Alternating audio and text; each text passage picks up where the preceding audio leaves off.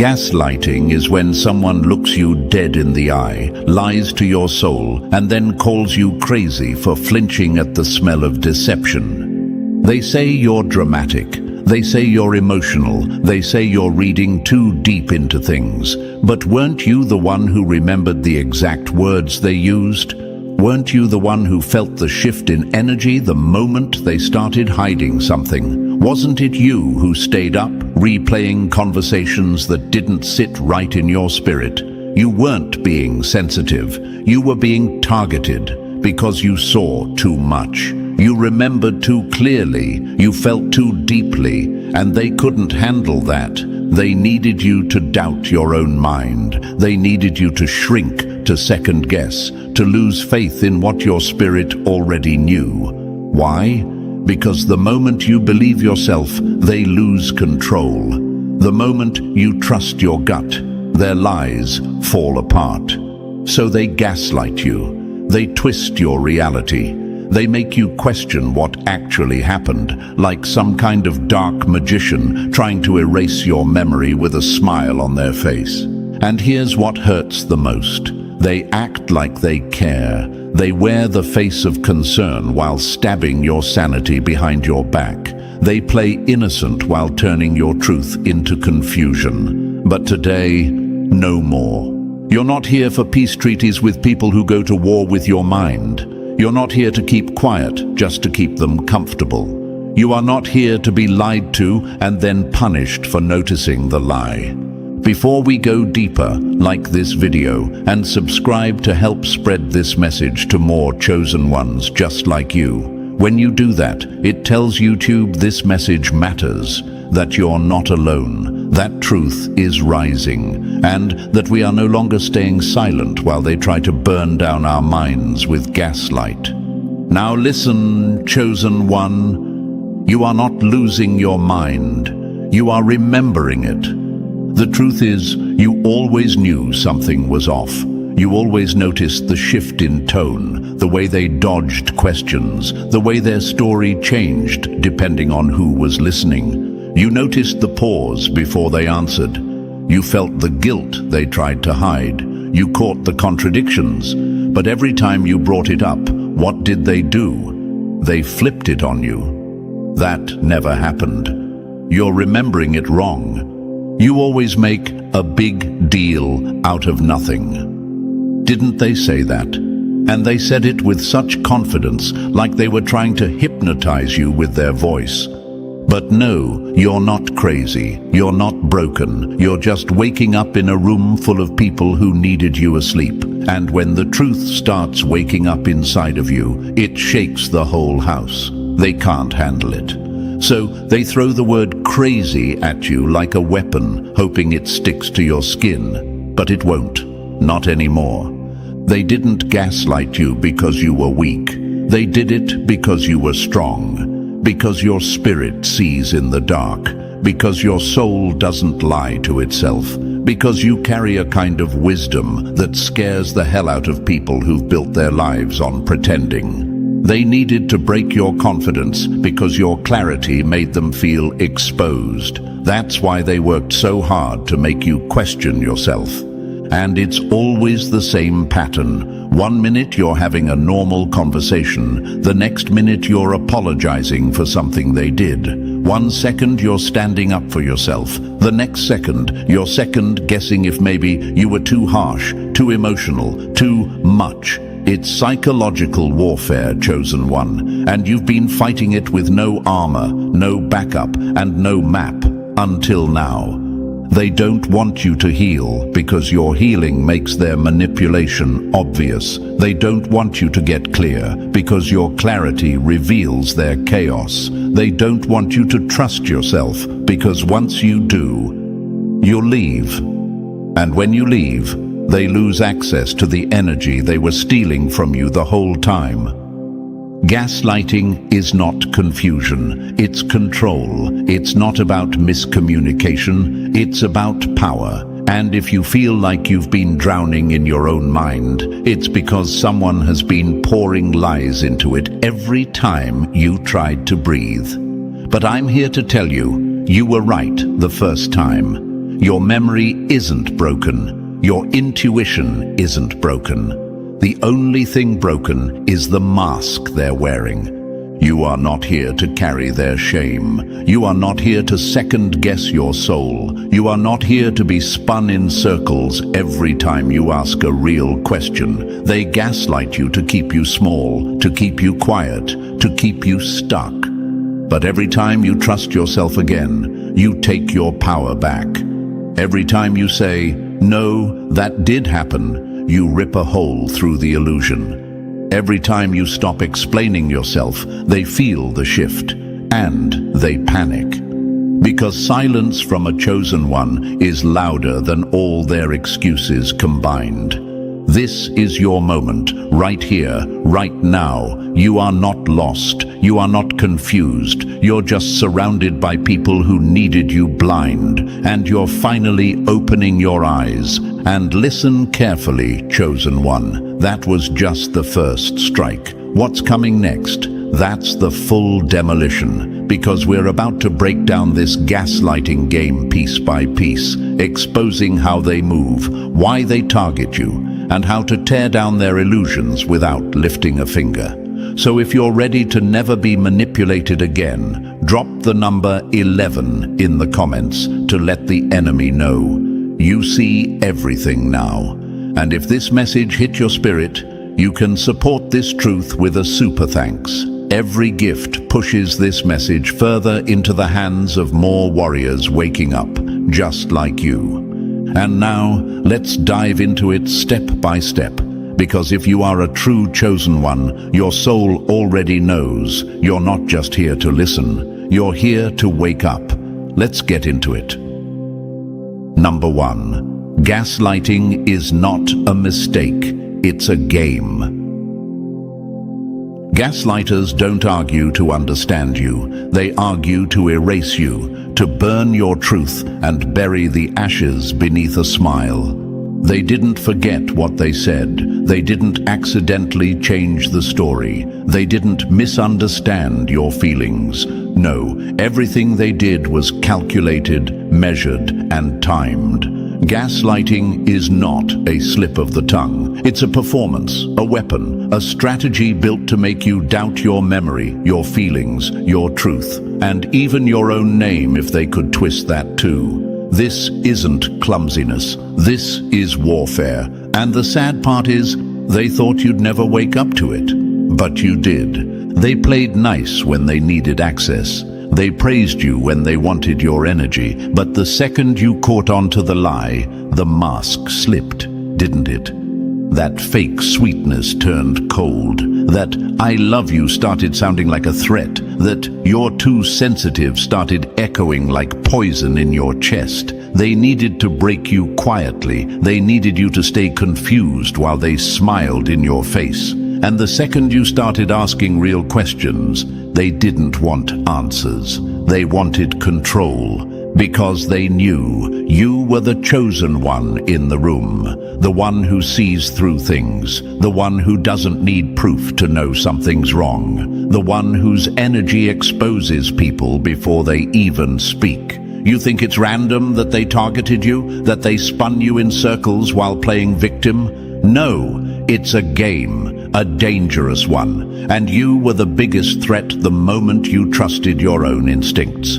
Gaslighters don't want conversation, they want control of the narrative, and they play dirty. They twist timelines, rewrite history, and flip the script so hard you start wondering if you were the one who caused the chaos. But you weren't. You were the one feeling the chaos. And that's the difference. Your awareness wasn't the problem, it was the target. They don't like strong minds. They don't like clear memories. They don't like people who remember exactly what happened on a random Tuesday night 4 months ago. They don't like people who feel the shift in the room, even when no one's talking. That's why they came for you. Because your gift, your clarity, your sensitivity, your memory is a threat to their illusion. You are the mirror that cracks their fake reflection. And when you started reflecting things they didn't want to face, they didn't try to clean the mirror, they tried to shatter it. Let's be real, they want you to feel crazy because deep down they know you're right. They want you apologizing just to keep the peace. But the peace they want is the kind where you're quiet, blind, and emotionally numb. Where you don't ask why their story doesn't add up. Where you don't ask why you always feel off around them. Where you don't ask why their kindness feels so forced. But chosen one, you can't unsee what you know now, and you shouldn't try to. Think of every powerful voice that ever existed. People like Nelson Mandela, Harriet Tubman, Malcolm X, Frida Kahlo. What did they all have in common? They were labeled difficult, emotional, delusional, even dangerous. Not because they were wrong, but because they were too right for the system they were inside. That's what you are. Too right for the lie they were living in. Too aware for the game they were playing. Too awake for the illusion they worked so hard to keep alive. You weren't just in their life, you were the glitch in their matrix. And the more aware you became, the harder they tried to convince you that you were imagining things. But no amount of lies can stand against a soul like yours. You can feel deception in your bones. You can sense manipulation in the pauses, in the eye contact, in the energy shifts that most people ignore. You don't just hear lies, you feel them. And that scares people who live in them. But don't let that scare you. This is not the time to doubt yourself. This is the time to sharpen your inner blade. You've been soft for too long. You've tried to understand people who were only trying to twist you. You've over-explained, over-apologized, over-analyzed, hoping they'd finally see you clearly. But they never wanted to understand you. They wanted to confuse you just enough to stay in control.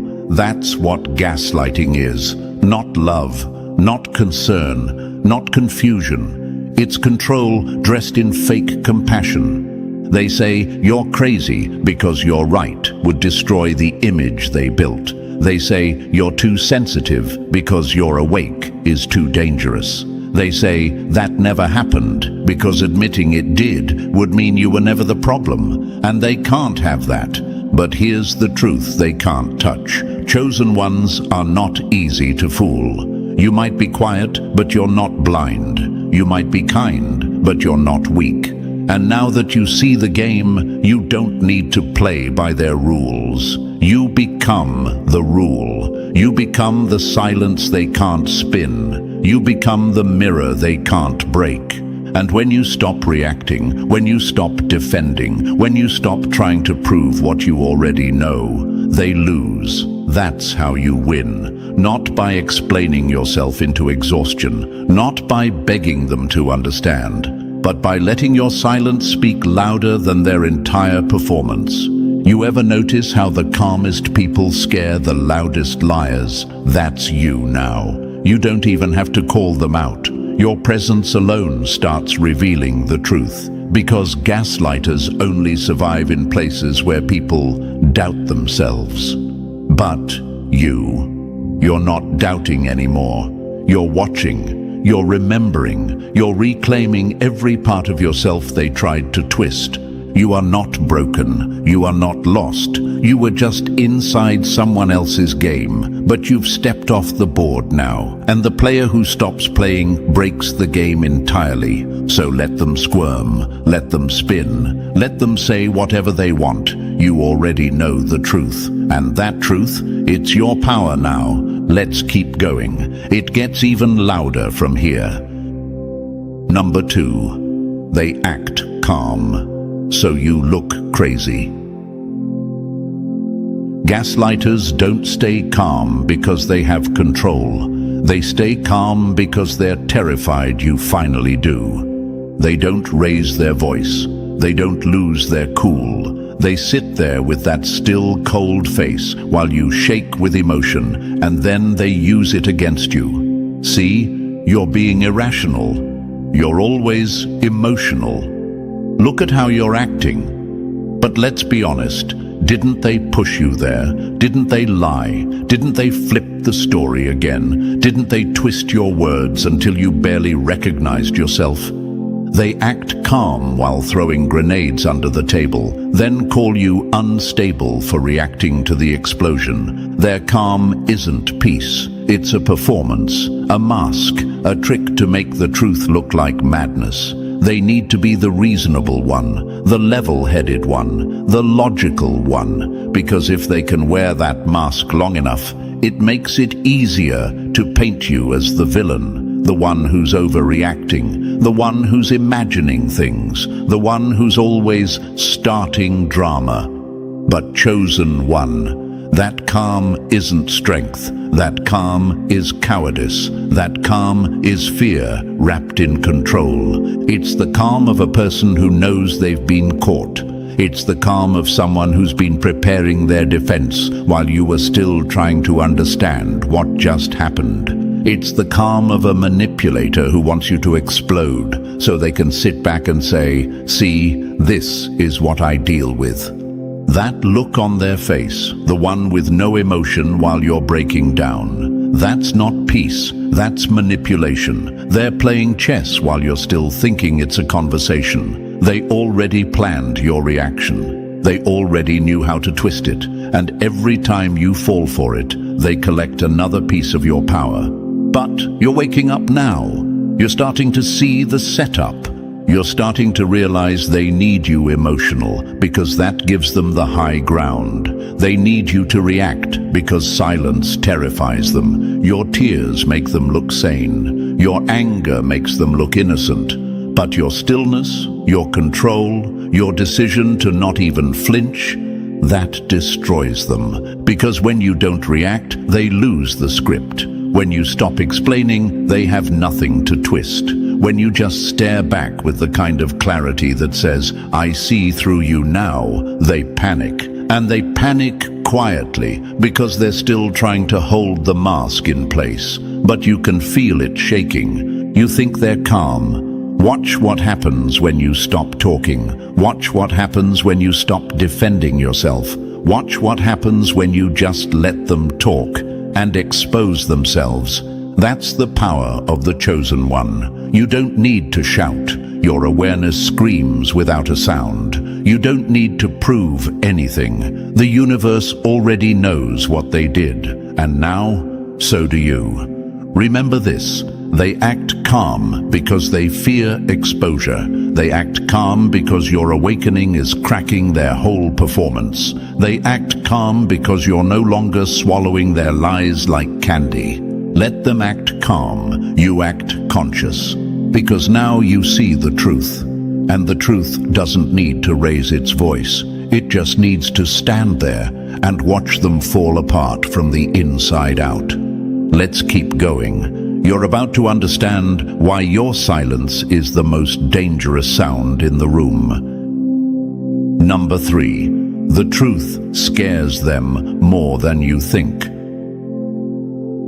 The moment you stop asking for honesty and start moving in silence, that's when they realize the lie no longer works and you no longer need them. You weren't supposed to wake up. You weren't supposed to notice the patterns. You weren't supposed to catch the shifts in their tone, the timeline that didn't make sense, the energy that didn't match their words.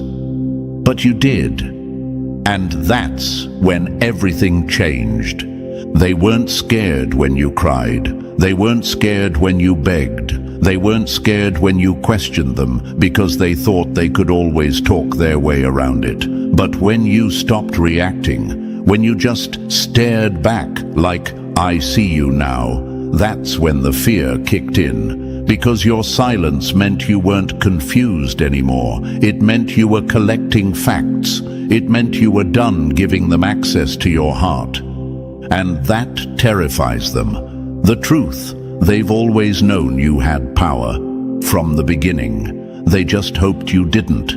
That's why they played so many games. That's why they tried to twist your self-image, to keep you from seeing who you really are. Because they knew the day you believed yourself was the day their illusion dies. You started noticing the lies, and they noticed you noticing. That's why they started blaming you harder. That's why the guilt trips became more dramatic. That's why they started acting like you were the toxic one. Because they're scared. They're scared you're packing your emotional bags. They're scared your energy is slipping out of their control. They're scared you'll walk away without an explanation, just like they left you emotionally stranded one too many times. They thought your love was weakness. They didn't know your love was divine. They thought they were playing chess against someone who didn't know the rules. But you've been studying the game, quietly, silently, with the universe whispering in your ear, they are not your home, they are your lesson. Oprah left people who didn't believe in her. Muhammad Ali was mocked, hated, lied on, and still stood in his truth. Beyoncé built empires while being doubted behind closed doors. And you're standing at the same edge they once did, where you stop begging people to act right and start choosing yourself like your life depends on it. Because it does. They're not scared of losing you. They're scared of you realizing they were never worth keeping. And now, you know, keep going. The universe is with you. Number 4, they spin confusion like a spider spins webs. A gaslighter doesn't need to scream to control you. They just whisper enough lies to tangle your mind until you can't tell what's real anymore. They don't need chains to trap you. They use confusion. They use tiny lies, half-truths, slippery answers, and well-timed silences. They don't hit you, they spin you, like a spider weaving a web you didn't even know you walked into. Until it's too late. You ask one simple question, and suddenly you're in a debate about your tone. You point out an inconsistency, and now they're talking about how you always overthink. The truth you're chasing keeps moving every time you get close. They want you dizzy, lost, tired, because tired people don't argue, tired people don't leave, tired people stay. But you're not tired anymore. You're done. They change the story every time you ask, because they're never telling the truth to begin with. One day it was, I was at work. The next day it's, I told you I was at my cousin's. Then it becomes, you never listen, that's why you're confused. No, you're not confused. You're being lied to, over and over, in little pieces, until your memory becomes foggy and your gut stops speaking. They turn simple things into puzzles just to keep your mind spinning. That's not love. That's not miscommunication. That's a trap. And the worst part, they pretend to be patient while you unravel in front of them. They act like they're the reasonable one, while you're scrambling for clarity they'll never give you. Because clarity breaks the trap, and they can't have that. Think of Marilyn Monroe. Brilliant, intuitive, misunderstood, surrounded by people who painted her as unstable when all she really wanted was the truth. Think of women and men throughout history who were gaslit into silence, painted as hysterical while they were speaking divine truth. You're not crazy. You're walking through a maze someone else built to keep you lost.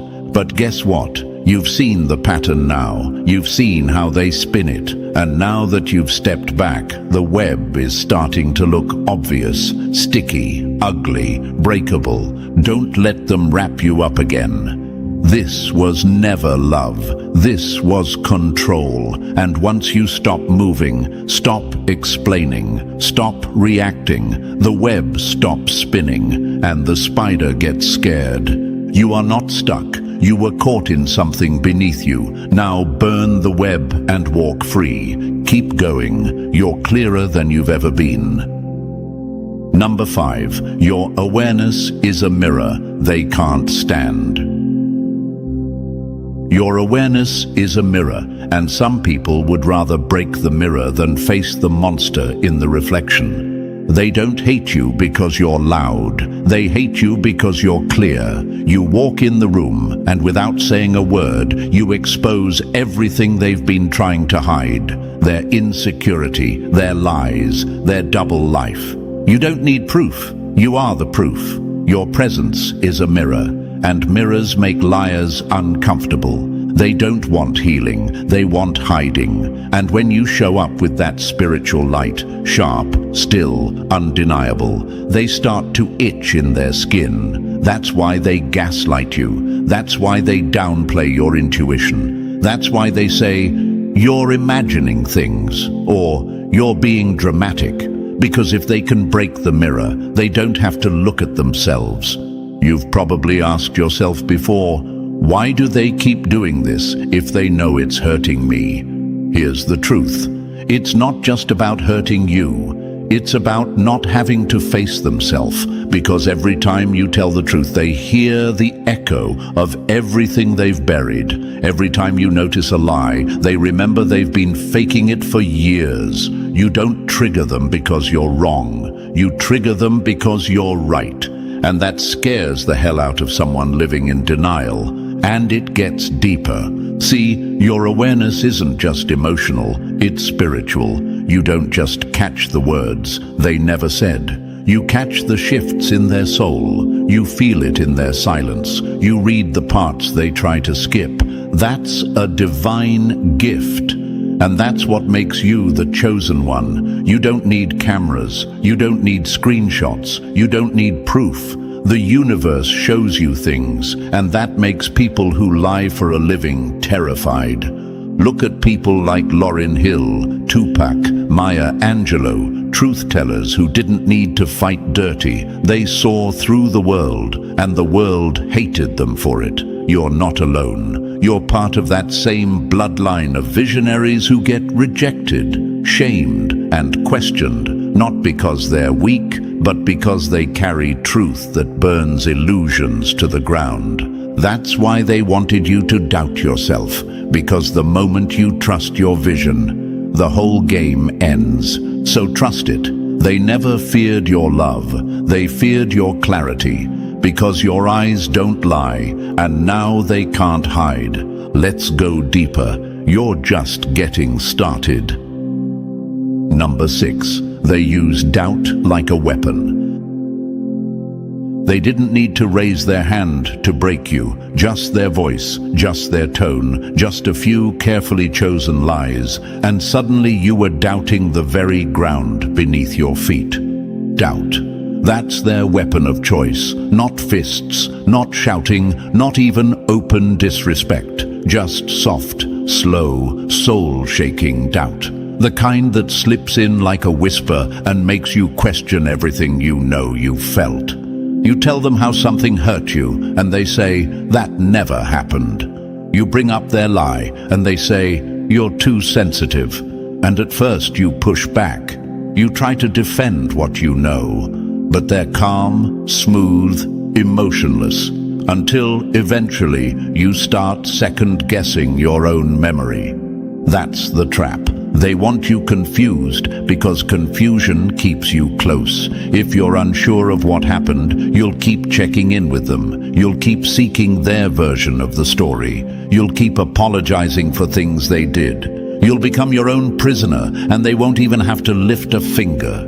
But deep down, you remember everything, don't you? You remember the time, the date, the way their voice shifted, the way their eyes looked away, the way your stomach dropped when they lied straight to your face and made you feel guilty for noticing. That's the thing about chosen ones. Your spirit stores the truth, even when your mind gets foggy. And here's what they fear most, that you'll stop asking for permission to trust yourself, that you'll stop explaining, that you'll stop saying, but didn't you say, and start saying, I remember. That's enough. Because it is.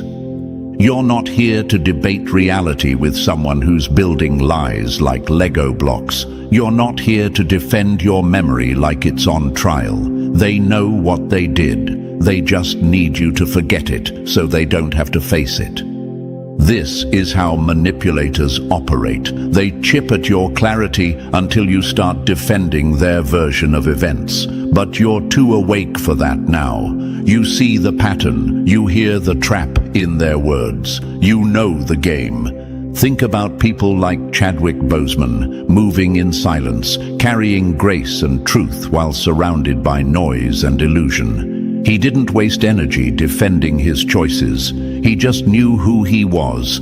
So do you. Don't let them erase what's already written on your soul. Your memory is sacred. Your truth is your weapon. And now you're finally using it. Keep going. Let's finish this. Number 7. Stop explaining. Start watching. They don't fear your words, they fear your silence, because when you stop explaining, they lose the blueprint to manipulate you. You've explained yourself 100 times, haven't you? You've repeated the truth, circled back, softened your tone, over-apologized, hoping they'd finally get it, hoping they'd finally see you. But every time you speak, they twist your words. Every time you explain, they flip the story. You end up defending yourself for things they did and walking away from conversations more confused than when you started. That's not communication, that's a trap. And the most powerful move you can make now is silence. Stop giving them the material to spin. Stop handing them your emotions, your reasoning, your pain. They're not listening to understand. They're listening to weaponize. The more you explain, the more tools you give them to turn around and paint you as the problem. They'll cut up your truth and wear it like armor, leaving you speechless, tired, and doubting your own voice. But silence terrifies them, because when you stop talking, they can't track you. They can't twist anything. They don't know what you're thinking, what you're planning, or what part of them you finally saw clearly. And that kills them. When the chosen one goes silent, the enemy starts unraveling, because silence means you know. It means you've stopped trying to win them over. It means you're observing and preparing to leave. Watch their face when you say nothing. Watch the cracks in their calm start to show. Watch the nervous laughter, the fake confusion, the sudden shift in tone. They'll try to bait you back in. Why are you being distant? What's your problem now? You always do this. But don't take the bait. Stay still. Let the silence speak, because it does speak. It says, I'm no longer available for manipulation. You ever notice how the most powerful people don't over-explain? Michelle Obama, Steve Jobs, Rihanna. They move with purpose, not permission. They speak once, then watch. Because when your truth is clear, you don't need to sell it. You just stand in it. That's your energy now. No more justifying, no more pleading, no more looping in circles just to keep someone else comfortable. Let them wonder, let them spin, let them panic in the quiet. The universe is backing your silence now. You don't have to say a thing, because the truth is already ringing in their ears. Stay silent, stay sharp, stay powerful. Let's keep going. The next part will hit even harder. Number 8. It's not love. It's jealousy dressed up. They didn't love you. They studied you so they could copy your light and crush your spirit when it wouldn't fit in their hands. Let's stop calling it love. Let's call it what it was. Jealousy in disguise. They never wanted to love you. They wanted to be you. Your energy, your confidence, your intuition, your softness, your strength. The way people were drawn to you without you even trying. The way you saw through lies without needing receipts. The way your presence moved the room without you saying a word. That's what they wanted. And when they couldn't steal it, they decided to smear it. They told you they cared, they mirrored you, they flattered you, but deep down they were studying you like a blueprint, taking notes on how you speak, how you think, how you carry yourself. They envied the way your soul stayed pure, while theirs twisted in shadows. And the moment they realized they couldn't duplicate your essence, that's when the war began. Jealousy isn't always loud. Sometimes it moves quietly with a smile. Sometimes it shows up as a partner, a friend, a supporter. But the signs were always there. The little digs, the backhanded compliments, the moments where they celebrated you with their words, but their eyes told a different story. You felt it, that tension, that competition you never asked for, that weird energy when you were happy. They didn't want you to shine. They wanted your shine to belong to them. And when they couldn't bottle it, when they couldn't clone it, they flipped. They started picking at your self-esteem, subtle insults, gaslighting, making you doubt your voice, question your worth. They thought if they could break you, they could become you. But they made one mistake. You're not a personality, you're a soul assignment. You weren't built in the spotlight, you were shaped in fire. What they were trying to steal wasn't something you put on, it's who you are. And no mask can copy that. Look at every powerful woman and man who's been envied by the very people they tried to love. Marilyn Monroe, Nipsey Hussle, Princess Diana. People whose light made the wrong ones obsessed, then bitter, then dangerous. You're not crazy. You were just in the presence of someone who didn't want to love you. They wanted to consume you. And that's the truth they'll never admit. This was never love. This was possession. And the moment you stopped feeding their need to compete, to control, to conquer, you became the enemy in their eyes. Let them go. Let the snake shed its skin somewhere else. The universe already marked you as untouchable. Stay sharp. We're not done yet. Number 9. Your clarity is their worst fear. The moment you stop needing their version of the story is the moment their whole illusion starts to rot. They were never scared of your anger. They were never scared of your tears. What they've always feared is your clarity, your calm, your awakening. Because when a chosen one goes silent and clear, the performance ends. The spell breaks. The game collapses.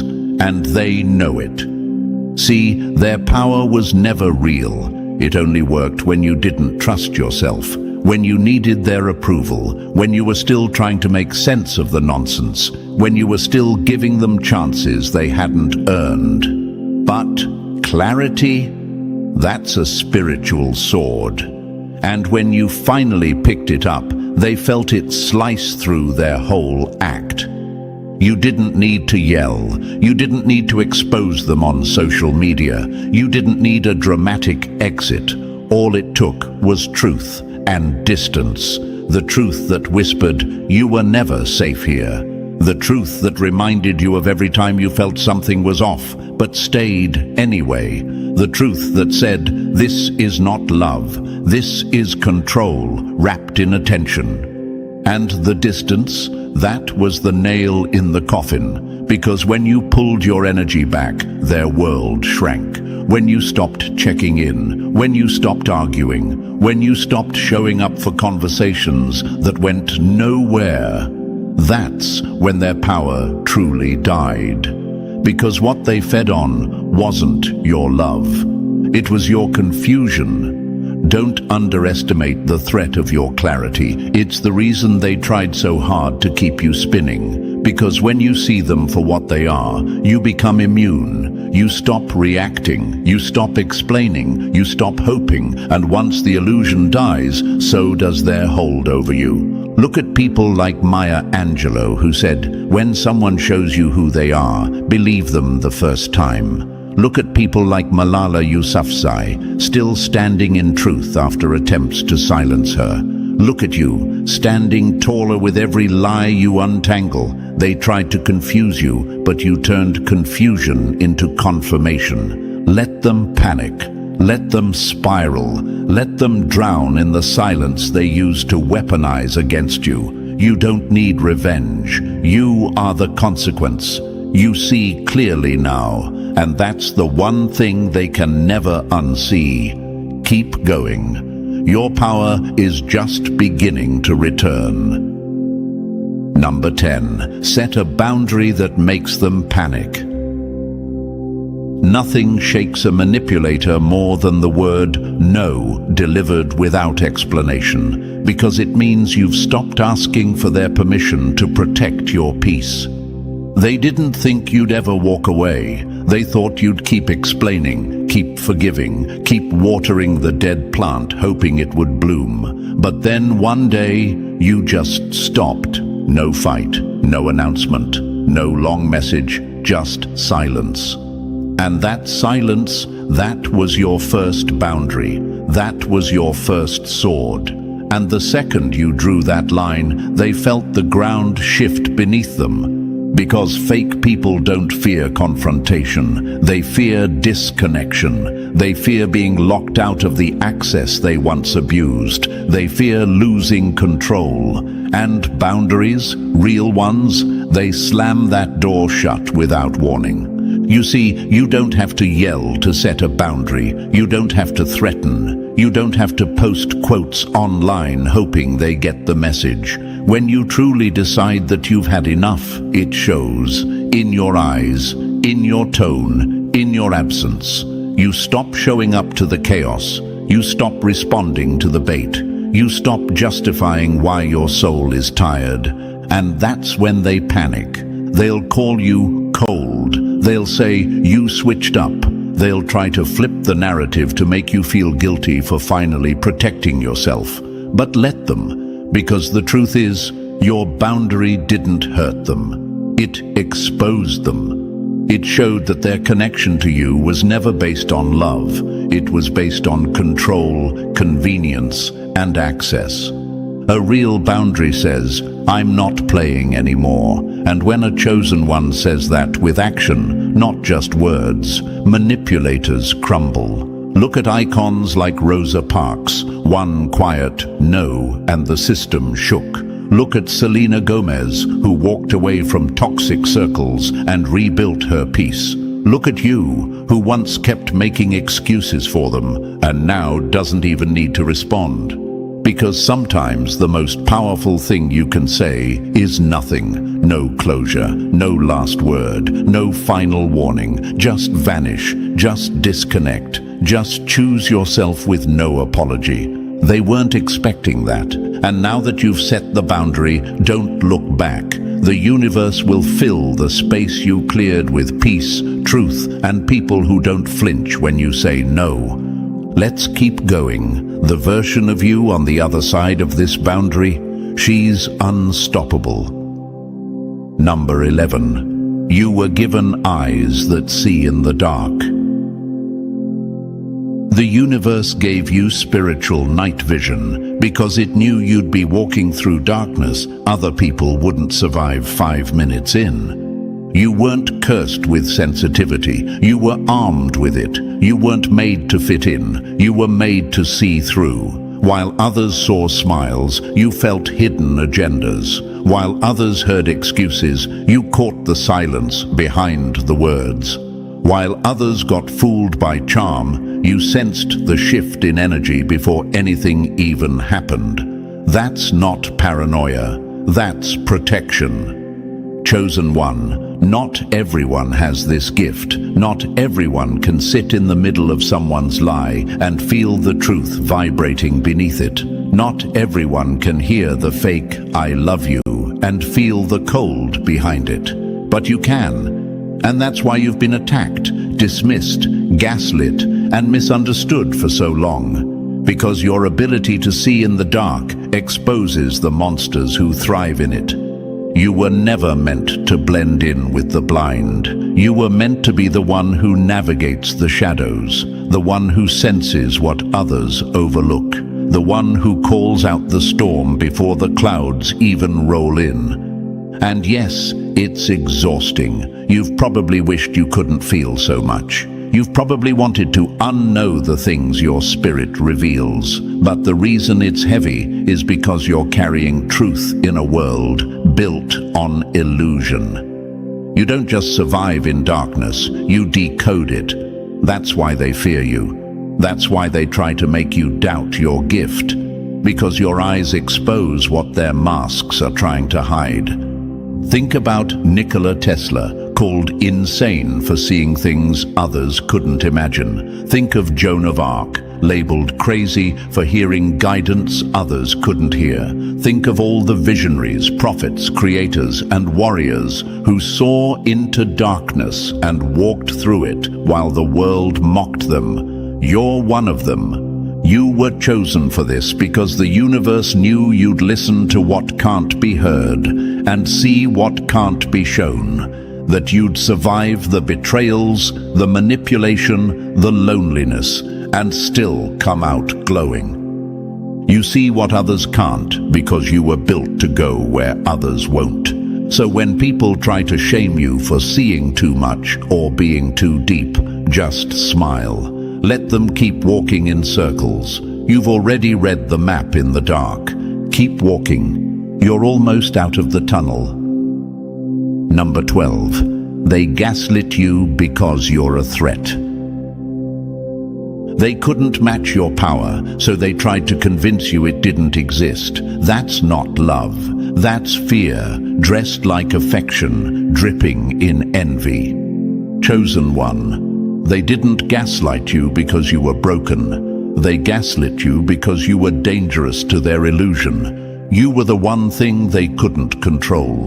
The one person who saw through their charm. The one soul who didn't need to be loud to be powerful. So they tried to shrink you. They tried to bend your mind, not because you were weak, but because your spirit was too strong for them to handle unshaken. The attacks weren't random. They were strategic. They smiled in your face while chipping away at your self-esteem behind your back.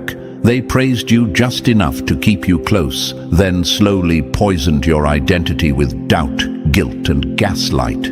They fed off your light while mocking your shine. They mirrored your magic until they realized they could never be you. And that's when it turned dark.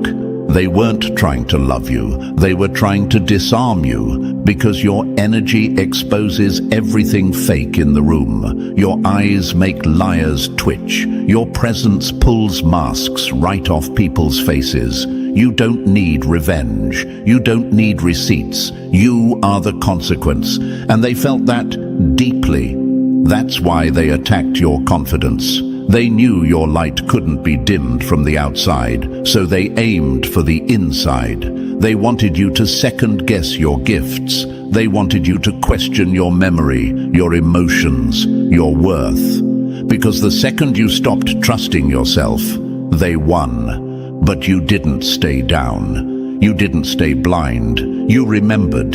You remembered the power they tried to erase. You remembered who you were before they entered the picture. And now, you're not just powerful, you're untouchable. Look at Malcolm X. They feared him before he spoke. Look at Amy Winehouse. They called her too much when her soul was too real for the machine. Look at people like you, walking through hell, picking up your truth piece by piece, building a life they thought they'd shattered. You are not here to be understood by the ones who feared you. You are here to outgrow the hands that tried to cage you. They gaslit you because they couldn't stand beside you. And now you stand above it all, unbothered, unreachable, unforgettable.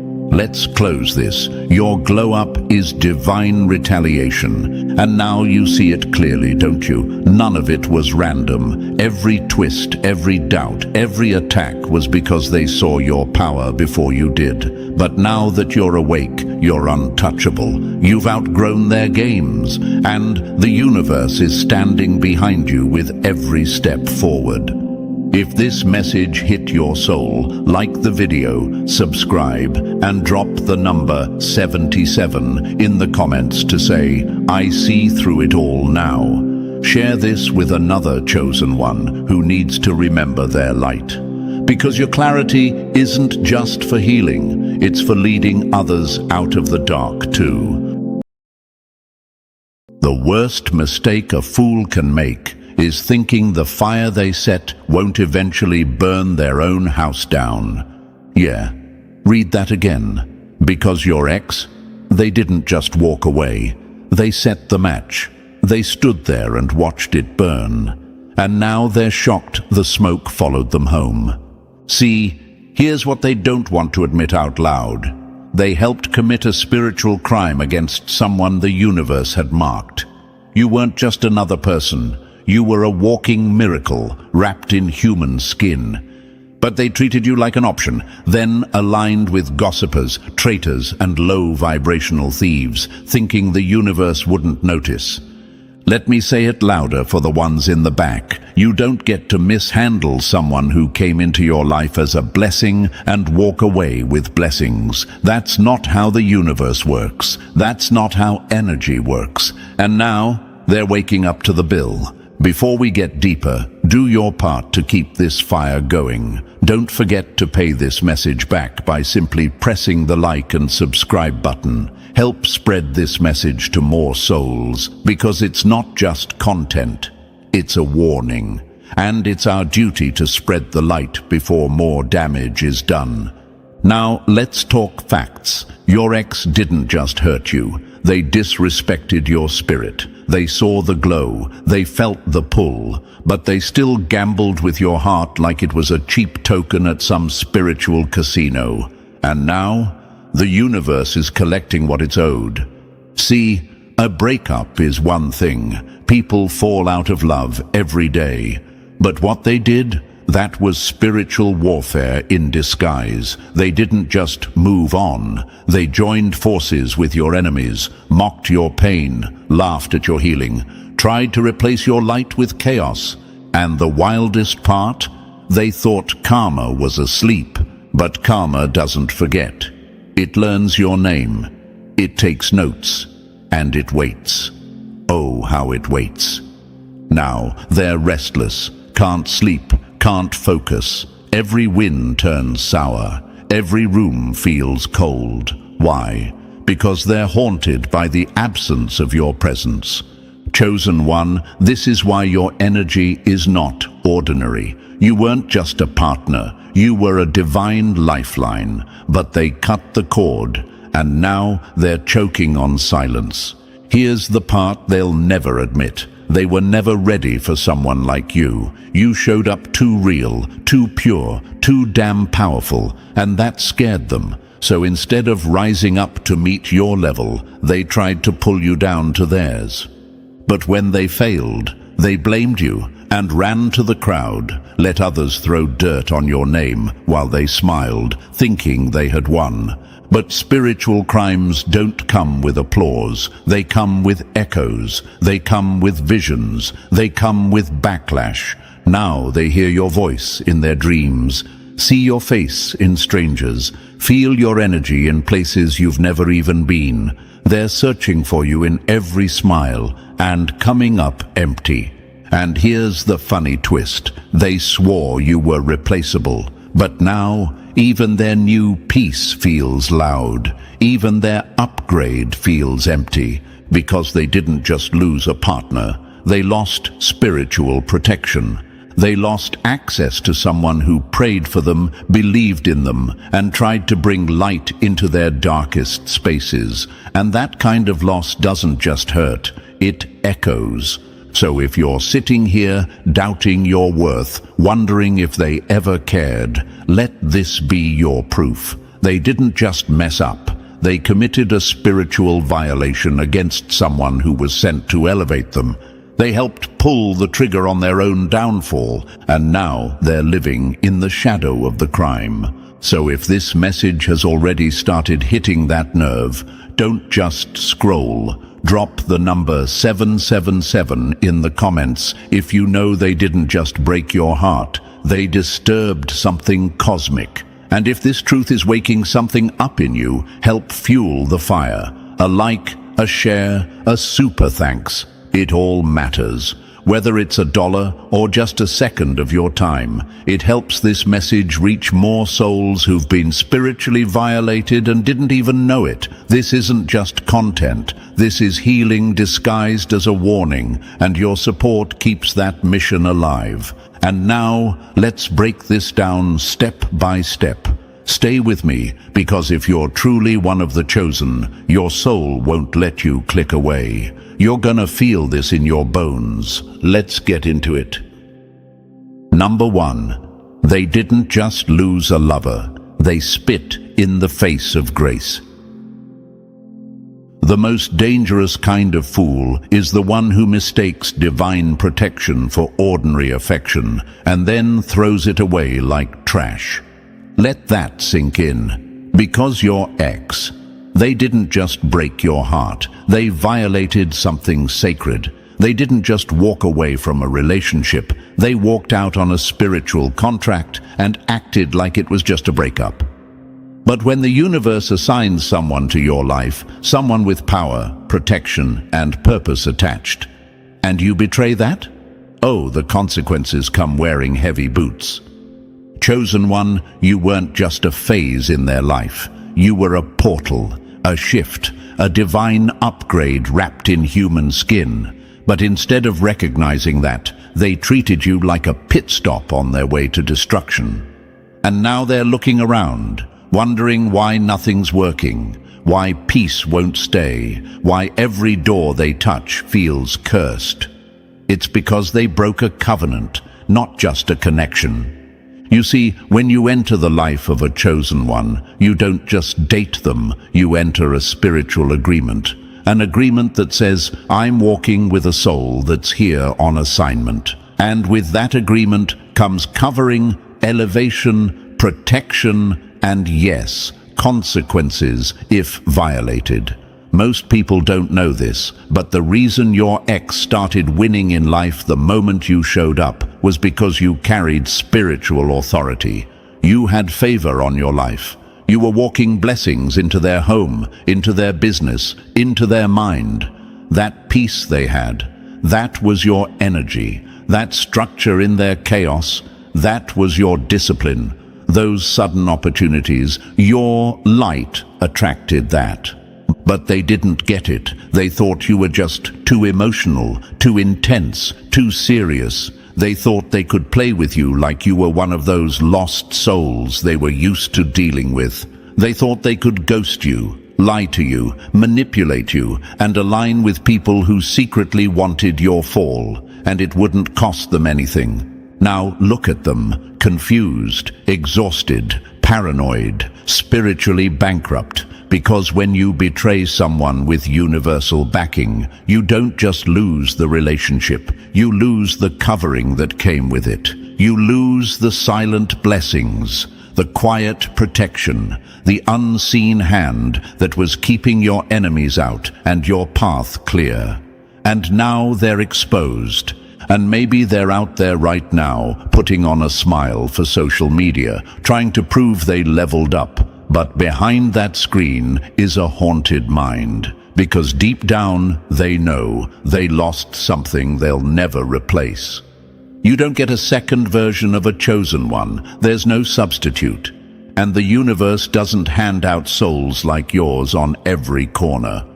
Let's break this even further. People might ask, well, wasn't it just a breakup? Aren't people allowed to leave if it's not working? Of course.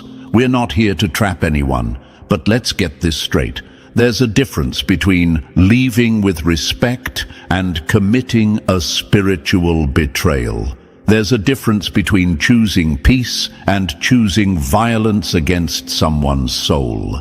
Your ex didn't just fall out of love. They fell into darkness, and instead of reaching for your hand, they reached for gossip, temptation, and cowardice. They aligned with your spiritual enemies and helped tear you down, then wondered why their life started falling apart. It's because they didn't just walk away from a partner. They walked away from their own elevation. The most dangerous mistake they made wasn't in what they said, it was in what they touched. They touched something holy, mishandled it, mocked it, disrespected it. And now the same hands they used to fumble you with can't seem to hold on to anything good. And let's be real, some of them knew exactly who you were. They knew you were different. They just thought your grace meant you'd never walk away. They thought you'd always forgive, always come back, always lower your light to make them feel taller. But the moment you cut the cord, the silence became spiritual warfare. Because you were never just some girl or some guy they dated. You were a divine mirror, and once you left, they were forced to sit with their own reflection. And it's ugly. Now they're haunted by the version of themselves you tried to help them become. They're grieving potential, not love, potential. And that's the worst kind of grief. Because it's not just about missing you, it's about knowing they destroyed their own elevation out of ego and ignorance. You ever wonder why their new connections don't last? Why their peace feels fake? Why they look happy, but you can still feel the cracks through the screen? That's not intuition. That's spiritual truth. They're being reminded every day of what they lost. The universe isn't letting them forget. And chosen one, don't you dare feel bad. Don't let the enemy convince you that your standards were too high or your heart was too much. You weren't too much. You were exactly what they prayed for until they got it and didn't know what to do with it. But don't worry, the universe saw everything, every betrayal, every lie, every time they sided with the enemy, every time they laughed at your pain, every moment they mocked your worth behind closed doors. And now, the same force that sent you into their life is removing you for their protection and your rise. Here's the part they never saw coming. They thought the pain would destroy you, but instead it woke you up. It made you colder, smarter, stronger. They thought breaking you would break your destiny. Instead, it triggered your transformation. They don't even realize it yet, but they weren't just part of your story. They were the plot twist that elevated you to your next level. They were the betrayal that turned into your breakthrough. So let them watch. Let them wonder.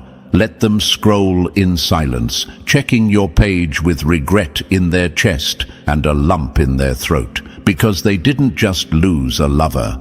They lost a once-in-a-lifetime divine connection that was sent to shift their entire life. And now, they're stuck replaying the moment they fumbled the rarest soul they'll ever know. You were the blessing, and they treated you like a burden. Now the burden is theirs, forever. Number 2. They didn't just fall out of love, they walked out on their own blessing. The most tragic betrayal isn't when they leave you, it's when they abandon their own elevation and don't realize it until everything they touch starts falling apart. Let's get one thing straight. They didn't just leave a relationship. They walked out of alignment. They stepped out of flow, out of protection, out of purpose. And the moment they did, the shift was immediate. Suddenly, the favor that followed them started to dry up. The energy that used to make life easier vanished. Doors that once opened without effort slammed shut. Connections they thought were solid turned cold. And the peace they bragged about? Gone. Like a dream you wake up from and can't get back to sleep. See, when you're connected to a chosen one, you're not just dating a person. You're walking with spiritual authority. You're aligning with purpose, protection, elevation. But when you betray that, when you lie, cheat, gossip, or abandon someone marked by the universe, you don't just fall out of love. You fall out of divine alignment. That's why their life feels off now. That's why no amount of fun, no new partner, no party, no distraction is enough to fill the void. They didn't just lose you, they lost the favor that followed your presence. And now they're restless. You can feel it, you can sense the shift. They're watching from afar, pretending they're fine, but every smile is cracked, every laugh a little too forced. And the crazy part? They talk about you more now than when they had you. Why? Because regret is loud when peace is gone. They can't stop thinking about you, not because they miss the good times, but because deep down, they know they fumbled the assignment. It's funny, isn't it? How they thought they were gaining freedom, only to end up imprisoned by their own choices. How they thought they were upgrading, only to find themselves surrounded by people who don't nourish their soul, don't challenge their growth, and definitely don't carry the kind of light you did.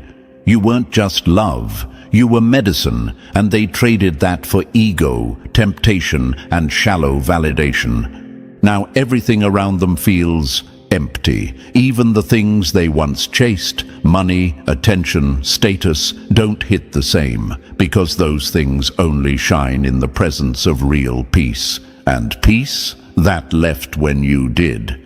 You ever wonder why they look like they're glowing outside but drained inside? That's what happens when you fake a smile through spiritual drought. Because this isn't just about heartbreak. This is about spiritual consequence.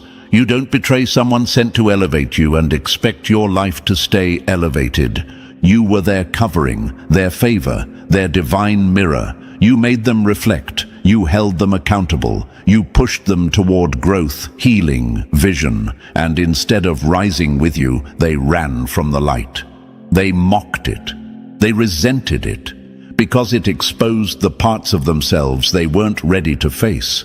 So now they're haunted, not by ghosts, but by memories, by missed potential, by the sound of your voice in moments of silence. They may not show it, but they feel it, the weight of what they lost, the spiritual cost of their betrayal. And while they try to rebuild their life, there's this undeniable absence they can't replace. And chosen one, don't you dare feel bad. Don't let their silence confuse you. Their pride may never let them admit it, but their spirit knows. They may smile in pictures, laugh with their new peace, but the energy doesn't lie. You left a mark. You were the alignment they didn't even know they needed until they ruined it. And that's the part that hurts them the most. They could have built with you, healed with you, won with you, but they chose betrayal over blessing. And the universe doesn't reward that. No matter how much they fake it, they're battling spiritual friction. They can feel it every time they try to move forward, but feel chained to the past. That's not nostalgia. That's the cost of stepping out of alignment with someone chosen. So let them watch. Let them scroll. Let them keep your name in their mouth while pretending they've moved on. Because behind all that noise is a soul that knows they lost something holy, something rare, something they'll never touch again. They didn't just fall out of love. They walked away from their own alignment, and now they're paying the price. Number 3. They had the keys to the kingdom and burned the blueprint. The greatest tragedy isn't being betrayed. It's giving someone front row seats to your soul, and they show up drunk, reckless, and blind. Let's be clear, this wasn't someone who didn't know better. This was someone who had full access. They saw your vulnerability. They witnessed your loyalty in real time. They heard your truth when it was still trembling in your throat. You handed them the map to your soul, and instead of honoring it, they set it on fire. Not because they didn't recognize your value, but because their ego screamed louder than their wisdom. You didn't hide your heart. You gave it in raw, sacred form. They didn't have to guess who you were. You showed them. You made it easy to love you. And still, they fumbled. Still, they chose recklessness over reverence. And now, they can't unsee you. They can't unfeel you. You've become a ghost with unfinished business, living rent-free in the corners of their mind. Every time they meet someone new, it's your shadow they compare them to. Every time they try to replace you, it's your energy they chase and never find again. Because you weren't just a partner, you were a spiritual experience. You weren't the lesson, they were the test. And they failed. Loudly, publicly, spiritually. Let's break that down. People always assume the chosen one is the one learning. But what if you were the evidence, the mirror, the one sent to expose whether someone could handle what they prayed for? That's what makes it worse. You were the answered prayer. But they weren't ready. And instead of admitting their fear, their smallness, their immaturity, they tried to destroy the very thing sent to elevate them. They were spiritually reckless, like a person given the crown jewels and using them as paperweights. They thought access meant ownership. They thought your kindness meant you'd never leave. They thought your presence was permanent. But chosen ones don't beg to be seen. We walk when we're mishandled and let the silence do the talking. History is full of people who were mishandled by those they trusted the most. Joseph's own brothers threw him in a pit, blind to the greatness they were discarding. Frida Kahlo gave her heart to a man who couldn't handle her pain, her passion, her truth. Malcolm X was betrayed by people inside his own movement. Over and over, the story is the same. Chosen ones are often betrayed by the very people who had the clearest view of their power. And every time the pattern repeats: betrayal, separation, elevation, because the universe never forgets. Hurting a chosen one isn't just a bad breakup, it's a cosmic offense. It sends a ripple into the divine plan. And the universe, it always balances the books, not out of revenge, but alignment. What was sent to grow them, they tried to bury, and now they're reaping weeds where there could have been a garden. So when they sit in silence, when the fake smiles crack, when the new love feels empty and plastic, they'll remember not just what they lost, but how foolishly they held it. They had the keys to a kingdom they weren't mature enough to rule, and now they're locked out, watching you build what they were too reckless to protect. Number 4. They treated gold like gravel. Now the curse wears their name. When a fool mishandles what was sent to bless them, the universe doesn't just watch, it responds. Let's talk facts. They had something in their hands that people cry for, beg for, search lifetimes for, and they spit on it. Not because it wasn't valuable, but because their ego convinced them that value doesn't matter when it's already in your possession. And now, the curse is unfolding in real time, slow, icy, unforgiving. Because when you treat gold like gravel, you don't just lose the treasure, you trigger a spiritual drought. Chosen one, they didn't walk away from a good person. They walked away from a sacred assignment, someone who was sent into their life to protect, to anchor, to elevate. You were the steady hand in their chaos. The quiet prayer they never knew was being said over them. The energetic covering that kept certain storms from ever reaching them. But because you didn't come wrapped in arrogance or games, they thought you were ordinary. They mistook your softness for weakness, your forgiveness for foolishness, your loyalty for low standards. They saw your glow and assumed it was effortless. They never once paused to ask what it cost you to still love with that kind of intensity after everything you've survived. They didn't see the nights you cried yourself into resilience, the childhood wounds you alchemized into wisdom, the betrayals you transmuted into boundaries. No, your healing wasn't obvious enough to scare them, so they got comfortable, then careless, then cold, until they thought pushing you to the edge wouldn't change anything. But you weren't built to stay where you're not valued. You don't beg for seats at tables you were born to build. And when you finally walked, that's when the curse kicked in, quiet at first, then loud enough to make them sweat at night. That same job they bragged about feels hollow now. Those shallow hookups they swore were better than your depth can't hold a candle to the peace you brought with your presence. That upgrade they posted online turns out to be all packaging, no substance. Now they're stuck in empty rooms, surrounded by loud laughs with no soul behind them. Meanwhile, you, evolving, glowing, healing on levels they don't even have language for. You're rising in silence while they shrink in noise. And they feel it. Every scroll through social media, every time your name comes up, every time someone asks, what happened to her? They feel it, that ache in their spirit. That's the consequence of disrespecting something that was sent to save them. Let's go deeper. History tells this same story. Vincent van Gogh gave his genius to a world that mocked him. Harriet Tubman was doubted by the very people she risked her life to free. Jesus himself was betrayed by someone sitting at the same table. Chosen ones are rarely honored in the moment. They're remembered in the wake of the collapse they never deserved.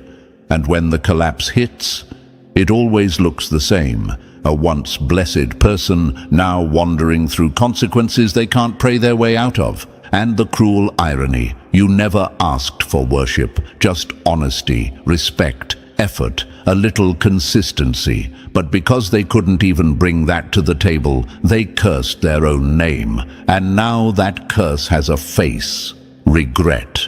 You weren't just love, you were a lifeline. A rare breed of soul who loves with intention, stands with power, and forgives with grace. But they were too blind, too prideful, too spiritually reckless to see it.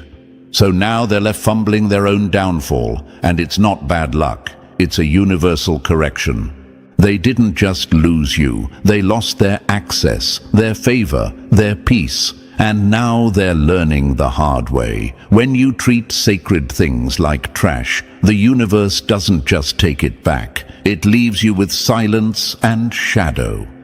And chosen one, that silence is your confirmation. You were never too much. They were just too small.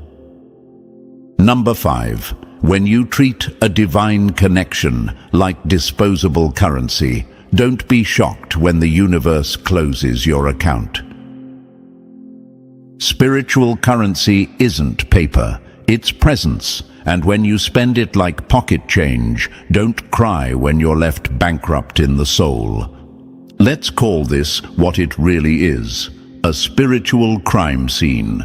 Because when someone is sent into your life carrying protection, peace, and purpose, and you treat them like they're disposable, you're not just hurting a person, you're robbing yourself of access to divine flow. And the universe, it doesn't let that slide. There's no plea deal for spiritual violations. There's just correction, often disguised as chaos. You were never just a girlfriend, just a boyfriend, just someone they dated. You were spiritual currency, a walking breakthrough in human form. You brought clarity into confusion, calm into storms, elevation into stagnation. They didn't have to ask for miracles. You were the miracle. You didn't just walk into their life. You shifted the entire atmosphere when you arrived. But instead of protecting that energy, they spent it carelessly, like it would never run out. They laughed at the idea of loss, took your loyalty for granted, ignored the way your presence healed them silently. And now they're stuck in the emotional aftermath of their own arrogance. They're in that quiet stage of collapse, where nothing feels right and nothing feels exciting. The lights are on, but the soul is empty. You know the stage I'm talking about. They're posting pictures like life's amazing, smiling like the pains in the past. But inside, they're cracking. The guilt is creeping in. The what-ifs are screaming. Every happy moment is chased by the shadow of your absence. That new person they thought was a better fit can't even string together a conversation that touches their spirit. That new life they flaunted looks like gold but feels like plastic. They thought walking away from you was freedom. Now it feels like spiritual jail. Because spiritual currency has a value they never studied. It's not loud. It doesn't boast. It just stabilizes everything it touches. And the second they lost access to your frequency, everything in their world began to tilt. Nothing sits right. Food doesn't taste the same. Victories feel empty. Nights are long. And joy fleeting. Not because you cursed them, not because you're punishing them, but because spiritual law never forgets. It's written in energetic ink. They disrespected something rare, and now they're drowning in the result. The soul remembers what the ego denied. They tried to replace you with common energy, thinking you were just another option. But now, surrounded by actual common, they're suffocating in mediocrity. That temporary thrill can't mask the echo of your absence. And every time they try to silence the regret, the universe cranks up the volume.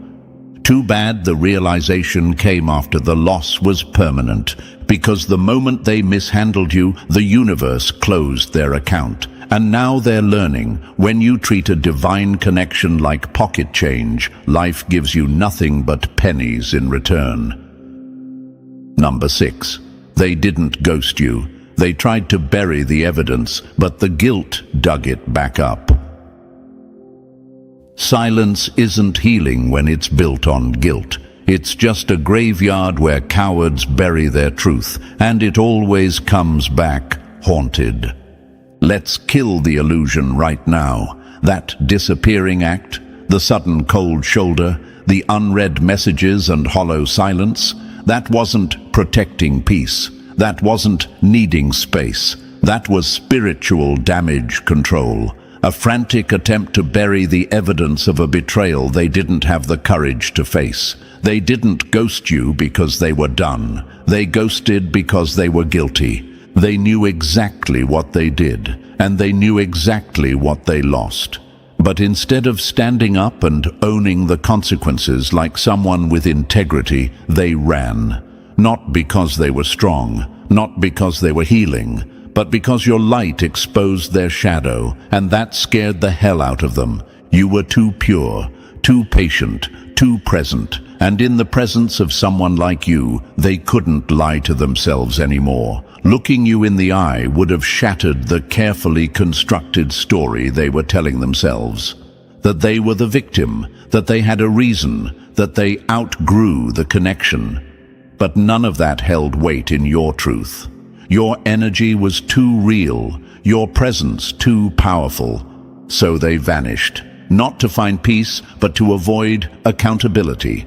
But here's the catch they didn't count on. You can ghost a person, but you can't ghost the universe. You can avoid the conversation, block the number, disappear from the timeline, but you can't outrun the energy you put out. And now, that energy is circling back. Fast, precise, ruthless. Every quiet moment they fought so hard to manufacture is now an echo chamber of shame. The song on the radio hits different. The places they used to go with you feel haunted. Dreams aren't restful. They're reruns of all the things they tried to forget. Conversations with new people turn awkward when someone brings up your name. And that peace they tried to fake, it's cracking at the seams. Let's be real, they didn't ghost you. They ghosted the version of themselves they didn't want to face. The liar, the manipulator, the one who fumbled something sacred and tried to play it cool. But spiritual conviction is louder than pride. It doesn't need receipts. It doesn't wait for closure. It begins the moment your actions betray someone protected by universal law. Their silence wasn't power, it was panic. That eerie quiet wasn't growth, it was guilt. And now that guilt is doing what they were too afraid to let happen. It's resurrecting.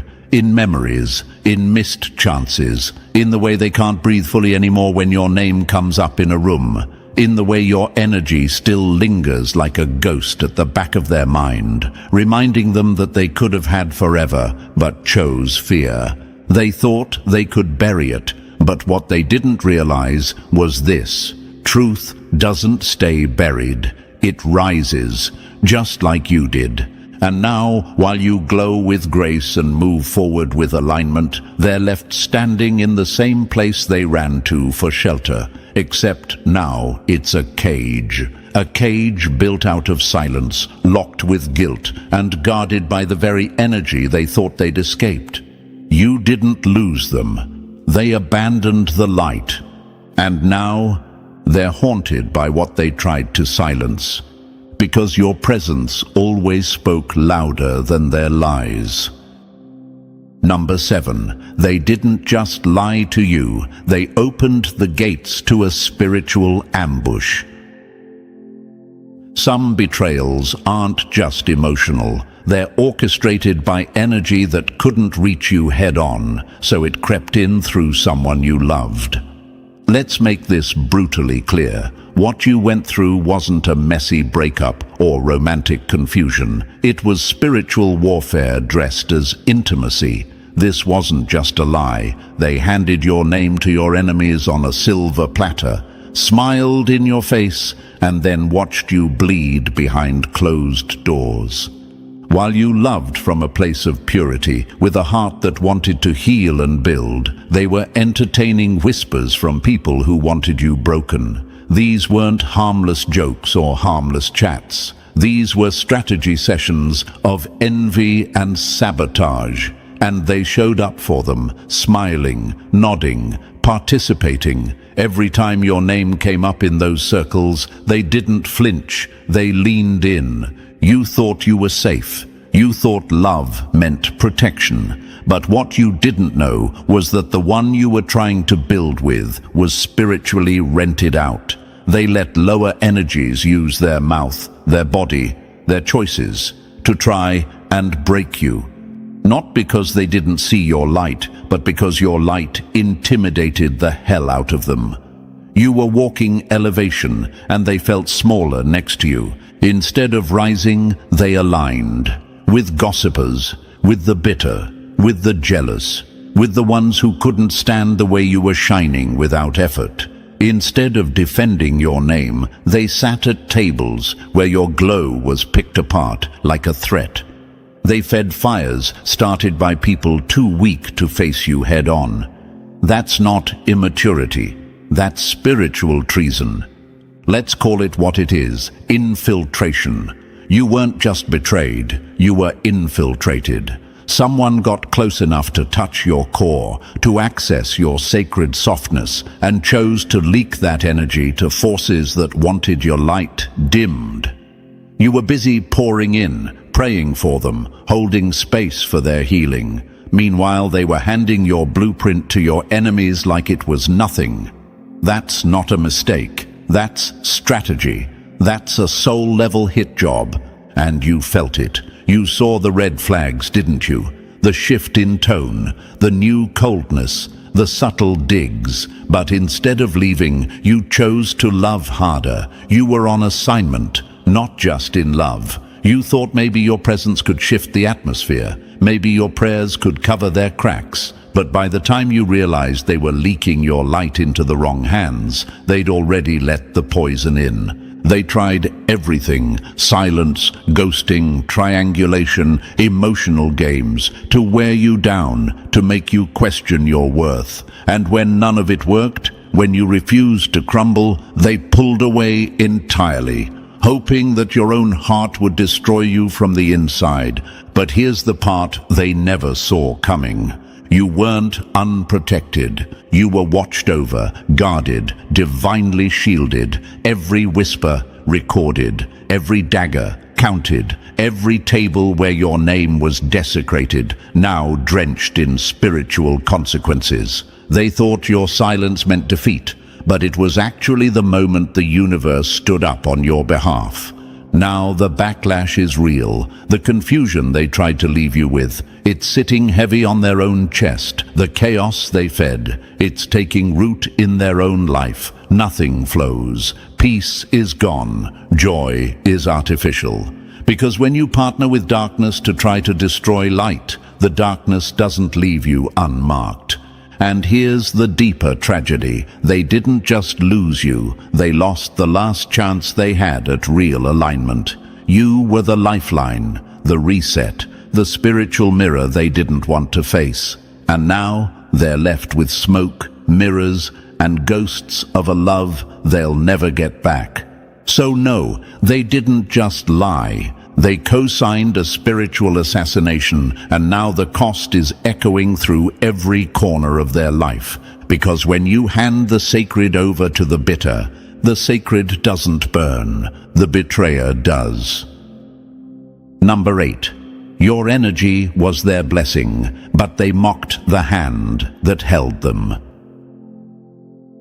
Fools don't just lose the blessing, they offend the source, and then wonder why the storm hits different after you leave.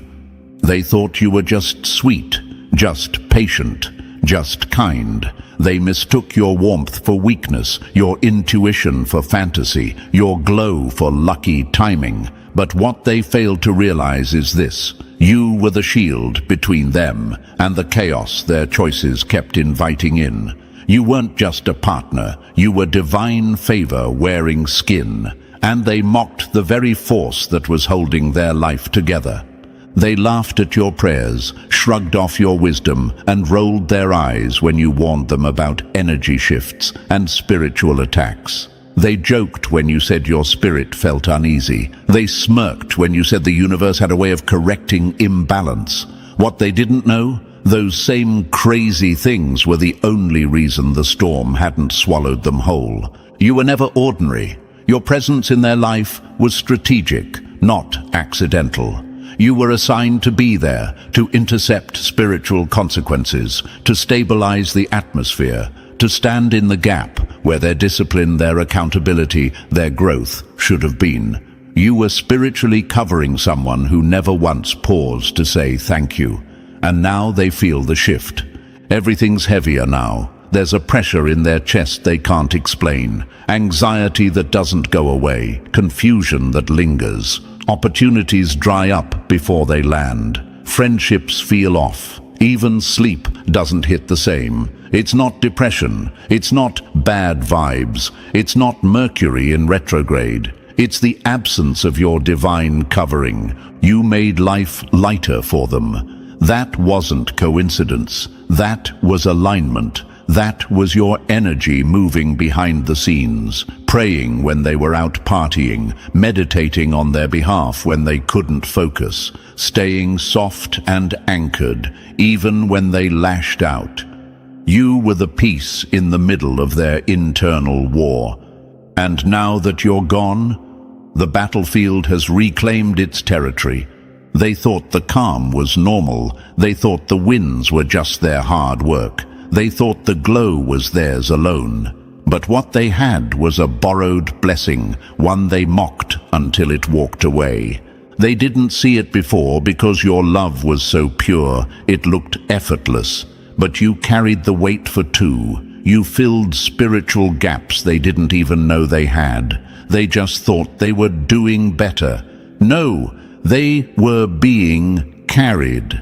And now, stripped of that covering, life feels raw. Every decision feels risky. The consequences are no longer delayed. The blessings have stopped showing up on time because the source they mocked, that source was you, connected, covered, spiritually locked in, and they disrespected it like it was noise. Here's the painful truth they're wrestling with right now. The blessing didn't leave because it was done giving. It left because it was mocked too many times, and the universe doesn't tolerate repeated dishonor. It lifts what was protecting you and lets you see the truth of what you mishandled. They can try to replace the presence, but they'll never replace the energy, because what you brought wasn't taught. It wasn't trendy. It wasn't fake. It was divinely placed, and they'll spend the rest of their life chasing shadows of what they only understood after it was gone. Number 9. They laughed while you cried, but you were in labor, not loss. The snake laughs at the eagle's silence, forgetting that silence is how the eagle hunts. They watched you fall apart and called it weakness. They saw your tears and whispered that you were fragile. They felt powerful seeing you question your worth, curl into yourself, and try to make sense of a betrayal that hit from behind. And yes, maybe they didn't laugh out loud, but in spirit, they rejoiced. Their pride inflated because they believed they had broken you. They thought walking away would destroy your foundation. That mistreatment would leave you shattered. That silence would suffocate your glow. But what they didn't realize was this: you weren't collapsing, you were contracting. You weren't in defeat, you were in labor. A sacred, messy, terrifying kind of labor. Spiritual, emotional, mental. Your soul was dilating, stretching, ripping open to deliver a version of you that could no longer be manipulated, silenced, or discarded. You weren't breaking down, you were breaking through. Every tear, a cleansing. Every sleepless night, a spiritual detox. Every flash of rage, sadness, numbness, those were the signs of a soul entering metamorphosis. They thought the pain they caused would poison you, but all it did was purify you. The betrayal you endured wasn't your ending, it was your initiation. You were shedding skin, shaking loose from identities built around survival, codependency, overgiving. Everything in you was being cracked open so that purpose could finally push through. That's not collapse, that's creation. They celebrated too soon. They mistook your grief for failure. They saw your stillness and didn't realize it was strategy. Because chosen ones don't die in the fire. We're forged in it. Ask history. Harriet Tubman lost everything only to become a force that led others to freedom. Nelson Mandela cried behind prison bars, and the world assumed he was finished until he walked out as a president. Every spiritual giant had a labor phase, a dark night of the soul that looked like defeat but birthed destiny. You, chosen one, were not falling apart. You were being rebuilt, with thicker skin, sharper discernment, unshakable peace. And while they mocked, partied, and paraded their new peace, your spirit was doing surgery.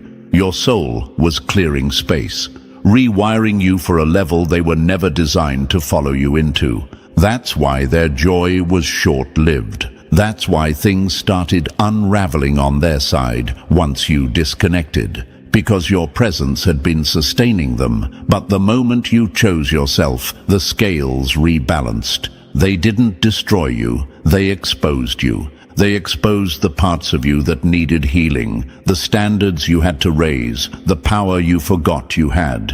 And now, look at you, recentered, refined, reborn. They thought your tears made you weak. But those tears watered the garden of your rebirth. They weren't signs of defeat, they were signals of divine transformation. So let them watch, let them ache. Let them reflect on how they danced in your dark hour, unaware that they were dancing at the birth of the version of you that doesn't settle, doesn't beg, and never shrinks. They didn't witness your breakdown, they witnessed your becoming.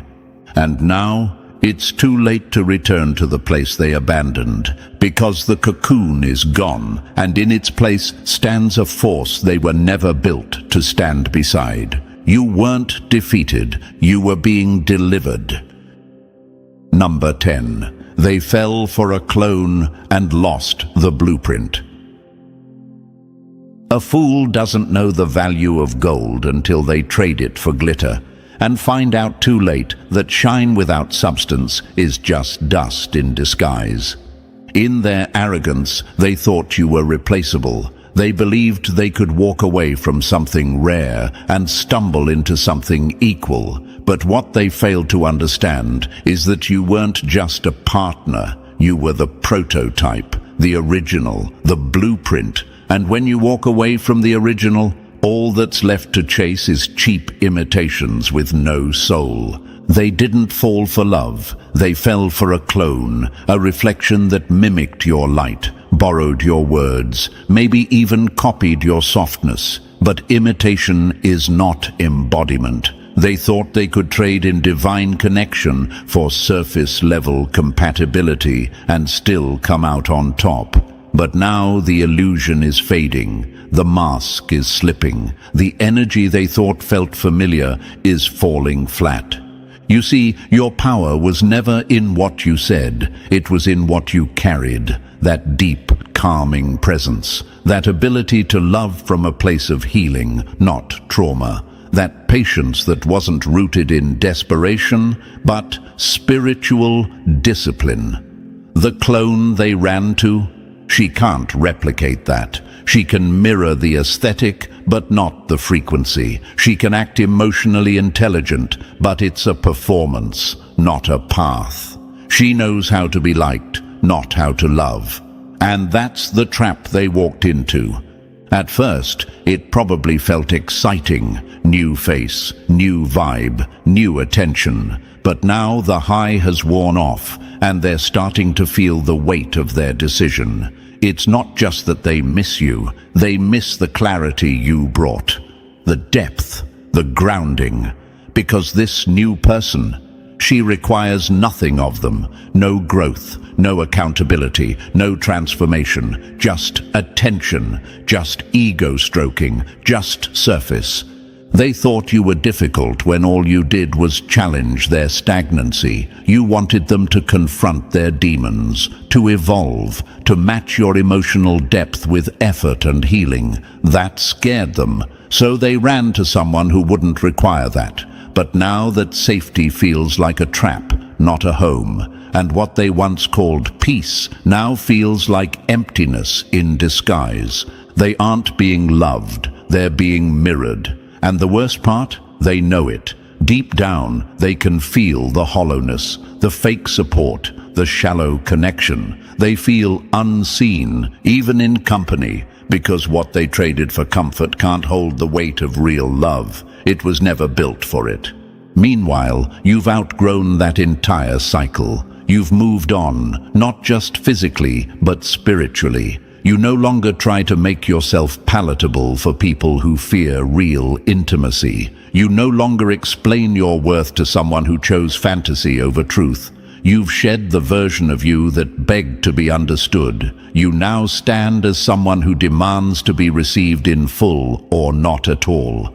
And they see it. They see you glowing, grounded, and completely unreachable in the spirit. They can't just call you back. The line is dead. Not because you're bitter, but because the covenant is broken. The blessing has been retracted.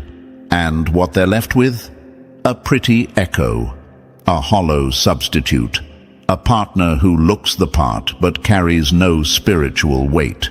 No matter how many clones they chase, none will carry your grace, your wisdom, your covering. They thought they upgraded, but they downgraded in every category that actually matters.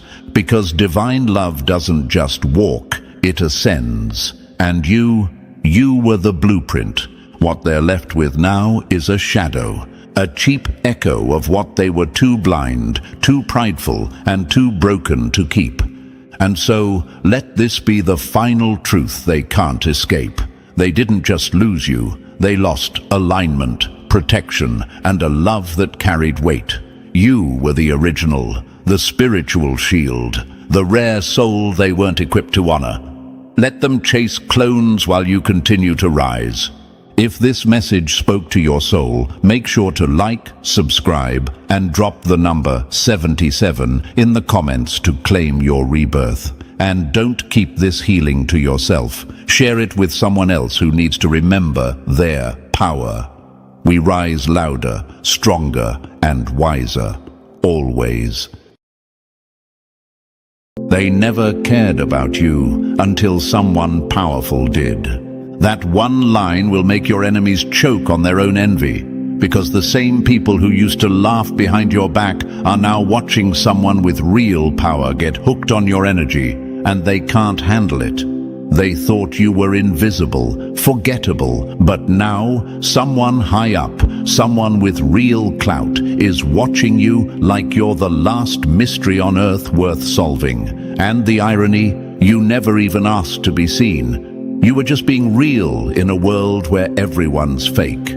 Quiet in a world that screams, calm in a room full of chaos. And now, a high-profile person, the type that could have anyone, can't stop thinking about you. This isn't just attention, it's obsession. And not for what you show, but for what you naturally carry.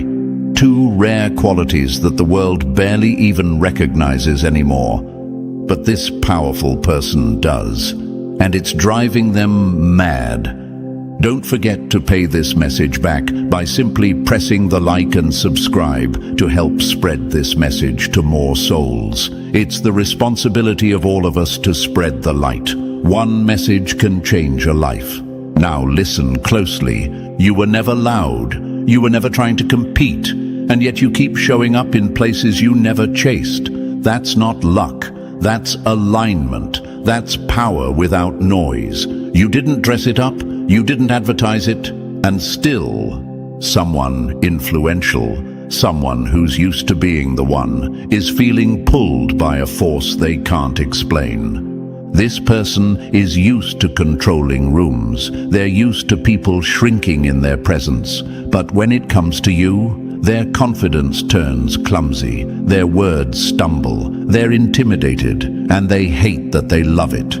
Because you, chosen one, have two things that scare insecure people and seduce powerful ones. One is your emotional depth. The other, your untouchable calm. You don't just walk into rooms, you shift the entire energy. You don't chase people's attention, you make them question their own worth when they lose yours. And here's the part your enemies will never admit out loud. They mocked you for being different, but now that someone with status is drawn to you, they're suddenly watching too. Quietly, jealously, trying to figure out what they missed, trying to copy what you never even tried to perform. Let's be real, this world doesn't reward authenticity. It rewards noise, followers, filters, fakery. But you never needed to scream. Your silence speaks, your aura disturbs, your presence lingers. That's what's haunting this high-profile person. They've met polished, they've met beautiful, they've met impressive, but you're rare. And rarity isn't loud. It's unforgettable. What's even crazier, according to real psychology studies, less than 1% of people carry this exact mix of emotional intelligence and calm inner power. It's like being lightning in a bottle with the cap still on. And when someone powerful sees that, they don't just admire it, they crave it. You don't need to look rich. You walk like peace. You speak like still water. You make people feel like there's more to life than performing. And for someone used to surface-level attention, meeting someone like you feels like getting oxygen for the first time in years. That's why this high-level person is addicted to your vibe. Not because you're loud, not because you're perfect, but because you're real and your soul is expensive. The kind of expensive that can't be bought, only experienced. And the fact that you're so unaware of how rare you are, that's what makes you even more dangerous. You're the kind of person they thought didn't exist, and now they can't stop circling your energy like a moth that knows the flame is hot, but still can't stay away. Let this be your reminder. Stay calm, stay real. Don't try to impress. Your presence already is the flex.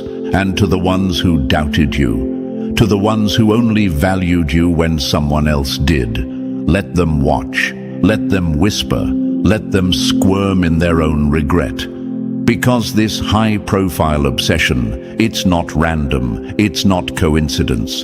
It's the universe confirming what your spirit always knew. You are unforgettable, you are untouchable, and your light was never meant to blend in. Before we dive deeper into the obsession that's building behind closed doors, take a second to anchor this moment. Drop the number 777 in the comments if you've ever felt invisible, only to later realize you were being observed, not ignored. And if this message already feels like it's speaking directly to your energy, go ahead and bless this movement with a super thanks. Even the smallest gift fuels this mission to awaken more souls like you. Because this truth matters. It takes time, energy, and emotional warfare to bring clarity into a fogged-up world. Whether it's a penny or a powerhouse gift, it all adds fuel to the fire we're building together. And now, let's get into it step by step. Stay close. If you really carry these two rare traits, you'll feel it in your bones before I even name them. This message, it's not entertainment, it's recognition. And the ones who truly carry this rare frequency never click away. Because deep down, they already know something big is watching, and it's watching them. Let's begin.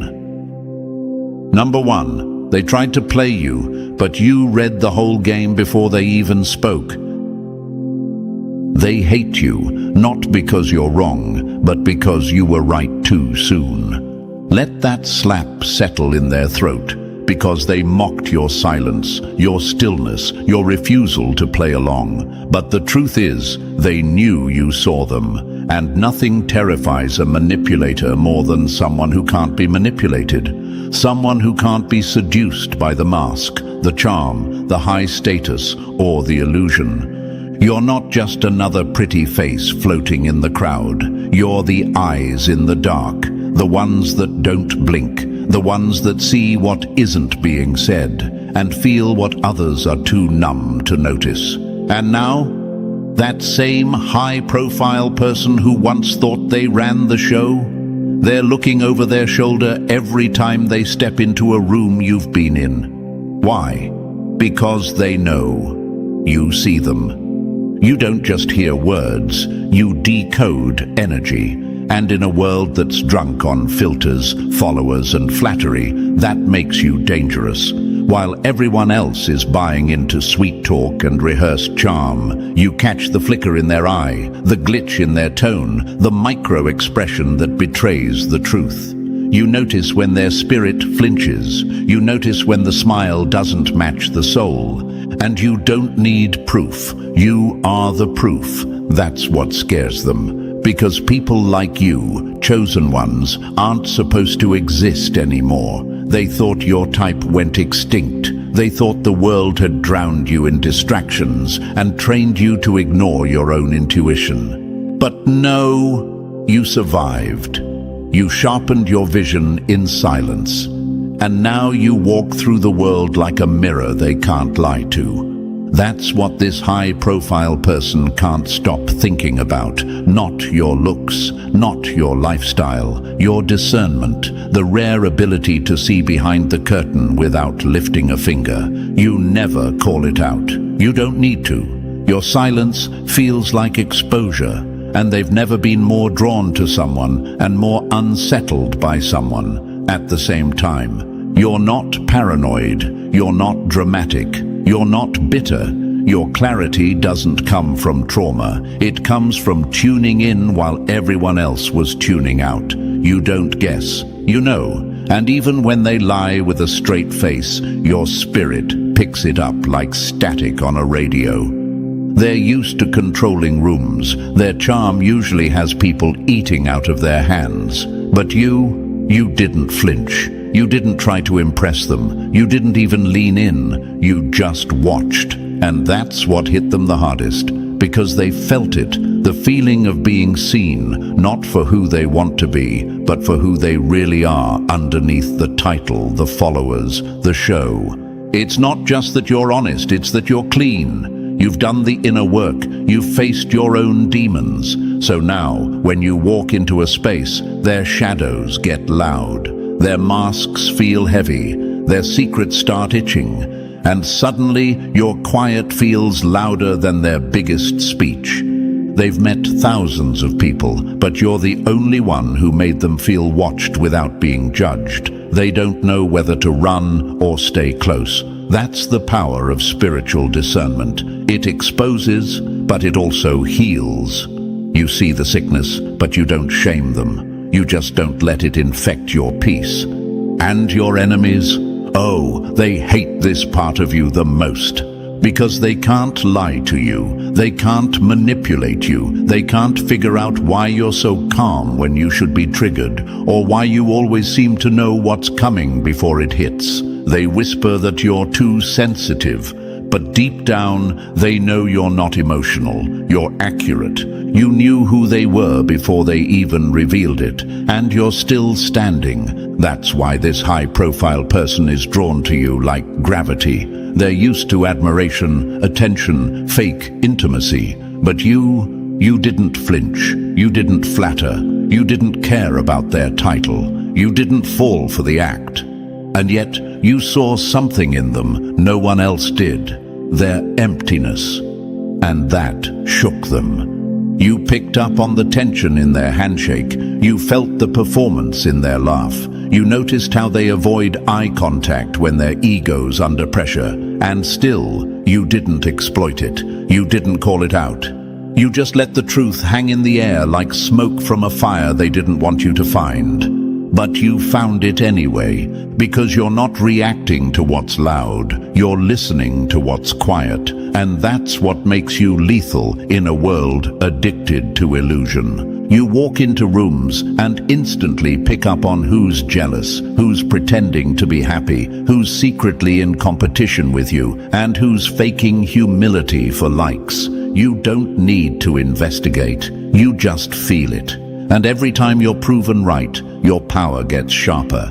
You're not bitter, you're not cold, you're just no longer available for pretending, and that alone makes you a threat. They can't study you, they can't control you, they can't bribe or fake their way into your respect. And that high-profile person, they've never been more confused, because for once, they don't have the upper hand. You do. And you never even reached for it.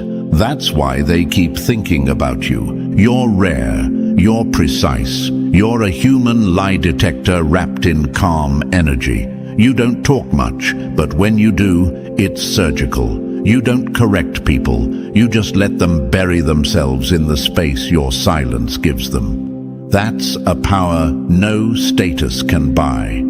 So now they linger, they orbit, they send signals, subtle but persistent, and every time they look at you, they wonder, how do they know? And here's the real answer. You're not watching with your eyes. You're watching with your soul. That's not something you learned. That's something the universe gave you. And no matter how loud the world gets, no matter how many masks they wear, your discernment will always cut through, silently, brutally, accurately. So let them keep guessing. Let them squirm in the spotlight of your stillness. Let them be haunted by the fact that you see everything and still chose your peace. That's the kind of power they'll never understand, but never forget. Number 2, they're addicted to attention. You starved them with silence. The moment you stopped trying to impress them is the moment they couldn't stop thinking about you. See, they're used to people folding in their presence, people stuttering, performing, giving little compliments like offerings at a throne. But you walked in like you owned nothing and lacked nothing, calm, collected, unbothered. And it shook the hell out of them. You're not cold, you're not arrogant, you're just done applauding masks. You've seen too many empty giants up close. People with fame, but no soul, wealth but no wisdom, followers but no foundation. You learned the hard way that the loudest applause often hides the biggest frauds. So now, when people expect you to be impressed by their titles, their money, their lifestyle, you stay still. And that stillness, it feels like judgment to them. But really it's just peace, and they've never been more rattled by peace in their life. This high-profile person has spent years curating an image that makes people melt. But when they looked at you, you didn't flinch, you didn't lean in, you didn't give them the ego boost they're addicted to, you didn't worship, you just watched. And they felt exposed. They're used to being chased. You're used to sitting back and watching the truth unfold. You're not here to win their attention. You're here to protect your energy. And they've never seen that before. Not at this level. Not with your silence. Not with your stillness. Not with your total refusal to dance for them like everyone else does. That's why they're obsessed. Your calm makes their power feel small. Your groundedness makes their money feel irrelevant. Your presence makes their presence feel performative, because they've worked so hard to be admired. And here you are, not moved, not begging, not impressed. And no, it's not that you're too cool. You've just lived long enough to know that status without substance is a house built on sand. You've had conversations with millionaires who couldn't spell loyalty. You've seen influencers fall apart behind the scenes. You've watched people with platforms panic when the lights go off, because without attention, they're empty. So now, you don't get excited over who someone seems to be. You wait, you watch, you listen, and your ability to stay unimpressed by the outside until the inside shows up is exactly what has this powerful person on edge. They're trying to figure you out. Why didn't you react? Why didn't you light up when they dropped their name, flexed their access, or hinted at their influence? Why weren't you curious? Why weren't you desperate? Because desperation has never been your scent. Value doesn't chase, it attracts. And real ones don't beg to be seen. They're too busy protecting what already sees them from within. That's your power. That's your presence. You don't orbit anyone. You don't adjust your tone to make someone comfortable. You don't twist yourself into shapes to be liked. You sit in your worth like it's concrete. And even if they can't explain it, they feel it. You've got the kind of confidence that can't be bought, and the kind of stillness that makes noise feel nervous. They're used to ego games. You play for peace. They're used to people trying to network their way into favor. You stay in your own lane and let alignment do the work. And that drives them insane, because you didn't try to earn your way into their world. You became a world of your own.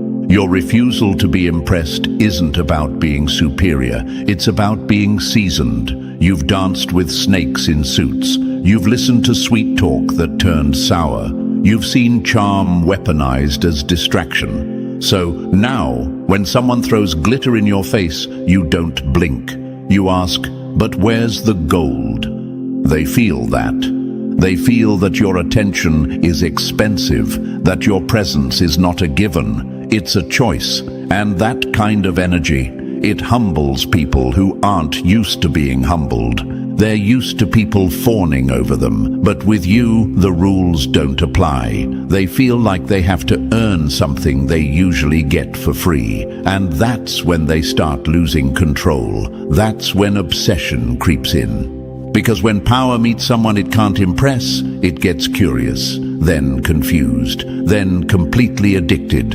And let's be honest, this world rewards followers. It praises those who laugh too hard at the boss's joke, who clap when the leader walks in, who play small in hopes of being chosen. But not you. You are the chosen one. You don't perform. You are. And you never try to outshine. You just don't dim. That's what makes them sweat. They can't figure out if you're mysterious or just uninterested. And honestly, you don't care. Because when your peace is priceless, you don't trade it for crumbs of validation. This high-profile person is starving, not for more attention. They get that daily. They're starving for something real. And the second they looked at you and didn't see thirst in your eyes, that's when they saw their reflection. That's when they realized, this one can't be played. And in a world where everything feels transactional, your ability to stay grounded, present, and unimpressed isn't just refreshing, it's sacred. They didn't see it coming. They expected you to be like the rest, but you stayed calm when others would have danced. You stayed quiet when others would have sold their soul for a seat at the table.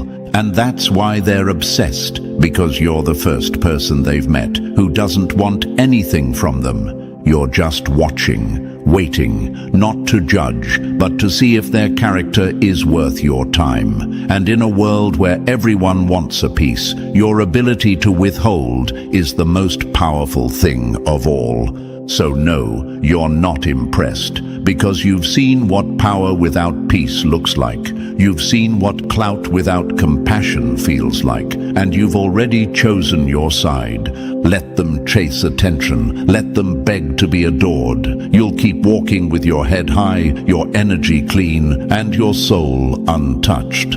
That's the kind of strength that can't be bought. That's the kind of presence they never recover from. And that's the kind of obsession that doesn't fade. It lingers, just like you. Number 3. They can buy applause, but they'll never own your soul. They sold out for a spotlight. You stayed solid in the dark, and now they can't stop watching your glow. Let that hit, because in a world where everything is for sale, morals, loyalty, identity, you refuse to put a price tag on your soul. That kind of integrity. It's not just rare, it's disruptive. It shakes the whole room without saying a word. And that high-profile person, they're not just drawn to you, they're haunted by you, because you remind them of everything they gave up chasing what they thought they wanted. They're used to people switching up. They've seen folks trade their values for a meeting, their loyalty for a favor, their truth for a check. But you don't move like that. You'd rather walk away with your peace than stay and play a part. That's why your presence feels like a threat, because it reveals the truth they've been trying to outrun. You don't just talk about principles, you live them. Whether it's in a boardroom or a back alley, your energy stays the same. You speak the truth when it's unpopular. You keep your word when no one's looking. You show up without pretending, without pandering, without needing to be liked. And in a world full of shapeshifters, that's pure rebellion. They can't bribe it, they can't mimic it, they can't manipulate it. That's why they're obsessed. Your boundaries are bold. You say no without flinching, and when you say yes, it holds weight, because people know you mean it. That's the thing about integrity. It carries a quiet power that money can't manufacture. It demands respect without asking for it. And your enemies? Oh, they hate this part the most, because no matter how much they gossip, slander, or try to twist your name, your truth stands, your character holds, and your peace, unshaken. You walk away from what doesn't align, and that scares them, because they thought control looked like dominance. But now they're learning that real control looks like detachment. They can't figure out how you stay so calm, how you keep your power without playing dirty. But history has always feared the ones who wouldn't bend. Nelson Mandela refused to compromise his integrity, even while locked behind bars for 27 years. They tried to silence him, but they couldn't touch his soul. And when he walked out, the world listened.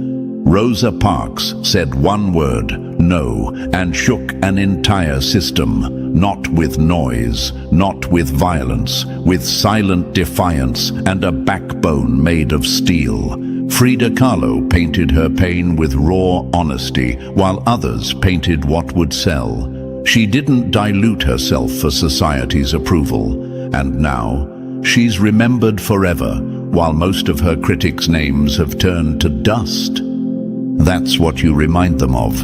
You're not trying to be famous. You're trying to be real, and in doing that, you've become unforgettable. This high-profile person is surrounded by yes men, sycophants, and social climbers. People who say what they want to hear, bend however they need to bend, just to stay in the room. But you don't care about the room. You are the room.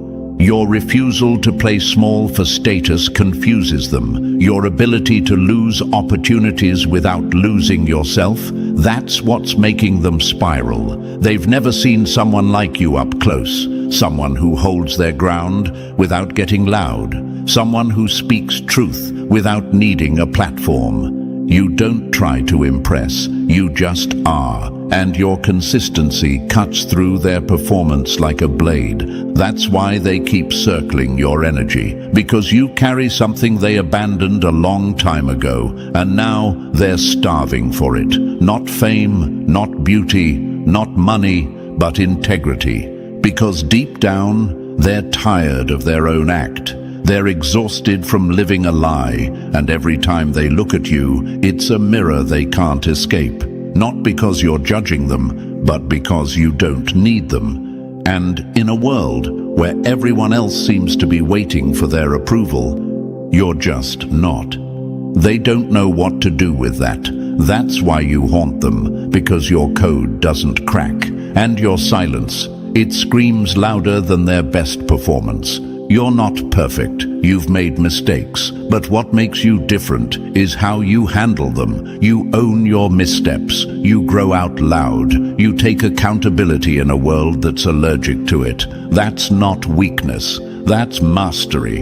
You're not trying to look good, you're trying to be good. And that right there, that's what makes you untouchable. So let them keep trying to figure you out. Let them wonder how someone like you exists in a system that rewards selling out. Let them spiral trying to replicate what you never had to fake. Because while they fight to be liked, you fight to stay true. While they buy attention, you earn respect. While they spin stories, you walk facts. And that's the kind of power they can't put a label on. You don't fit the mold, you break it, and that's why they'll never forget you. Number 4, they perform healing for likes. You breathe, and people begin to heal. You didn't say a word, but they felt seen. You didn't offer a cure, but they started to heal. That's power they'll never understand. In a world that turns pain into content and healing into a brand, you stand out by doing the one thing no one else dares to do. Nothing performative. You don't post your tears for sympathy. You don't share your scars to prove you've healed. You don't chase the role of healer. You embody healing, quietly, fully, without the need for applause. And that's what makes your energy hit so damn hard. This high-profile person has sat in rooms dripping with spirituality, crystals on every shelf, incense smoke in the air, coaches repeating rehearsed affirmations like broken records. They've heard every pitch, sat through every breakthrough session, smiled through performances dressed as wisdom, but the entire time they were waiting for real. And then they met you. You didn't quote Rumi or talk about frequency. You didn't dim the lights and tell them to breathe through their trauma. You didn't offer a solution. You didn't even know they were broken. And yet they felt something crack open. Because what you carry, it's not on display. It's lived, and lived truth doesn't beg to be believed. It changes the atmosphere just by being present. Your healing doesn't come through noise, it comes through nervous systems relaxing, through people realizing for the first time in years that they don't have to perform around you, that they can be a mess and not be judged, that their masks fall off and you won't flinch, because you've worn masks too. You've been there, you've broken, shattered, lost your voice, and built something sacred from the pieces. And you never turned it into a circus. That's what separates you from the ones who sell transformation. You're not selling anything. You're not baiting people with hope. You are the hope, because your very existence is proof that pain doesn't have to become a personality trait. That silence can speak louder than staged breakthroughs. That stillness can cut deeper than 10 hours of therapy. That's why this high-profile person is obsessed and confused, because they didn't expect to feel anything. They've grown numb to energy, hardened by the constant parade of people trying to impress them, fix them, save them. But you didn't come in with hands out or ego high. You just were. And that shook them more than anything money ever bought. You weren't soft. You weren't harsh. You were clear, present, whole, and that triggered something buried, a memory of who they used to be before they sold pieces of themselves for power and praise. You reminded them of what peace actually feels like, not the kind you pay for, but the kind you earn through fire. That's what makes you dangerous in their world, because they're used to performers. You're a mirror. They're used to spiritual actors. You're the stage collapsing under truth. You didn't give them advice. You gave them reflection. You didn't try to fix them. You held your ground so they could see what real healing looks like. You didn't play the guru. You just lived the lesson. And when someone has spent years performing strength, encountering someone who owns their scars without shame is like getting hit with emotional gravity. It drops them into a space they forgot existed, a space where truth doesn't need branding and growth doesn't need followers. You carry your trauma like armor, not decoration. You've healed, not to preach, but to live differently. And that quiet transformation, it speaks volumes without ever needing a microphone. Even your boundaries heal. Even your silence teaches. Because when you walk away from what drains you, people realize they've been living on empty. When you say no without anger, people feel their own chaos. When you love without attachment, people question why they still need approval. That's the kind of transformation no stage can deliver. This high-profile person, they're used to admiration. You gave them awakening, and that's rare. That's unforgettable. That's sacred. Because healing, real healing, isn't always soft. Sometimes it shows up as discomfort, as silence, as someone who simply doesn't react the way everyone else does. And that's what you are to them. The calm in their storm they didn't know they were begging for. You didn't try to be their remedy, but now they can't forget how they felt in your presence. Safe, unmasked, unjudged. You didn't lead them to a breakthrough, but now they can't return to the version of themselves they were before meeting you. And that kind of shift, that kind of subtle awakening, it's more powerful than all the spotlight sermons combined. You never chased the role of healer. That's what makes you one. So let them keep wondering how someone who says so little could make them feel so much. Let them keep returning to your memory when all the noise dies down. Let them chase every synthetic high they want, because the kind of peace you offer, it can't be manufactured. It's felt, it's earned. And once someone experiences it, they never forget you. Number 5, you spoke nothing, but they still heard the truth loud and clear. You didn't say a thing, and still they started apologizing in their spirit. That's the kind of presence they never saw coming. In a world where people shout to be seen and flatter to be favored, you stayed quiet, and your silence said everything they've spent years trying to hide. This high-profile person is surrounded by noise, fast talkers, charmers, strategists, people who bend truth into compliments and inflate egos just to survive proximity to power. But you walked in calm, still, grounded. And suddenly, the room changed. You didn't perform. You didn't chase attention. You didn't scramble to be heard. You just were. And in that space, your stillness began peeling back layers they didn't know were showing. Because silence, real silence, the kind that's rooted in self-awareness and presence, acts like a mirror. It reflects everything the noise was trying to bury. And for someone like this powerful figure, someone who's built their world on control, charm, and constant motion, being in the presence of someone like you, it's disruptive, it's piercing, it's accountability incarnate. You didn't need to call them out. You didn't have to raise your voice or posture. Your energy already told the truth.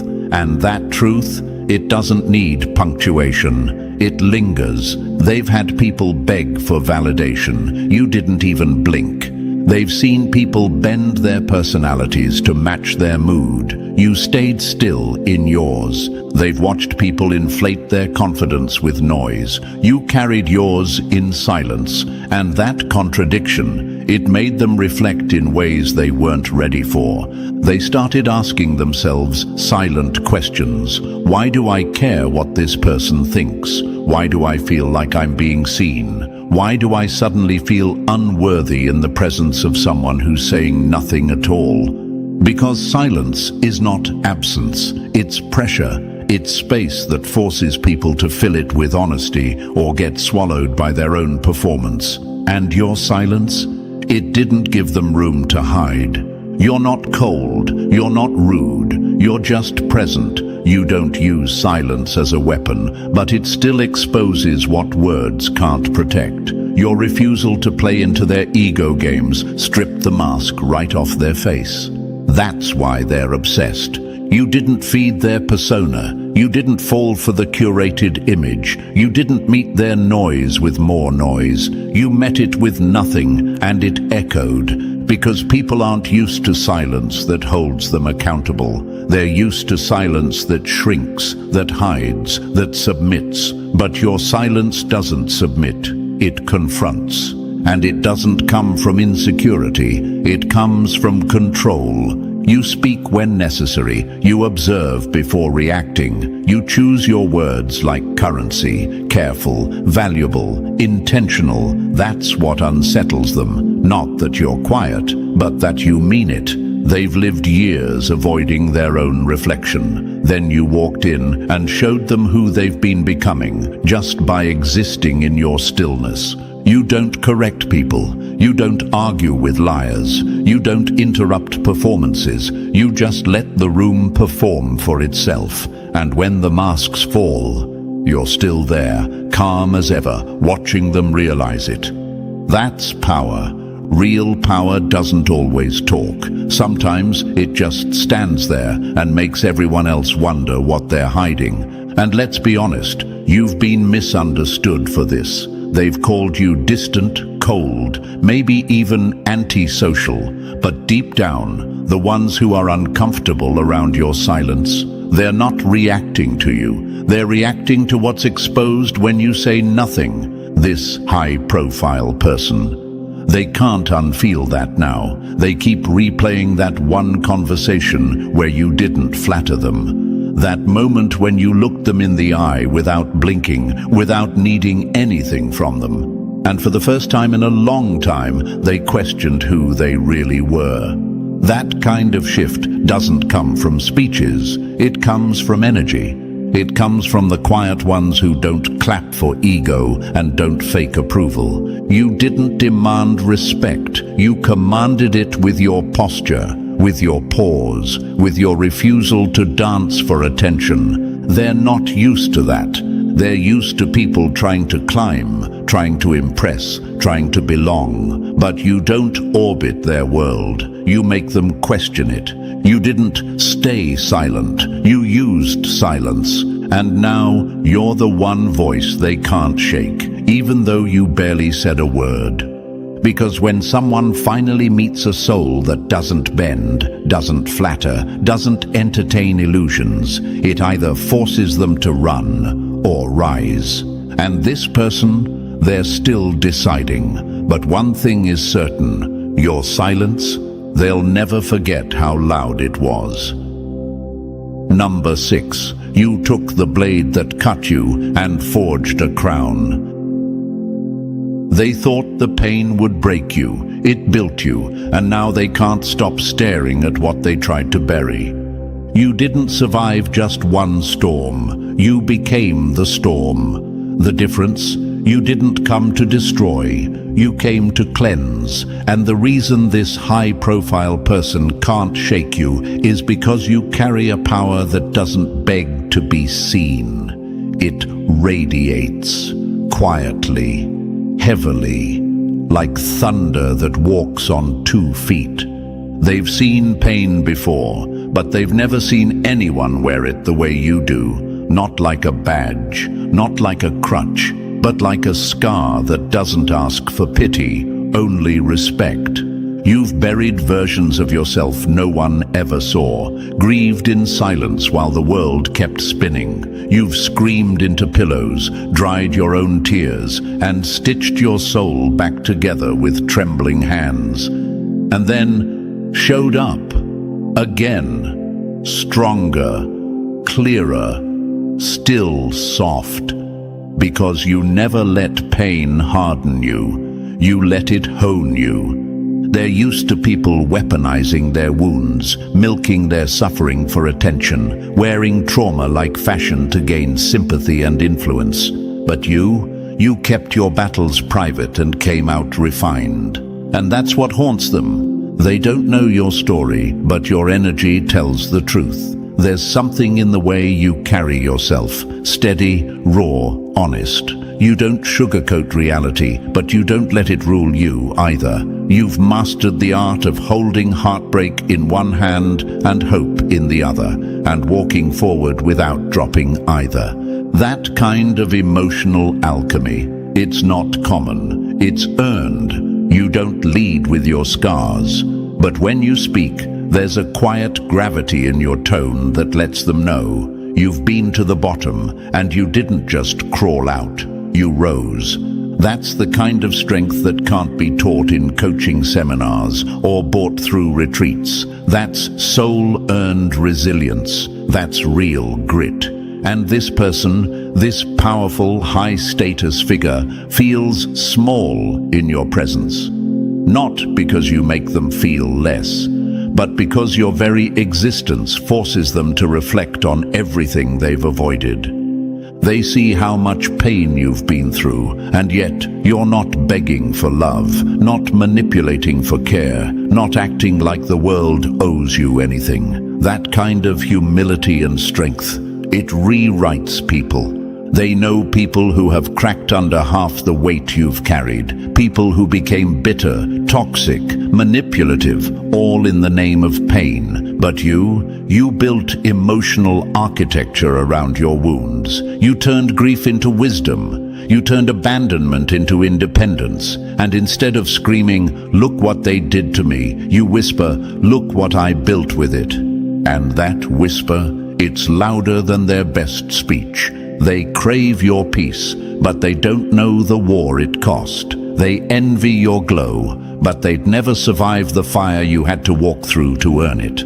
That's why they watch you the way a man watches fire, drawn to the heat but terrified to touch it, because there's a different kind of power that comes from surviving what should have destroyed you. It's not loud, it's not flashy, it doesn't need validation, it just is. And every time this person feels your presence, they're reminded of what they lack: emotional maturity, the kind that doesn't perform pain but transforms it, the kind that doesn't collapse when tested but deepens, the kind that doesn't weaponize the past but learns from it.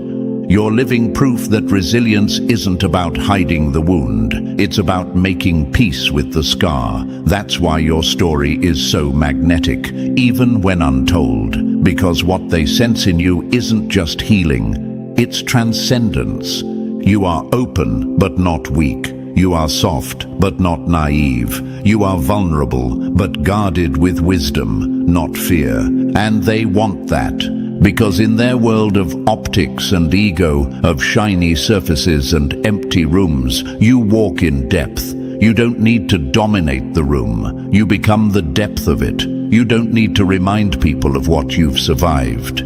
Your energy speaks before your mouth ever does. You are the emotional version of an ancient tree, weathered, rooted, unmovable, still offering shade, still bearing fruit, still standing tall after every storm that tried to take you out. And when people lean close enough, they feel it.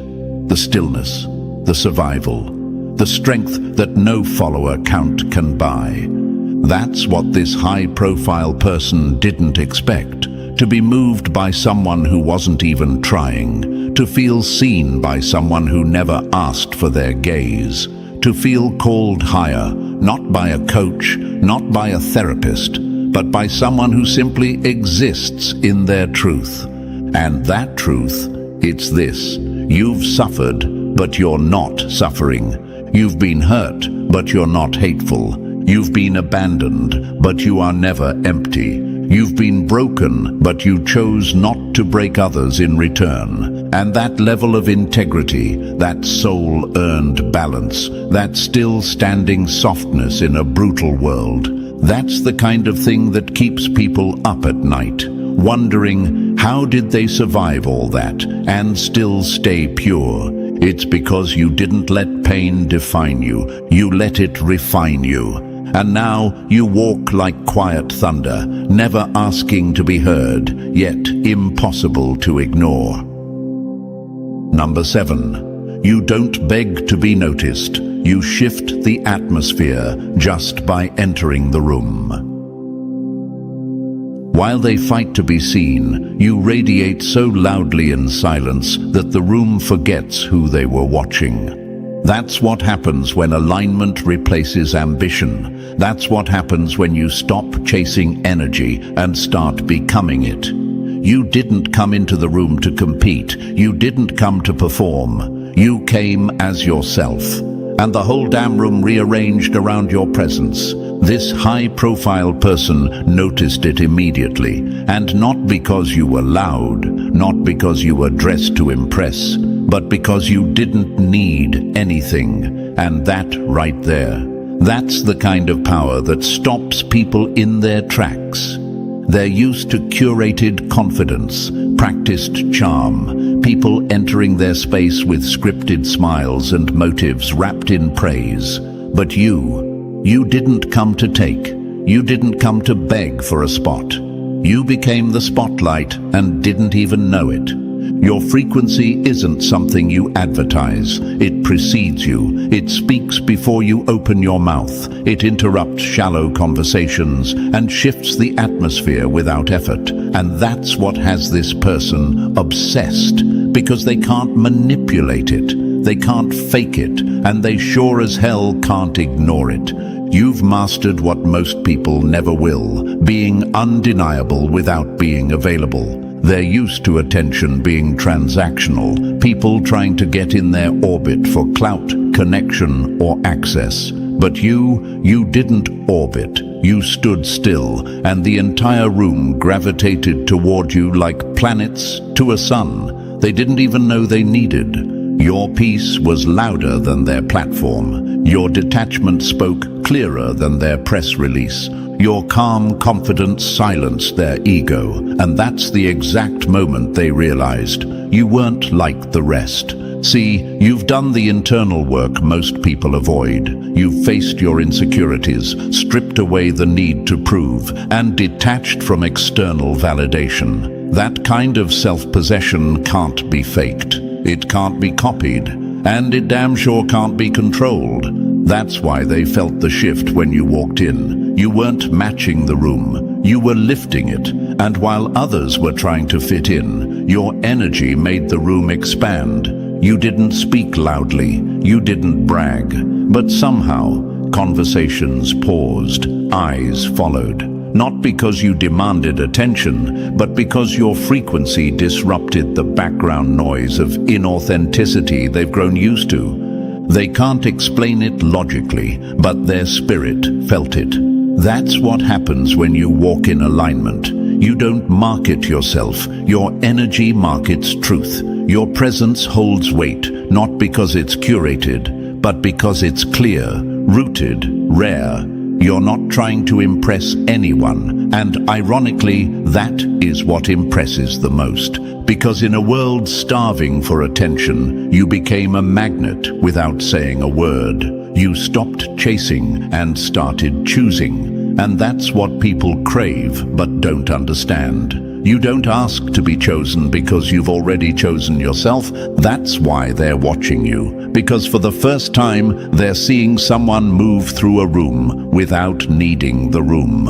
And that's unsettling to them because they've spent years building a world where people are supposed to need them, crave them, chase them. But you didn't. You brought your full soul. No emptiness, no thirst, no tactics, just vibration, just frequency, just truth, walking upright in human form. And now they can't stop thinking about how effortless it was for you to command the space. Not with a title, not with a name drop, but with presence. You are the living proof that alignment is more magnetic than any strategy, that when you are rooted in who you truly are, the world bends to your frequency, not the other way around. You didn't try to impress them. You didn't try to be seen. You just walked in truth, and that kind of energy, it echoes long after you've left. Number 8. You're the real they couldn't fake. And now it's eating them alive. They studied how to appear authentic. You became it by surviving. That's the gut punch truth this high-profile person can't escape. For years, they've sculpted an identity out of smoke and mirrors. They've rehearsed charm, curated vulnerability, and polished their image until it sparkled. But only on the surface. Underneath it all, they're exhausted, not just tired in the body, tired in the soul. Because wearing a mask 24/7 comes with a price, and they've paid it, piece by piece, silence by silence, compromise by compromise. They look powerful to the world, but they feel hollow in the quiet. And then you came along. You weren't selling yourself. You weren't trying to fit the mold. You just showed up as you are. No branding, no tactics, no spiritual theater, just quiet alignment, just lived wisdom, just truth in motion. And for someone who's built an empire on appearance, your unapologetic reality was like a spotlight on their act. You are what they pretend to be. That sentence alone makes their stomach turn. Because they've memorized the language of healing, but you embody the silence of it. They post quotes. You live them. They perform strength. You are it. They simulate humility. You carry it without trying. That's the difference. You are it. Without needing to prove it. You don't craft captions to sound deep. You don't chase enlightenment through filters and followers. You've walked through fire that no one clapped for, and that gave you something they can't replicate: authentic presence. And that's what's driving them mad. They spent their whole life thinking fame, money, and applause would make them feel whole. But now they stand on stages that echo back emptiness. They sit in rooms full of admirers and still feel unseen. Because what they really crave isn't more eyes, it's more soul, more substance, more of what you have. They don't envy your image, they envy your freedom. You move like someone who has nothing to hide, nothing to prove, and nothing to trade. Your peace is not performative. Your confidence isn't costume. You didn't build it through branding. You earned it through becoming. You don't need the world's validation to know who you are, and that is terrifying to someone whose entire identity depends on it. Because the louder they get, the more your silence exposes them. The more they flash, the more your calm blinds them. The more they perform, the more your presence whispers truth without needing a single word. That's why they keep watching, because everything they've built feels fragile next to you. because you don't need the stage to feel powerful. You walk like someone who buried their old self with honor, who sat with shame and still chose softness, who found peace without needing a platform. And that's not something they can buy. It's not something they can copy. It's become you. You are the blueprint they never learned, the truth they tried to skip, the healing they wanted to sell but never swallowed. You carry a kind of clarity that unsettles liars, not because you call them out, but because your very existence contradicts their entire identity. You didn't chase growth for likes. You grew in the dark, alone, and now your light is different. It doesn't ask for attention. It commands respect, and they feel that deeply, because you remind them of who they were before they lost themselves, before the lights, before the masks, before they traded depth for digestibility.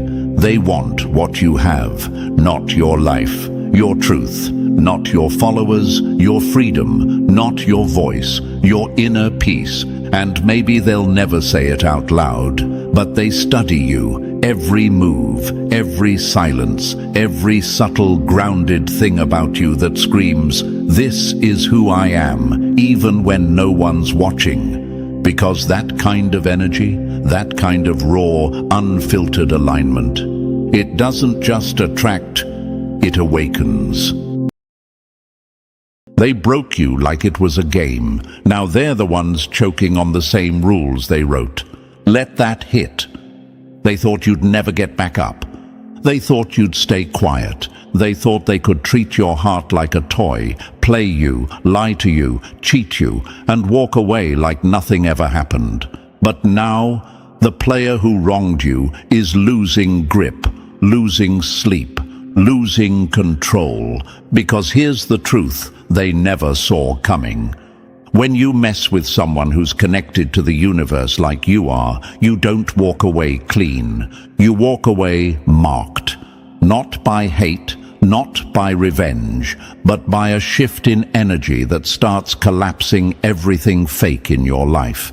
And that's exactly what's happening to them. They're under chaos. Not because you wished it, but because you walked away. And the peace you took with you, that was their only cover.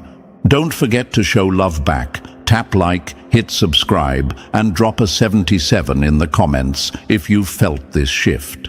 Help this message reach more souls who need to know you don't need revenge when the universe plays it better.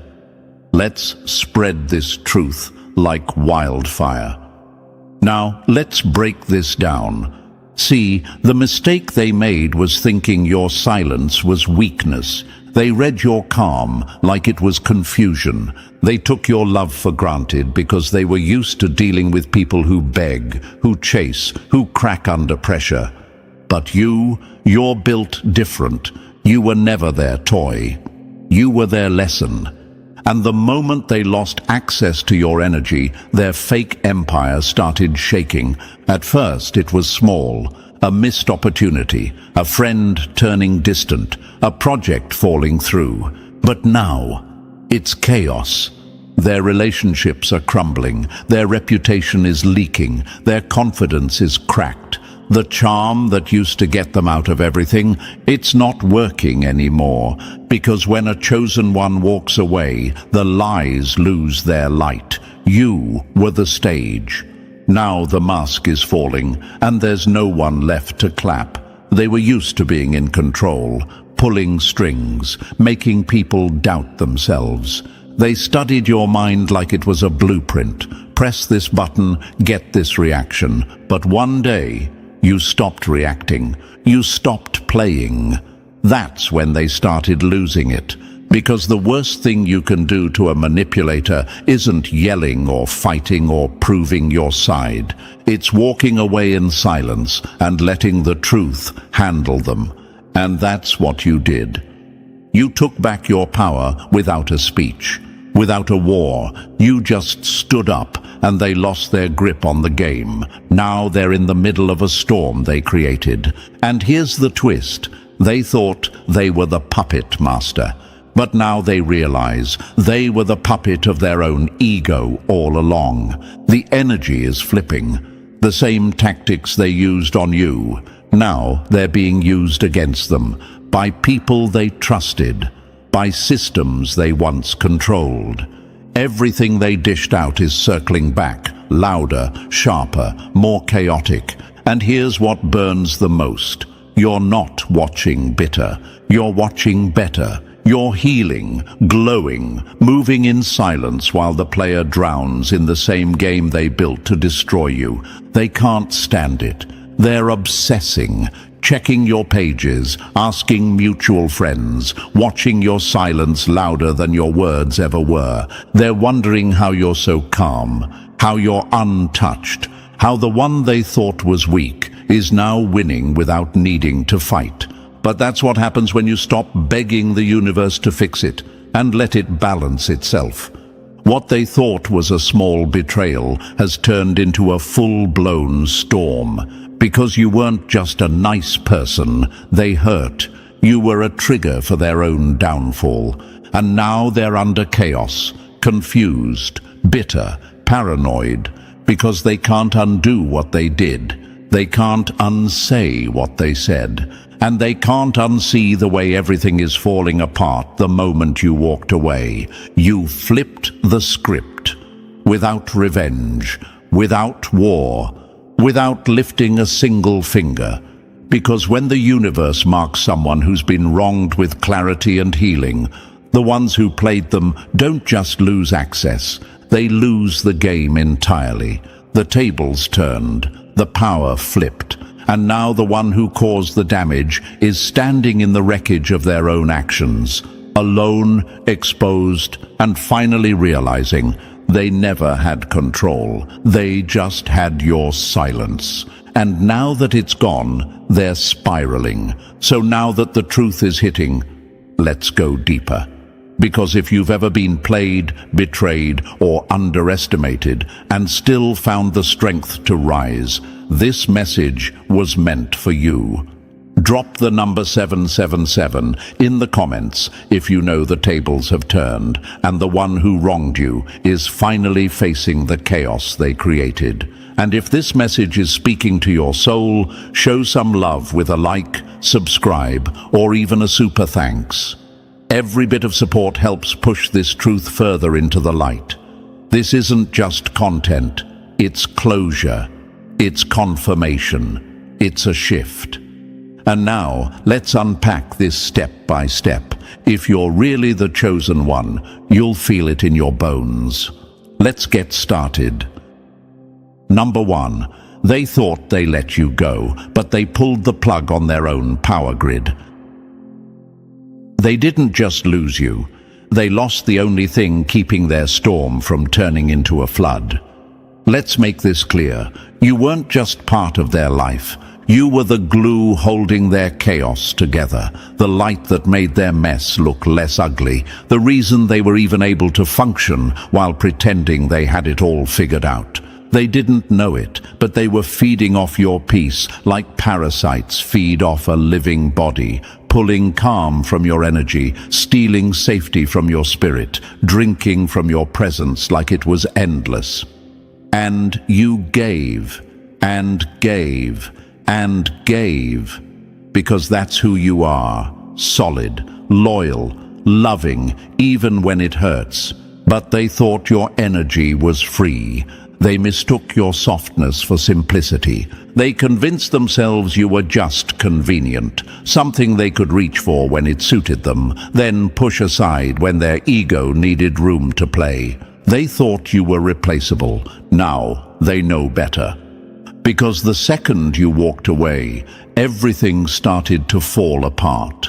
No more sudden clarity in the middle of their confusion. No more balance when they're spiraling out. No more emotional anchor to keep them from drowning in their own dysfunction.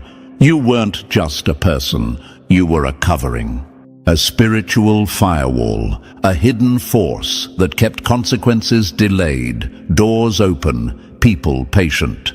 And now that you're gone, Everything that was being held back is hitting them full force. They don't realize that half the blessings they were catching were ricochets from your alignment. Your light made them look shiny. Your peace made them feel balanced. Your energy made their mask feel real for a while. But without you, there is no cover. The doors are closing. The charm has dried up. The attention is turning cold, and they can't figure out why the same tactics that used to work are now falling flat. Because the truth is, you were the strategy. You were the stability. You were the miracle they didn't deserve, but got anyway.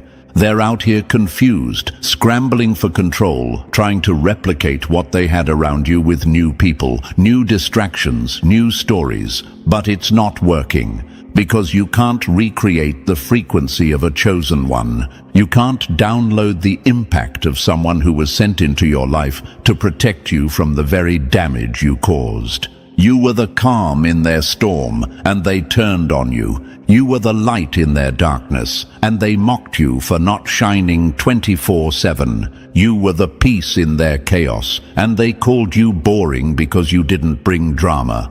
Now they miss the same stillness they once called too quiet.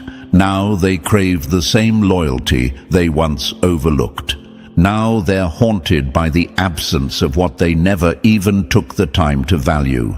They thought you were the sidekick, but you were the script. The whole damn plot revolved around your presence. And now that you've exited stage left, the show is a mess.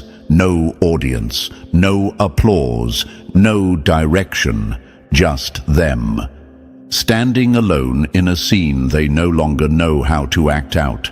Fumbling lines, panicking under lights that don't hit the same, looking around for a spotlight that disappeared with you. They tried to play the main character, but without you, there's no story. What they thought was an upgrade, freedom from accountability, space to manipulate new supply, room to be praised without resistance, turned into a spiral. A quiet one, but deadly.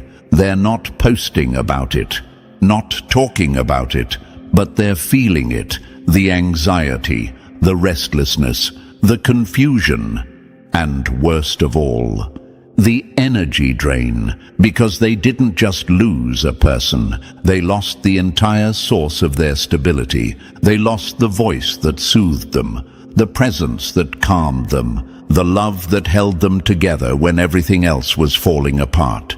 And now they're stuck with their own energy, unfiltered, unmasked, unsoftened.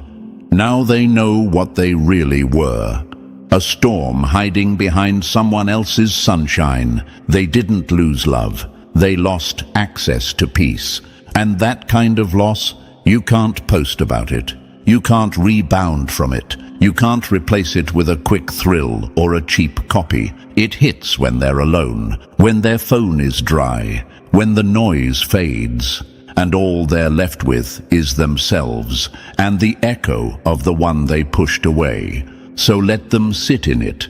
Let them realize, slow and brutal, that what they discarded was sacred. Let them remember that you were the cover, not the chaos, the protection, not the problem, the peace, not the pain. And let them live with the truth that will never go away. They didn't just lose you. They pulled the plug on their only power source. Number 2, they thought they were running the game, but you were the whole damn board. They thought you were a pawn until the board shifted and they realized every move they made only built your empire. Let's be real. They came in cocky, chest out, smirk loaded, armed with charm, tricks, and recycled manipulation tactics that had worked on 100 people before you. They didn't see you as unique. They saw you as easy. Just another soft one, just another empathetic heart they could bend, twist, and leave behind once they got what they wanted. But what they didn't realize, you weren't soft, You were silent, and silence like yours doesn't come from weakness. It comes from awareness. They came playing a game with rules they never understood. Because you weren't playing checkers. You weren't even playing chess. You were the gamekeeper, watching from above, waiting, evolving. They thought your kindness was a weakness they could exploit. They saw your calm and thought it meant you were lost. But you were never lost. You were just watching them dig their own grave, one manipulation at a time. They tried to gaslight you, confuse you, trigger you, make you doubt your own intuition. But all it did was make your discernment sharper. You started seeing the patterns, started noticing the shift in tone, the delay in response, the little lies wrapped in sweet words. And instead of reacting, you studied. They didn't expect that, because people usually panic when confronted with deception. But you got quiet, and that silence. It wasn't retreat. It was recalibration. While they were trying to read your mood, you were decoding their entire character, and the moment you stopped explaining yourself was the moment they lost access to the controls. Because they weren't playing a fair game, they were relying on your confusion, your doubt, your loyalty. But the second you realized the game was rigged, you walked off the board and left them there, talking to their own echo. That's when the spiral began. They couldn't figure out why the tactics weren't landing, why the bait wasn't working, why the usual power plays were falling flat. They couldn't comprehend that you had outgrown the version of yourself they thought they were playing with. The truth? You were never the one being played. You were the one being tested. And now the lesson is over. They're still moving pieces, still bluffing, still throwing shade, hoping you'll re-enter the arena. But you're not coming back. Because you don't need to win the game. You already won by walking away. And that's the part they don't know how to handle. Because control only works when someone gives a damn about being controlled. And now that you've tapped into your power, you don't react. You remove yourself. They thought they were 10 steps ahead. But every step they took was leading them closer to exposure. They thought they were playing you, but they were really revealing themselves. Each lie, noted. Each tactic, recorded. Each shady move, stored in your spirit's archive, silently building your clarity. And here's the plot twist they didn't see coming. You don't clap back, you glow back. And when you glow with truth, masks melt on their own. Now they're the ones spinning in confusion, asking, why aren't they chasing me? Why aren't they hurt? Why are they so quiet? Because silence, when it comes from strength, is the loudest answer you'll ever get. You didn't just outgrow their game, you dismantled it. And now they're stuck, still pretending they're in control, still running plays in an arena that no longer exists, still talking like they're winning, when everything around them is falling apart, because the moment you stopped engaging, the power left the room, the illusion collapsed, the script stopped working. They weren't prepared for that. They built their whole identity on control. But you took away their favorite toy, your reaction. And without your energy to feed on, they're starving. Their influence is fading. Their charm is losing its grip. The people who once followed their lead are starting to see through the act. Because when you walked away, you took the light with you. And now they're stuck in a game that doesn't even exist anymore. They're fumbling pieces, making moves no one's watching, whispering stories that no longer hold weight. Because when a chosen one stops playing, the whole board goes silent. And here's what haunts them most. You didn't get revenge. You got clarity. You didn't prove them wrong. You just proved yourself right by choosing peace over chaos, growth over drama, power over ego. They'll never admit it, but they feel it. In their gut, in their mind, in their collapsing reality. You were the realest thing in their life, and they played you like a game. Now they know the chosen one wasn't their opponent. You were the mirror, and the game was always rigged against them. And now, it's checkmate. And they're the only ones still pretending it's not over. Number 3, they wore a mask to fool the world, but you had the nerve to see their soul. Their charm was a costume. Your presence was the mirror that shattered it. They were trained performers, professional actors in the theater of manipulation. They knew just how to smile, just when to cry, just what words to use to seem sincere. They'd perfected the art of looking like the hero while playing the villain behind closed doors. It worked on almost everyone until they met you, because you weren't watching with your eyes. You were listening with your spirit, and the spirit never lies. You didn't fall for the polished version, didn't buy the rehearsed vulnerability, the accidental charm, the good person facade. They smiled. You saw the tension behind their teeth. They complimented you. You felt the hidden envy. They played nice. You noticed the micro-judgments buried in tone and timing. And the moment they realized you saw them, really saw them, they started to panic. Why? Because people like that thrive in fog, in illusion, in spaces where people don't ask too many questions. But your presence didn't come with fog. Your presence came with clarity, and clarity is deadly to a manipulator. You didn't shrink when they tried to dominate. You didn't flatter their ego when they fished for praise. You didn't laugh at fake jokes or play dumb when they tried to provoke you. You just stayed grounded, solid, real, and that terrified them. Because when your presence is a mirror, the mask starts to feel heavy. They weren't afraid of losing you. They were afraid of being seen by you. And that's the truth most people miss. It wasn't your absence that destroyed them. It was your awareness. It was the fact that your calm, knowing silence exposed everything they tried to hide. You didn't have to call them out. You didn't need to yell. You didn't even need to accuse them. You just stood in truth. And that was enough to make their whole performance fall apart. Think about history. Real ones always disrupt the illusion. Frida Kahlo didn't shrink herself to be digestible, and her pain spoke louder than any polite conversation. James Baldwin didn't shout. His presence alone forced people to sit with truths they couldn't escape. Malcolm didn't play nice.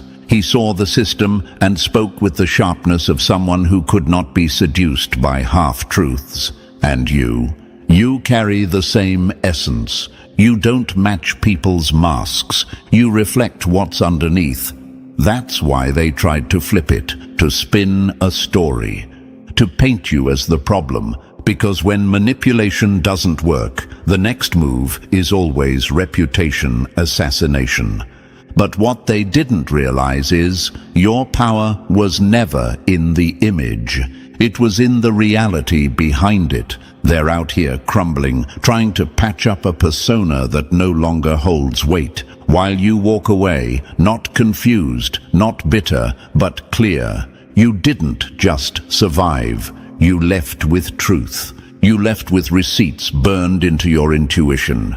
And them, they're still standing in the ruins of their act. Not because you broke the mask, but because you never believed in it to begin with. Number 4, you weren't just love. You were mercy in human form, and they mocked it like a joke. They didn't just lose you. They laughed at their last chance to be saved. And now, the universe is laughing back. Let's be very clear. Your presence in their life wasn't a coincidence. It wasn't random. It wasn't just chemistry, timing, or some casual connection. You were a turning point, a moment wrapped in human form, a living, breathing shot at redemption. But they didn't see that, because their eyes were too drunk off ego, too blinded by control, too addicted to destruction. You weren't sent to worship them, you were sent to wake them up, and instead of rising to the moment, they mocked it, mocked you. They confused your grace for gullibility. They mistook your love for weakness. They thought, just another soft one to use, bend and break. But what they didn't realize is you weren't just love. You were a mirror, a healer, a soul checkpoint they'll never see again. You were the opportunity the universe sent them when no one else had the patience. When even karma was about to give up, you still showed up with hope in your hands. And they shattered it. They played with it. They ran game, cracked jokes, and tested your boundaries just to see how far they could push. They chose their usual patterns, their lust, their ego, their cheap thrills. They spit in the face of transformation, then called it just vibes. But here's what no one tells them. The universe doesn't always punish through fire. Sometimes it punishes through silence, through absence, through loss. And when you left, it wasn't just a breakup. It was a spiritual eviction. Because you didn't just bring love into their life. You brought covering. You brought a calm they didn't earn. You were the reason some of their chaos didn't touch them. Your light. It was hiding their shadows, your presence. It was holding off storms that should have swallowed them years ago. And now that you're gone, the storms are back. The peace is gone. The mirror is shattered, and all they have left is their reflection. They feel it now. They'll never say it out loud, but trust. They know. They know what they threw away. They know they can't find that kind of love again, not because it doesn't exist, but because the version of them that could have received it no longer does. They forfeited their miracle. They mocked the medicine, and now they're walking into a future stitched together by consequences. Why does everything feel heavier now? Why do things keep falling apart? Why do people keep leaving? Trust keeps breaking. Opportunities keep slipping. Because you're not there to carry the weight anymore. And let's not get it twisted. They'll try to rewrite the narrative. Say you were too sensitive, too emotional, too hard to handle. But those words, that's just damage control for a heart that knows it blew the best thing it ever touched. When you play with grace, you gamble with your future. They didn't just reject love, they rejected healing, growth, mercy. And mercy doesn't knock twice. Now the game is over. And the scoreboard, it doesn't show wins or losses. It shows the one thing they never thought they'd feel. Regret. Number 5. They didn't break you. They built the beast they can't unleash or escape. They tried to bury you, but didn't realize you were a landmine. Now they're the ones shaking from the impact. They thought they were crushing you, slowly, smiling while tearing you down from the inside. They wanted your voice to tremble, your confidence to crack, your identity to bleed out quietly under the weight of their manipulation. But all they did was activate the version of you that doesn't beg for clarity, doesn't chase love, and doesn't fall for performance. They lit the fuse, and now they're standing in front of the explosion. They didn't break you. They revealed you. They cracked the shell, and the fire came through. You used to explain yourself, used to try to fix it, used to play peacemaker, even in war zones where you were the only one bleeding. But something snapped, not in anger, in awareness. You woke up. Every lie sharpened your instincts. Every betrayal became bricks in the foundation of your new standard. Every back turned on you gave you direction. They thought their chaos would drown you, but you turned the wreckage into a throne. This version of you, it doesn't apologize for shining. It doesn't fold under guilt trips. It doesn't tolerate energy that drains, confuses, or disrespects. And that is what terrifies them, because now you're not chasing closure. You are the closure. You're not stuck in the cycle. You closed the door and burned the bridge behind you. They can't bait you anymore. They can't twist you anymore. They can't even access you anymore.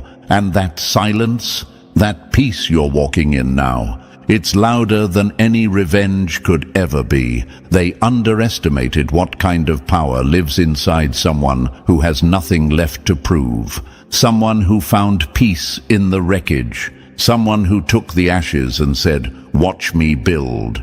You're not cold. You're clear. You're not bitter. You're unbothered. You're not vengeful. You're disconnected.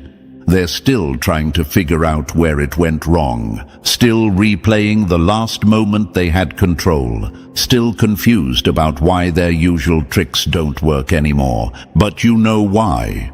Because you're not that version of you anymore, the one who tolerated, overextended, dimmed her light, questioned her gut.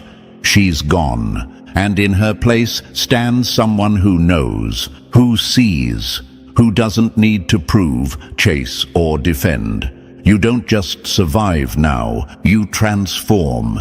You discern, you rise, and you do it in silence. They thought they were the storm, but they woke up the earthquake. This version of you can't be broken, baited, or fooled. And that realization, it's not just breaking their illusion of control, it's haunting them. Number 6. They laughed at your warnings. Now they're choking on the truth they ignored. They mocked your instincts like noise until it echoed back as prophecy. They didn't just ignore your intuition, they mocked it. Laughed at your knowing, rolled their eyes when your spirit started picking up on things their words never revealed. They called it paranoia, overthinking, drama. But you weren't reacting, you were reading. Reading shifts they tried to hide behind fake smiles. Reading tones that cracked when their lies couldn't stay smooth. Reading energies that no mask could cover up. They thought they were masters of deception. They thought your heart made you soft. They thought your sensitivity was a flaw. But what they didn't know was your sensitivity is a weapon, a radar, a spiritual alarm system that doesn't need facts to feel the storm before it comes. You weren't guessing, you were receiving, you weren't unstable, you were ahead of time. And that's what scared them most, because deep down, they knew you were seeing what they were trying to hide. They just hoped they could gaslight you fast enough to make you doubt your gift. They'd smirk and say, "You're reading too much into it. You're making it up. You're being dramatic." But now the exact things you sensed are playing out publicly. Now their little secrets are slipping out of every crack. Now the same crowd they fooled is backing away slowly, watching the mask slide down their face in real time. And you're just quiet. Not out of fear, but out of confirmation. Because when your intuition is that sharp, you don't need to argue. You don't need to fight for the last word. You just wait, and the truth will show up on schedule. It always does. That paranoia they laughed at, it was prophecy. That insecurity they mocked, it was insight. They didn't just underestimate you, they underestimated the silence. Because your silence wasn't surrender, it was space. Space for the universe to do what your words didn't need to finish. Now they're panicking. Why? Because the same gut feelings they mocked are now happening to them. The same betrayal, the same confusion, the same emotional chaos they put you through is sitting in their lap like a gift they wrap themselves. People are turning on them. Trust is collapsing. Their image is cracking in front of the exact audience they used to perform for. And here's the twist. You tried to warn them. Your truth wasn't an attack. It was a lifeline, a warning cloaked in compassion. But they spit on it. They mocked the gift that could have saved them. The universe doesn't punish first, it warns. And when you laugh at the warning, the silence that follows isn't peace, it's the pull of karma. Now, they hear nothing but that silence. The same silence they weaponized against you, the same silence they laughed at when you were trying to explain what your soul already knew. That silence, it's not yours anymore. It's theirs, and it's screaming. Number 7, the puppet master just got snatched by their own strings, and now they're dangling for everyone to see. Keep pulling strings long enough, and one day you'll yank down the entire illusion on your own head. They used to walk through life like they were directing a movie, every person cast in a role. Every conversation carefully edited, every lie rehearsed. They thought they were untouchable, too clever, too smooth, too far ahead. But you weren't a pawn, you were a plot twist. And now the puppet master is tangled in a web of their own making, panicking in the exact chaos they used to orchestrate for others. They built their whole identity around control, not peace, not truth, not growth, just control. They got high off confusion. They loved when people second-guessed themselves. They thrived when others fought each other while they stayed neutral, smiling, pretending innocence, hands clean. They whispered just enough to start a fire, then stepped back to watch it burn. Always the victim, always the misunderstood one, always 2 steps ahead. Until karma took the wheel. Because no matter how good they were at playing the game was never theirs to control. And now it's turning on them like a machine that knows its master is corrupted. The same web they spun to trap others, it's closing in on them. The people they used to triangulate are comparing notes. The lies are no longer landing, they're leaking. Old alliances are crumbling. New enemies are popping up from the very circles they once ruled. It's not just backlash, it's spiritual chess, and they just got checkmated by their own moves. They spent years pretending, one face for work, one face for love, another for family, another for the group chat. But you can only wear masks so long before one slips. And when it does, it shatters everything. Now they're being manipulated, just like they used to manipulate. They're being lied to with the same tactics they once perfected. And worst of all, they know. They recognize the game because they created the rule book. And that's what's driving them insane. Because deep down, they know this isn't bad luck. It's consequence. It's what happens when you twist too many stories, burn too many bridges, and use too many people. At some point, the energy you've put out circles back around, louder, faster, and harder. No one trusts them anymore, not even their own reflection. And the ones still pretending to be loyal, only staying to watch the fall up close.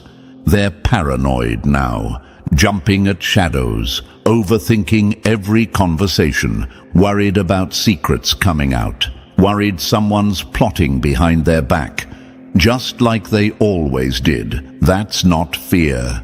That's recognition. They're finally being shown what it's like to live in a world they poisoned. They thought they were the puppeteer until the strings wrapped around their own throat. You didn't have to lift a finger. The truth did what your words never could, and now they're stuck in the very mess they swore they could control. The puppet master isn't pulling the strings anymore. They're the one hanging, while everyone else walks away. Number 8. They lost their script the moment you refused to be their puppet. The show falls apart the moment the star walks off stage, and they never realized you were the star. They had it all mapped out before you even knew you were in a performance. Every word, every reaction, every tear, you were cast as the quiet sidekick, the emotional punching bag, the one who'd stay no matter how hard they pushed, the one they could cry to, scream at, cheat on, blame, and still expect applause. But the moment you stopped playing along, their entire production cracked like cheap glass under pressure. They thought they were the director, that this was their story, that you were just lucky to have a role in it. But you weren't born to play support in someone else's chaos. You were sent to bring truth into a room full of illusion. They called you dramatic when you spoke up, called you cold when you finally walked away. But deep down, they weren't hurt because you left. They were shattered because you rewrote the ending. They weren't in love with you. They were in love with your role, your loyalty, your forgiveness, your light. But when you stopped playing the fool, stopped rehearsing pain for their entertainment, they lost control of the narrative. Because without your energy holding the show together, the lights dimmed, the stage got quiet, and the audience, the people they once fooled with fake vulnerability and twisted tales, started asking real questions. Why are you always the victim? Why do you always need saving? Why do your stories never quite add up? You didn't even have to expose them. Your absence did it for you. When you were in the picture, you carried the emotional weight. You made them look balanced. You softened the sharpness of their manipulation. You gave them grace they didn't earn and presence they never matched. But once you pulled your energy out, it was like pulling the battery from a fake machine. Suddenly, it stopped working. The people who once took their side, now noticing cracks, now remembering how you always kept it real, now regretting doubting you. Because you were never the background character. You were the one with the story. You were the one with growth, with clarity, with direction. And they were just addicted to the applause that came from your energy. They didn't lose you. They lost the illusion that they were ever in control. Now they're stuck, trying to improvise a role that only made sense when you were still feeding the scene. They can't explain the collapse. They can't understand the silence. They're watching the same crowd that once praised them slowly walk away because the performance is over. And what are they left with? A broken script, an empty stage, a reputation built on borrowed light. But you took your light back. You exited their show and stepped into your own. And this time, you're the one writing the script. Number 9. Their life is falling apart because yours finally came together. They blamed the umbrella for the rain, then cried when the storm hit.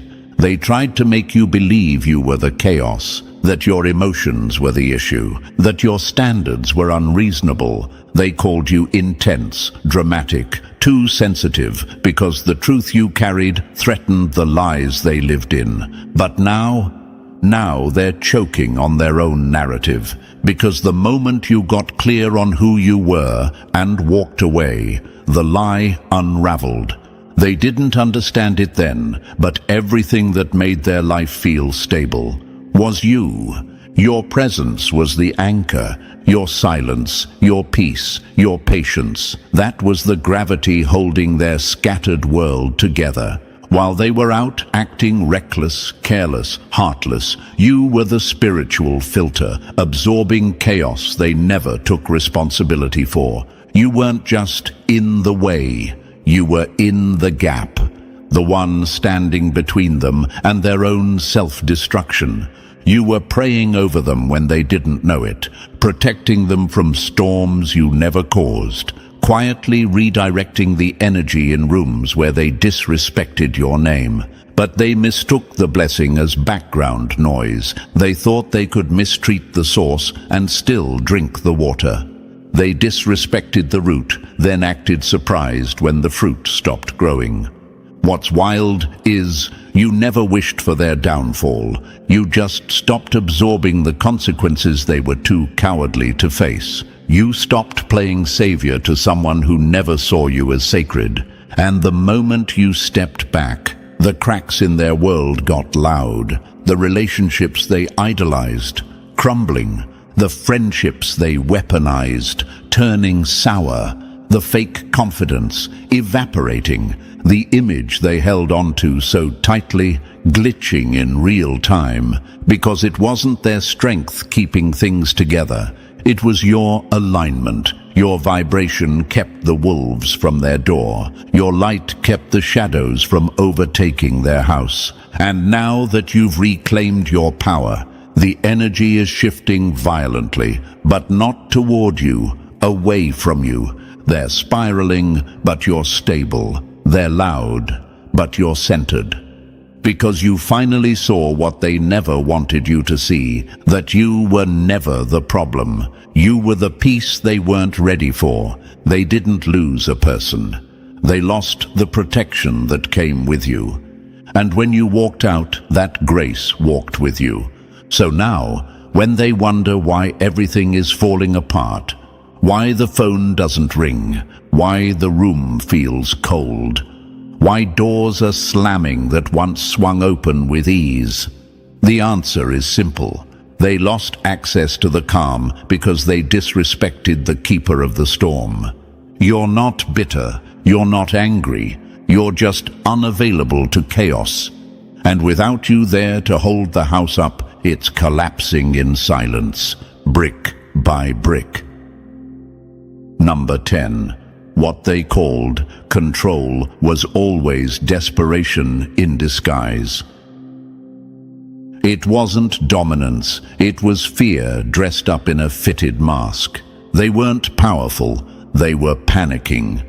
But they disguised that panic in tactics that looked polished. They didn't raise their voice, they raised your doubt. They didn't threaten directly, they twisted your feelings with silence and half-truths. They played it smooth, like they had it all figured out. But behind the charm was a shaking hand holding a script they were terrified you'd stop reading. To the outside world, they were confident, calm, in control. But you knew better, because confidence doesn't need to manipulate. Power doesn't demand you shrink. Real love doesn't make you question your worth every time you speak up. They thought they had you on a string, hot one day, cold the next, give you praise, then snatch it back. Call you too emotional when your soul started catching on. Praise your loyalty until it no longer served their ego. They don't want partnership, they want power over your peace. But here's the part that turned their mask to dust. You stopped needing them. You stopped feeding the illusion. You stopped walking into conversations designed to keep you apologizing for how deeply you feel. You stopped engaging with manipulation dressed up as affection. You didn't raise your voice. You just rose out of their reach. And that shattered them. Because control only works when you're still afraid to lose them. Once you healed that fear, they had nothing left to grip. See, they weren't feeding off your love. They were feeding off your confusion, your silence, your self-doubt, the space between your truth and your voice. So the moment you started choosing clarity over chaos, when you started breathing again without their approval, when your no got stronger than their charm, they started to unravel. They're not spiraling because you blocked them. They're spiraling because you're no longer the mirror they used to feel in control. You weren't the one trapped in their game. They were trapped in needing your reaction to feel like they mattered. Now, they're standing in an empty performance hall, pulling strings connected to no one, saying all the right lines to a crowd that doesn't exist, rehearsing manipulation that has no stage.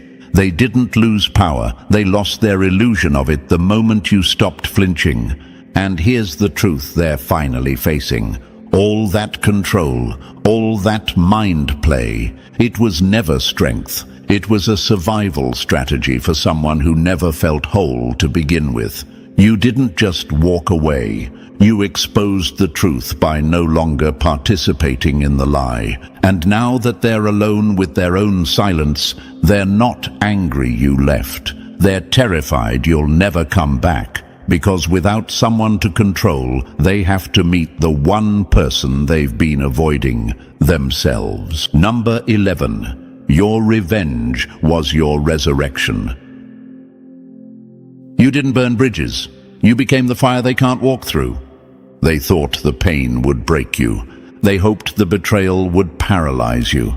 That you'd spend your nights obsessing, unraveling, questioning your worth while they paraded around like they'd won. But you weren't interested in revenge. You were interested in resurrection, because real power doesn't throw stones.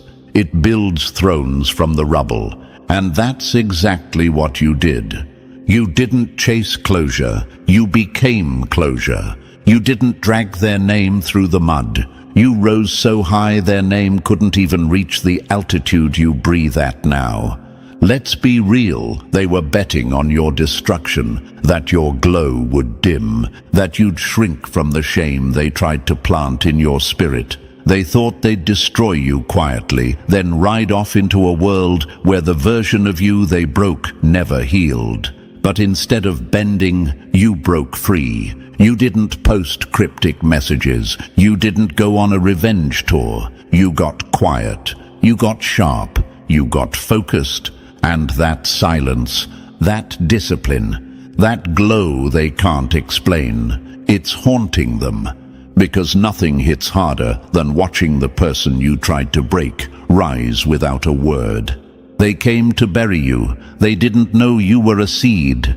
See, they thought they'd watch you fall apart, fall down, fall silent. But you rose. And when you rose, you didn't just come back stronger. You came back untouchable.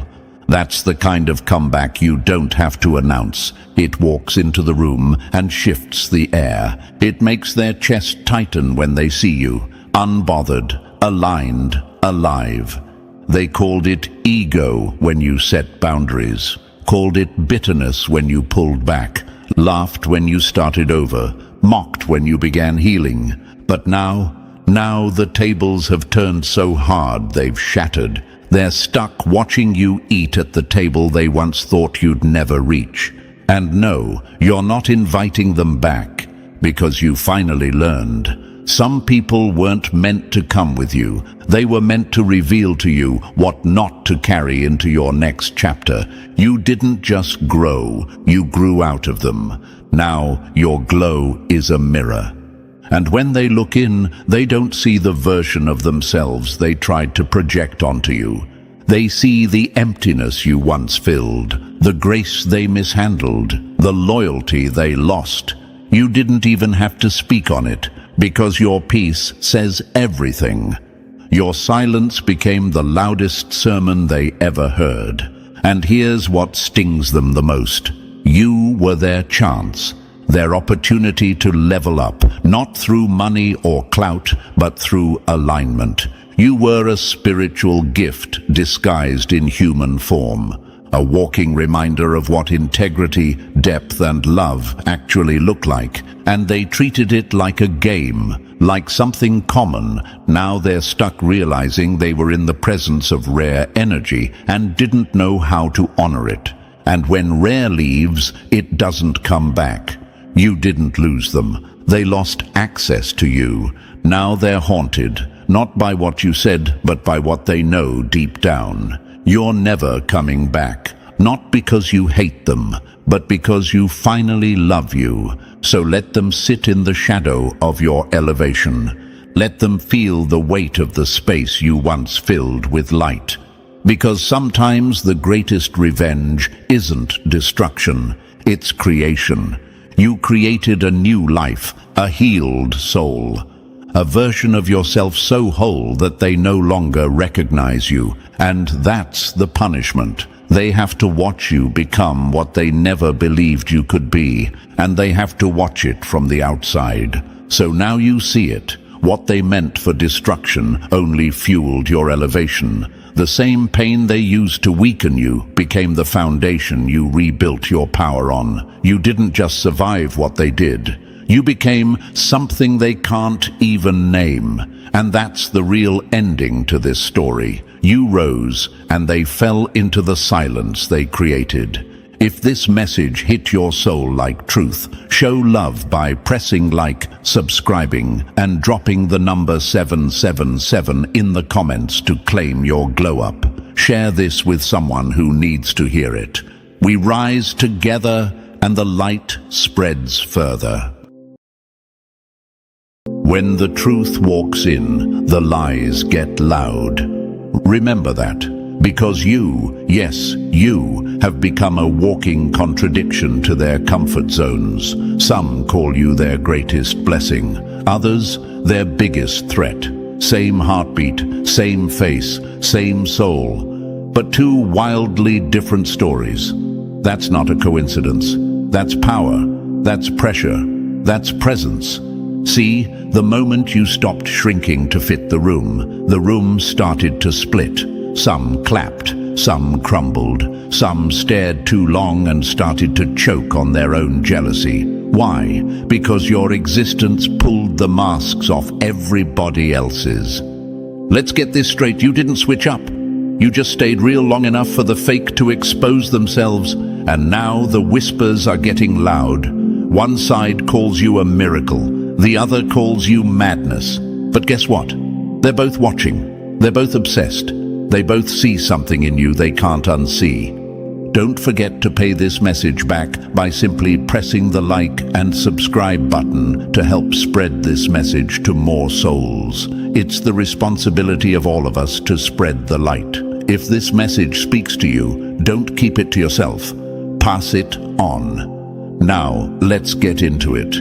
They don't hate you because of what you did. They hate you because of what your existence does to their illusion. You walk into a room and their masks start melting. Their lies start shaking. Their little kingdom of control starts to crack. You don't even have to speak. Just being there is enough. That's how powerful the truth is. It doesn't shout, it shows. Psychologists will tell you, we don't see people as they are. We see them through the lens of who we are. So when one person calls you light and another calls you danger, it says more about them than it ever did about you. And you're learning that now. You're seeing how the same smile that healed one person triggered another, how your confidence made someone fall in love and made someone else spiral into envy. You've become a mirror, and not everybody can handle what they see in you, because you reflect back everything they're not. Let's be real. Some of these people don't know whether to love you, leave you, or launch a smear campaign against you. They get stuck in your aura, orbiting like confused satellites. One minute, they want to study you. The next, they want to sabotage you. Why? Because you remind them of what they can't fake. You're too pure for their politics, too focused for their distractions, too raw for their performance. So they start rewriting your story in their own voice. Some make you the hero, others the villain. But the real ones, they feel the truth, even when they don't understand it. Here's a fact most people won't say out loud. When you trigger opposite reactions in people, you've officially exited the ordinary. You're not one of the background characters anymore. You're the plot twist. The storyline, the tension in the air, that's why they talk about you in circles, even when they pretend they're over you. That's why you hear your name in rooms you've never even stepped foot in. And let's talk about them for a second, the ones with the strongest opinions. You notice it's always the loudest critics who know the least about you. They couldn't even tell you your favorite color, but they swear they know your character. That's not analysis, that's projection. That's their inner conflict, using you as a screen. The universe didn't give you this weight because you were meant to blend in. You were meant to reveal, to disturb, to awaken, to stretch the atmosphere around you. Some people are grateful for it. Some people feel exposed by it. Either way, you're unforgettable. Let them wrestle with their versions of you. That's not your job to fix. It's not your job to water down your fire just so they feel comfortable in your light. You were never meant to be understood by everyone, only felt, deeply, permanently. So let the confusion talk. Let them argue about who you really are. That conversation, that conflict, that's proof you're making impact. Not everyone's supposed to clap. Some are just meant to watch. And what a show it is when someone refuses to bend, refuses to break, and dares to stand tall, even when they're misread.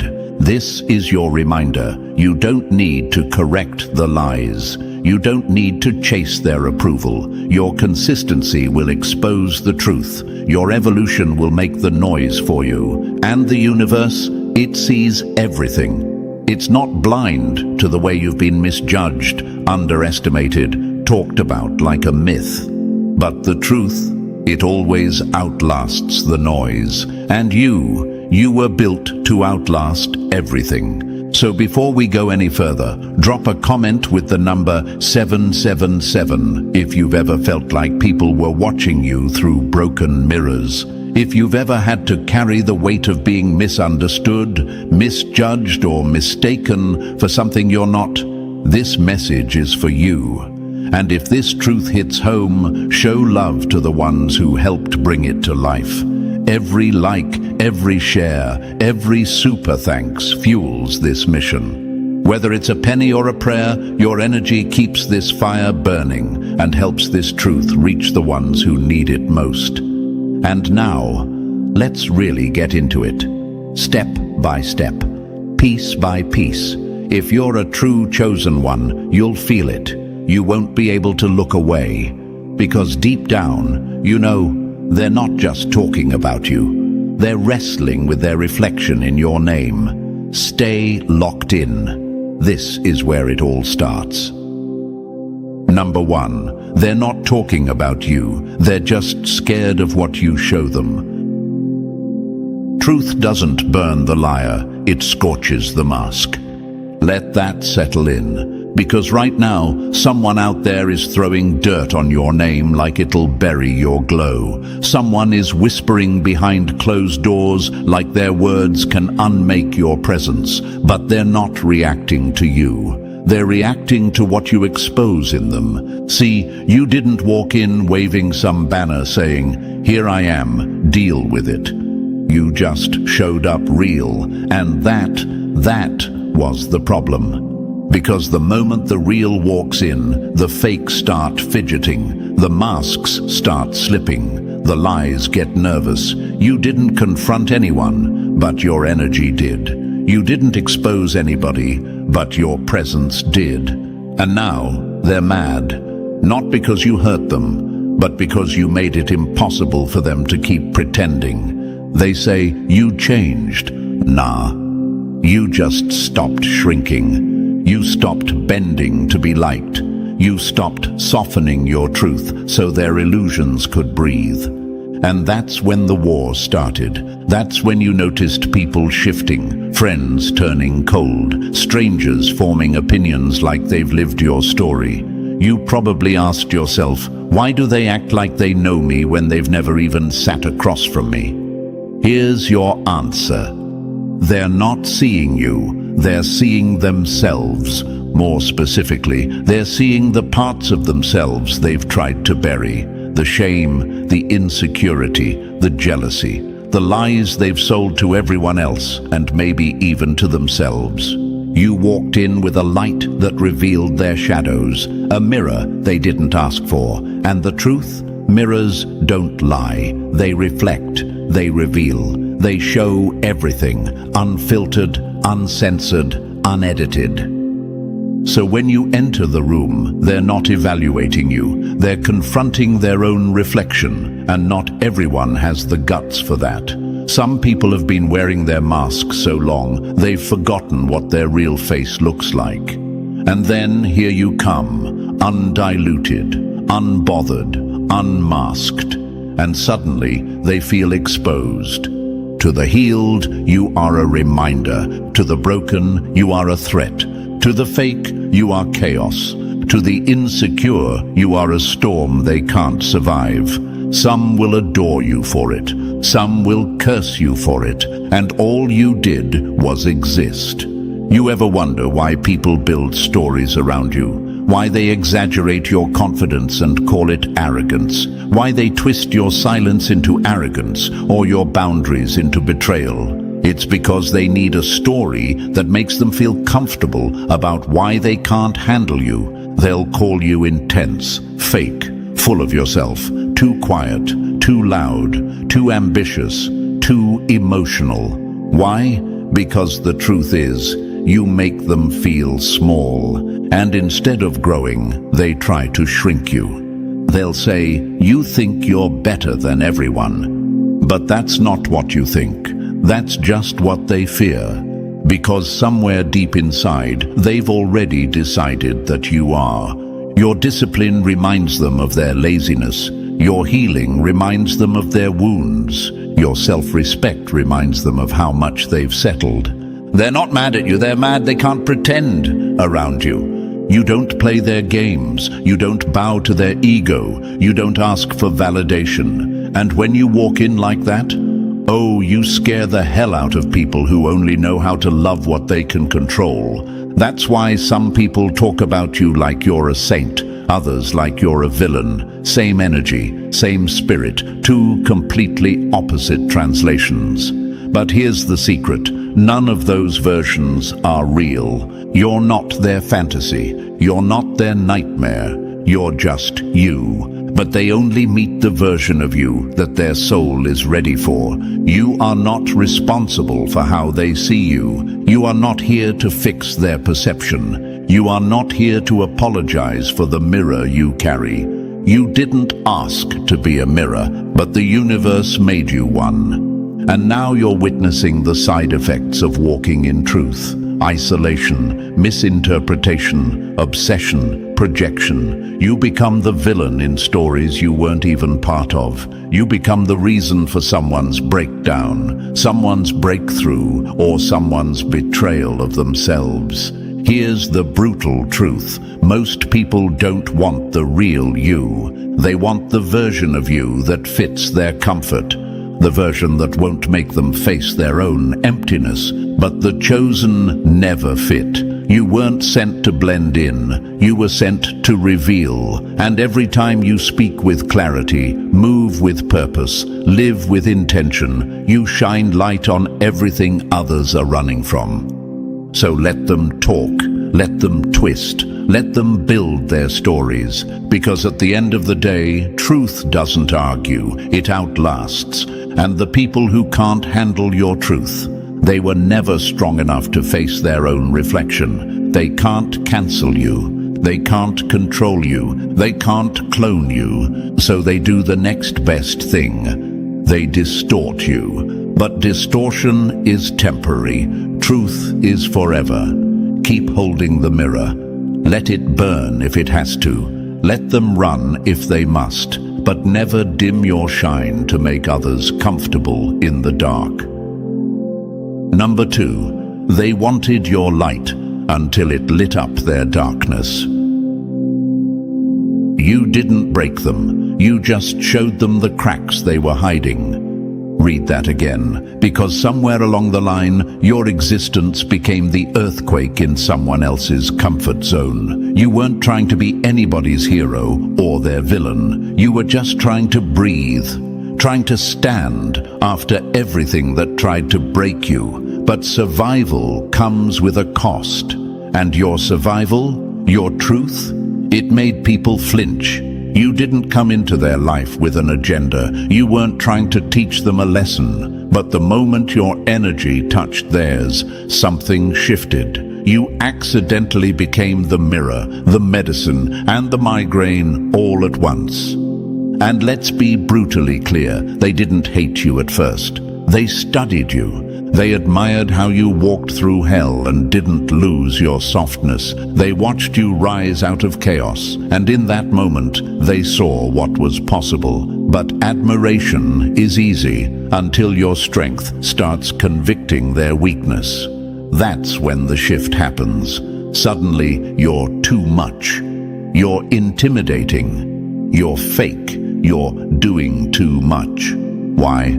Because your healing became a threat to their hiding. You remind them of all the promises they broke to themselves. You remind them of the battles they refused to fight. And now they hate that it's you who made it through. Because if you made it, what's their excuse? This is where envy gets tangled with admiration. They watch you not because they hate you, but because deep down they want to be you, without the work. They want the glow without the grind, the healing without the hell, the power without the pain. But that's not how this works. You don't become light without first walking through the darkest parts of yourself.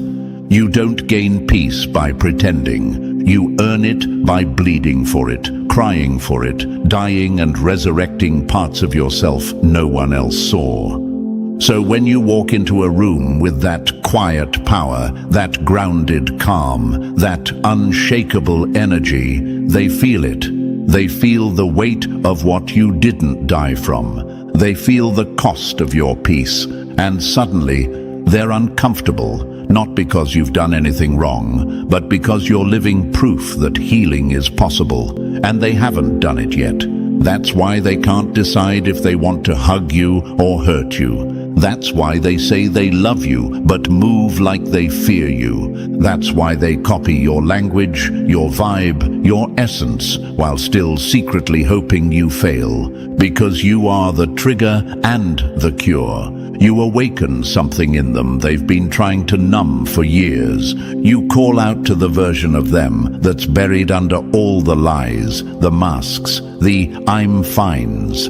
And not everyone is ready to meet that version. Let's keep it real. Some of the same people who can't stand you still wake up and check your energy like it's a weather report. They hate how much they need your presence to feel inspired. They're addicted to the very thing they claim to resent. It's emotional whiplash, envy in the morning, obsession by night. Because they want what you carry, but they don't want to pay the price you paid to carry it. They want the outcome, not the inner war. Here's what they'll never admit out loud. You're the blueprint. They study your boundaries so they can copy them. They mimic your strength in front of others while mocking it in private. They tell their friends, you're not all that, then turn around and quote your words when it's convenient. It's laughable, really. They want your fruit, but curse the soil you came from. They want the crown, but can't handle the pressure. They want your peace, but can't sit still long enough to face their own chaos. And so they split in two. One side wants to grow because of you. The other wants to destroy you, so they don't have to face the fact that you already did what they're too afraid to start. This is why some people cling to you while resenting every second. They want you close enough to inspire them, but not close enough to feel convicted by you. They want access to your light without having to admit they're still in the dark. But here's where it gets wild. Some of the people you triggered the hardest will eventually come back with tears in their eyes. Not because they want your apology, but because you were the first person who ever held up a mirror and didn't flinch. You gave them truth, raw, without sugar, without a filter, and they hated it. Until one day, they couldn't deny it anymore. And when that day comes, you'll understand something deep. You were never here to be liked. You were here to be necessary. Necessary for awakening, necessary for exposure, necessary for shaking people out of their dead routines and reminding them what it feels like to feel. Yes, you were a trigger. Yes, you made them uncomfortable, but don't forget, you were also the start of their healing, the crack where the light started leaking in, the interruption that forced their transformation. You didn't do it on purpose, but that doesn't mean it wasn't your purpose. So when they call you too much, wear it like armor.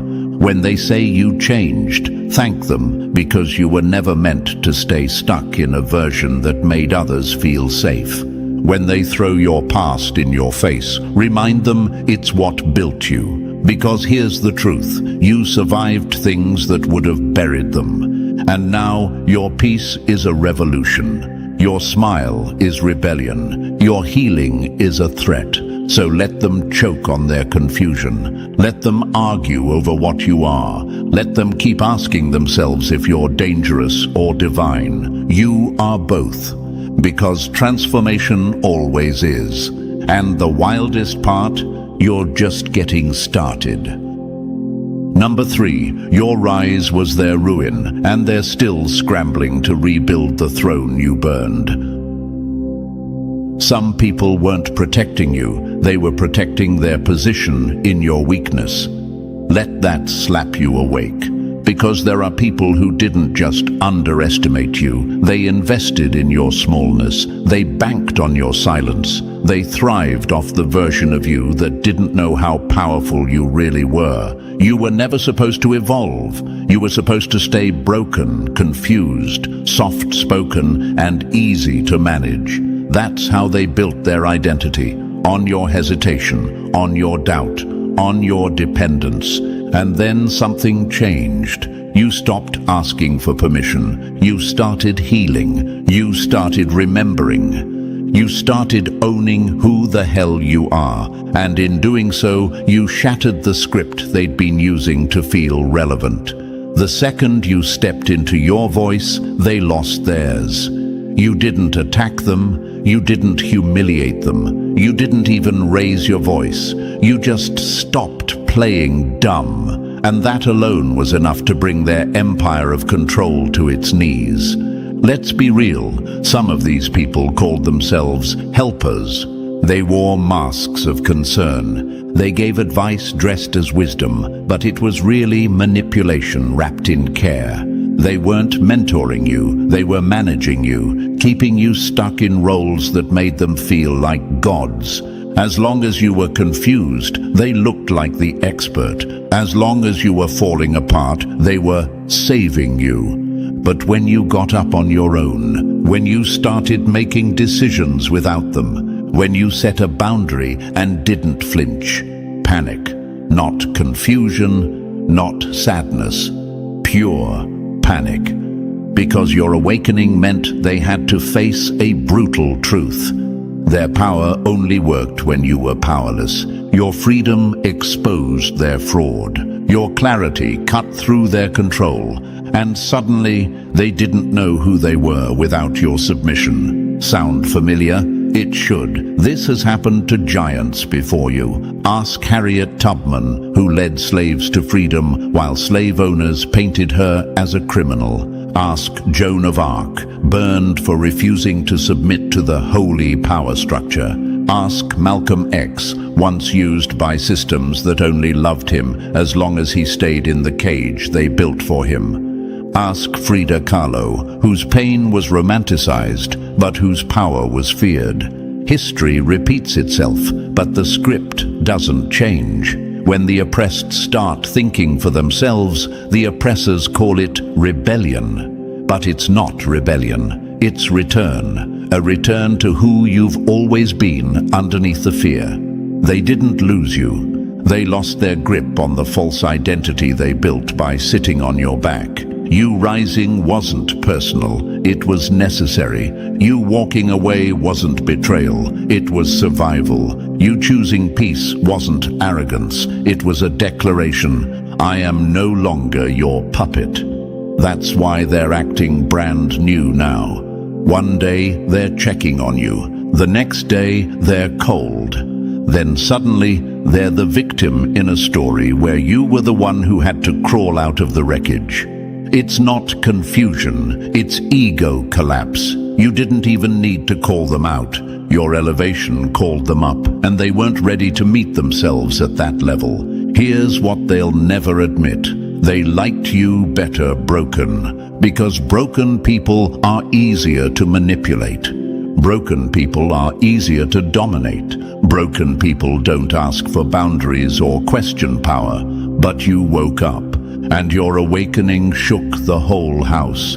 Your presence now commands a different respect, one they're not used to giving, because before they were speaking for you. Now they're speaking about you. And the narrative they spin is their last attempt to hold on. But you don't need revenge. You don't need a rebuttal. Your evolution was the earthquake. Your confidence was the collapse. And their false kingdom, it couldn't survive your truth. So when you hear their new opinions of you, smile. Not because it doesn't hurt, but because it means you took your power back, and now they have no idea who they are without it. And maybe that was the point all along.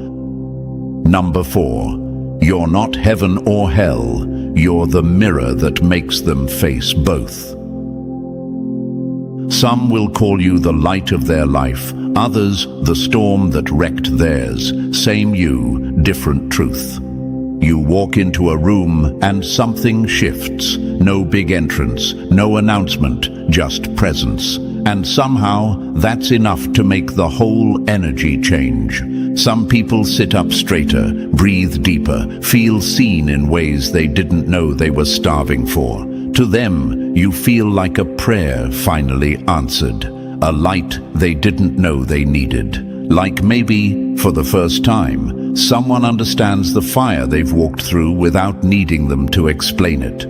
But for others, it's instant resistance. Their jaw tightens, their spirit bristles. They start picking you apart without even realizing why. Their thoughts race, their walls shoot up. And it's not because you've said or done anything threatening. It's because your energy brought something they've been trying to bury for years straight to the surface. You didn't say a word. But truth walked in with you, and truth doesn't whisper, it exposes. You carry this strange paradox: peace and provocation, healing and heat, warmth and a sharp edge that slices through every mask in the room. You're the calm before the awakening, and the storm that wakes the sleeping. You are the spiritual defibrillator. Some get shocked back to life, others scream and fight it off. You don't even try, you don't perform, you just exist, authentic, grounded, unfiltered. And that alone becomes a confrontation. Because here's what most people won't say out loud. Truth is not always beautiful. Sometimes it's brutal, sometimes it's humbling, sometimes it shows up wearing your face and makes people question everything they've built. That's you. You're not here to be cute or comfortable. You're here to wake souls up. And waking up doesn't always feel like a blessing. It can feel like hell breaking loose. That's why they can't figure you out. Some meet you and their soul says, finally. Others meet you and their ego screams, get away. They can't decide if you're a prophet or a punishment, a gift or a ghost, a breakthrough or a breakdown. Because you bring both, and that's what makes you divine in disruption. You speak life, yes, but you also expose the death sitting in the corners of their heart, the dreams they buried, the lies they bought, the shame they covered up with smiles. You're not just light, you're the contrast. And when you shine, you force people to finally see. You didn't come to be labeled. You didn't come to be explained. You came to reveal, and people don't know how to handle that. Because when you walk in, they don't just see you. They see what's been hiding in them. The unresolved pain, the choices they regret, the masks they got too comfortable wearing. They don't know whether to worship you or run from you. And that confusion, it's not your burden to carry. It's their soul's alarm clock finally going off. So they flip. One day they're saying you're the best thing that ever happened to them. The next, they're acting like you ruined their entire identity. Why? Because you revealed who they were pretending to be. And once the mask slips, there's no going back. Your presence is a mirror, a brutally honest one, and not everyone wants to look. It's easier to blame you than to face the discomfort bubbling up inside them. So some call you toxic, some call you divine. But here's the punchline: they're both right. You're toxic to their ego, you're divine to their soul. You're a toxin and a tonic, depending on what part of them is reacting. You are the test and the teacher, the lesson and the lightning, the peace and the pressure. Not because you chose to be, but because truth will always divide before it unites. Because awakening always offends the asleep before it frees them. This isn't new. They called Jesus a rebel and a savior in the same breath. They painted Malcolm X as violent while quoting his courage decades later. They labeled Rosa Parks disruptive for sitting down so the world could stand up. They said Muhammad Ali was arrogant until they started calling him the greatest of all time. This world doesn't know what to do with souls who carry both fire and grace. It tries to force you into a box, heaven or hell, hero or threat. But you're both, and you're necessary, because you didn't come to be liked. You came to be felt, and people feel you whether they want to or not. That's your power. So when they say they don't know what to make of you, smile. That's not your confusion. That's their soul realizing it just met a storm wearing a halo. And whether they bless you or blame you, they'll never forget that you were the first to make them feel both their divinity and their demons. You are the mirror. Let them wrestle with the reflection. Number 5, you're not misunderstood. You're just being translated through broken filters. You're not confusing. They're just not healed enough to see you clearly.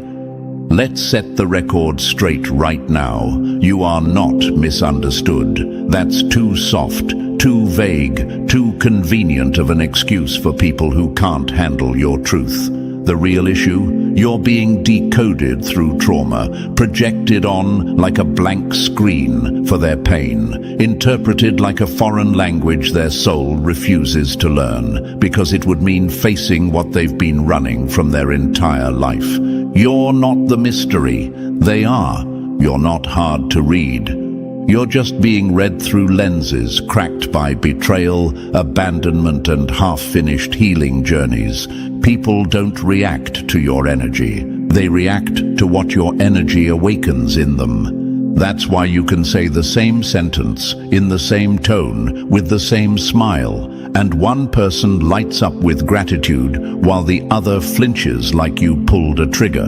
You didn't hit them. You hit a nerve they haven't touched since childhood, and now they've got the audacity to call you the problem. Let's break it down. Some people never saw healthy strength, never witnessed honest confidence, never experienced love that didn't come with manipulation or control. So when they see you standing unapologetically in your worth, clear in your boundaries, calm in your presence, they don't know what the hell they're looking at. Their internal wiring short circuits. Their brain scans for a category, a label, anything that makes your presence make sense.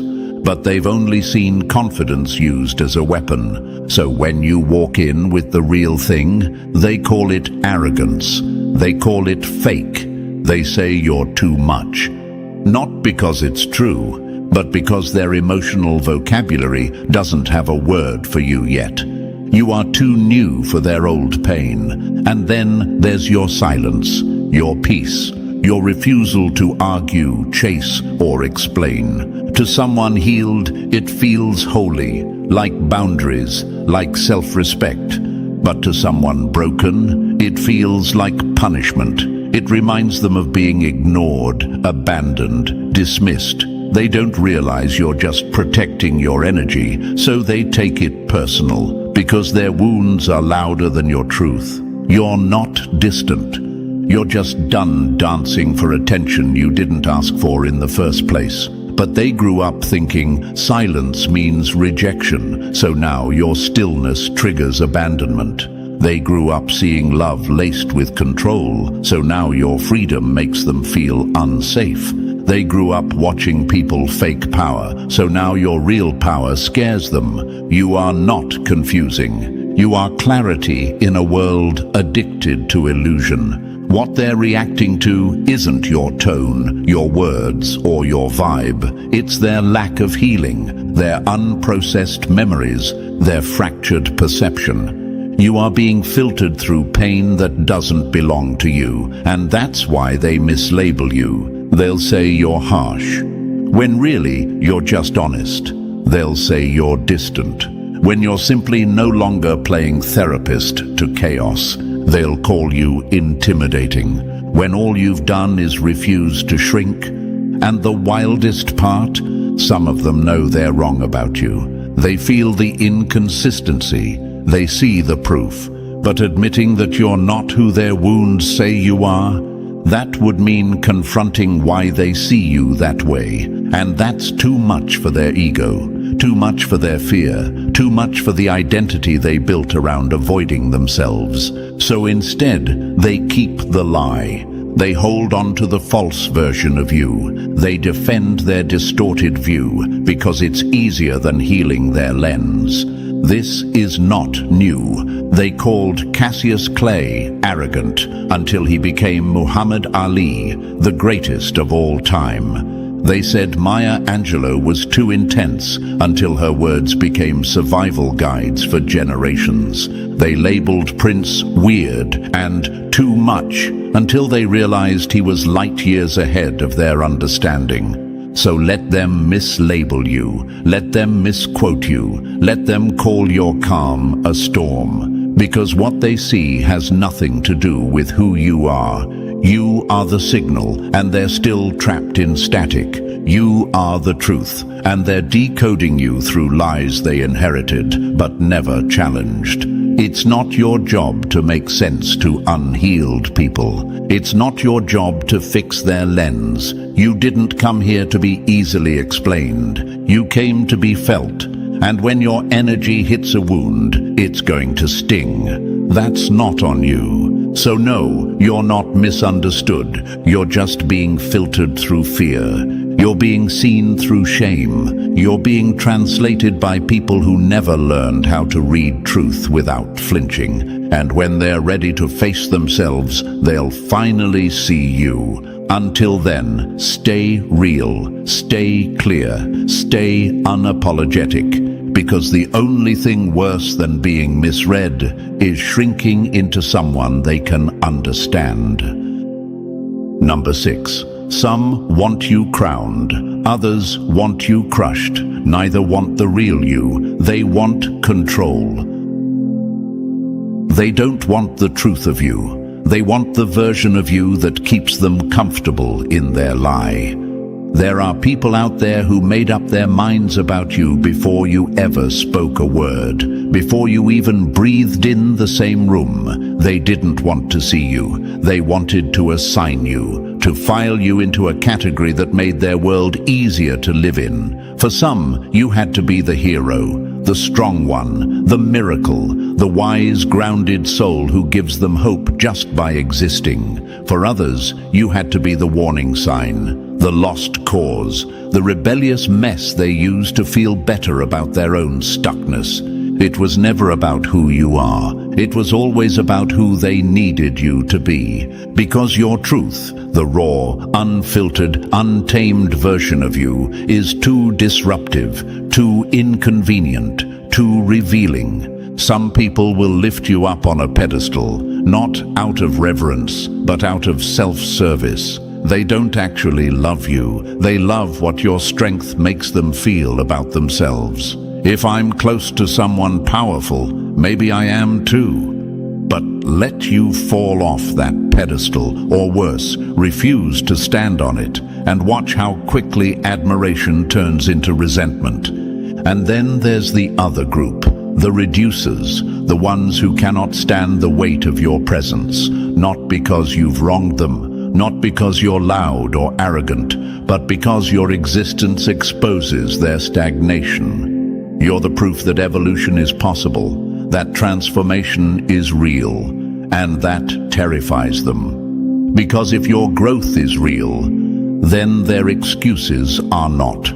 So what do? They shrink you. They make jokes behind your back. They twist your past and exaggerate your mistakes. They tell others, "She's changed," like that's a bad thing. They whisper your name in ways that feel like erasure, because if they can reduce you, they don't have to rise. This is about control. They don't want to know you. They want to manage you. They want to decide what lane you stay in, how big you're allowed to get, what tone is acceptable for you to speak in, how much shine is too much. Because if they really saw you, your growth, your strength, your clarity, they'd have to turn that lens back on themselves. And most people, they're not ready for that kind of mirror. It's wild how bold people become when they think they know your story. They skim the surface of your life like they've read the whole book. They talk like they've studied your soul when all they've done is misread the cover. They call your boundaries bitterness. They call your silence shade. They call your confidence cockiness. Because the real you is inconvenient. And inconvenient people get misunderstood by design. Look through history, this pattern repeats. Jesus was praised as the Messiah on Sunday and crucified as a criminal by Friday. Joan of Arc was celebrated, then burned alive. Nina Simone was hailed as a genius, then blacklisted as unstable. Public opinion is not truth, it's projection. People don't always want your truth. They want their narrative to feel safe. So if that means shrinking you, so be it. But here's the punchline. You don't owe anyone a version of yourself that keeps them comfortable. Whether they want to worship you or wipe you out, neither side sees you clearly. One sees a trophy, the other sees a threat. But you're the truth they don't know how to process. And truth isn't supposed to be comfortable. It's supposed to challenge. It's supposed to burn away the illusion. And you, chosen one, carry that fire. So let them talk. Let them spin their stories. Let them argue over who you are. Because none of it changes what you are. And what you are doesn't beg for validation. You didn't come here to be placed neatly on someone's shelf. You didn't rise from the ashes just to fit into boxes built by people who never dared to evolve. You came to disrupt, to awaken, to remind the world what unshakable truth looks like in human form. So whether they crown you or crucify you, don't flinch. Because your power doesn't come from being seen, it comes from being real. And real will always outlast respected. Real will always rise after being reduced. Real doesn't die, it echoes. And you're just getting louder. Number 7, you're the proof they said would never exist, and now they can't look away. Your existence is the evidence their excuses were never truth, just protection. You were never supposed to rise, not according to them, not according to the script they wrote in their heads where people like you were supposed to stay broken, silent and stuck, but you ruined it. You shattered their illusion just by surviving, just by refusing to drown in what should have killed you. You didn't get a soft beginning. You didn't get cheerleaders, safety nets, or a handheld shortcut to healing. You were thrown into the fire and came out with vision. You were cut and bled truth. You cried, but you kept going. You were forgotten, but you remembered who you were. And now you walk in rooms that were never meant for you, and your presence is a problem. Not because you're loud, not because you're arrogant, but because you're the one thing some people swore didn't exist. A survivor who didn't stay small. And that's terrifying to those whose entire identity is built on never having tried. You see, there are people who've made victimhood their home, not the real kind, the kind that honors pain, processes it, and heals. I'm talking about the kind that uses pain as a permanent shield from responsibility, the kind that turns trauma into an excuse not to grow, the kind that says, "Look at what happened to me," and uses it to justify never becoming who they were meant to be. Then you walked in, with no blueprint, no spotlight, no applause, just scars that glowed instead of bled, and your existence shattered their defense. You became the exception they can't ignore. You're the reason the "I can't" no longer holds weight. You're the evidence that healing is a choice, not a fantasy. That discipline can exist in chaos. That strength doesn't need permission. That peace is possible even when the world never handed it to you. And now they don't know what to do with you. Some. They'll be inspired. They'll feel a fire in their gut when they see you speak truth with a voice that was once silenced. They'll finally believe they can rise too. And that's the beauty of it. You'll spark awakenings you'll never hear about. You'll be the reason someone gets up tomorrow. But others, they'll wage war on your name. Because you've made it impossible for them to keep lying to themselves. You've exposed the gap between what they say they want and what they're willing to do to get it. You stripped their excuses naked without even trying. They can't call you lucky. You didn't get luck. You got up. You weren't born with a silver spoon. You were born with a shovel. And you dug yourself out of places they're still sitting in. That's why they mock you. That's why they dismiss you. That's why they spin stories to justify why you're not really who you say you are. Because if you are, if your growth is real, if your transformation is true, then their stagnation is chosen. And that truth burns more than any insult you could throw at them. So they flip it. You become the villain. You become the fake one. You become too much. Not because you are, but because you revealed that they never were. You didn't shame them. You simply removed the illusion that being broken was permanent. You reminded them that survival is not the ceiling, it's the foundation. And some people can't handle that kind of truth, because now they have to choose, grow up or tear you down. And many will pick the easy road.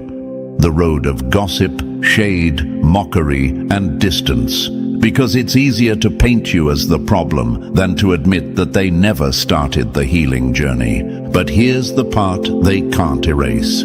You rose anyway, without applause, without permission, without a script. You became the anomaly, the one they swore couldn't exist. You are the exception. The one who walked through hell and didn't just survive, but came back with light in your eyes and clarity in your steps. The one who speaks peace while others still wear pain like armor. The one who didn't need revenge because your evolution was enough. So let them talk, let them squirm, let them cling to their excuses like lifelines. Because deep down, they know you didn't beat the the odds. You rewrote them. And now, there's no going back. Not for you. And not for them. And here's the truth that ties it all together. You were never the problem. You were the shift, the wake-up call, the unshakable proof that healing, growth, and rising without permission is possible. You didn't ask to be the exception. You just refused to stay the excuse. And that's why they flip, fumble, and fall apart when you walk in. Because your life forces people to choose, evolve, or stay fake. And most aren't ready for that kind of mirror. But you've already outgrown their narrative. So don't slow down, don't shrink, don't explain. Keep rising, keep showing up, because you are the evidence that truth walks, soul speaks, and purpose never needs approval. If this message hit deep, if you've ever felt like the mirror that made people uncomfortable, drop the number 77 in the comments. Let the real ones know they're not alone. Like this video, subscribe to the channel, and most importantly, share it with someone who needs this truth in their spirit. That's how we spread the light. That's how we break the boxes. That's how we remind the world. The chosen ones don't fit in because they were born to rebuild what never made sense. The devil doesn't come dressed in red with horns. He comes as everything you ever trusted. And sometimes he's sitting at your dinner table, asking for seconds. That's the kind of devil we're talking about today. The kind that smiles in your face while sharpening the knife behind your back. The kind that pretends to be your biggest fan while secretly hoping you fall. And now they've slipped up. The mask cracked. You caught them red-handed, and not because you were suspicious, but because you were spiritually precise. See, this isn't about guessing games. This is about energy. You didn't need evidence written in ink. You felt the shift in the room when they walked in. The air changed. The silence got loud, and your spirit whispered, "It's them." Every fake compliment, every weird joke with that off vibe, every time they watched your wins with dead eyes, your soul was clocking it all like a surveillance camera. And guess what? Playback just hit. They're exposed. Fully. Brutally. No filters left. And before we get any deeper, if this message is already punching the truth in your chest, do the right thing. Press that like button and subscribe. That's how we push this truth to more souls who need it. Because staying silent helps the enemy. And spreading light, that's our job now. So let's talk facts. The people you gave the most to were often the ones who secretly envied you the most. That's the twisted irony of being chosen. You're chosen for a path they could never handle, yet they still want the crown without surviving the storm. They didn't want your journey, they wanted your glow. But the glow was never for sale. It came from pain. It came from silence. It came from nights where you doubted yourself because they gaslit you into thinking you were the problem. But deep down, you knew. You always knew. They called you too sensitive when you noticed the shade, too dramatic when you confronted the disrespect, too paranoid when your gut started to speak louder than their lies. But the truth is, they just weren't used to someone who could see through them without needing proof. You didn't read their messages, you read their energy. You didn't stalk their moves, you watched their patterns. You didn't need receipts, the universe handed you revelation. And here's the part that hurts the most. They needed you to stay blind. Your awareness was a threat, your clarity was a mirror, and the moment you started pulling back, protecting your peace, and questioning the vibes, they panicked. Suddenly, you were the problem. Suddenly, you changed. But the only thing that changed was your tolerance for their BS. Let's be real, these weren't just friends or family. Some of them were raised beside you, ate with you, slept under the same roof, and the entire time, they were studying your downfall like it was a school subject. And when they couldn't destroy you, they tried to distort how others saw you. That's the level of petty we're dealing with here. But that fake loyalty, it always leaks. Because when someone's heart isn't clean, it eventually shows in how they clap for you. And now, now they've been caught, not just slipping, exposed. You've got the energy readout, the missed calls, the weird timing, the fake check-ins right before something bad happens in your life. They weren't checking in. They were checking up, watching, waiting, and hoping you wouldn't notice they were the storm behind the rain. But you did, and now the universe is flipping the script. The same people who whispered about you in corners are now panicking in silence. Why? Because they know you know, and nothing is scarier to a manipulator than someone who doesn't react, just moves. Quietly, strategically, without warning. And maybe you haven't said anything yet. Maybe you've been holding it in, watching, collecting. Trust me, that silence, that's the loudest alarm. Because once a chosen one starts protecting their peace like a fortress, it's already too late for the traitors. You're not petty, you're just finally done feeding people who only came to steal. And if they're watching this now, good. Let it sink in. Let every word feel like a spotlight they can't run from. Let it echo, because you caught them red-handed, not with proof, but with truth. And now, they've got nowhere to hide. So if your hands are shaking, your heart is racing, and your mind is screaming, "I knew it," that's not coincidence, that's confirmation. And if this message feels personal, it's because it is. This isn't just a video, it's a mirror. A mirror for those who were gaslit, lied to, and made to feel insane, when all along their spirit was sharp enough to catch the snake mid-slither. So drop a comment below with 777 if you're done pretending you didn't see what you saw. And if this message hit something real in you, consider hitting the like, subscribing, or even sending a super thanks, because exposing this level of truth takes energy. And your support, whether it's a word, a click, or a cent, helps keep this fire burning. We don't just speak it, we live it. And now, let's get into it step by step. If you really are the chosen one, this next part is going to hit you harder than the first. You'll feel it in your chest.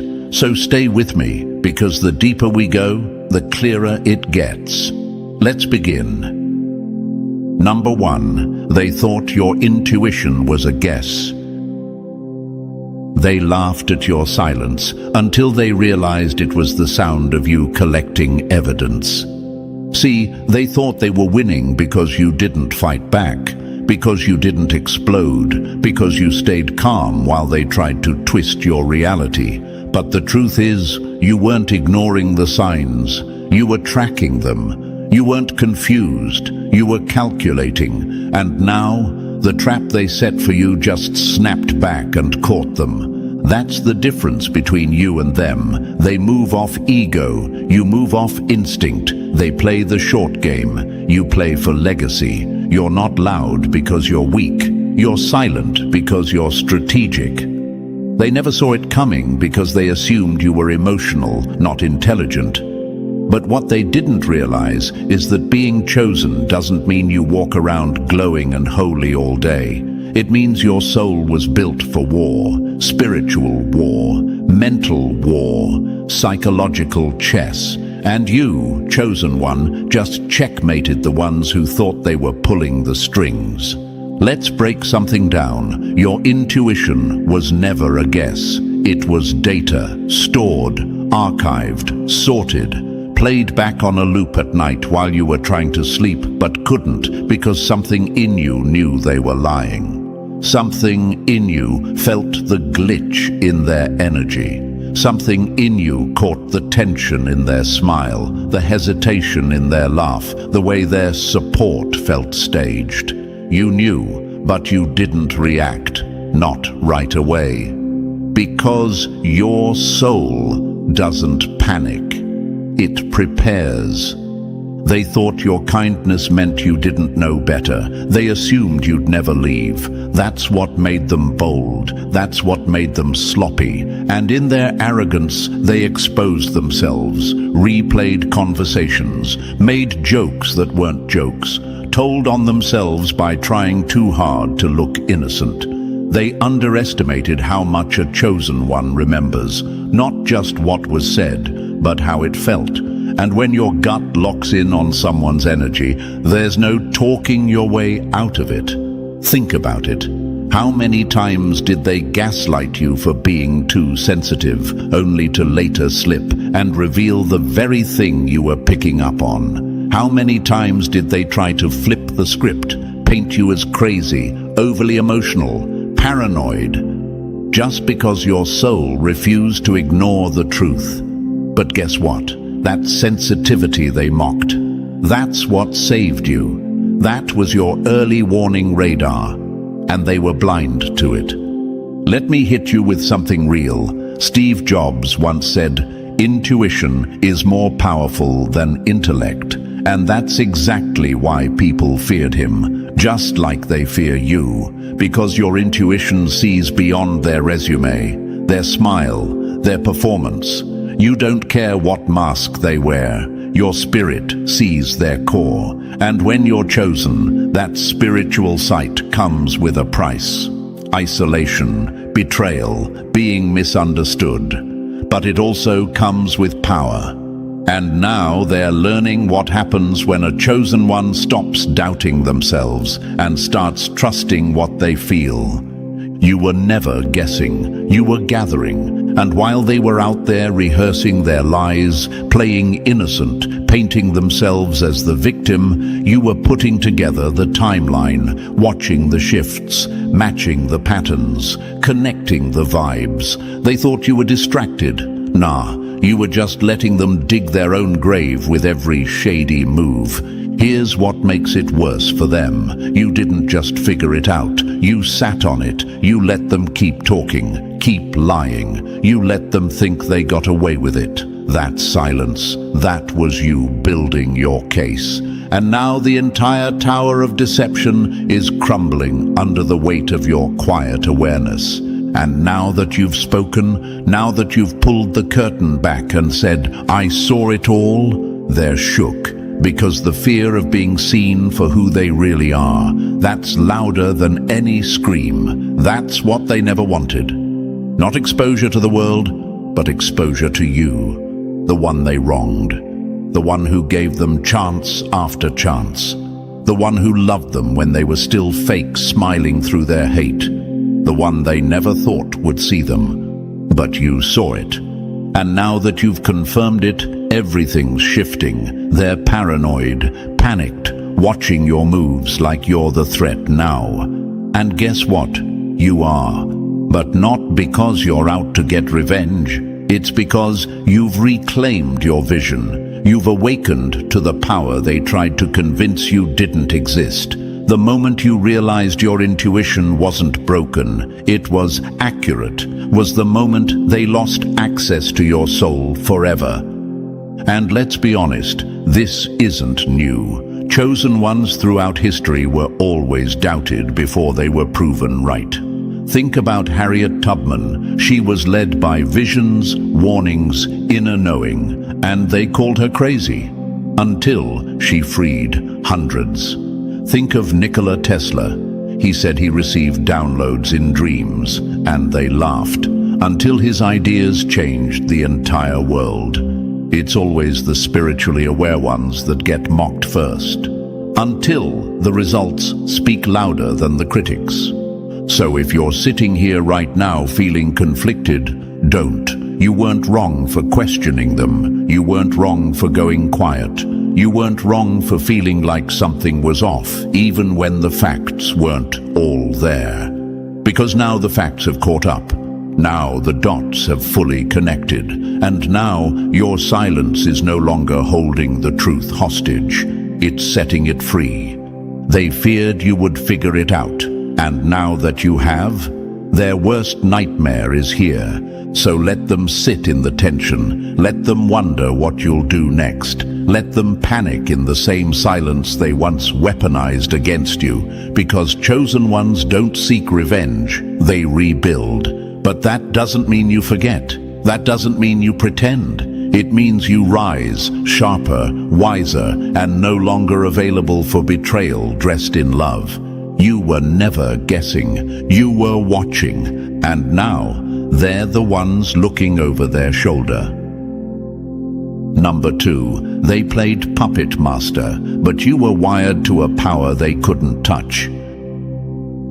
They thought they were the director of your story, writing scenes, cutting characters, and controlling your fate like it was some twisted play. They tried to pull your strings behind the scenes, spreading lies, creating chaos, whispering poison into the ears of others, all while pretending to be your biggest supporter. But what they didn't realize is this: you were never their puppet. You were the spark they couldn't control, the glitch in their game, the quiet storm they never saw coming. See, they were addicted to power, the illusion of it. They wanted to feel like they were above you, ahead of you, smarter than you. They needed to believe they could shape your life from the shadows like they were gods. But the problem is, they weren't dealing with an ordinary soul. They were dealing with a chosen one. And chosen ones aren't built to be controlled. We're wired to withstand control and outlast it. They may have had people, noise, and fake influence on their side, but you had something they couldn't access: connection. You were connected to a force far bigger than their schemes. Not religion, not ritual, resonance, a direct line to the universe, the true architect of your purpose. They mocked that power because they couldn't see it. They tried to play God in your life, but they forgot one brutal truth. Real power doesn't need to be loud. It just moves in silence and strikes with precision.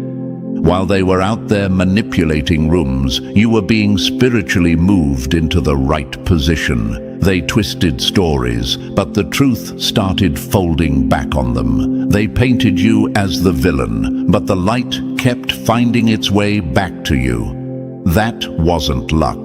That was divine law. That was the quiet intelligence of the universe balancing out the scales. Not when you wanted it, but when it mattered most. Let's be clear, they weren't smarter. They were just more willing to lie, cheat, and twist the game. They confused manipulation with intelligence, control with wisdom. But chosen ones, we don't need to lie. We let time do the talking. And now, time is up. The same people who laughed at your intuition, who mocked your stillness, who thought your calm was weakness, they're the ones spiraling. Because the very thing they tried to destroy in secret is now rising in public. They didn't know that your silence was spiritual warfare. Every time you didn't react, the universe took notes. Every time you walked away instead of clapping back, your energy was being weaponized against them in a way they couldn't see coming. While they were playing chess with dirty hands, you were letting karma make her move. And now, checkmate. They've run out of pieces to move, out of lies to spin, out of people to fool. Here's the truth they can't face. It was never a fair fight.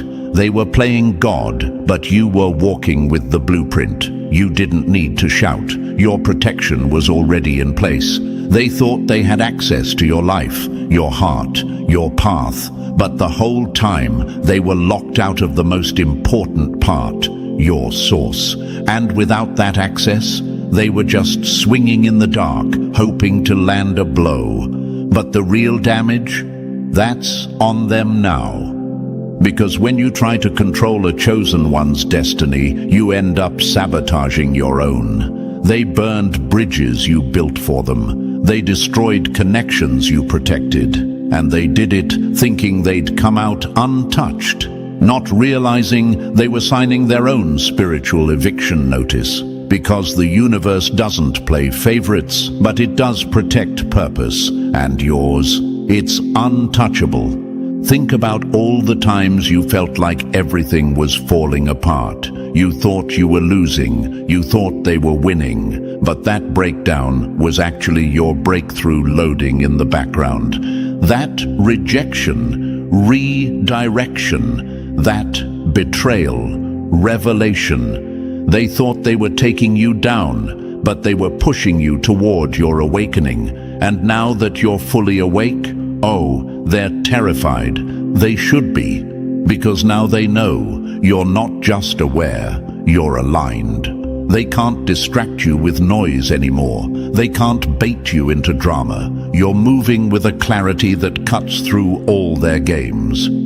You're not trying to prove yourself. You don't need to. The truth has a heartbeat now, and it's getting louder every day. You don't have to expose them. They exposed themselves by trying to play God with a soul that was never theirs to control.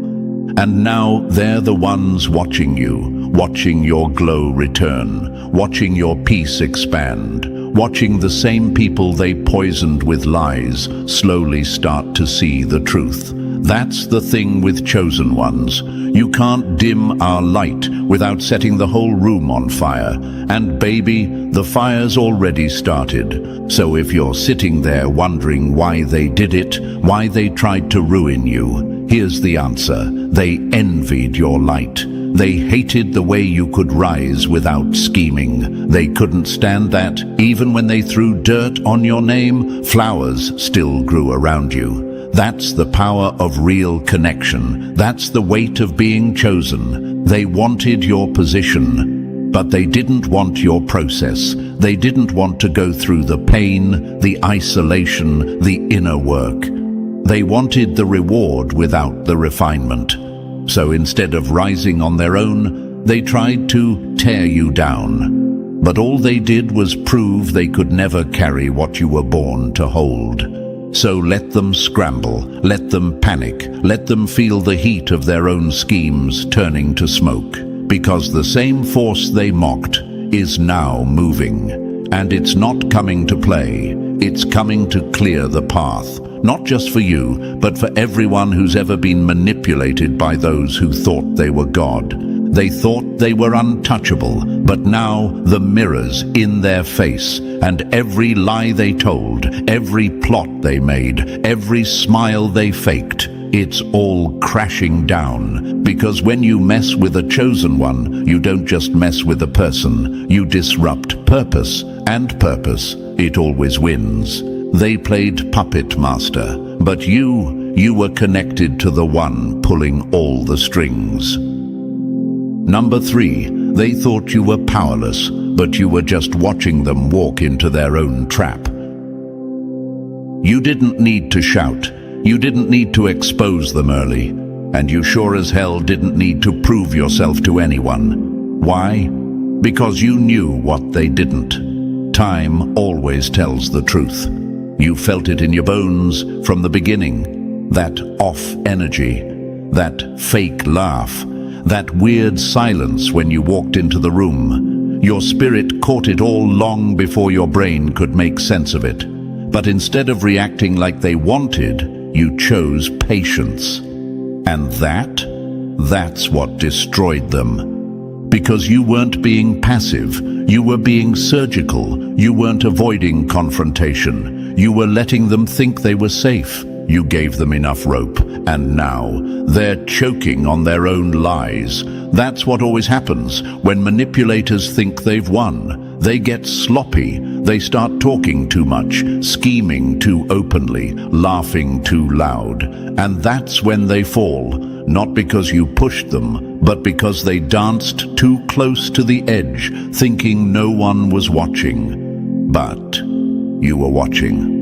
Every move, every slip-up, every contradiction in their story. You were mentally documenting everything while they thought they had you wrapped. You let them believe they were the puppeteer, when really they were performing on a stage that was already set to collapse.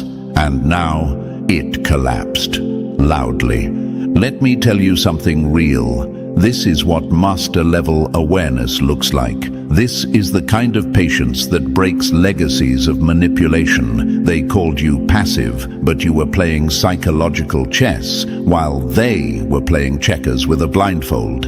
And the universe saw it all. It was never going to let them get away clean. It was just waiting for the perfect moment, your moment, where everything lined up and the truth exploded on its own.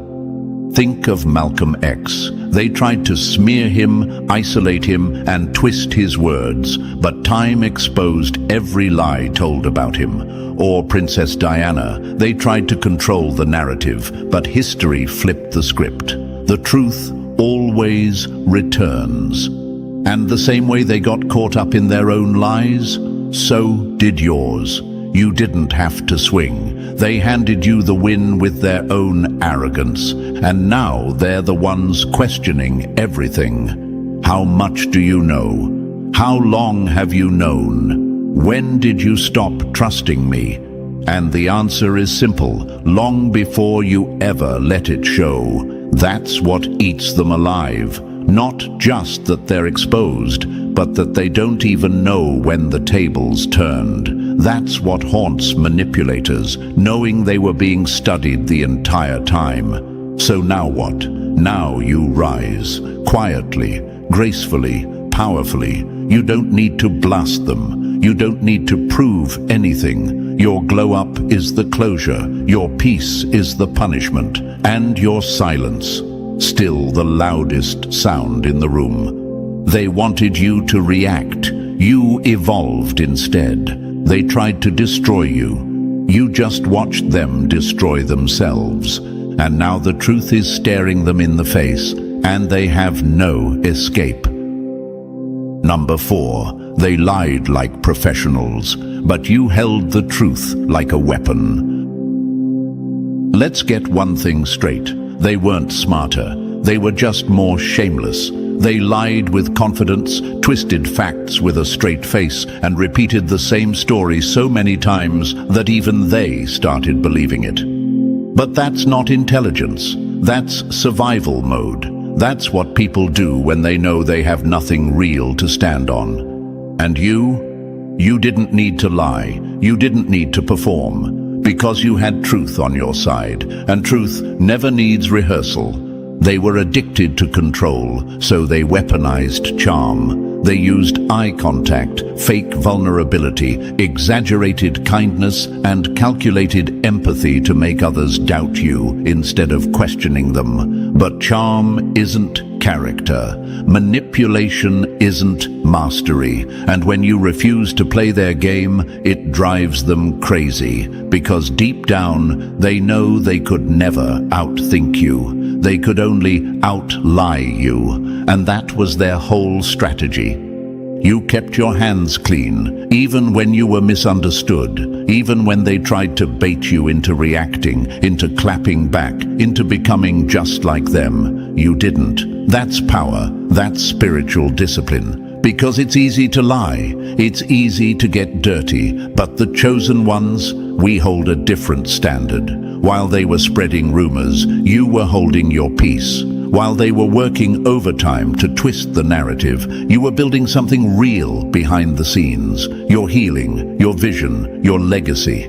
Here's the thing, lies are like spoiled meat. No matter how well you season it, the rot still spreads, and people started to smell it. You didn't have to say a word. The same crowd they manipulated, they're starting to notice.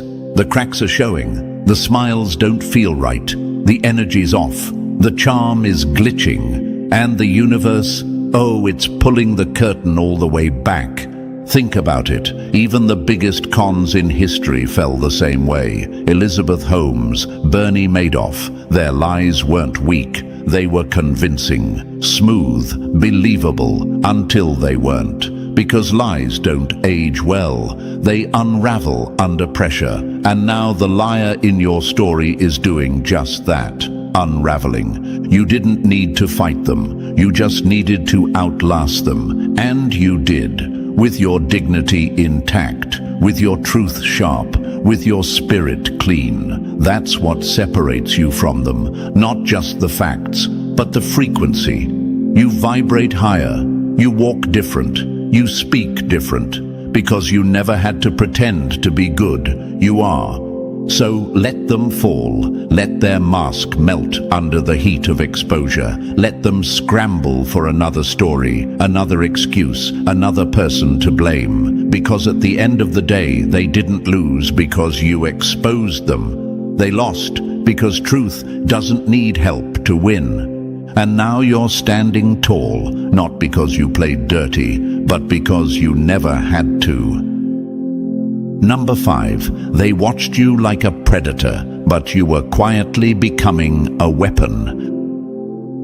They thought they were the hunter, the strategist, the master manipulator holding the strings. They studied you like a predator studies prey, calculating, cold, obsessed. Every silence you kept, they took as fear.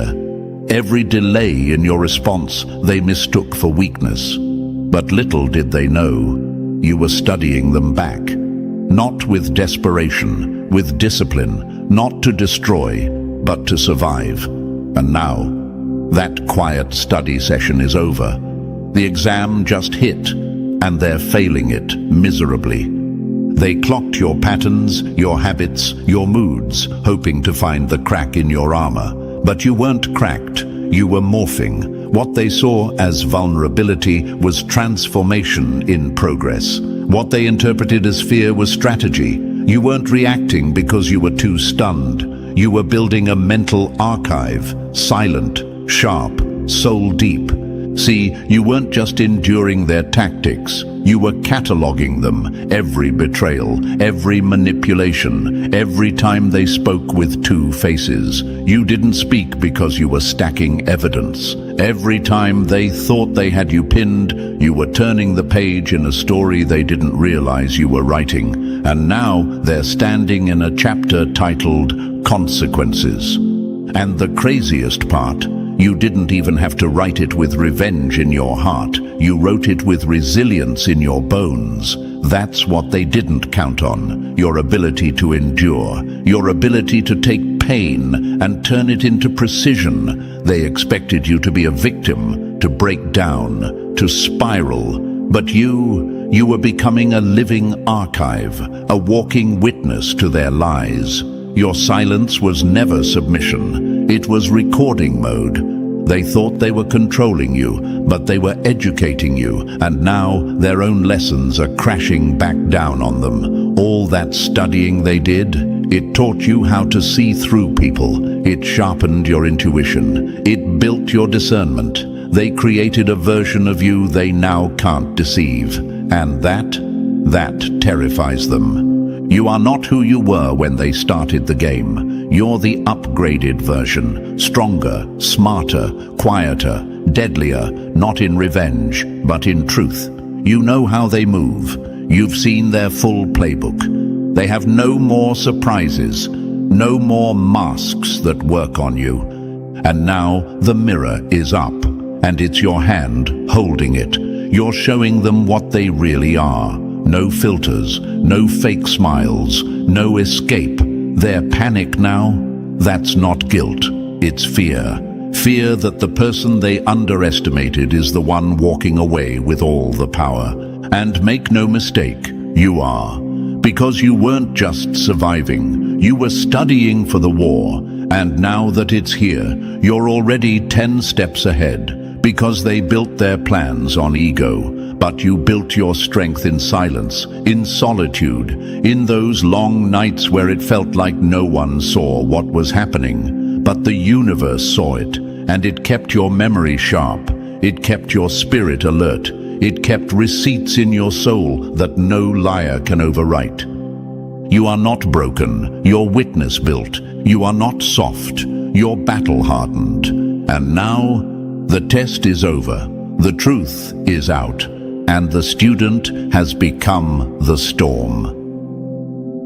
Number 6. They tried to paint you as crazy because your truth was a loaded weapon aimed at their lies.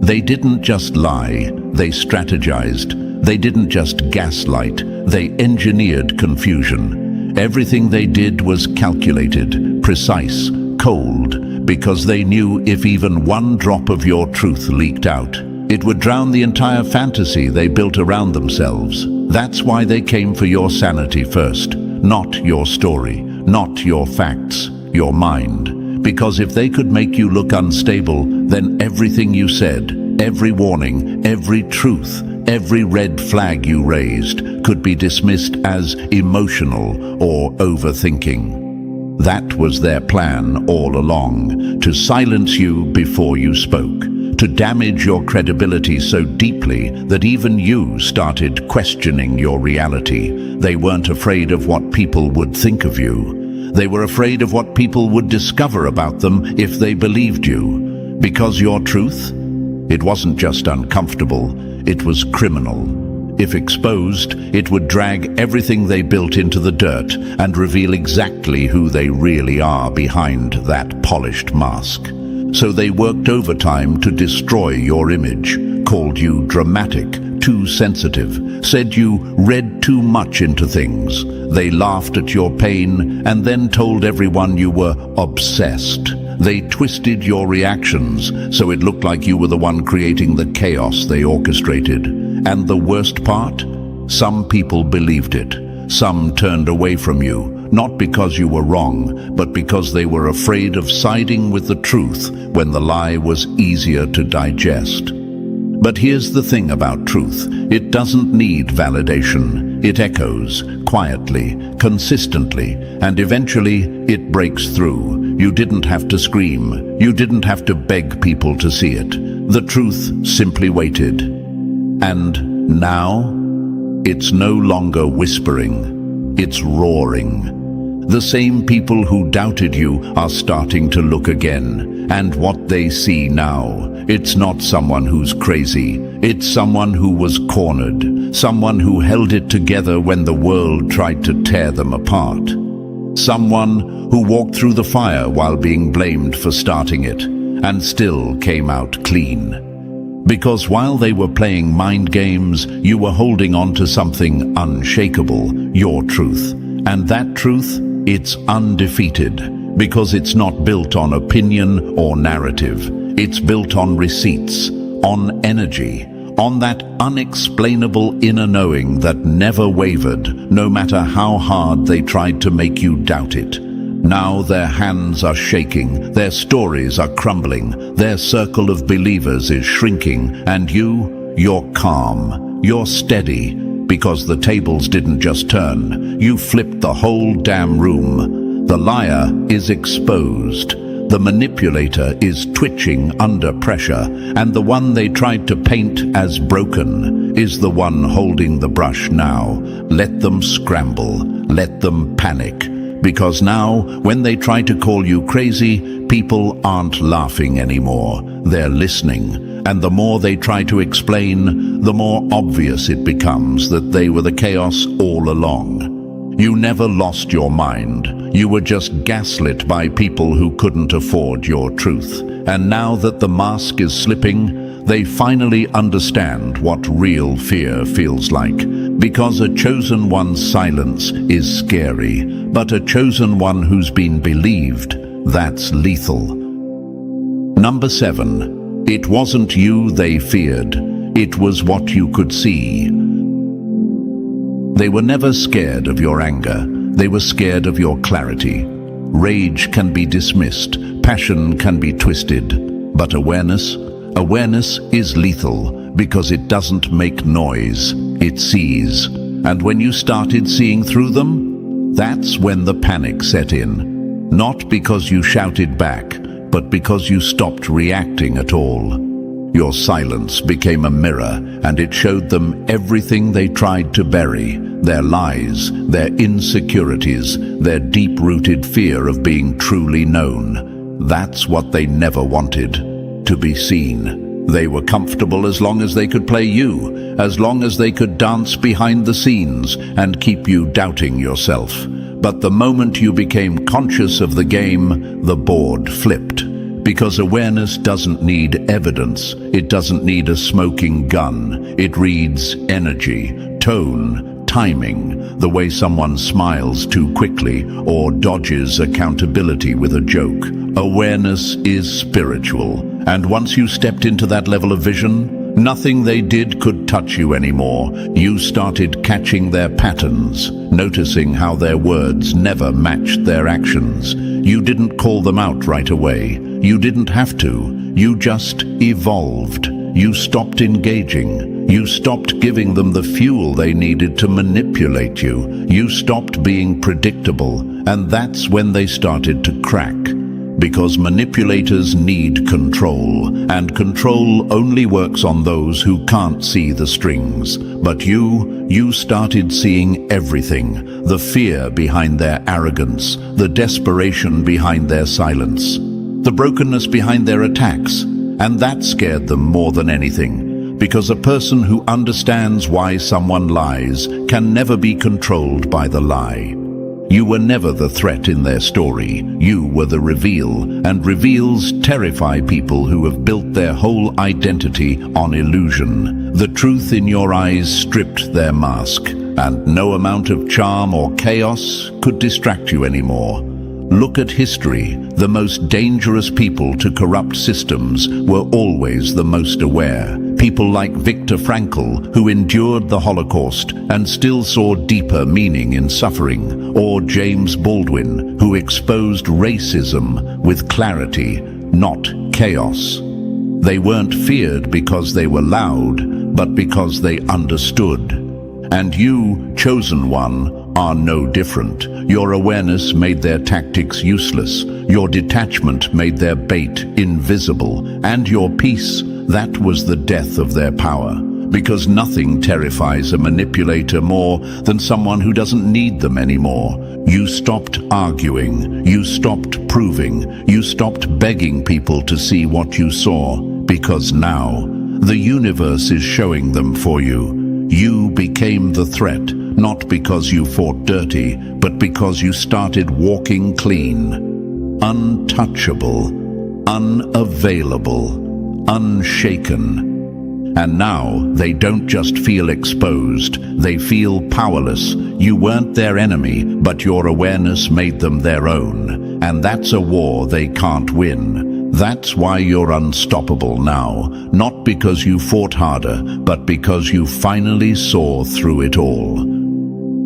Number 8. They didn't fake love because you weren't enough. They faked it because real love would have exposed them instantly.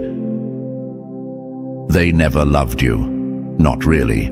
They just wore love like a costume. Something convincing enough to slip past your intuition, something sweet enough to keep you second-guessing your instincts.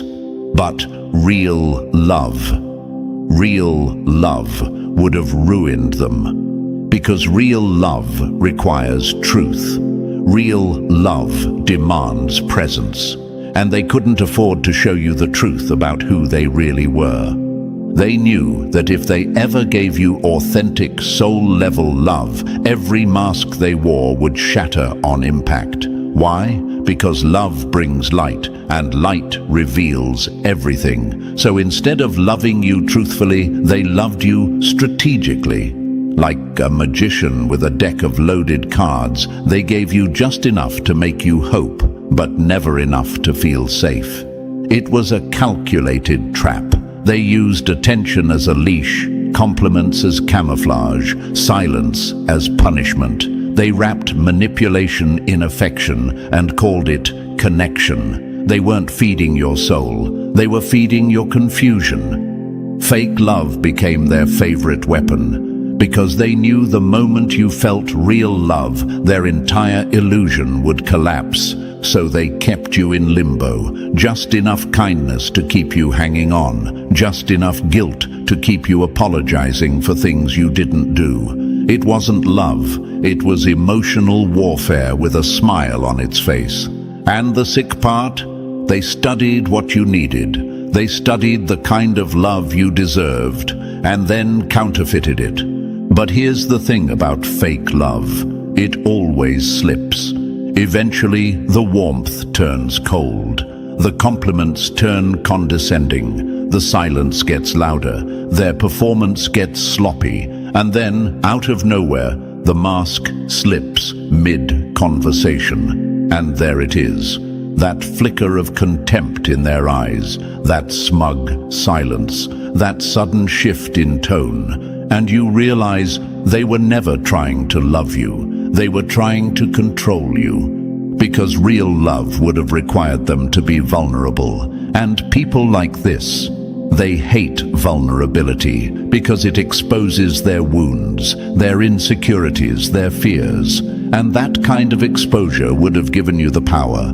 So they faked it, masked it, mocked it. Because the truth is, they were terrified of what would happen if someone like you ever saw them clearly. But you see it now, don't you? You see how every "I miss you" was a rope, how every "you're too sensitive" was a dart, how every moment of affection came with a shadow. And now that shadow can't hide anymore. Their fake love is cracking. Not because you forced it, but because your awareness burns hotter than their lies. You didn't miss the red flags. You just gave the benefit of the doubt. You didn't fall because you were weak. You fell because you were real. And your realness scared them. It still does. Because fake love can only survive when real love is absent. And now that you're awake, that fake version withers on sight. You've reclaimed your clarity, your boundaries, your power, and now there's no going back, no more romanticizing manipulation, no more calling control passion. You don't need crumbs when you were built for a feast. You don't need someone who loves in pieces when you were born whole. So let them keep pretending. Let them try the same script on someone new, because their story is tired, and you're done being the audience. You were never the one who lacked love. You were the one who understood it too well, and that's what scared them from the start. Because if you ever got a taste of the real thing, you'd never settle for a counterfeit again. And now, you won't. Ever. Number 9. They didn't hate you. They hated what you reflected back at them. It was never about you being too much. It was never about you being flawed or wrong or dramatic. No, their issue was never your darkness. It was your light, the way you carried clarity like a weapon, the way your spirit saw through things without needing proof. That scared them, not because you were perfect, but because you were pure. Pure in your awareness, pure in your intention. And that purity, it burned them like sunlight on a wound they've been hiding their whole life. You didn't walk in judging them. You didn't come for their crown. You were just present. And that presence was enough to unravel the entire identity they built to hide from themselves. Because people like them, they don't want truth. They want comfort. And nothing is more uncomfortable to the broken than someone who refuses to break with them. So what did they do? They projected. They weaponized their own shame, wrapped it in accusation, and handed it to you like it was your fault. You became the scapegoat for everything they couldn't face. Their bitterness? Blamed on your attitude. Their guilt?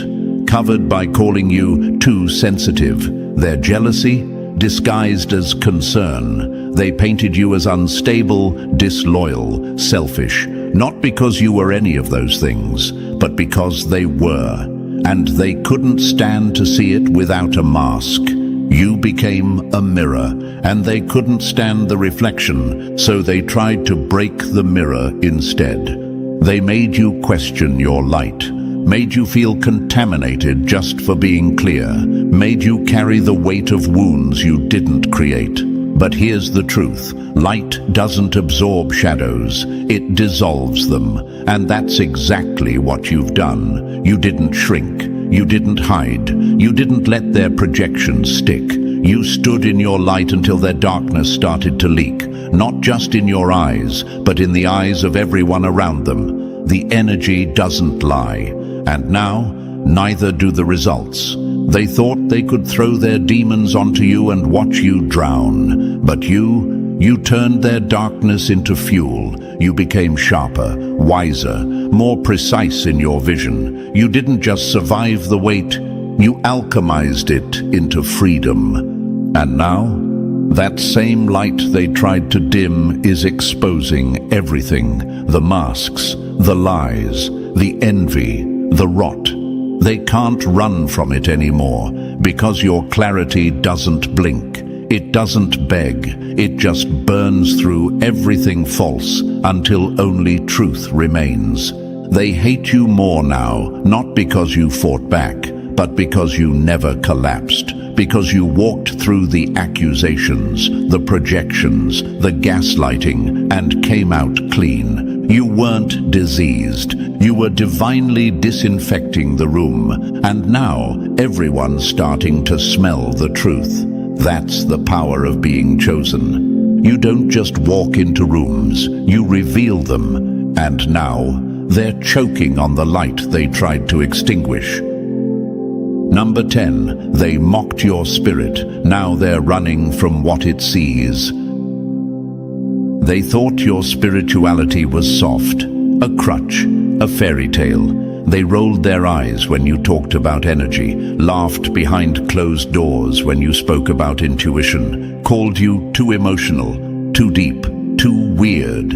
They assumed because you didn't fight like them, manipulate like them, or lie like them, that you were naive, vulnerable, easy prey. But what they missed, what they still don't fully understand, is that your so-called weirdness was a weapon being forged in silence. While they sharpened gossip and deception, you were sharpening discernment. Spiritual discernment. The kind of sight that doesn't need proof to recognize a pattern. The kind of knowing that doesn't require evidence to feel the truth bleeding through a lie. They laughed when you said you were spiritual, but it was that same spirit that caught them mid-scheme. It was that same unseen force that showed you the cracks in their story, the fear behind their smile, the darkness hidden beneath their charm. Your intuition didn't just evolve, it activated, and now it's terrifying them. Because now you see, you don't just feel off. You pinpoint deception like a laser. You clock manipulation mid-sentence. You read energy before words even hit the air. This isn't guesswork. This is supernatural clarity, the kind that cuts through pretense like a blade. They can't play dumb around you anymore. They can't lie freely. They can't perform with ease. You see it all, the patterns, the tactics, the fear behind their confidence. And the worst part for them, you're no longer speaking to them like they matter. You're moving in silence, letting the universe speak for you, because you no longer need to prove anything. When your spirit is activated, presence alone speaks louder than words. That's the real power of being spiritual.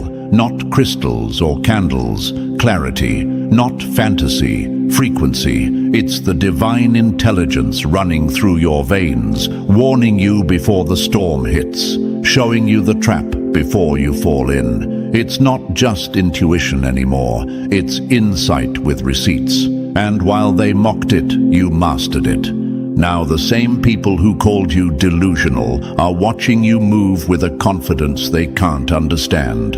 And their laughter, gone. Their confidence, shaken. Because your discernment isn't just picking up on vibes. It's decoding people in real time. On levels they can't even comprehend. They used to whisper about your weirdness. Now they fear your silence, because that silence, it knows something. That silence sees straight through them. That silence is spiritually dangerous, and that's what it means to be chosen. You don't just survive the deception. You spot it, strip it, and outgrow it. And now you've outgrown them. Let them laugh, because now you see everything. Now that you've seen the truth laid bare, remember this. Your power comes from your awareness and patience. You're not here to play small or settle for shadows. You are the chosen one, standing tall while the lies crumble around you. If this message hit home and opened your eyes, show some love, hit like, subscribe, and share to spread this truth to others who need it. Drop the number 77 in the comments if you're ready to own your power and rise above the darkness. Together, we shine brighter and expose the shadows hiding in plain sight. I wasn't trying to prove you wrong. I just stopped believing you were right, and that was your final mistake. Let's get one thing straight before we even begin. They weren't just doubting you, they were hoping you'd fail. Silently, gleefully, plotting behind fake smiles and weak compliments, watching you struggle like it was sport, betting you'd stay stuck while they stood on the sidelines, waiting to see you tap out. But guess what? You didn't fold, you didn't disappear, you pulled it off. And now, they're standing there looking real stupid, mouths wide open, wondering how the hell you made it out of the fire without a single burn mark.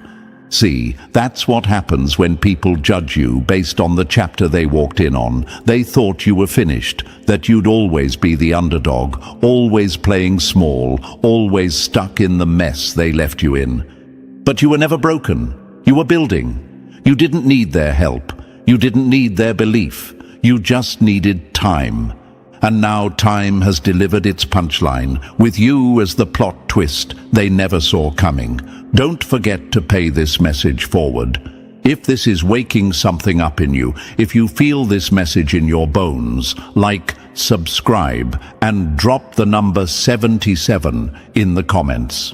That's how we spread this truth, this fire, to others still crawling through the mud while the world bets against them. It's our job to shine the light for those still searching for theirs. Let's get into it. This story, it's not about revenge.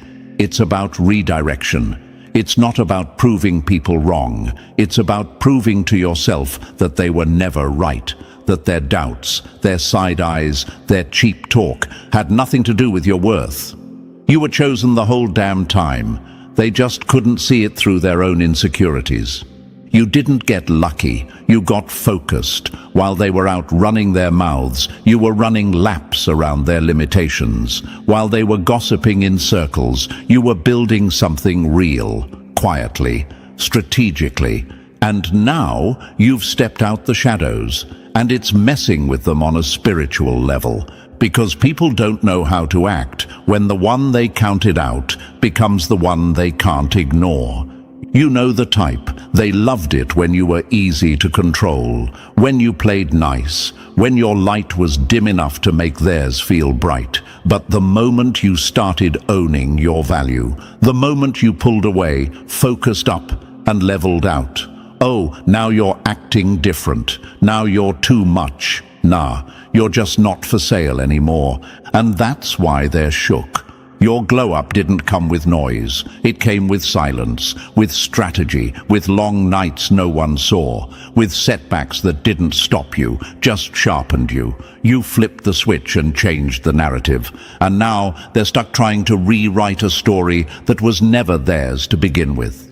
Now they're watching you walk into rooms they never thought you'd enter, watch you get opportunities they swore weren't for people like you. They're checking your every move like it's breaking news, still refreshing your page, still hoping this success thing is just a phase. But deep down, they know it's not.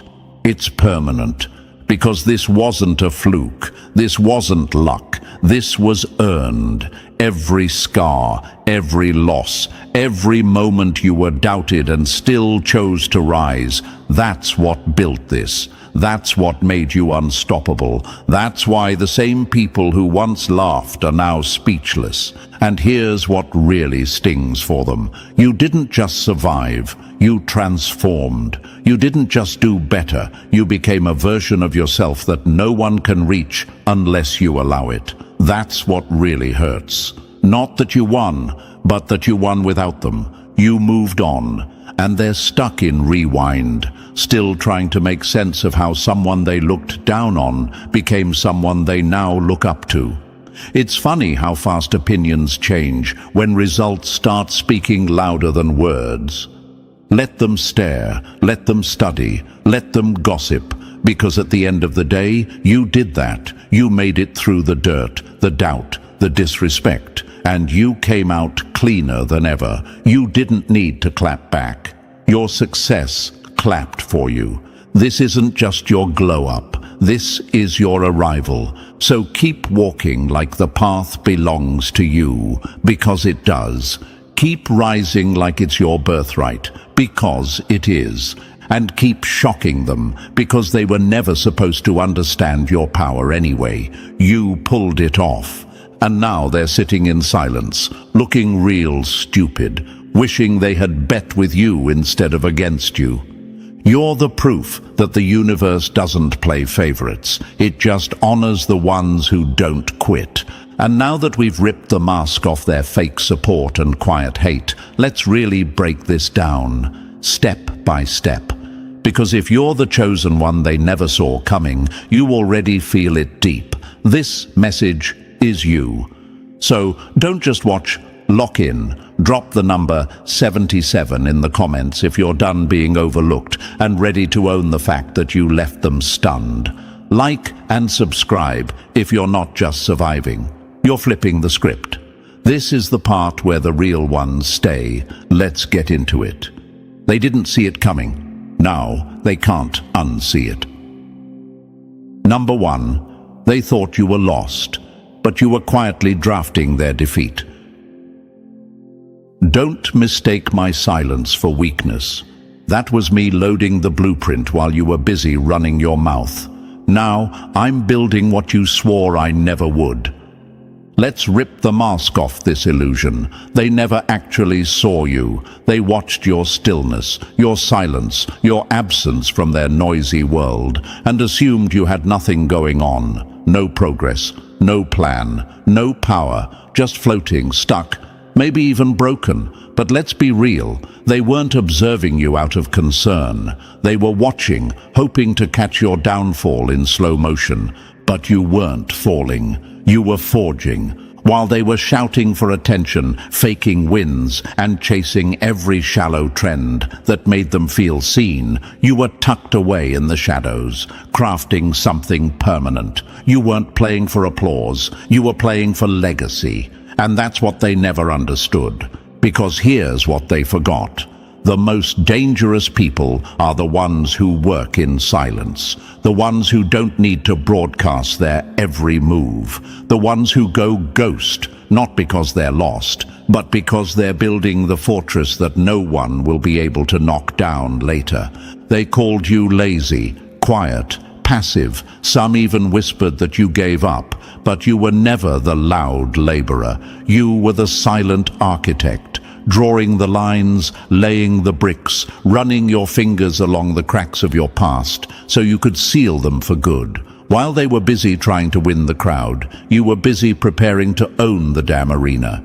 You didn't compete. You didn't clap back. You didn't explain your silence, because deep down you knew something they didn't. Nothing screams louder than results. You didn't want fast fame or empty praise. You wanted foundation, and that's why you stopped moving like you had something to prove. You stopped sprinting with the pack, and instead you studied. You took apart every broken pattern. You pulled out every lie that kept you playing small. You did the work, the real, gritty, lonely kind, and it shows. So now they're the ones speechless. The same ones who called you slow are now tripping over their words, trying to figure out how you got ahead. The same ones who counted you out are now refreshing your page, whispering your name like a prayer they regret ignoring.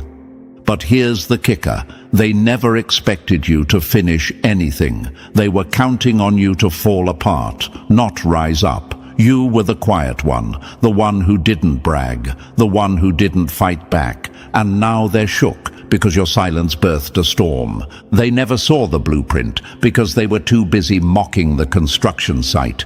You weren't building just to flex. You were building to last. You laid bricks made of pain, cemented in lessons, reinforced with every time you had to clap for others while no one clapped for you. That foundation, they couldn't shake it if they tried. And the worst part for them, you never needed to step on anyone to rise. You didn't drag anyone down. You didn't lie, cheat, or manipulate to get ahead. You just focused. You sat with your discomfort. You grew in the dark. And now your glow is blinding. They don't know how to handle it. Because when someone like you wins, it forces them to ask the one question they've avoided. What the hell have I been doing with my time? That's why your success feels like a slap to them, because you didn't just make it, you did it with no noise, no drama, no announcements. You left the game, came back with your own board, and now they're begging to understand the rules you rewrote. You're not lucky, you're not faking it, you're not new, you've just evolved in silence, and now you're undeniable. This is why people fear the quiet ones, because quiet means control, quiet means patience, quiet means you're not wasting energy proving yourself, you're investing it in becoming something they can't touch. You never needed a crowd, you needed a moment. Now the moment's here, and they're not laughing anymore. They're confused, they're scrambling, they're exposed, because you didn't just show up, you shut it down. Let them gossip, let them guess, let them spin wild theories about how you pulled it off. You owe no explanations. Your work speaks, your presence speaks. Your rise is the only response they'll ever get. And the best part? You're just getting started. Because while they were busy underestimating you, you were quietly becoming the blueprint. Now they're out here trying to replicate your steps without realizing you were never following a path. You were drawing one, and now the world's walking on what you built. Number 2, you weren't trying to prove them wrong. You were too busy proving the universe right. They thought they were the test. Truth is, they were just background noise while you answered a call they were never meant to hear. They really believed your drive was about them, that you woke up every day trying to make a statement, that every step forward, every win, every new level was your way of clapping back, of saying, "Look at me now." That your growth was one big revenge tour. That was their first mistake.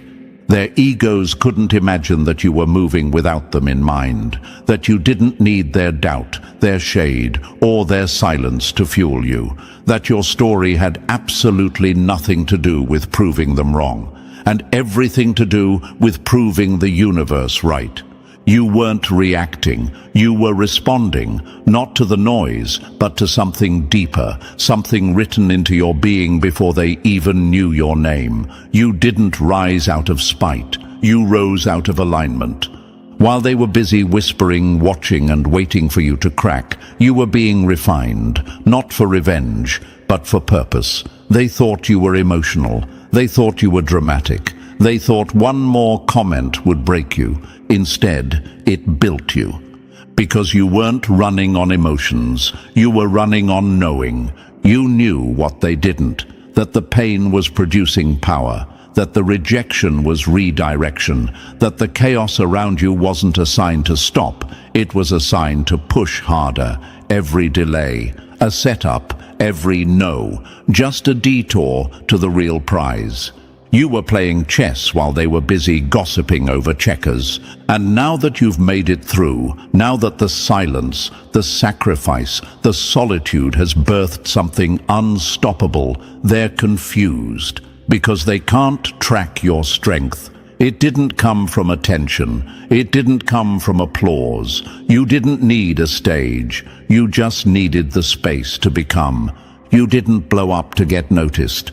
You leveled up because you listened, not to them, but to the whisper that called you even when you felt unworthy, to the nudge in your gut that said, "Keep going, you were made for more," to the signs, the patterns, the soul screams that said, "You are not crazy for dreaming bigger." You weren't chasing validation, you were chasing vision. And the difference, it shows. Because now you walk differently, you speak with clarity, you move with precision, and they feel it. They feel it every time you enter a room and don't shrink, every time you succeed without needing a crowd, every time you set a boundary and don't flinch. Your presence alone makes them uncomfortable now, not because you're arrogant, but because you've become something they can't manipulate. You're not fueled by proving them wrong. You're powered by being right with yourself. They can't compute that. They can't label it. And they sure as hell can't compete with it. Because here's the truth they'll never admit. They expected a collapse. You gave them a masterpiece. They expected anger. You gave them elevation. They expected petty. You gave them peace. And that's what makes them squirm. Because it would have been easier for them if you had clapped back, if you'd played small, snapped, lost your cool. That would have justified their behavior. That would have given them something to point to and say, "See? Told you." But you didn't. You rose in silence. You won with grace. You disappeared and rebuilt. And now your glow is blinding. They can't trace your strength back to anything they understand. Not fame, not followers, not outside validation. Your power came from within, and that terrifies them. Because when someone moves with purpose instead of permission, they become unpredictable. And when someone stops asking, "Do they believe in me?" and starts declaring, "I believe in me," they become unshakable. You're not here to clap back. You're here to continue. They weren't your reason. They were your reminder of everything you never want to be, of everything you had to shed to become who you are now. You didn't do this because of them.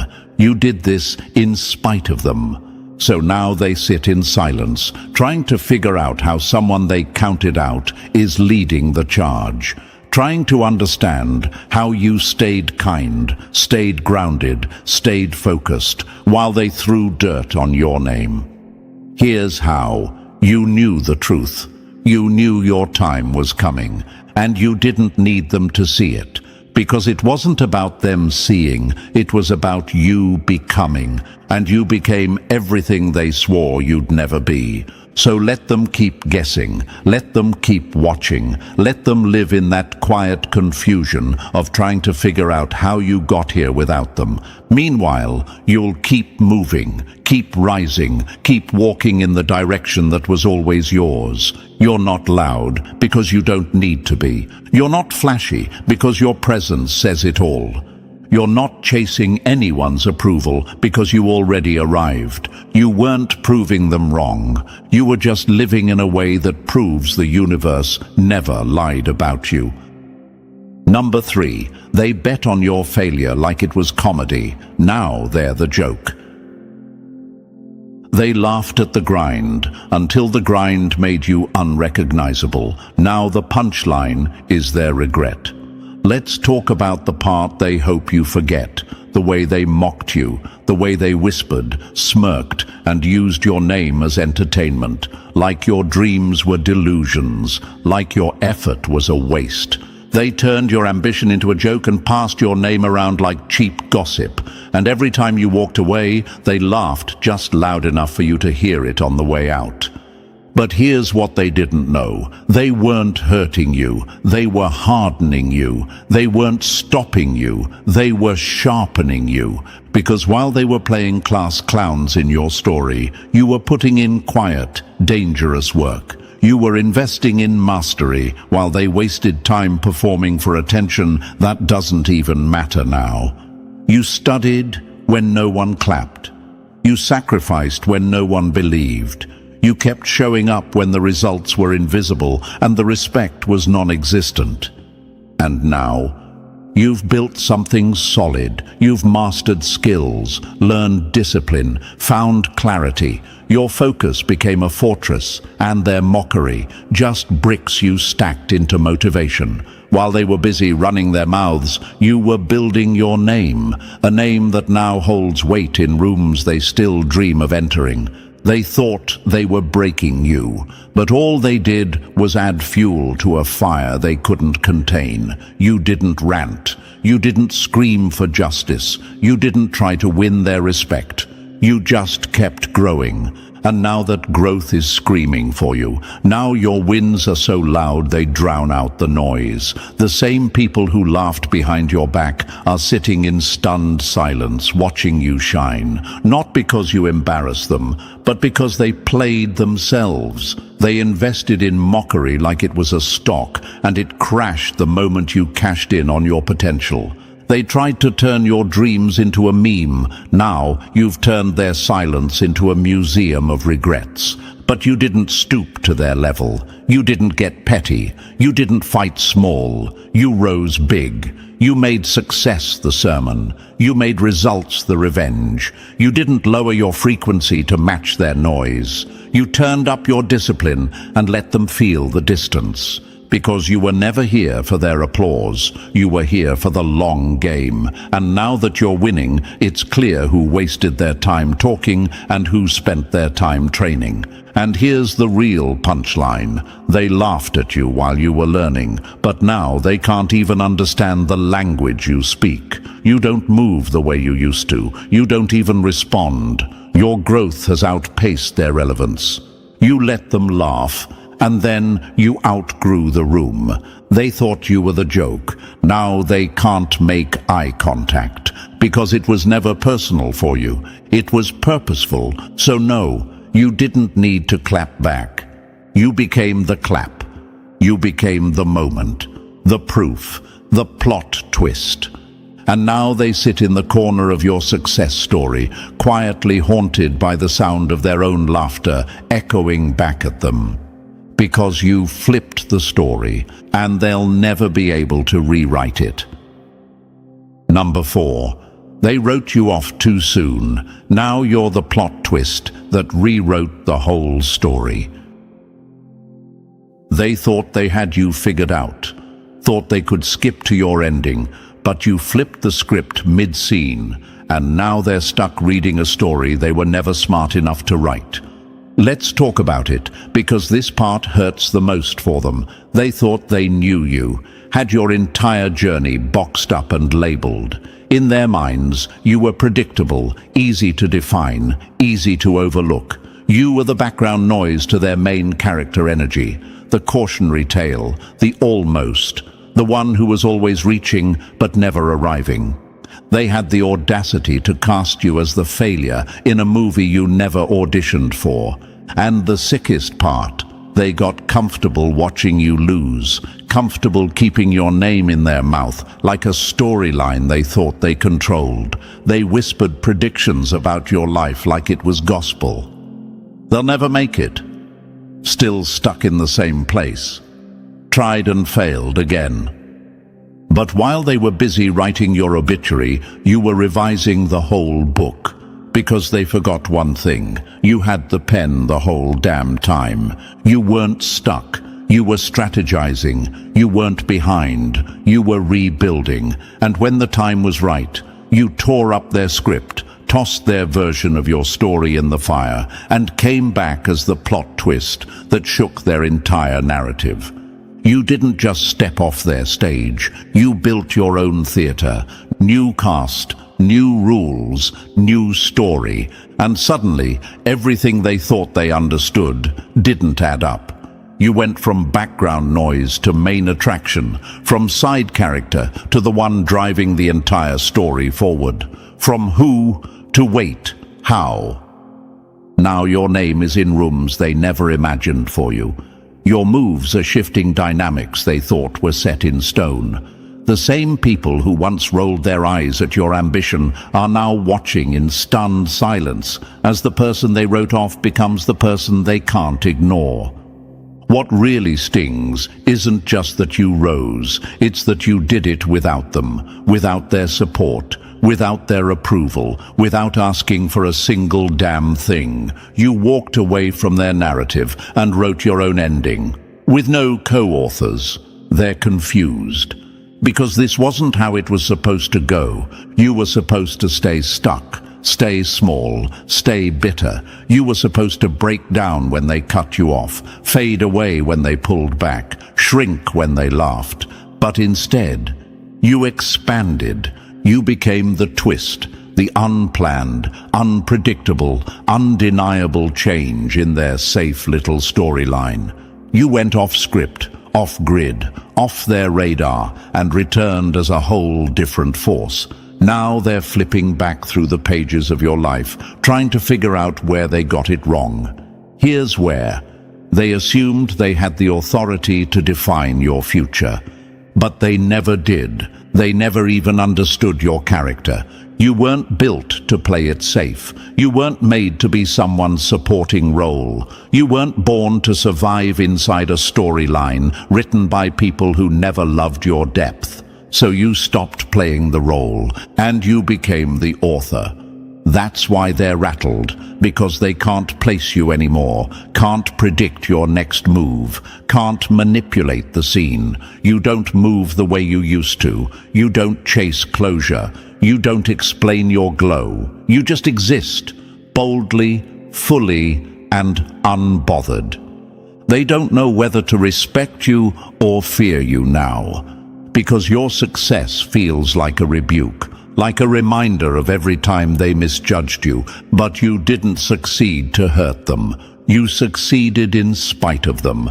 And now they're trapped in a story that no longer makes sense. They don't have a role in this next chapter. Their version of you has expired, and this version doesn't need validation from characters who never understood the plot.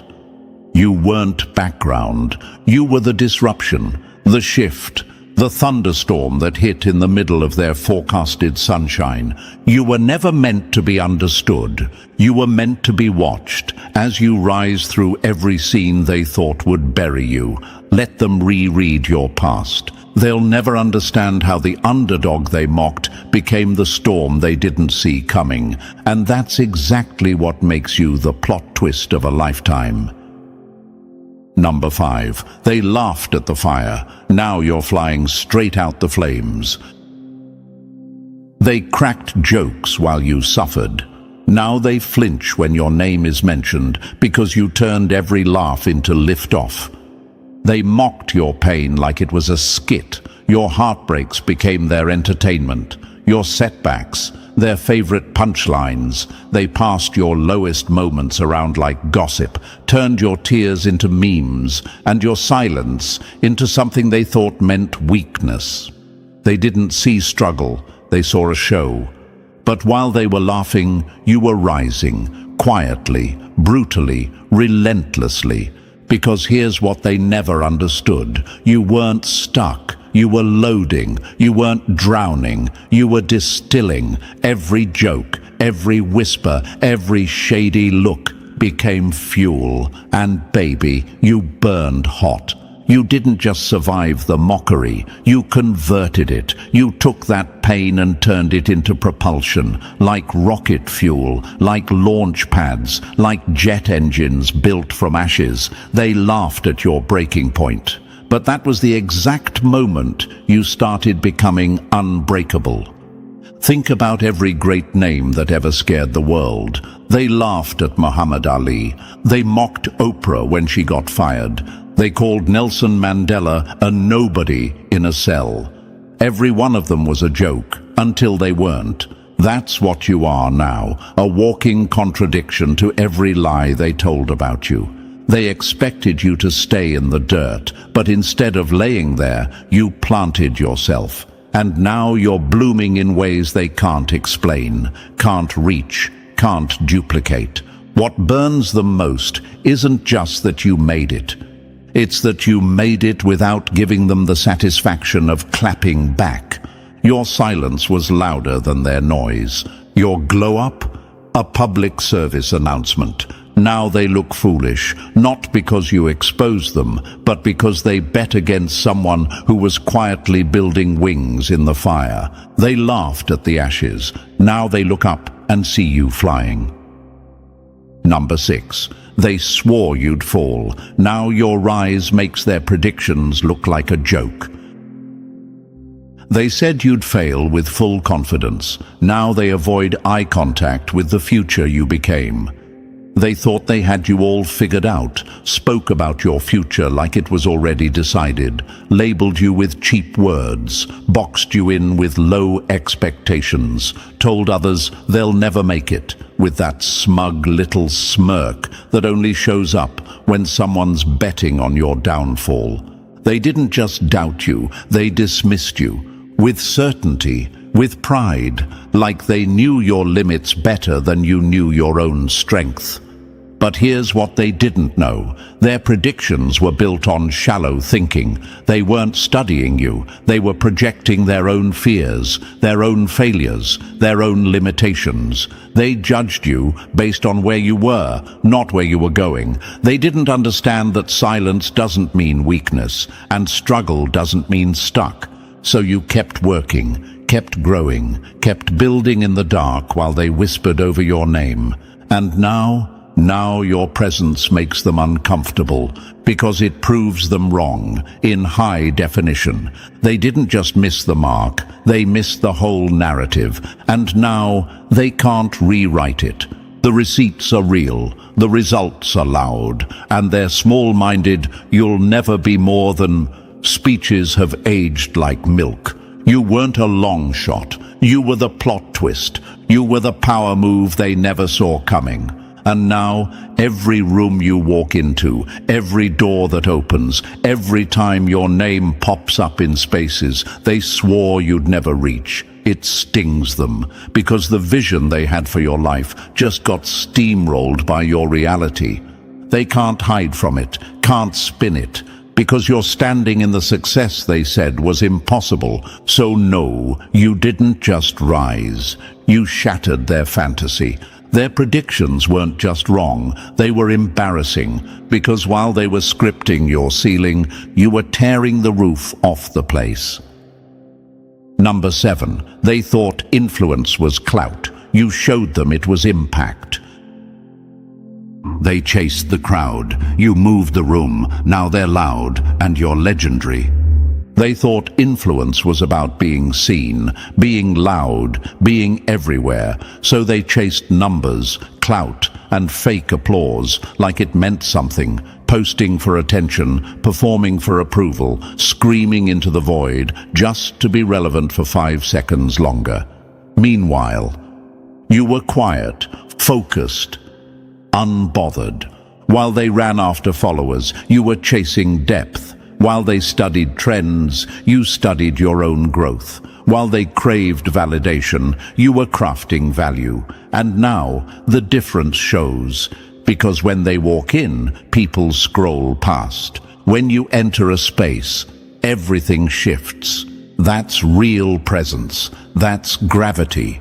You didn't need to shout.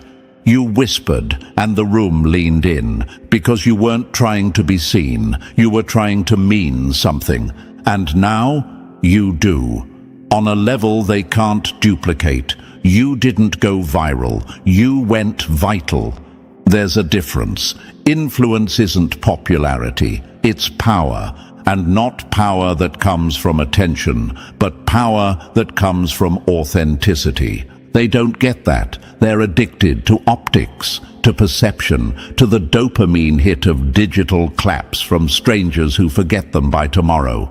But you're unforgettable, because you made people feel something real, because you left a mark, not just on screens, but on souls. They tried to drown you out with noise, but presence isn't noise, it's weight. And now they're realizing, too late, that the spotlight they worship doesn't mean much when the crowd leaves. that followers can't fill the silence when influence fades, that real power doesn't scream, it stands. You were never flashy. You were foundational, and that's why they remember you, while they fade into the background of their own performance. So let them chase what's temporary. You've become what's timeless. Number 8. They bet against a force they couldn't measure. Now they're watching you do the impossible. They thought they were betting against a person. What they didn't realize is they were betting against something built in silence, tested in fire, and backed by forever. They saw your struggle and thought it meant defeat. They judged your pace, your process, your quiet grind. To them, it looked slow, unimpressive, fragile. They thought it came down to talent, charm, or luck. And because they couldn't see yours, they assumed you had none. But what they missed, what they couldn't measure, was the force behind it all. This wasn't about talent. This was about purpose. You weren't trying to make it. You were becoming, brick by brick, trial by trial. You weren't self-made. You were spirit-built. Everything they mocked was part of a blueprint they were never meant to understand. They couldn't see the roots, only the dirt. Couldn't see the design, only the delay. Couldn't see the fire, only the ashes. But the universe, it knew, and it backed you completely. You weren't being ignored, you were being fortified. Every delay was divine timing, every loss was redirection, every no was a training ground for the kind of strength that can't be shaken, bought, or faked. So when they bet against you, they weren't betting against a person. They were betting against something eternal. And now, they're stunned, shaken, silenced.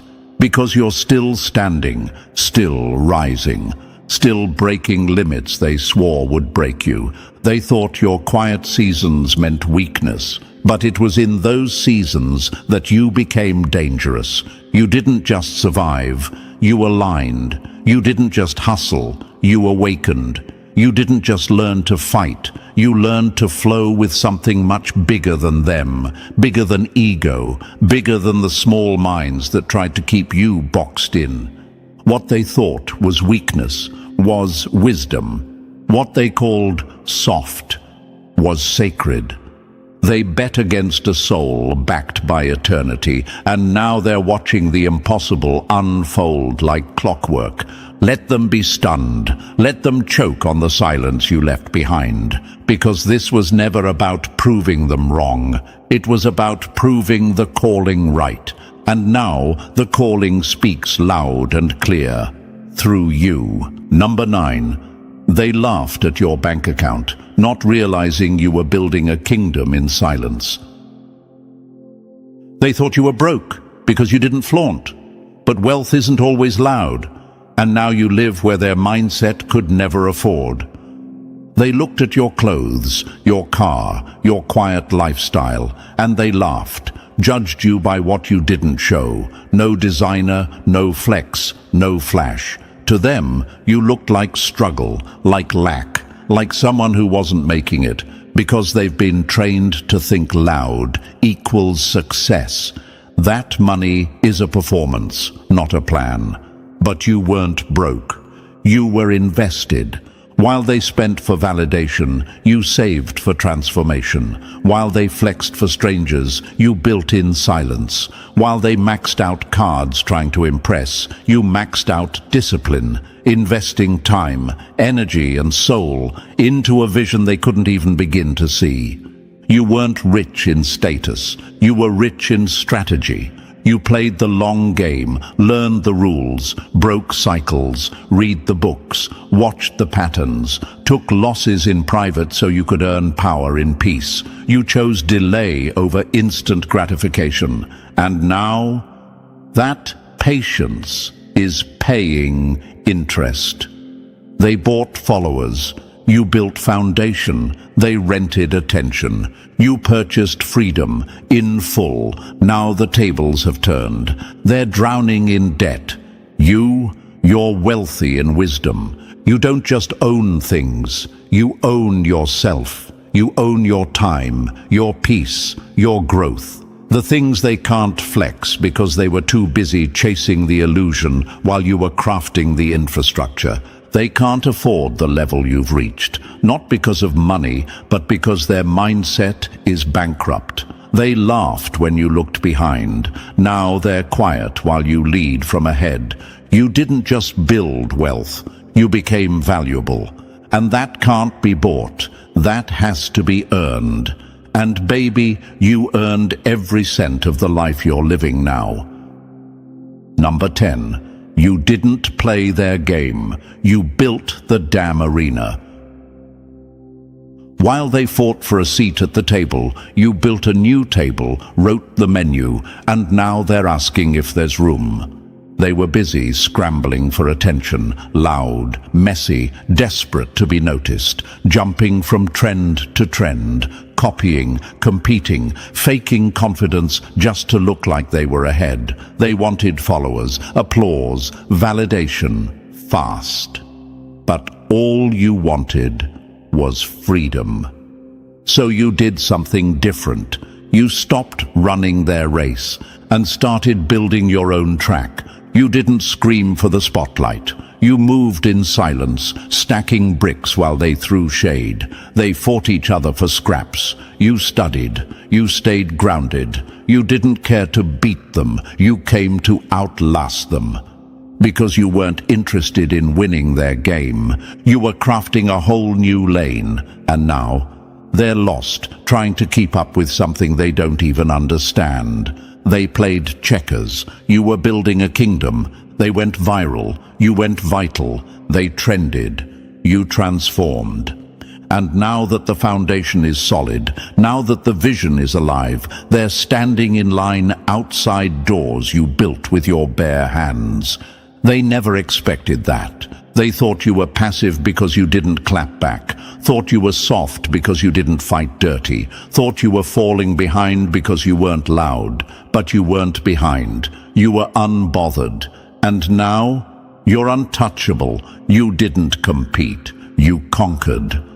Without shortcuts, without gossip, without selling your soul. And that's what makes them squirm. Because they begged for attention and still feel unseen. You moved with purpose, and now you're irreplaceable. The crown fits you, not because you took it from them, but because you never needed theirs to begin with. Now they ask for access, ask for advice, try to align, but you're not chasing approval anymore. You own the lane they once said didn't exist. You didn't just win. You rewrote the rules, and they'll spend years trying to figure out how you did it, while standing outside the doors that only open for the builder. Number 11. They thought you'd collapse without them, but that was just the beginning. They thought walking away would end you, but all it did was clear the runway for your rise. They really believed their absence would wreck you, that when they cut ties, you'd spiral, that their silence, their exit, their betrayal would be the thing that finally broke you. They thought you were leaning on them so hard that when they walked, you'd crumble. But what they didn't know is, you weren't leaning, you were lifting, and when they left, you didn't collapse. You caught your breath. Their exit didn't destroy you. It detoxed you. It pulled the weight off your chest. It made space. It cleared the noise. You realized their presence was never support. It was just distraction dressed as loyalty. When they walked away, they thought they were ending something. But they were removing themselves from the miracle in motion. You stopped begging, you stopped explaining, you stopped bleeding for people who left you to bandage yourself. And in that silence, in that space, you didn't break, you ignited. You found fire in the ashes they thought would bury you. You rose with no backup, no applause, no safety net, just grit, just soul, just a burning clarity that said, "This time, it's all on me, and I'm enough." They don't even realize what they walked away from. They thought they were leaving a mess. They walked away from a masterpiece in progress. And now, they watch from a distance, confused, regretful, wondering how the person they left behind became the version of you that commands respect, energy, and space. You were just getting started. They wanted to be your finish line, but you made them your starting gun. They lit the match, thinking it would destroy you, but it lit your fuse. So let them pretend they were the prize. Let them act like they were the ones who let go. The truth? They walked away from greatness in early stages. They abandoned someone who was about to explode. Now the only thing breaking is their pride, because you didn't fall apart. You leveled up, and you did it alone. And now they're not just watching your glow up. They're haunted by the fact that they had a front row seat to something eternal and walked out early. Number 12. You didn't scream your win, but the silence said it all. You didn't need a mic drop. You became the mic. Now every step you take echoes louder than their empty noise ever did. No flashy post, no look at me moment, no viral clip announcing your arrival, just quiet, consistent, relentless work. While they showed off highlights, you stayed behind the scenes doing the hard stuff. No claps, no trophies, just progress. They didn't notice at first. You weren't loud enough for their shallow radar. You didn't move with ego. You moved with intention. You didn't need applause. You needed clarity. You needed direction, not distraction. Growth, not gimmicks. And now, that quiet transformation is roaring in places they swore you'd never reach. Your name is being spoken in rooms you didn't even know existed, not because you demanded it, but because you earned it. Your results speak fluently now, and they speak in a tone that can't be faked. Undeniable. You didn't come for revenge. You came for elevation, and you took every insult, every doubt, every laugh, and turned it into resonance. No announcement needed. You became the message. 15. And now, look at you. Not broken, not bitter, but built. Every betrayal, a brick. Every silent night, a sharpening. Every "you'll never make it" became oxygen in your next breath. You were dragged through hell with nothing but vision in your chest, and still came out walking like royalty. They were sure you'd quit, positive you'd stay down. But here you are, still standing, still rising, still here, unapologetically. And the best part? You carry no hate. You don't even need to speak on it. Your presence now does the humbling. Every time you show up, they remember the jokes, the gossip, the moments they thought you were finished. Let them talk. Let them spin. Let them sit in the awkward silence of your glow-up. Because what they laughed at, what they dismissed, what they walked away from, was legendary in the making. And now you are everything they said you'd never be. And now here we are, at the part they never saw coming, but you always knew was possible. You didn't just survive the storms, they built you. You didn't just silence the doubters, you outgrew the entire conversation. You've risen from the shadows they left you in, not with noise, but with undeniable presence. The version of you standing here now. It's not bitter. It's boundless, not loud, but legendary. You turned every never into a chapter of your comeback story. So let them sit in confusion while you walk in clarity. Let them whisper while you move the room without saying a word, because you didn't come to prove them wrong. You came to prove yourself right. If this message lit something inside you, hit that like button, subscribe, and drop 77 in the comments if you're claiming your rise and owning your silence to strength journey. And if you know someone who's being counted out right now, share this with them. Let them know their story isn't over, it's just getting started. Because the real ones, they rise when no one's watching, and return when no one can look away. You don't stalk a storm and expect silence. You don't track a wildfire and walk away untouched. Let that burn into your chest.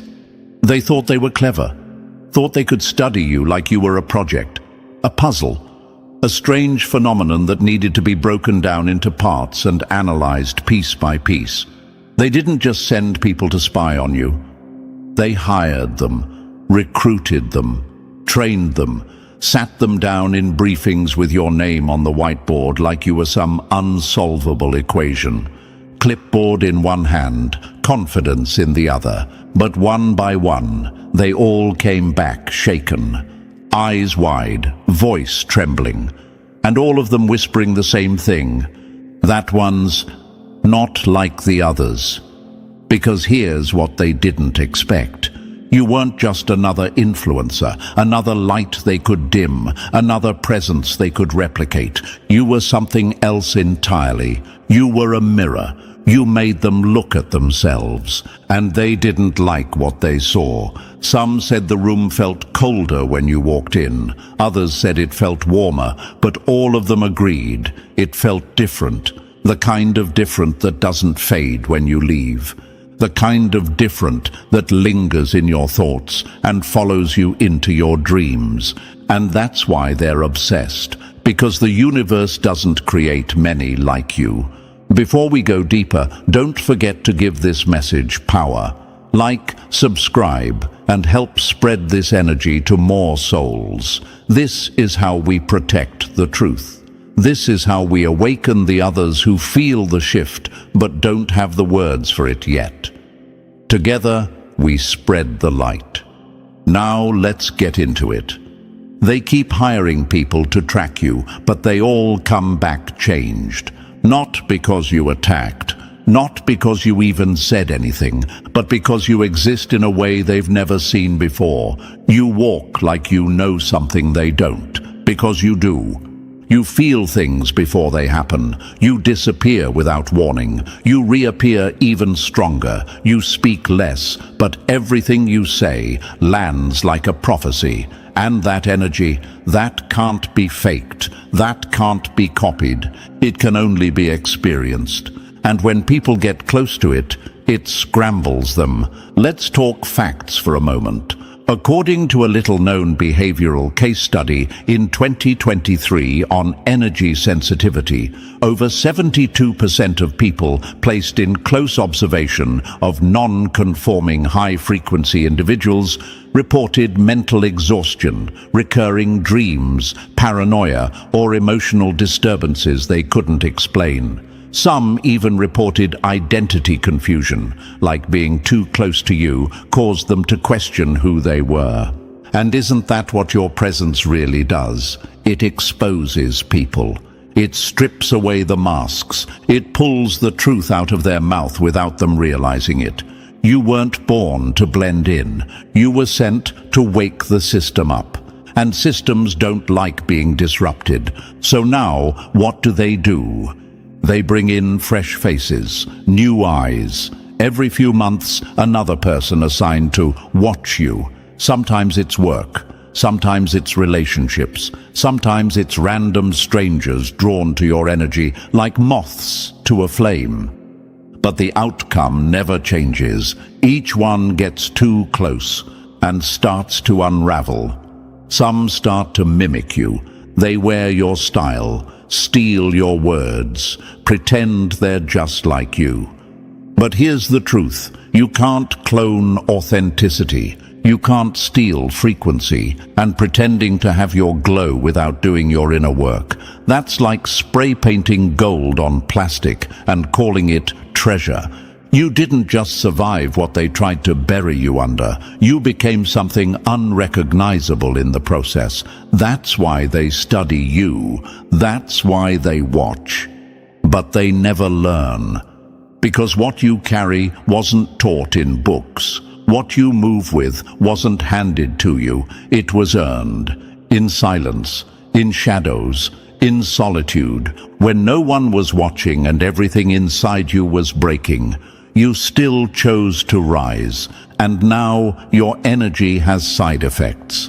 Your presence has consequences, not because you're harmful, but because you're real in a world built on masks and manipulation. They try to track you, but energy doesn't leave fingerprints. They try to read you, but your silence is encrypted. They try to figure you out, but your spirit was written in a language they'll never speak.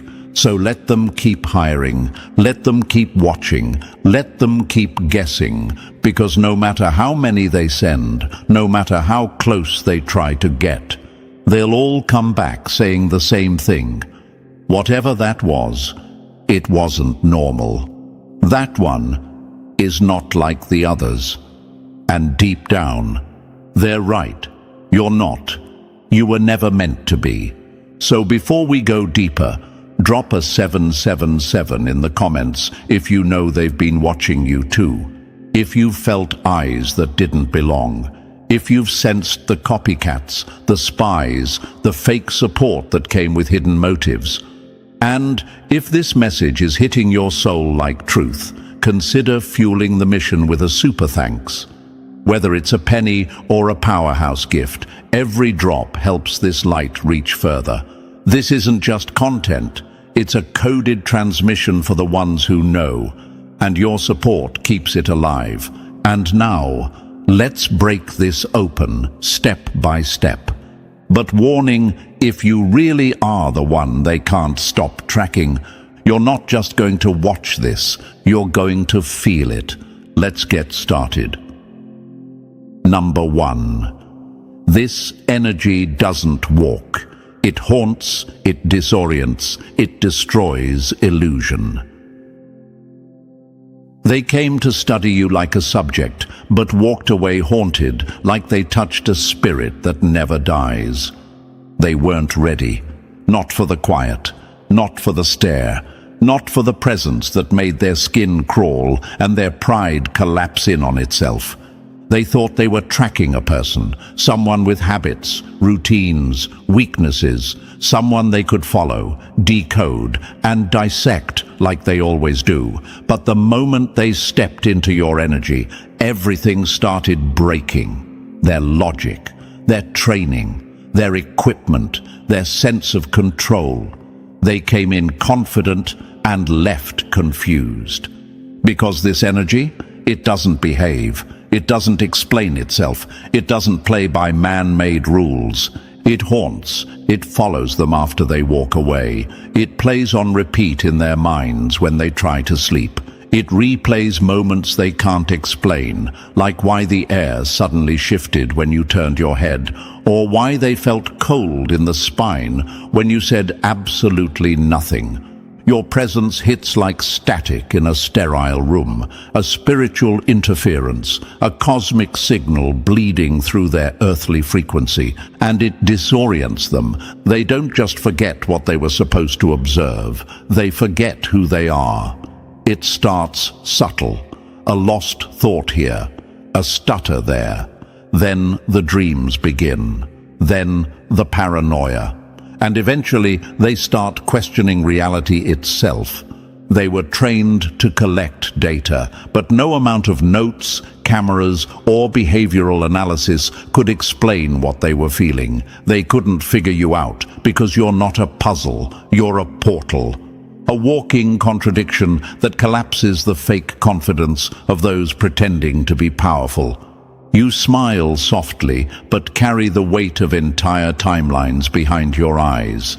You speak gently, but your words rip the masks off people without them realizing it. You walk slowly, but every step alters the field. They've never seen anything like it, because what you carry isn't from here. You weren't born into this game to play it. You were born into it to break it.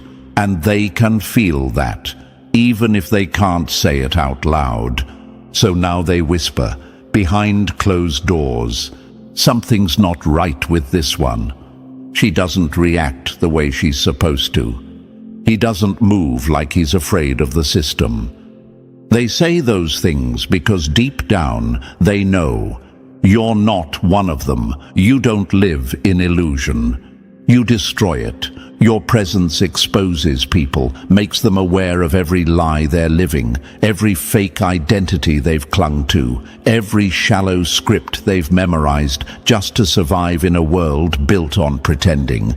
And that's why they watch. That's why they keep hiring new faces, new connections, new followers, new supporters to track you, to test you, to try to find the crack in the shell that must be there. But there is no shell. You burned that long ago. What they're watching now is truth in motion, a soul unfiltered, a frequency too raw to be managed. You didn't get this energy by playing it safe. You earned it by dying in private and rising without applause, by facing your shadows while they were still blaming others for theirs. That's why when they stand near you, they feel it. The difference, the pressure, the silence that screams. Because you don't just walk through the world, you shift it. And that terrifies them. They've spent their whole lives mastering illusion, climbing ladders built on lies, perfecting charm, manipulation, fake confidence, and hollow authority. But your energy doesn't respond to any of it. You don't flinch. You don't chase. You don't seek validation. That's why they keep coming back with the same conclusion. We can't reach her. We can't read him. Whatever that is, it's not normal. No, it's not. It's not small. It's not tame. It's not human in the way they understand humanity. It's remembered energy. Energy that's been through other realms. Energy that's done the inner war. Energy that doesn't need permission to exist. That's why when they try to provoke you, it doesn't work. When they try to flatter you, it falls flat. When they try to spy on you, they end up feeling exposed themselves. Because here's what no one told them. You don't track the storm. The storm tracks you back. So while they're watching you, trying to extract secrets, trying to get answers, they're the ones being read, scanned, evaluated, weighed in silence. You're not reacting, you're documenting. They thought they were the observers, but you're the one taking energetic notes. They were sent to test you, but you were sent to test them. And every time they fail, they go running back with the same wide eyes and trembling voices, muttering, "That one, yeah, that one isn't from here." So let them keep guessing. Let them keep sending new people. Let them keep thinking they can figure you out with analytics and shadow tactics. They'll all end up the same way, unsettled, shaken, and forever haunted by the one frequency they couldn't hijack. Because this energy doesn't walk. It haunts. It disorients. It destroys illusion. And if they ever try to get close again, tell them this. Don't come near me expecting human rules. I wasn't built for your control. I was sent to unravel it. Number 2. They thought you'd be easy to analyze, but you turned them inside out. You don't have to speak to reveal someone's truth. Just stand still long enough and their mask will fall off all by itself. They came in proud, clipboard in hand, smirks tucked behind fake professionalism, eyes sharp, ego sharper. You were the assignment. They had been briefed, warned, maybe even promised a reward if they could finally figure you out. You were supposed to be a report waiting to happen. Easy work. They'd done it before. Watch, document, interpret, submit. But the second they got close to your energy, everything started bending, breaking, bleeding. They weren't studying a human. They were standing in front of a mirror that refused to lie back. This wasn't data collection. This was exposure, and they were the ones being uncovered. They came expecting you to be like the others, predictable, emotional, defensive, someone who would take the bait, argue, overreact, break routine, show weakness. That's what they were looking for. That's what they were trained to provoke. But you didn't move. You didn't play the game. You didn't bite the bait. They choked on it themselves. Because your silence, it didn't mean confusion. It meant power. You didn't rush to explain. You didn't shrink to please. You didn't offer them what they were trained to expect: drama, insecurity, or attention-seeking behavior. You gave them something worse: clarity. And clarity kills illusion. You weren't the one being exposed. They were. Not because you raised your voice, not because you pointed fingers, but because your energy was too clean for their dirt to blend in. Their shadows couldn't hide in your presence. Their fake motives couldn't pass your inner radar. Their shallow charm died the second it touched your frequency. You didn't even have to look at them directly. You didn't have to say a word. You simply existed.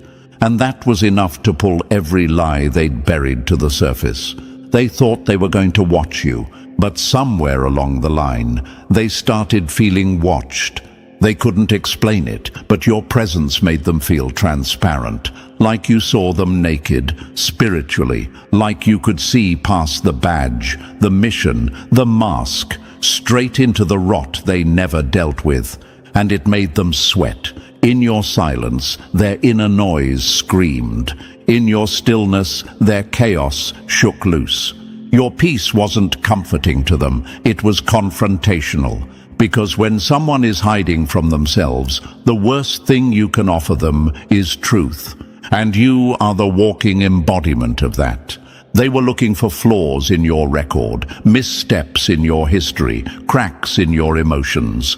But instead, they started seeing flaws in their own reflection. You didn't even try to expose them, but they began to feel seen in the ways they'd spent a lifetime avoiding. The guilt in their eyes, the strain in their voice, the fake warmth in their smile. You caught it all, effortlessly, and they knew you did.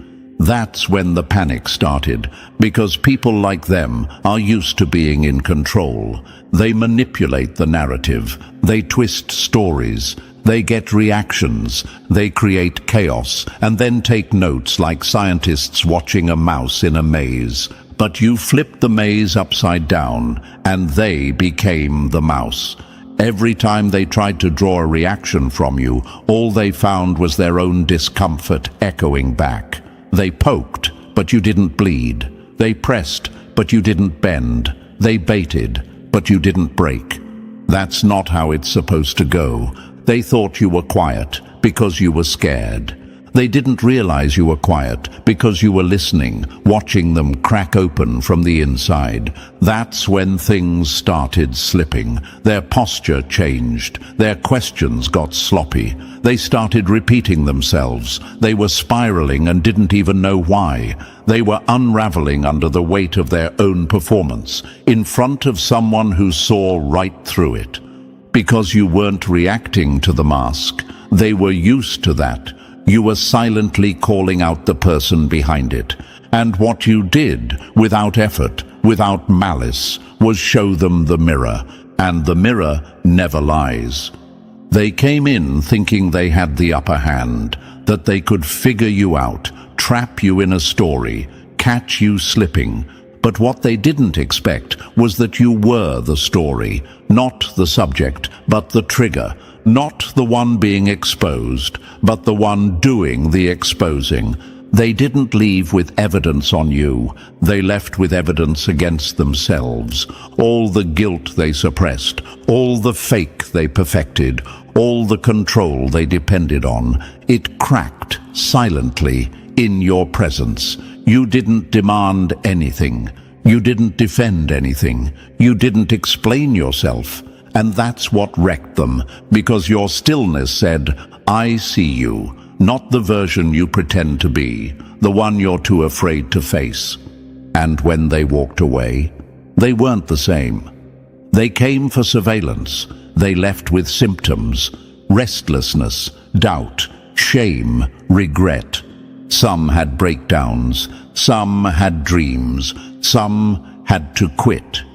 Not because of anything you did, but because of everything you are. You didn't have to lift a finger to flip the entire assignment. You just had to be you. That's why they'll never fully report what happened. They'll never say, "We lost control." They'll never admit they started questioning their own morals, their own identity, their whole belief in the game. But the truth: you weren't just a failed mission. You were a mirror too clear to face twice. And that's the power of your energy. You don't chase. You reflect. You don't shout. You shift. You don't expose with your words. You expose by existing. So next time they send someone to study you, don't move, don't flinch, don't react. Just let them fall into themselves again, because the real lesson isn't who you are, it's what they see in themselves when they can't look away from you. Number 3, they dug for filth and found a foundation strong enough to swallow them whole. You don't trip chosen ones with secrets. They don't walk on shame, they walk on stone. They came in like they always do, hungry, foaming at the mouth with quiet desperation, disguising it as curiosity. They were ready to dig, ready to uncover something that would ruin you. A scandal, a contradiction, a crack in your character wide enough to crawl through and dismantle your credibility from the inside out. Because when your energy speaks louder than your words, when your presence silences rooms and stirs souls, people need a reason to say they're not that deep, they're not that real. So they started digging. Every text, every post, every relationship, every interaction, every habit, every move. They traced your footsteps like forensic analysts, looking for proof that your light is fake, that your peace is pretend, that your consistency is a costume. But what they found: not dirt, not secrets, not a skeleton or a shadow of deceit. They found depth, and not the Instagram kind, not the staged vulnerability or well-rehearsed healing persona that most wear like a filter. They found real depth, the kind that can only be carved by pain endured in silence, by lessons learned the hard way, by spiritual discipline forged in fire, and years of being misunderstood. You didn't just survive what was meant to break you. You turned it into structure, into alignment, into power, and that's what killed them. Because they wanted to find chaos, they expected to find weakness, but every room they entered only echoed with your discipline. Every habit, purposeful. Every decision, centered. Every silence, loud with truth. You didn't react. You didn't fold. You didn't entertain their provocations, because your stability isn't performative, it's earned. And the fact that they couldn't shake you, that disturbed them more than any flaw would have comforted them. See, messy people are easy to categorize. People with drama are easier to control. But someone who lives in alignment, that's someone the system can't touch. They came hoping to label you, to put you in a box marked fraud, fake, too good to be true. But you didn't fit. Your strength didn't come from perfection. It came from integration, from knowing your shadow and choosing the light anyway. They didn't find a facade, they found a foundation, and that shook them, because it meant your light wasn't a performance. It was your default state. And they couldn't stand that, not because you were flawless, but because you were solid. They had to leave with a silent confession they'll never say out loud. There's no dirt, just depth, and more of it than we've ever faced before. Number 4, they tried to buy, bait, and break you, but you don't speak the language of weakness. They thought everyone had a price, until they met someone with a purpose. First came the flattery, the soft smiles, the compliments wrapped in sugar-coated manipulation. They approached you like a transaction, assuming your loyalty could be bought, your power could be rented, your silence could be negotiated. They dangled shiny things, opportunities, access, status, validation, like you were hungry for scraps, like you'd melt at attention, like you'd cave under the illusion of support. But you didn't even blink. You didn't flinch. You didn't lean forward. You leaned back. Because while they were throwing bait, you were seeing through the hook. You weren't interested in the platform. You were the platform. You weren't chasing power. You were walking in it. That's when the alarm bells went off for them. You didn't respond like the others. You didn't sell your soul in exchange for a seat at their table. You burned the whole table in your silence and built something sacred inside yourself. So they shifted. If they couldn't bribe you, maybe they could bait you. They triggered old wounds, stirred up gossip, whispered behind your back. They tried to weaponize your past, hoping to get a reaction they could spin into a headline. They wanted you loud, messy, emotional, but all they got was silence. You didn't explain.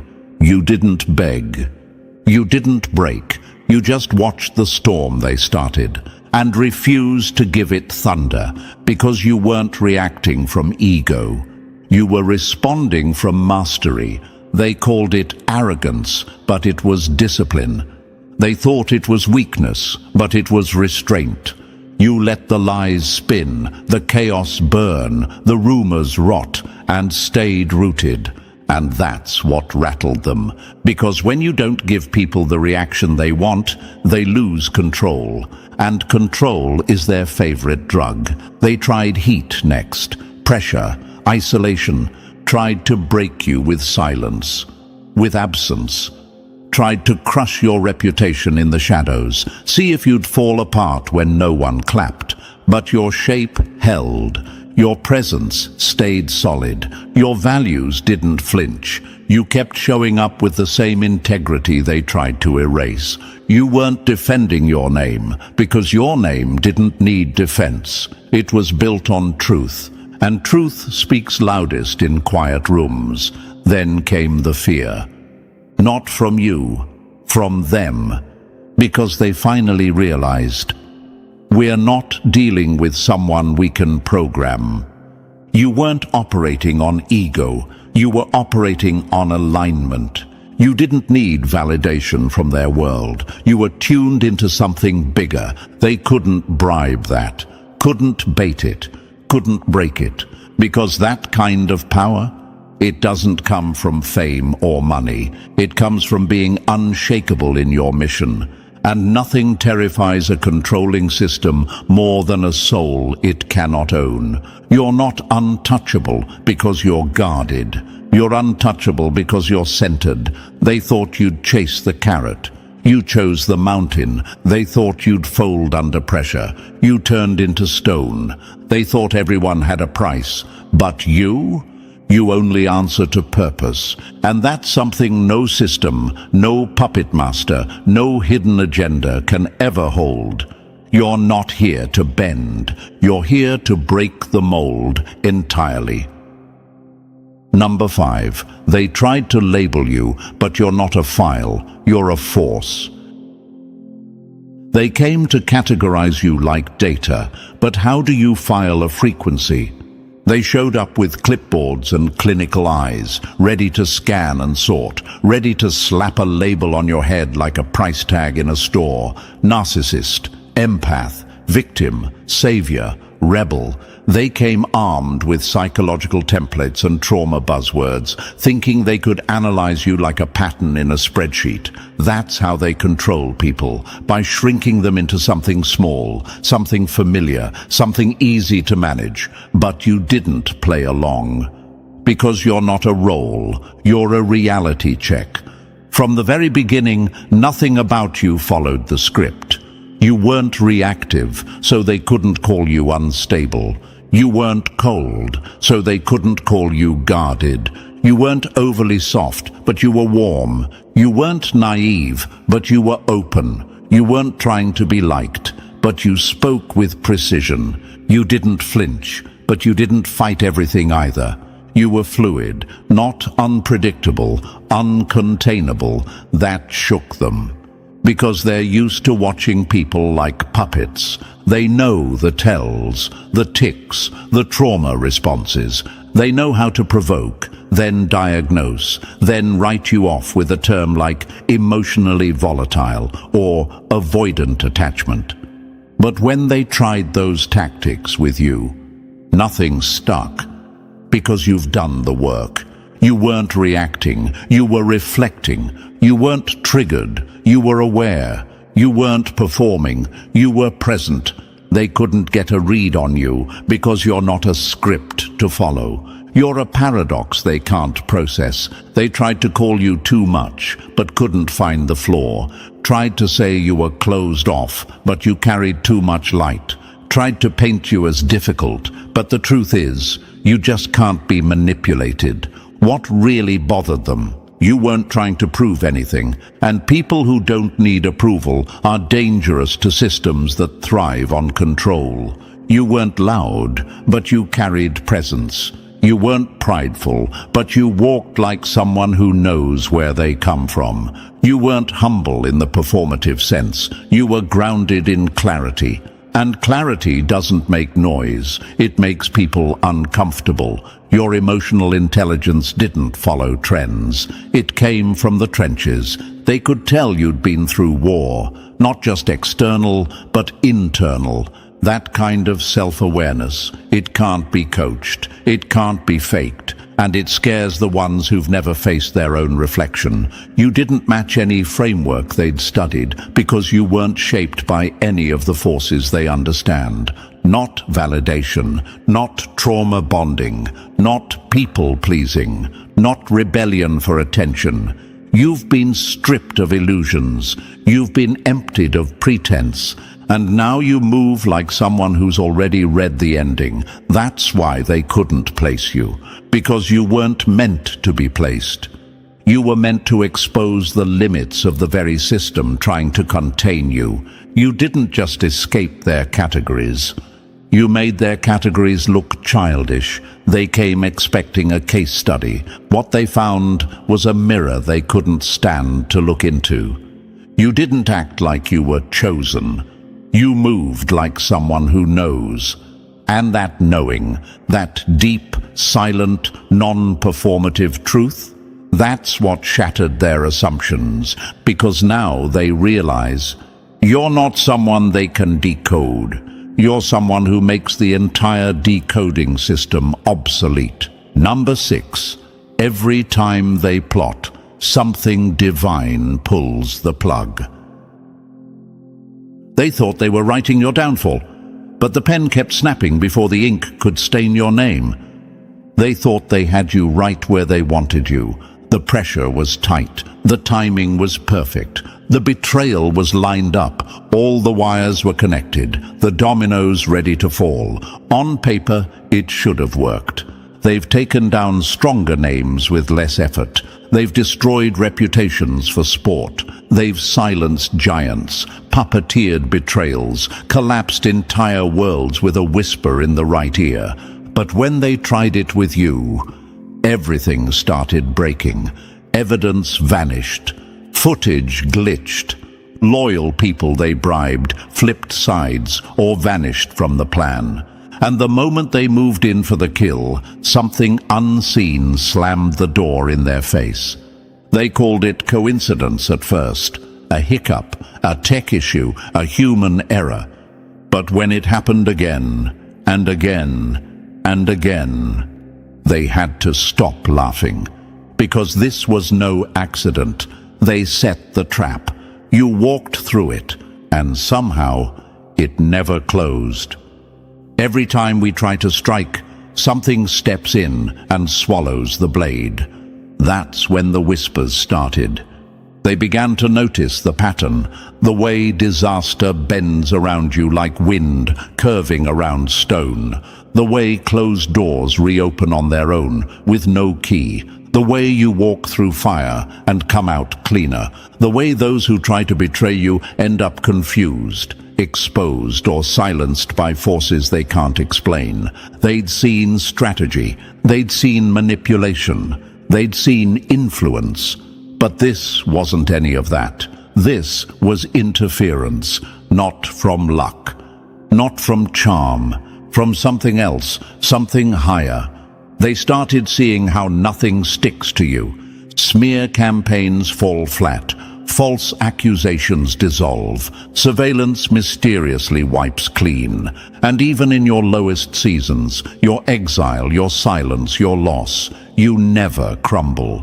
You rise every single time, not just intact, but elevated, sharper, calmer, stronger. Like someone or something isn't just protecting you, it's refining you. They watched it happen too many times. The storm hits, and you walk through it like it was a training ground. The setup fails, and somehow you come out with more clarity, more reach, more purpose. They tried to shut the door, and the universe built you a whole damn hallway.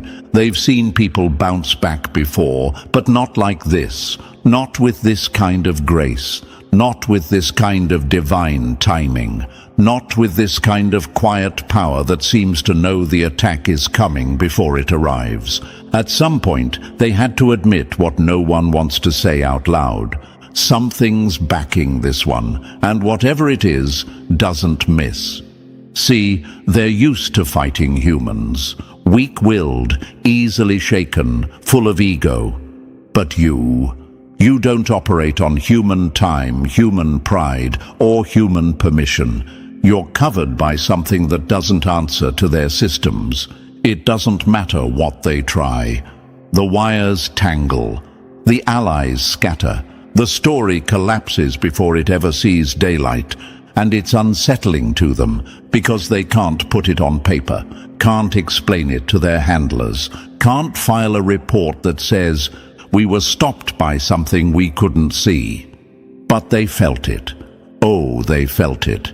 They felt the air shift, felt the heat on their neck, felt the weight in the room that didn't come from you, but moved through you. Now they're walking different, not out of respect, but out of fear. They don't say your name like they used to. They say it like it's sacred, like it echoes, like speaking it wrong might summon something they're not ready to face. And they're right, because you weren't just spared, you were sent. You weren't just protected, you were positioned. Your survival wasn't luck, it was strategy from a force beyond their reach.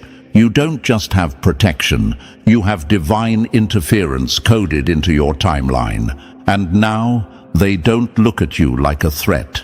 They look at you like a warning, a walking example of what happens when the universe chooses someone and doesn't negotiate about it. They wanted to end you, but instead, they triggered a spiritual alarm they never saw coming. Now, they're whispering behind closed doors, not with curiosity, but with caution, because every move they make against you ends up cutting them instead. Number 7, they sent spies to watch you. Now they can't sleep at night. They came to report your habits, but ended up confronting their own shadows. They always send the confident ones first. The calm, the clever, the so-called professionals. The ones trained to infiltrate quietly, observe coldly, and return untouched. To them, it's just another job. Follow, document, dissect, get the footage, get the notes. Get the psychological breakdown, clean and clinical, a study in behavior. But then they step into your orbit, and everything they were taught begins to rot. See, they were trained to decode people, but they were never trained to survive an encounter with someone whose energy doesn't just fill a room, it reads it. The moment they get too close, it stops being about you. You become the mirror, and they become the subject. Suddenly it's not about your patterns, it's about theirs. Their discomfort starts small. A little fatigue, a little brain fog. They blame the lighting, the late nights, the constant surveillance. But then it gets stranger. Old memories come back. Childhood wounds they swore they buried. Beliefs they thought were solid begin to crack. They start asking questions they were never meant to ask. Why do I feel exposed around this person? Why does my mask feel heavy today? Why can't I stop thinking about things I thought I'd forgotten? That's when the fear kicks in, not the kind that comes from threat, but from truth. The kind that only shows up when you're standing in the presence of something you can't manipulate.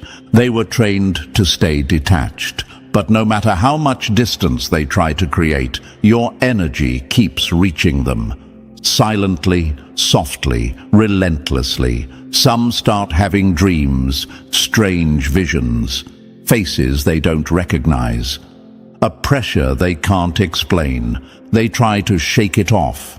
But something inside them won't let go, because you didn't just exist near them, you activated something in them. And that's not in the manual. Some leave early, reassigned without a word.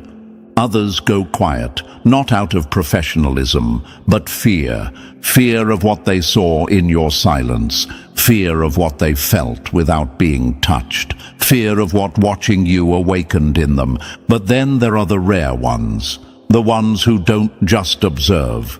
You break them open. They came to track you, and left transformed, spiritually disarmed, emotionally cracked, internally rearranged. They don't talk about it, they won't admit it, but they walk differently now, a little slower, a little softer, like someone who's seen a ghost, but knows it was themselves. Because that's what happens when you spy on someone who carries the frequency of truth. It doesn't just bounce off your armor, it seeps in and shatters the whole foundation. Some try to resist the shift and pay the price. Their relationships fall apart, their health declines, their technology fails, their mind goes static, because you don't just disarm systems, you short-circuit them.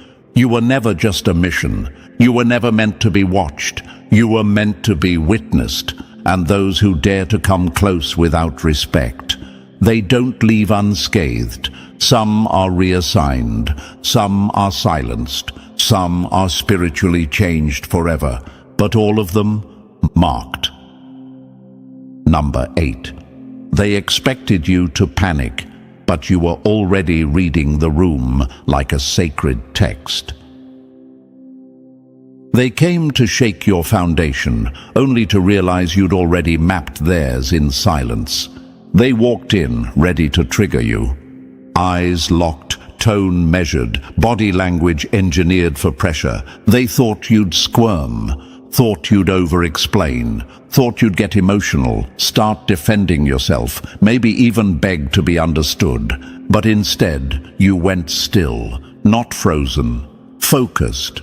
They mistook your silence for hesitation, but what they didn't realize was you weren't reacting, you were reading. Every glance they threw, logged, every micro-expression, noted, every pause in their speech, calculated. You were decoding them in real time, and they had no clue they'd already lost the upper hand.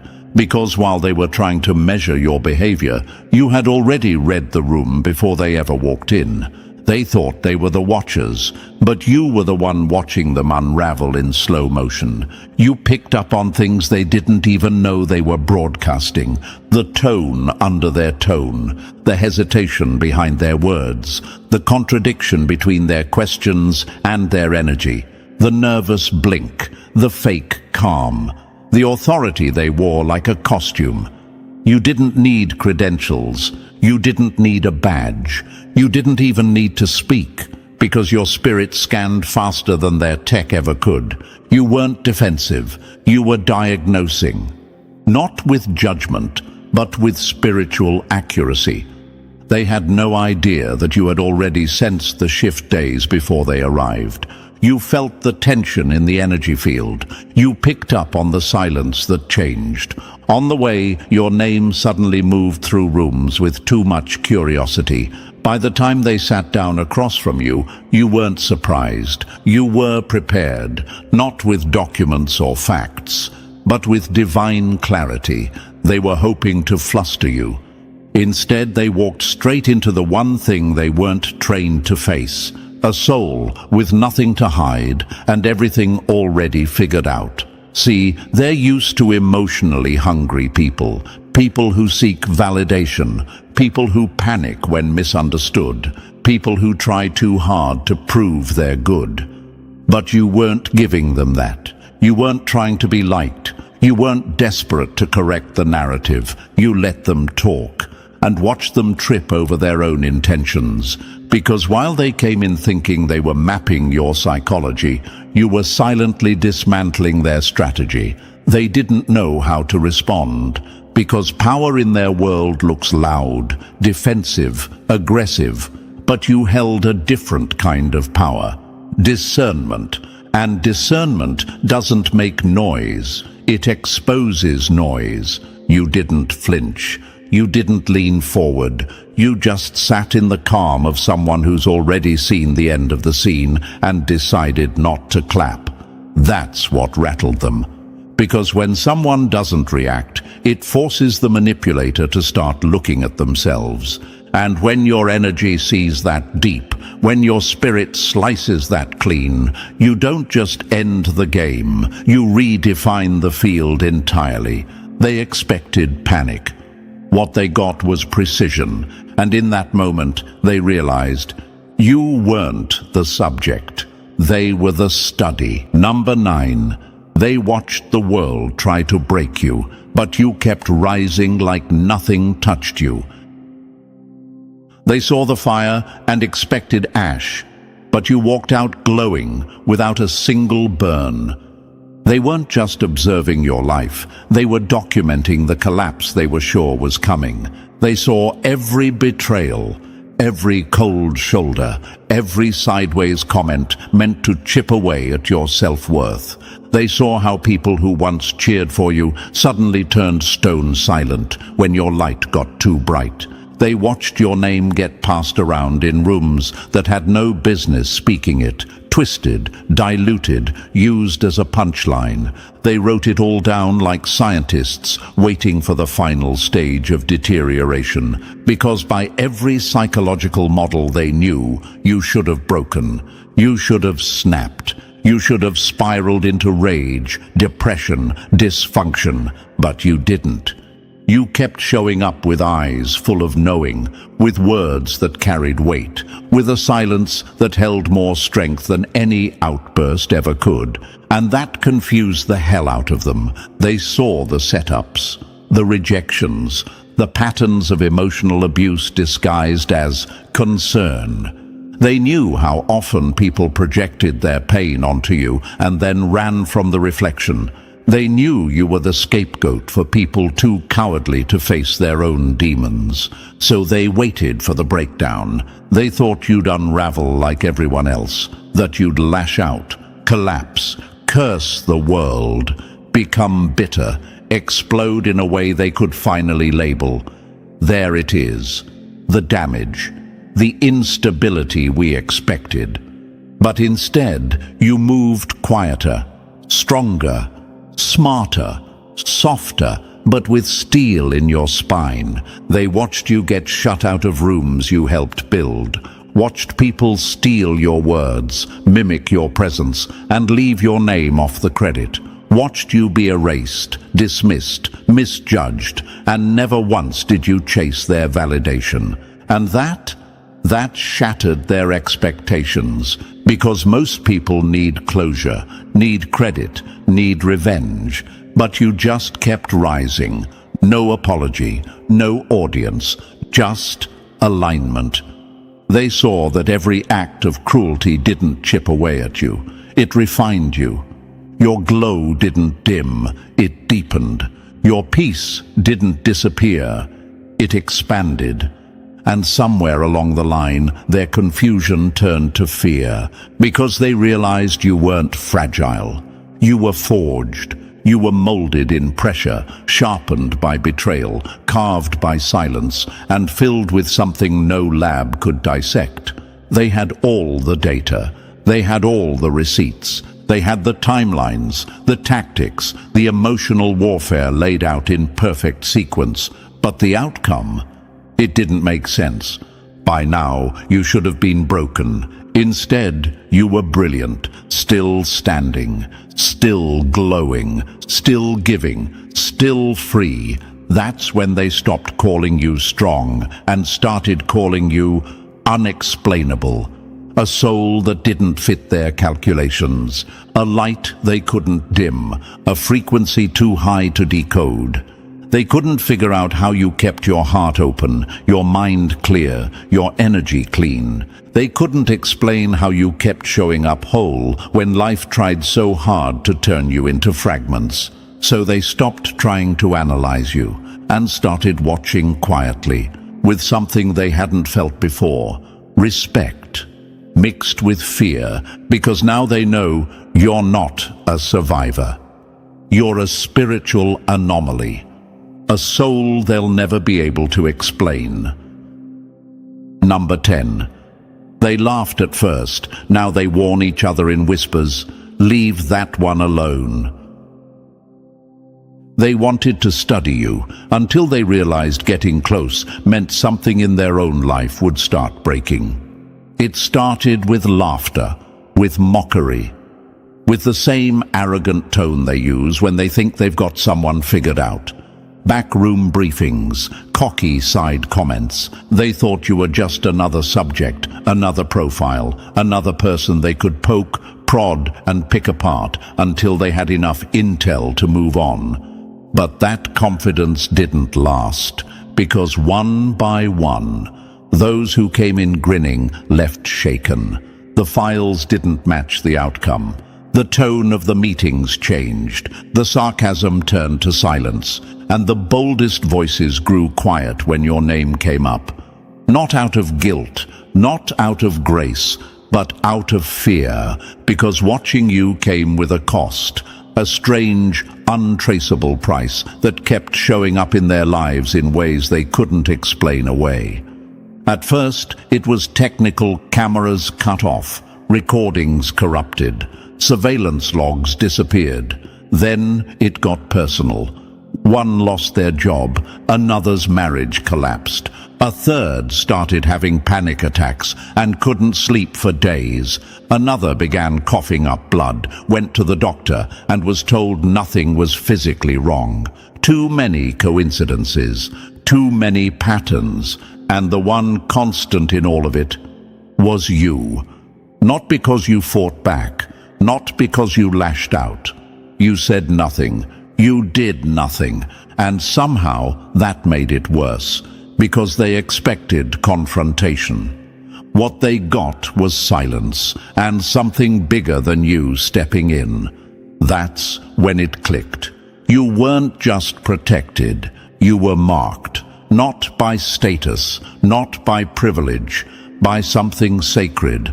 And when they crossed that boundary, life responded, not with thunder, not with spectacle, but with precision. A slow unraveling of their own energy, their confidence, their clarity, like their own spirit was turning against them. Some still tried to rationalize it. Stress, burnout, coincidence. But then came the dreams, the shadows, the visions, the repeated number sequences, the voices saying, "Back off."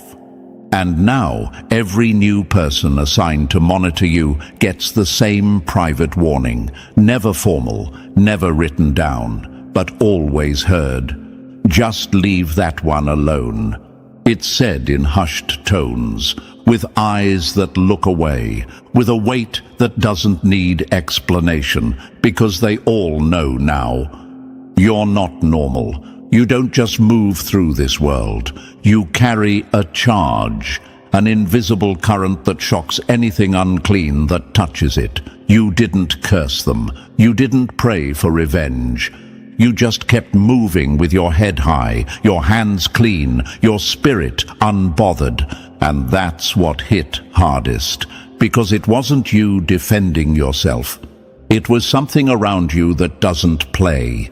Now they don't mock, they don't dig, they don't track, they avoid. You've become a name they speak with caution, not out of reverence, but out of survival, because they've learned. Trying to disrupt your peace means forfeiting their own. So now, when your name slips into a room you're not even in, there's a pause, a breath held. And someone always says, with a voice lower than before, "Leave that one alone." Not because they understand you, but because now they know better. And now you see it. What they tried to monitor, control, and break was never just you. It was the force behind you, the protection, the purpose, the frequency that exposes everything false just by existing. You're not just walking through this world, you're disrupting it by being undeniably real. Let them whisper, let them warn, let them watch from a distance. You were never meant to be understood, only respected. If this message hit home, drop the number 77 in the comments to claim your clarity. Like, subscribe, and share this with someone who carries that same quiet power. Let's keep spreading the light. Lies are like arrows. Once shot, they can wound the shooter just as deep as the target. They thought their poison words would stick, that their gossip would break you down, but they picked the wrong fight, whispered your name to the wrong person, and now their own lies are strangling them from inside. You're not the one hiding. They are. Running scared because the truth is hunting them like a shadow that never leaves. The damage they wanted to do, it backfired. Their betrayal wasn't clever, it was a trap they fell into. Now, silence isn't weakness, it's the sound of their guilt echoing in empty rooms. You don't have to prove anything. The universe is already exposing them, one secret at a time.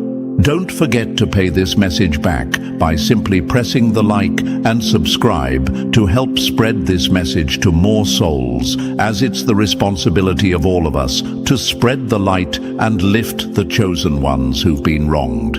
You've been called the chosen one, but that title comes with a heavy price. People you trusted decided to lie, but not just anywhere. They spoke to the wrong ears, the ones that hear deeper than surface gossip. These lies weren't just stories. They were meant to cut you off, to isolate you, to make you fade away. Yet here you stand, still unshaken, still glowing in the dark where they hoped you'd vanish.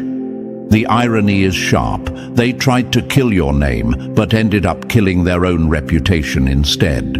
When someone spreads lies to the wrong person, they don't just lose your trust, they lose themselves. The wrong person isn't always obvious. It might be someone with power, someone wise, or simply someone who sees through the smoke and mirrors. This person doesn't fall for gossip. They listen for truth. And truth doesn't care about your lies.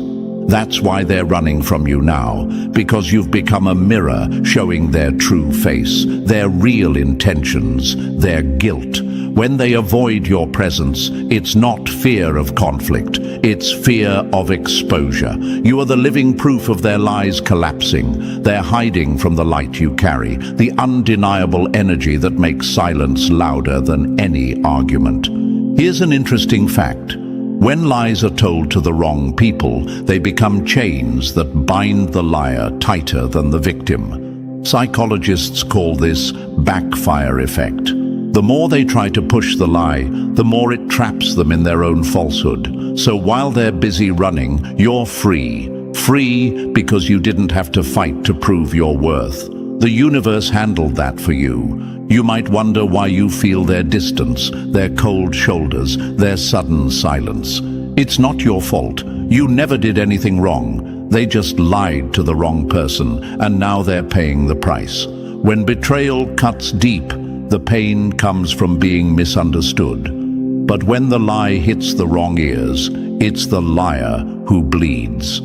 This is the truth the chosen one must know. Those who betray you often hide in shadows, but the shadows are shrinking. Every secret they told is like a crack in their armor. The universe is patient. It waits for the right moment to turn their own weapons against them. And that moment is now.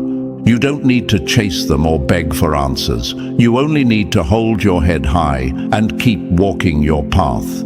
Because the universe isn't just defending you, it's making you the reckoning. The energy you carry forces the liars to look away, to run, to disappear. Remember, the ones who lie have a harder time escaping the truth than you have surviving the betrayal. They are stuck in a maze of their own making. You, however, are breaking free, stepping into your power with every step.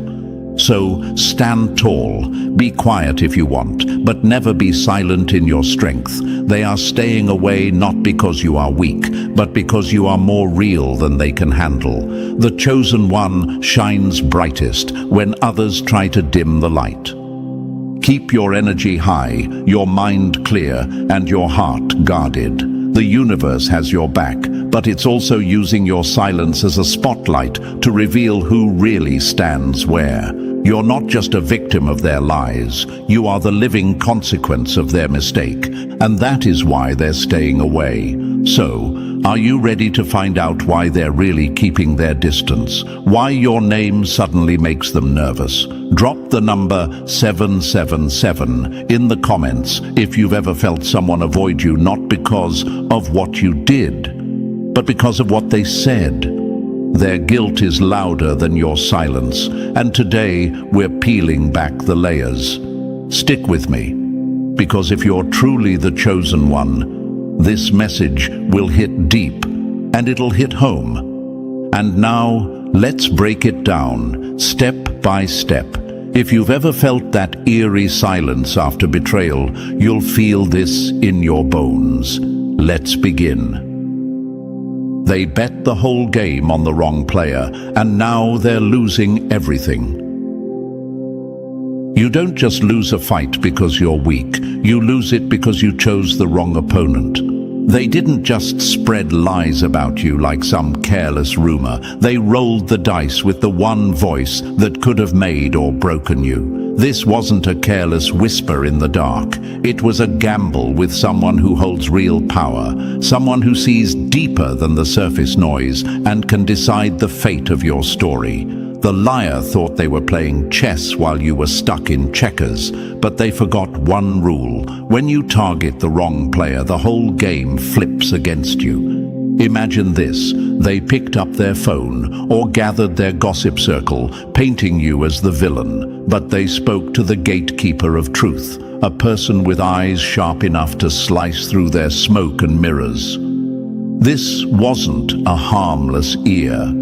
It was the vault where your reputation either got locked away or set free, and this gatekeeper wasn't fooled. They saw the cracks in the liar's tail, like a hunter tracking blood trails in the wild. You might ask, why would they risk talking to someone so powerful? Didn't they know? The answer is arrogance, their biggest mistake. They believed their lies were clever enough to fool anyone, but the universe has a way of balancing the scales.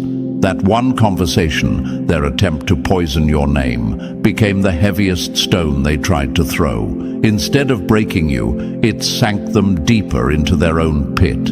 This lie, this twisted story, didn't just fall flat.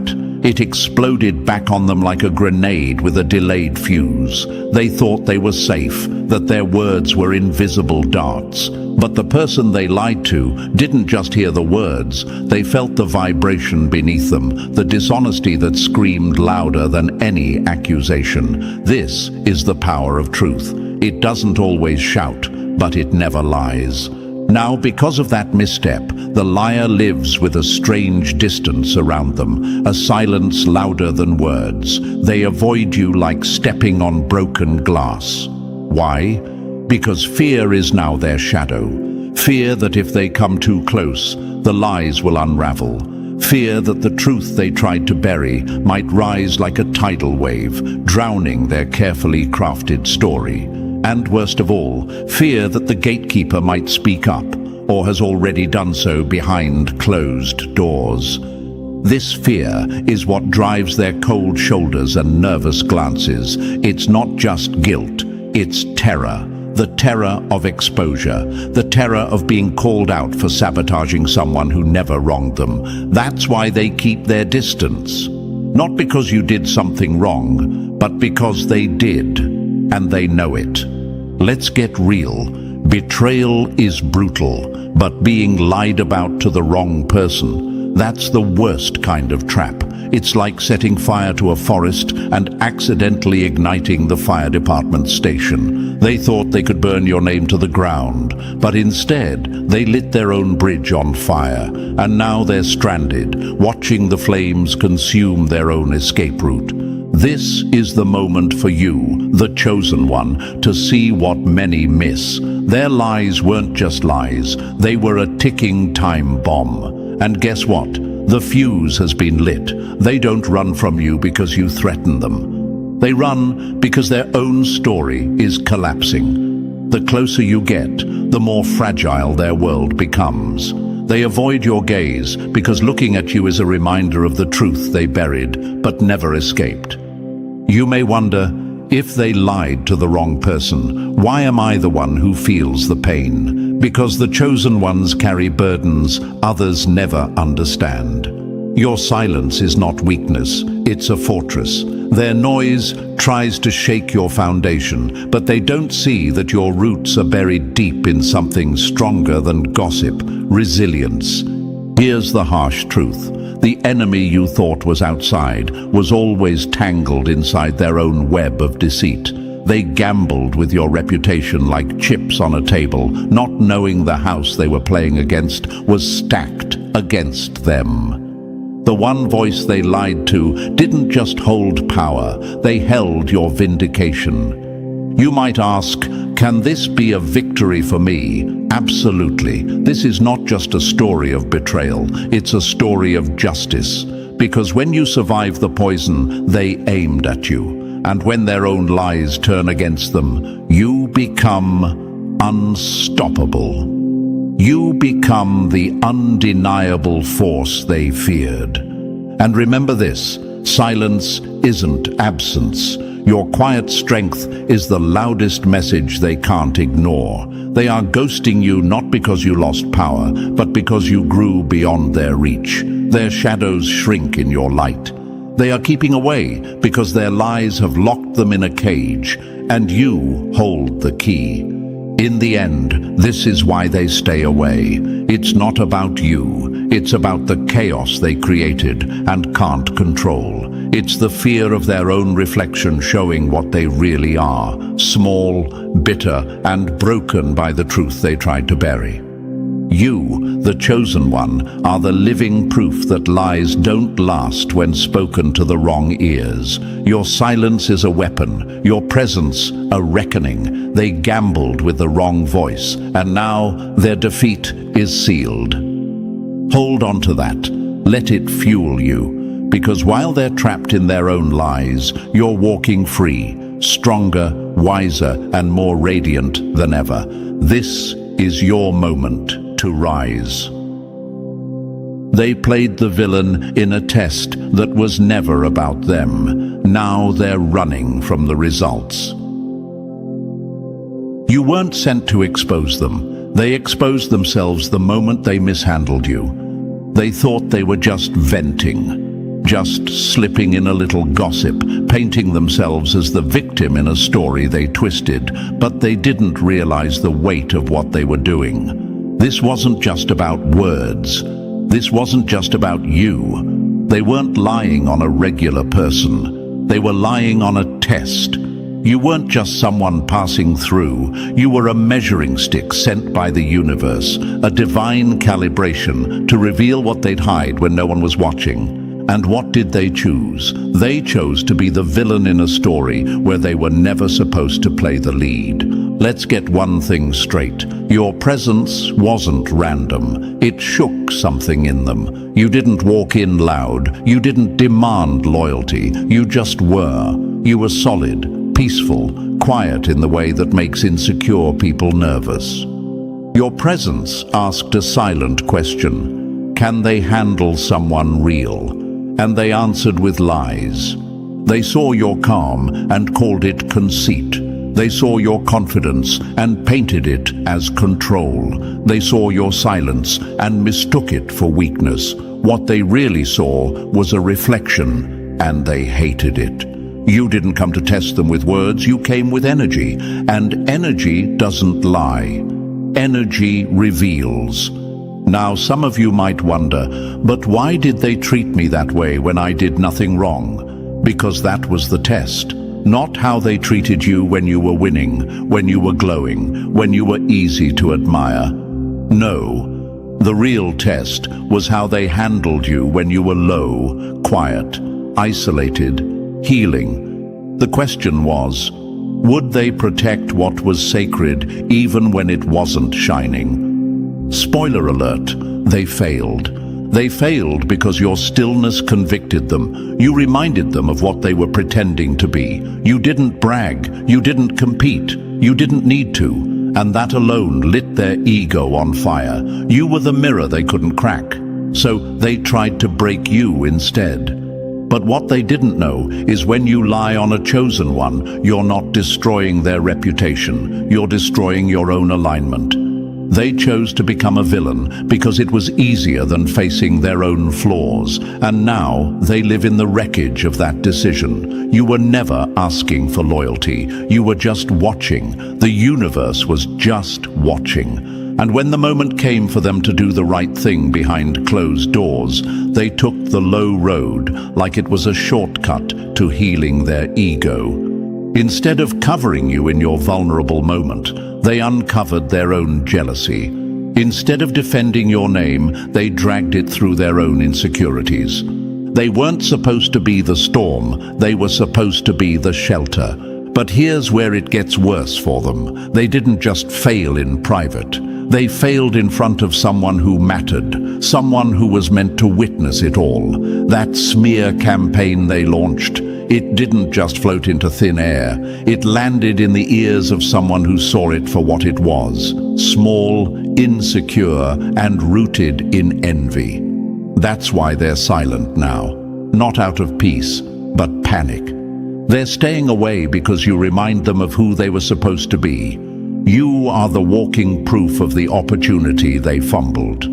They weren't tested on how they spoke about you when you were in the room. They were tested on what they said when you weren't.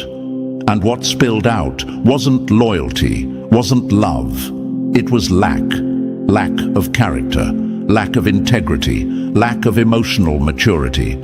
They thought they could rewrite the narrative, control the perception, twist the story, but the truth doesn't need a PR team. The truth just needs time. And time is doing its job, because now the very people they tried to turn against you, they're starting to question. The smear doesn't make sense anymore. The math doesn't add up.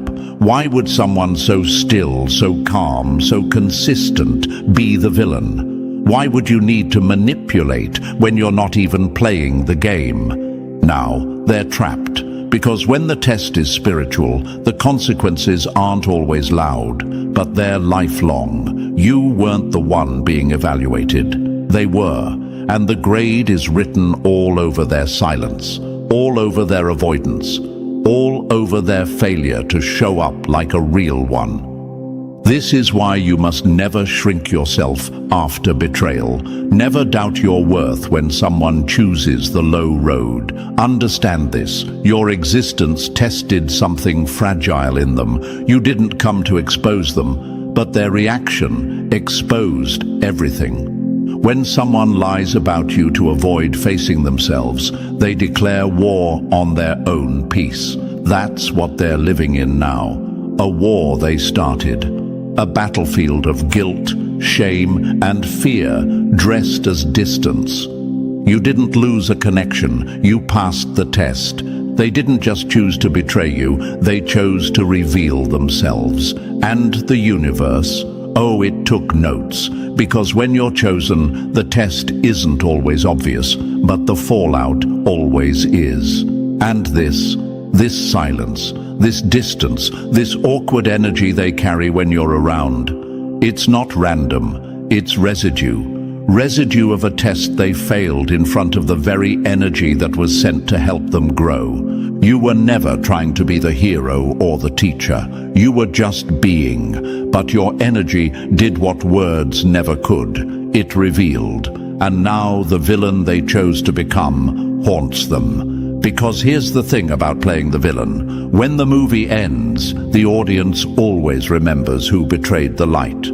So no, they're not avoiding you out of peace. They're avoiding you because your presence forces them to sit with the truth, to sit with the fact that they didn't just lie about someone. They lied in the middle of their own chance to evolve, and they missed it. Let that sink in. You didn't lose them, they lost themselves, and now they carry the weight of a story they ruined, alone. Because you weren't meant to be graded, they were, and they wrote their own report card in rumors, whispers, and silence. That's why they stay away, because you were the test, and they failed. They thought their lie would die quietly, but it's being used against them in the cosmic court. Lies told against the chosen don't vanish. They become the chains that bind the liar. They believed their lie would disappear once it left their lips, a secret whispered in the dark, forgotten like smoke, fading in the wind. But when you lie on a chosen one, that lie doesn't just vanish. It becomes stamped, recorded, and stored like evidence in a courtroom that no human can see, but everyone in the universe feels. They didn't realize that every false word they spoke was a piece of proof stacking up against them.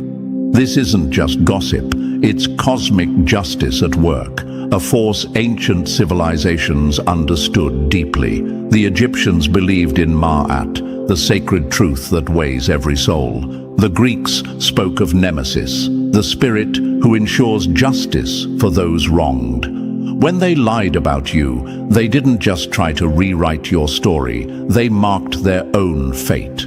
Their lie was time-stamped in the spiritual realm the moment it was spoken, revealing their true colors. They thought no one was paying attention, but the universe always watches. It's like a jury silently examining their story, catching the mismatches, the fake emotions, the forced anger. The person they lied to wasn't fooled. They felt the dishonesty like a vibration out of tune. That's why their lie is turning against them. Every time you rise, every time you glow in your truth despite their sabotage, you become living evidence against them. History shows us this over and over. Nelson Mandela was falsely imprisoned and defamed, yet his truth set him free and changed a nation. Harriet Tubman was hunted and slandered, but she became a hero who liberated thousands. Their enemies gambled on lies that would fade, but those lies became shackles. Why do they keep their distance now? It's not just guilt. It's the heavy weight of that cosmic court pressing down, the shame of knowing their lies breathe and work against them every moment. They avoid you because your presence is a light that won't be dimmed. Every peaceful step you take seals their fate a little more. They never expected their lie would be studied, cross-examined, and dissected by invisible eyes. That lie is alive. It haunts them, feeds on their shame, and makes them restless. Their silence is a shield against the growing verdict they dread. So remember this, their lie wasn't just an attack on you. It was a self-inflicted wound marked in the cosmic records. You are proof that truth lasts, light shines, and justice balances every scale. Keep walking in your power. Your life is the ultimate testimony. You were the truth all along, and their lie only caught them in their own trap. They lied to the one sent to guard your destiny. Now that guardian won't let them near you. Trying to poison the source of your blessing is like shooting an arrow that comes back and pierces your own heart. They thought they were clever, weaving lies in quiet conversations, hoping to pull strings behind your back. They whispered their poison to someone they assumed was just another listener, another passerby. But they couldn't have been more wrong. That person wasn't random. They were sent, placed, assigned, like a guardian watching your path, a protector standing at the gates you didn't even know needed guarding. The liar's plan was simple: turn this guardian against you, close doors, cut off support, isolate you. But instead of opening their ears, that guardian's eyes opened wider. The words meant to convince, to corrupt, only revealed the liar's bitterness, their insecurity, their desperate grasp at control. This wasn't just gossip, it was a spiritual test, and the guardian passed, while the liar failed spectacularly. That lie was meant to be a wall, a blockade, a way to shut the blessing you were meant to receive. But instead, it became a spotlight that illuminated the truth. It made the guardian more watchful, more discerning, more determined to see your real story, not the lie's twisted version. And what did they see? They saw grace under fire, a calm in the storm, a soul that doesn't fight dirty but stands strong anyway. They saw fruit growing quietly in the soil of hardship, peace reigning where chaos was expected. You weren't the villain in their eyes, you were the survivor, the chosen one enduring attacks without needing to strike back. Now, that very guardian, the one the liar tried to weaponize, has become your shield.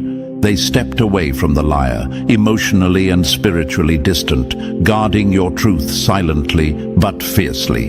You may not hear them speak up, but the shift is undeniable. Their energy is a fortress around you, a protective barrier the liar can't breach. The liar feels this shift like a cold wind. Doors once open slam shut without you lifting a finger. Access denied.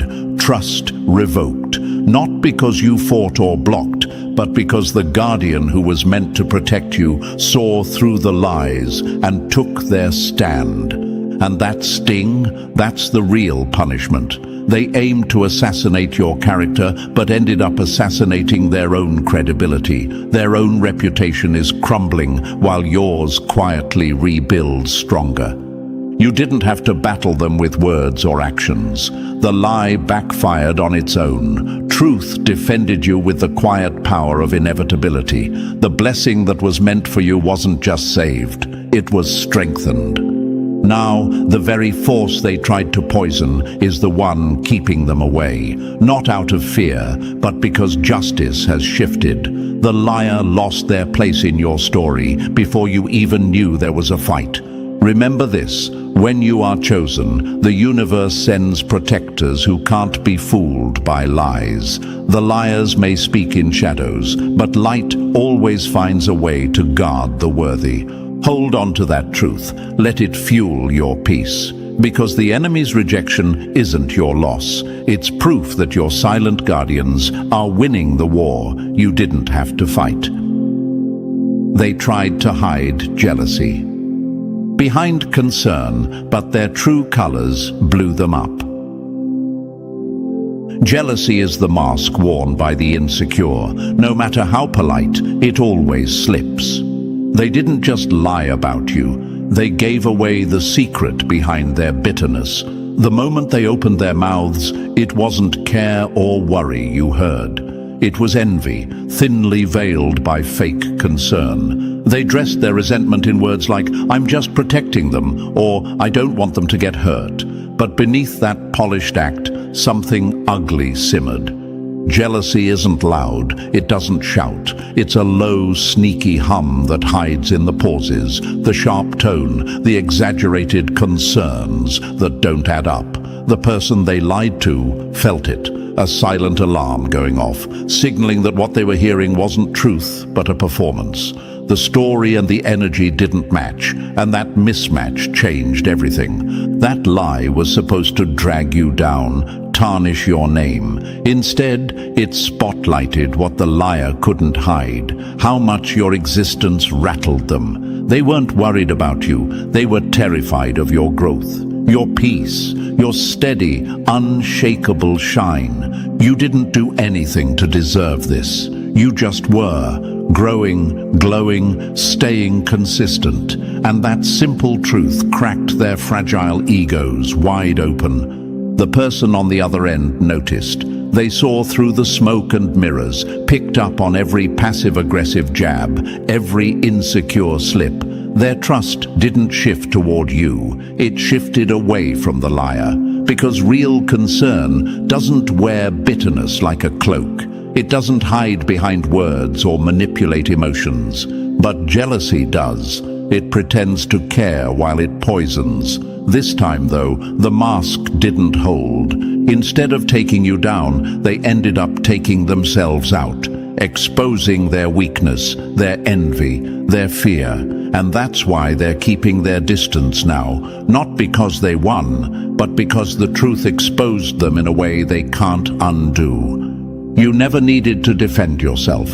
Their energy was their downfall. The cracks in their facade are too wide to cover, and those who see it won't forget. So remember, when someone claims concern, but their energy feels wrong, that's jealousy, trying to hide in plain sight. And jealousy always loses to truth. They're terrified to come close because your truth shatters their lies without a word. Sometimes silence speaks louder than any confession, and your presence is that silence. They're not running because they fear you yelling or confronting them. No, what shakes them to their core is far deeper. It's the simple fact that if they get too close, the truth will spill out all on its own, without a single word from you. Your presence is like a broken mirror held up to their face, reflecting every crack, every fault in their story. It's not about what you say, it's about what your energy reveals. You carry clarity, strength, and truth in every breath. And that makes them wildly unsafe. They know the lie they spun about you cannot stand in the same room as the real you. The two can't coexist. You don't have to defend yourself. You don't have to explain. Your very being pulls back the curtain, exposing the gap between their story and your reality. This is why their hands tremble when your name is mentioned, why their voice changes when others speak well of you, why they retreat into silence when praise for you fills the air around them. It's not peace. They're scared. Scared that if they come close, the secret they buried will rise to the surface, undeniable and raw. They hoped distance would blur the lines. That time would dull the sharp edges of their lie. They wished no one would piece it all together, but you became the living proof, the irrefutable evidence, not by fighting, but by growing. You outgrew the lie while they stayed stuck in it. If they dared to step near, the contrast would be glaring. People would see the split between what was said and who you really are. It would be uncomfortable, humiliating, exposing in ways they never prepared for, so they stay away. Not because they're at peace, but because being near you would make the truth spill out like a confession too loud to ignore. The mask they wear would crumble without you lifting a finger. and they're not ready for that moment. Your truth doesn't need a voice. It shouts in your silence. That's what makes you unstoppable, and that's why they keep their distance.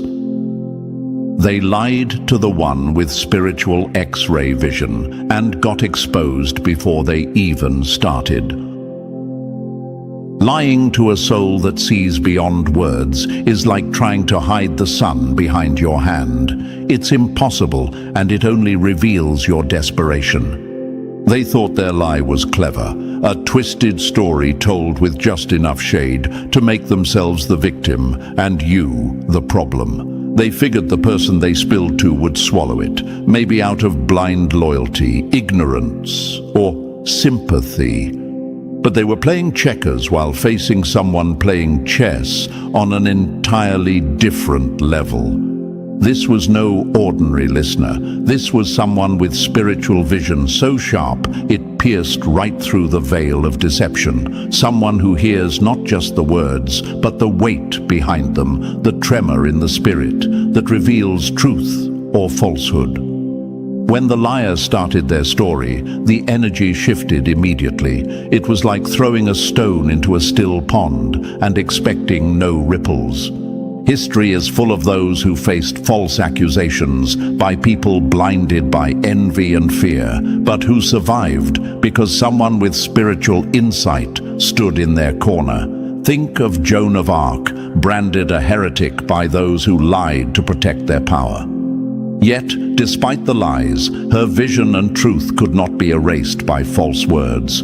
Or Galileo, condemned by authorities who twisted the narrative to silence him, only for truth to outlast their smokescreens centuries later. The person the liar chose to deceive wasn't naive or easily fooled. They were emotionally grounded, spiritually sharp, and intuitively wise. The moment the lie hit their ears, a silent alarm sounded deep within. They didn't need to argue or fight back because the lie contradicted the truth they already knew in their spirit. The energy behind the words was wrong. It clashed with reality. You may ask, but why didn't this person just expose the liar immediately? Because true discernment is quiet strength. It watches, waits, and protects without needless conflict. Like a skilled detective, they gather facts, observe behavior, and let truth reveal itself on its own timeline. This is what the liar didn't see coming. Instead of setting you up, they expose their own weakness and desperation to someone who sees souls, not just stories. They chose the wrong person to lie to, a person who acts as a spiritual X-ray machine, revealing every hidden fracture beneath the surface. That moment changed everything. Respect for the liar vanished. Trust shattered silently. Behind the scenes, protection quietly shifted to you, the one who walks in truth, no matter the noise. Now the liar is left in the cold, feeling the distance and silence that follows. Their messages go unanswered. The tension they try to ignore is a daily reminder of their failure. They don't understand that their lie didn't just fail. It exposed their spirit's fragility. The truth is, once someone with true spiritual insight sees through the deception, no amount of lies, apologies, or manipulations can fix what's broken. They can't unsee what they saw. And more importantly, they won't allow you to be hurt by that liar ever again. Remember, when the universe appoints a guardian with spiritual X-ray vision, the liars lose before the first word is even spoken. Because truth isn't just spoken, it's felt, and it shines through every shadow they try to cast. So take heart, your truth is safe. You are guarded by eyes that don't miss a thing. The liar, they are exposed, defeated, and powerless in a game they thought they controlled. They're chained to a lie they can't undo without breaking themselves. Lies are like a shadow. You can't outrun them, and the longer you run, the heavier they weigh. At first, spinning lies about you gave them a rush. a false power over the story, the narrative. They played the victim, the hero, the keeper of secrets. For a moment, they controlled how others saw you. It was a cheap victory, but a victory nonetheless. But that victory was a trap, a noose tightening around their neck with every truth you lived out loud. As your life kept growing, thriving and blooming, the weight of their lies grew heavier, dragging them down. Now, if they ever want to step back into your world, they face one impossible question: where have you been? That question is a gauntlet they can't run through. They can't explain their silence without unraveling their entire story. Every excuse peels back layers of deception, forcing them to admit they distanced others with lies. They can't walk in acting like nothing happened because too many ears heard their poison, too many eyes watched their betrayal. They're trapped. They're not ready for that kind of truth, the kind that demands accountability, honesty, and courage. So they choose silence instead. Distance becomes their shield. But make no mistake, this distance isn't freedom. It's a prison built of pride, fear, and regret. From afar, they watch your rise. They hear your name spoken with respect and admiration. They see doors opening for you that they tried to slam shut. Each success of yours tightens the chains of their own deceit. The truth stands tall in the light, while their lie lingers like a shadow, always chasing, never catching. They can't fix the damage without confessing. They can't move on without facing what they did. And they can't face you without exposing the very thing they tried so hard to hide. So silence is all they have left. But that silence, it screams with guilt. Remember, the liar's greatest punishment isn't confrontation or public shame. It's the quiet knowing that they are forever bound by the story they can't undo. And you are the truth standing free, unbreakable and untouchable. You became the unshakable receipt they never expected. They thought your silence was weakness, but it was the calm before their fall. When they spread their lies, they believed your downfall was guaranteed. They painted a picture so dark, so convincing in the shadows, expecting others to see you as the villain they described.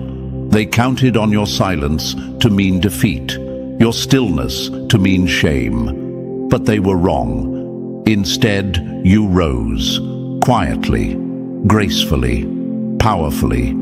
You didn't waste time defending yourself with words or getting caught in petty battles. Your growth became the undeniable answer, the receipt they never saw coming. Imagine a receipt in a store that proves the purchase was real. Your peace, progress, and favor are that receipt. Each achievement, every blessing, every moment you move forward is proof that their story was a lie. The narrative they crafted crumbles beneath your steady climb. This is why they keep their distance. It's not because they're mature or indifferent. It's because being near you is like staring into a mirror that reflects their failure. Your presence reminds them that their lies never stuck. You were never the problem. Their fear is fueled by the truth you embody. Every win you claim, every blessing you receive, every gracious step you take screams louder than any lie ever could. You are the silent testimony that calls their bluff again and again. They thought they controlled the narrative, but you flipped the script without uttering a single word. The very people they tried to convince to believe their lies now question them instead. Doubt creeps in because your evolution shattered the false story they told. And that stings worse than any public confrontation. That's why they stay away, not because of peace, but because your existence challenges them daily. They can't stand next to you without shrinking under the weight of their own deceit. You are the living contradiction to their slander, the proof that what they tried to bury was a seed destined to grow. Your growth told the whole story, and it's one they will never undo. They lied to the one chosen to witness your rise, and got exposed silently but surely. Some lies are crafted to deceive the crowd, but they always stumble when faced with the quiet witness of destiny. They thought their lie was clever, subtle enough to slip past without notice, believable enough to cast doubt on your name. They believed the person they confided in would swallow the story, play along, and forget. But they didn't know this wasn't just anyone. This was someone divinely positioned, placed there on purpose, not to gossip or judge, but to witness. This person wasn't a bystander. They were an appointed guardian of truth. They were on assignment to listen carefully, observe fully, and remember everything long after the noise faded. You didn't have to fight or defend yourself. True chosen ones don't get pulled into petty battles of words and accusations. Instead, the universe arranged for someone to silently hold the timeline, seeing past the twisted moment to the full story. At first, this witness said nothing. They didn't react. They didn't argue back, but every lie told was filed away. Every false word was noted, because they knew something important. Truth reveals itself over time. Now, that witness has watched your journey unfold. They've seen your rise, steady and unshaken. They've observed the consistency in your character, the favor that surrounds your path, the way life blooms around you naturally, without manipulation or desperate noise, and it hits them hard.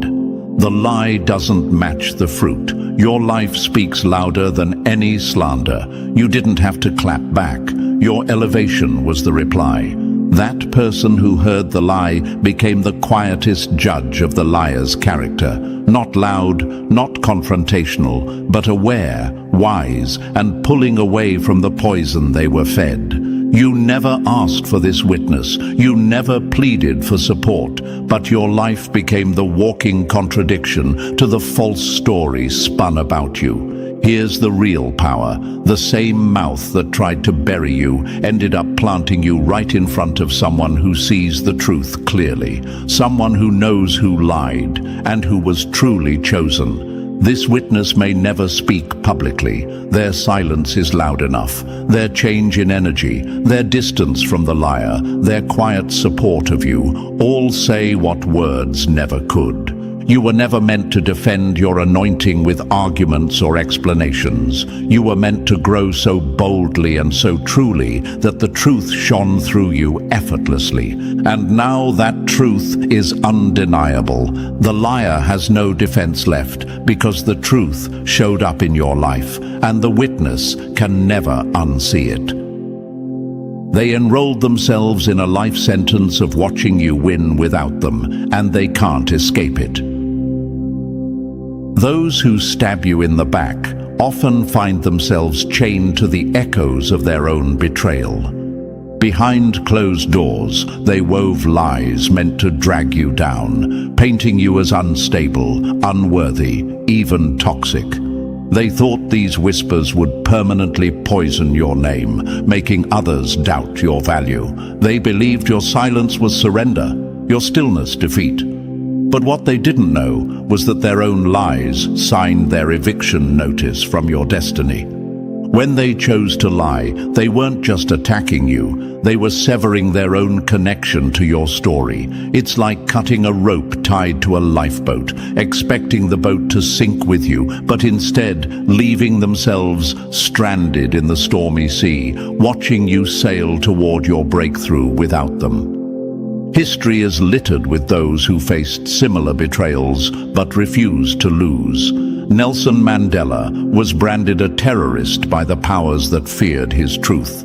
He was cast out, imprisoned, betrayed by those who once might have stood with him. Yet he emerged not just free, but victorious, a symbol of resilience that no lie could destroy. His enemies weren't just losing a fight. They were sentencing themselves to watch his rise from the sidelines, powerless. Look at Frida Kahlo, who endured pain, betrayal, and misunderstanding. Many tried to erase her, label her unstable, but her art and spirit transcended every lie, every whisper. Her legacy is a testament that those who try to bury you only fertilize the soil where your greatness grows. The universe operates with cosmic justice, and when someone mishandles a chosen one, the correction is swift and brutal. It doesn't just remove them from your path, it locks them in a prison of exclusion. They get a front row seat, yes, but no backstage pass. They see your blessings, but never get to hold them. They witness your celebrations, but remain outsiders. Ghosts in your rising story. Ask yourself, why do they keep their distance now? Why are they silent instead of confrontational? Because they live with the suffocating knowledge that their own lies wrote them out of your future. Every step you take forward is a reminder of what they forfeited, a contract signed in deceit, now a life sentence of watching without participating. They aren't free. Their silence isn't peace, it's panic disguised as indifference. They watch as doors open for you, doors they tried to lock. They hear your name praised in rooms they once occupied. They witness your evolution from the shadows, powerless to intervene. It's like watching a wildfire you tried to extinguish with gasoline, only to fuel a blaze you can never control. Your growth is the fire, and their lies are the dry wood they piled, hoping to bury you. But that fire burns brighter, consuming everything, including their credibility. This is the cruelest truth they face. They were written into your script, but tore up their part before the breakthrough. Now, they can only watch as the story unfolds without them. Your victories don't just belong to you. They are the living, breathing proof that their lies were lies. Every success you claim is a nail in the coffin of their deception. You didn't just survive their betrayal. You turned it into your launch pad. So yes, they are watching you win without them. And no, they can't escape it, because some contracts can't be voided, and some betrayals come with lifelong sentences. The question they never ask, and the one you should never forget, is this: was losing you worth the price they now pay? Now that you understand the truth behind why they're staying away, it's time to own your power and rise even higher. Remember, their lies only built their prison while you walk free in your truth. If this message hit home and stirred something inside you, don't keep it to yourself. Like this video, subscribe for more truth that strengthens the chosen ones, and drop the number 77 in the comments if you're ready to embrace your power and transformation. Share this with others who need to hear it. Let's spread this light together. You became dangerous the moment you stopped explaining your silence, and now your very breath terrifies the ones who once mocked your existence. They thought they were destroying you. No, they were forging you. They thought the betrayal would break your back, but it straightened your spine. They laughed while they stabbed. They clapped while you bled. They turned your kindness into ammunition, your loyalty into a trap, your peace into proof that you were too soft to survive. And now that you've risen from the ashes they buried you in, they're shaking because you didn't just survive.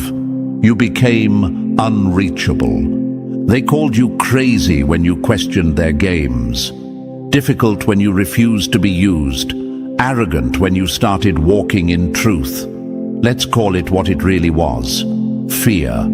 Fear of your clarity, fear of your power, fear of your detachment. Because once they couldn't distract you, they couldn't control you. And the moment you walked away without apologizing, their whole illusion shattered. Before we go any further, if this is already hitting something deep, If you feel seen, called, vindicated, like the truth is finally echoing louder than the lies, hit that like button, subscribe, and drop knock 1111 in the comments right now. Not just for the algorithm, but for the alignment.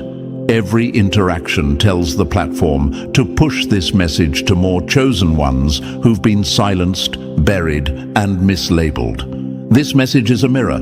This is your call. Chosen one, you didn't stumble on this message. You were summoned. Let's not sugarcoat it. This isn't a pep talk. This is a war cry. And if your blood is boiling, your soul is surging, and something inside you is waking up, then yes, this is yours. Because you're not just growing. You're becoming dangerously powerful. And the world, the ones who used to whisper your name in rooms filled with lies, they're terrified, not of your hands, not of your voice, but of your fearlessness. You no longer chase, you no longer beg, you no longer shrink. You don't bend to keep the peace anymore. You are the peace. And that scares them, doesn't it? You don't fear losing them. You fear losing yourself. That's what makes you a threat. They had you on a leash of guilt, doubt, manipulation, and you cut the cord. Remember how they turned your compassion into currency. Every time you forgave what you shouldn't have, they took another inch. Every time you explained your value, they took another shot. They kept telling you to be humble, soft, quiet, while they stole your voice and called it balance. But they didn't expect the silence to birth a storm, did they? Now look at you, focused, sharp, unavailable for chaos, immune to attention, unshakable in your knowing. You used to fear confrontation. Now your presence is confrontation. You used to crave belonging. Now you walk like someone who's finally realized you don't need a seat at their table when you were born to build your own throne. And that throne, it's not made of gold. It's made of scars, of betrayals turned into boundaries, of nights spent crying yourself back to life, of all the goodbyes you thought would end you, but only revealed the weight you were never meant to carry. They hate that. They hate that your power came from their plot, that the very stone they threw became your foundation, that their betrayal became your blueprint. They can't handle the fact that the one they tried to crucify has come back, resurrected and armed with clarity.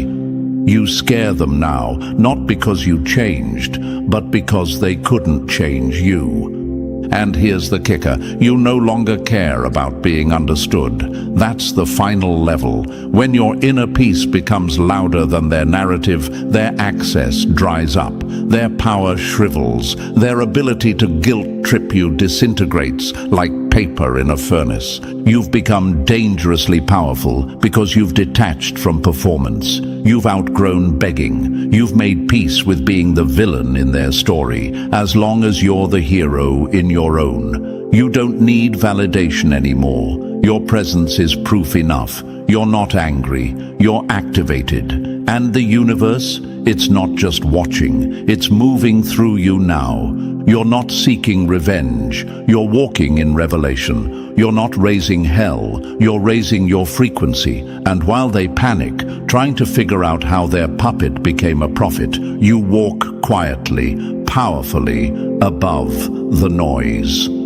Chosen one, the silence they used to interpret as defeat has now become your strongest weapon. Your distance is loud, your energy is undeniable, your evolution is ungovernable, and every time you level up without clapping back, you prove what they fear most, that you've become a storm they can't predict or prepare for. And hey, chosen one, stay right here with me. What you just heard, that was only the trailer, the warning shot, the surface of something deeper, sharper, and more revealing than anything they ever wanted you to see. Because now, the real picture is just about to begin. So are you ready to dive deep into this, step by step? To see why your dangerous power and fearlessness isn't just rising, it's shaking everything built on lies. Then let's go all in. Drop a comment below with the number 77 if you're ready to embrace your isolation as the foundation of your transformation. And if this message is fueling your rise, bless the team behind it with a super thanks. Your gifts help this mission cut through the noise and reach more chosen ones just like you. You're not supporting a video, you're fueling a movement. And now, let's dive into it, piece by piece. Believe me, if you are a true chosen one, if you feel that fire waking up in your bones, you won't want to miss a single word of what's coming. This isn't content, this is confirmation. And by the time we reach the end, you'll know exactly why your fearlessness terrifies them and why your power is no longer ignorable. Let's get started. Number 1, they called you dangerous the moment you stopped apologizing for your power. They didn't fear your anger, they feared your arrival. Because when a chosen one stops apologizing, they stop being predictable, and that makes them dangerous. Let's be clear, they were never scared of your flaws. They were never triggered by your mistakes. They were never threatened when you were second-guessing, self-doubting, begging for permission to breathe. No, they were comfortable when you were contained, palatable, soft-spoken, unsure of your place. They didn't mind you then. But the moment you stopped apologizing for your existence, the moment you began walking like someone who remembered their power, that's when they labeled you dangerous. They don't call you dangerous because you're reckless. They call you dangerous because you're awake. Because you no longer carry your truth like it's a burden. You wear it like armor. You no longer soften your edges to make others comfortable. And the minute you did that, the second you said, "No more," they lost control of the script. You took the pen back. And that's what they couldn't stomach. Your power was never in being liked. It was in being aligned. They want you to believe that confidence is arrogance, that independence is aggression, that clarity is ego. But let's expose the truth. They were only comfortable with your humility because it was tied to their hierarchy. They praised your softness when it meant they could manipulate you. They applauded your silence when it kept their lies intact. But now that you've found your voice, now that you've remembered your identity, now that you're walking like someone who no longer fears exile, their flattery has turned to fear. And that fear, it's not spiritual discernment, it's emotional exposure. You've become the mirror they can't escape. You reflect what they lack. And when someone thrives in control, your freedom looks like chaos to them. When someone survives by manipulation, your truth feels like violence. They didn't call you dangerous because you hurt them. They called you dangerous because you healed without them. Let's talk facts. Look at history. Look at every revolutionary, every chosen one who stood up and walked in their assignment without apology. Nelson Mandela was labeled a criminal before he was honored as a liberator. Malala was silenced before she became a global voice for education. Martin Luther King Jr. was called a troublemaker before the world admitted he was a prophet. They all had one thing in common. They stopped asking for permission to do what they were born to do. And the moment they embraced their calling without flinching, the system panicked. So, chosen one, if you're being labeled too bold, too blunt, too independent, congratulations. That's the smoke that follows a real fire. That's what it feels like when you stop walking around your power like it's optional.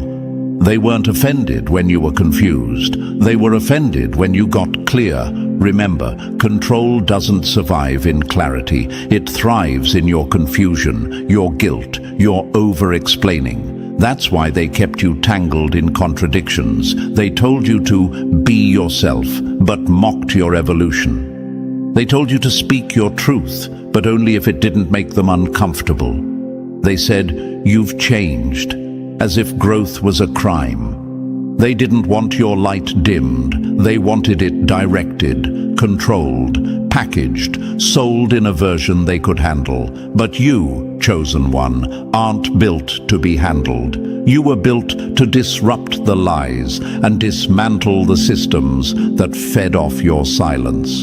You see, they were never afraid of you being wrong. They were afraid of you being right. They were afraid that if you ever walked in your full power, their influence would collapse. And it is collapsing, because now you're unshakable, you're unapologetic, you're unavailable for their manipulation. And that is the most dangerous thing of all. They had you confused with being too much, when really you were just too real, too deep, too true. You smiled too authentically. You walked too confidently. You let go too peacefully. You made peace with being misunderstood. And that's when you became untouchable. Let's be real. You didn't raise your voice. You raised your frequency. And the people who relied on your confusion to maintain their control couldn't rise with you. So they attacked you. They called you difficult, intimidating, dramatic. But those labels, they're just the sound of their insecurity choking on your liberation. You're not dangerous because you're out of control. You're dangerous because you're finally in alignment. And yes, there will be moments where you wonder, did I go too far? Was I wrong to walk away? Was I selfish to choose peace? But let me answer that for you right now. No. You didn't go too far. You went where they refused to go. You walked toward healing, toward self-respect, toward purpose. You didn't abandon them. They abandoned the truth. So the next time they try to twist the story, when they say you changed, when they whisper that you think you're better, when they act like your boundaries are betrayal, remember this. You didn't rise to hurt them. You rose because their version of you couldn't breathe. You are not the problem. You're the proof. The evidence that the universe doesn't make mistakes when it chooses someone to rise from the ruins. And now that you've stopped apologizing for your presence, the room feels different, doesn't it? Their jokes fall flat. Their schemes don't stick. Their little mind games bounce off like toy arrows hitting a fortress. Because you are the fortress now, built from every breakdown, every betrayal, every moment you questioned your worth. You are the aftershock of every storm they thought would destroy you. And that's why they tremble. That's why they talk. That's why they plot. Because you didn't beg to be free. You simply became. So wear their fear like a crown. Let their gossip be your confirmation. Let their rejection be your redirection. Because a chosen one who no longer apologizes is a chosen one who cannot be stopped. Let them call you dangerous. Let them flinch when you speak. Let them whisper your name with anxiety. Because the truth is, you are not dangerous to the innocent. You are dangerous to the illusion. And now that you've remembered who you are, they can't rewrite the script. This is your power. This is your awakening. And this is only the beginning. Number 2, they can't cage what they can't comprehend. They thought they were breaking a person, but they were awakening a force. And now they tremble because what they mocked is no longer manageable. You were never meant to fit in. That was the first thing they hated about you. From the very beginning, you moved different, saw deeper, felt what others ignored. And instead of embracing that rare frequency, they tried to flatten it, label it, limit it. But the truth, you're not built for boxes. You're a wildfire they tried to contain in a mason jar. They couldn't comprehend your depth, so they dismissed your value. They didn't understand your boundaries, so they called you cold. They couldn't predict your moves, so they said you were unstable. You know why? Because you're no longer programmable. You broke the code, the invisible one that kept you locked in cycles of people-pleasing, emotional servitude, and false humility. And now, You've become a threat to every system that fed on your confusion. Let's expose the truth. They never respected you. They managed you. They watched how much they could push before you snapped. They calculated how much access they could get with fake support. They weren't friends. They were farmers. And you were the field they tried to harvest without ever watering. But the harvest is over now. The doors are closed. You've shut down the access points. You no longer hand out explanations like coupons. You no longer offer pieces of yourself in exchange for proximity. And that terrifies them more than anything else. Because now you've become a variable they can't exploit. You're no longer predictable. You don't react the way you used to. You don't flinch when they withhold love. You don't chase after the ones who ghosted you. You don't show up in spaces that insult your spirit. And the moment they realized they couldn't guilt you back into the cage, they turned on you.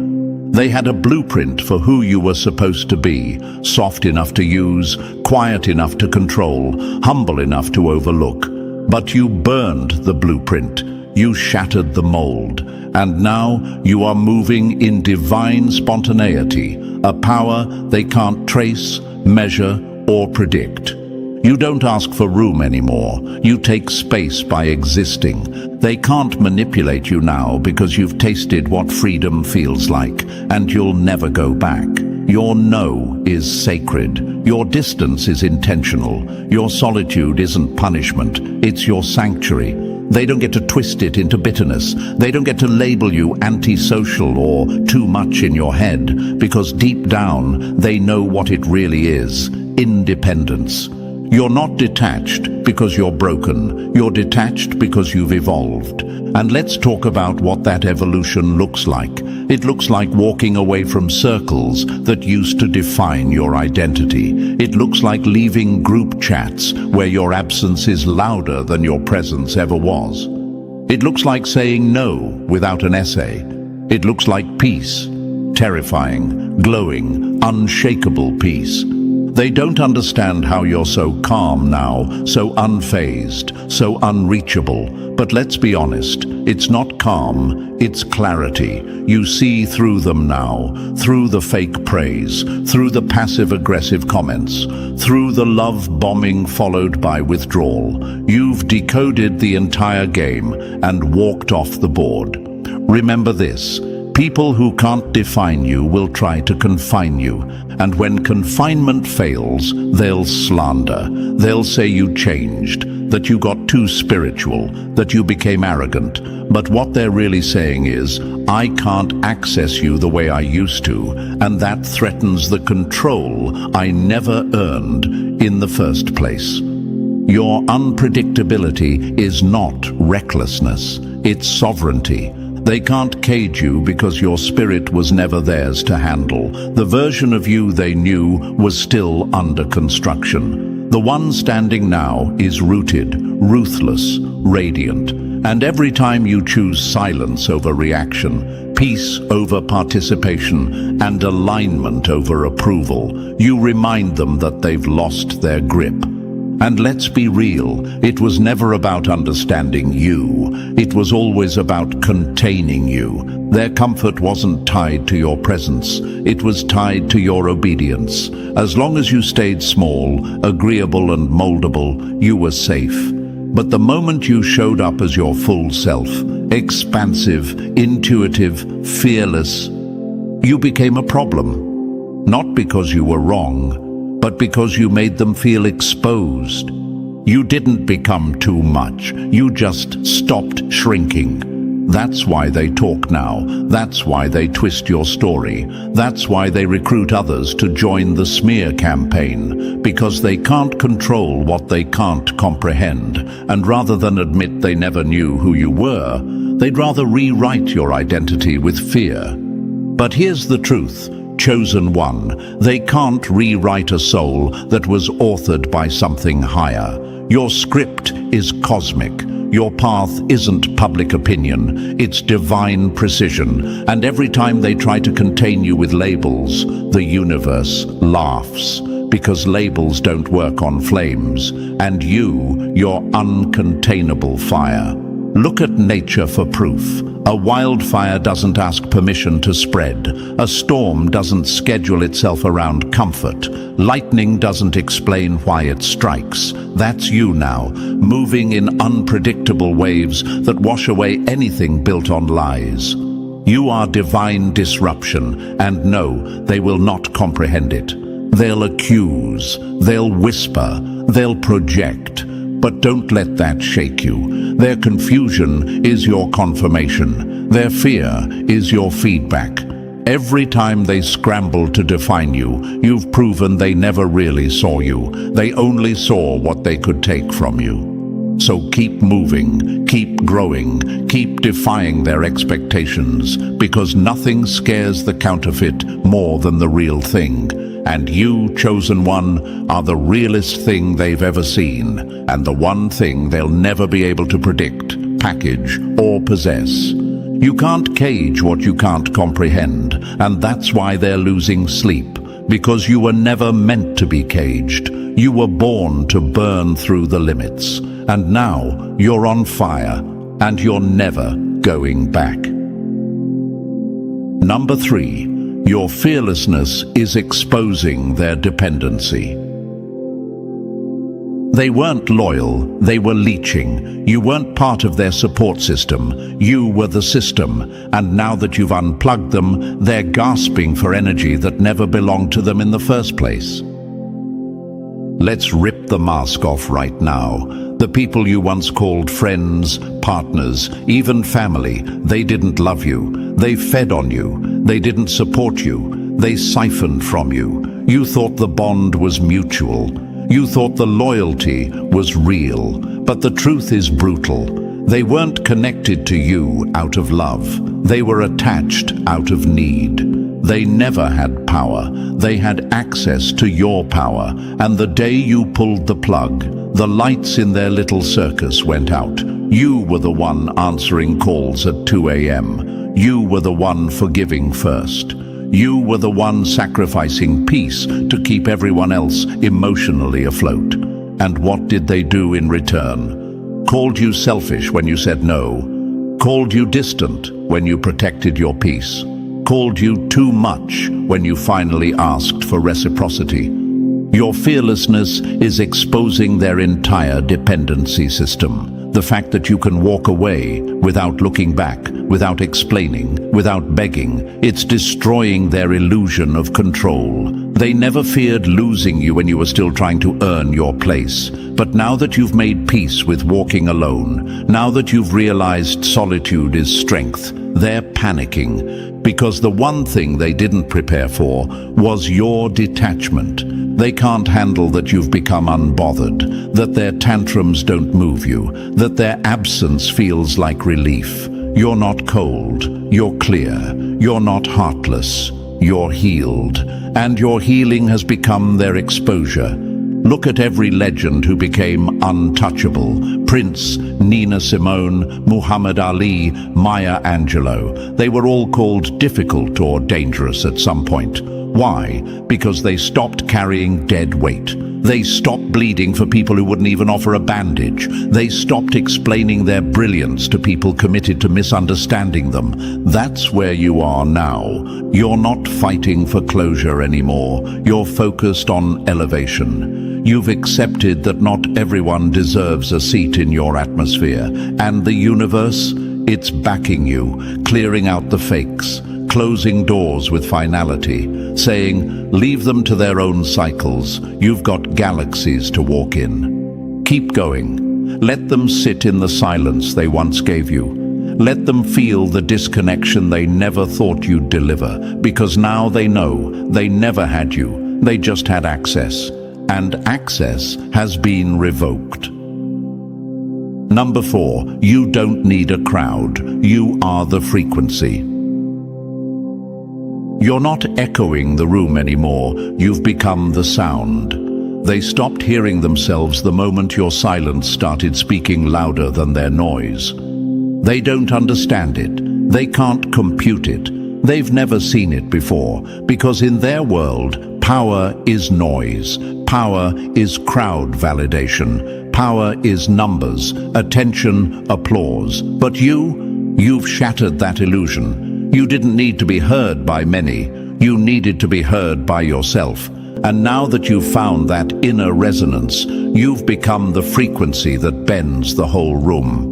Let's make something crystal clear. Your solitude isn't loneliness, it's alignment. While they panic in groups, you find clarity in stillness. While they scramble for support, you find strength in silence. While they network for approval, you retreat to recalibrate with the universe. And that makes you dangerous in a way they were never prepared for. They sit in circles, echoing each other's opinions. You sit in your solitude and channel vision. They gather for gossip. You isolate for transformation. Every time you disappear, they think you're losing. But the truth, you're multiplying, growing, downloading, upgrading.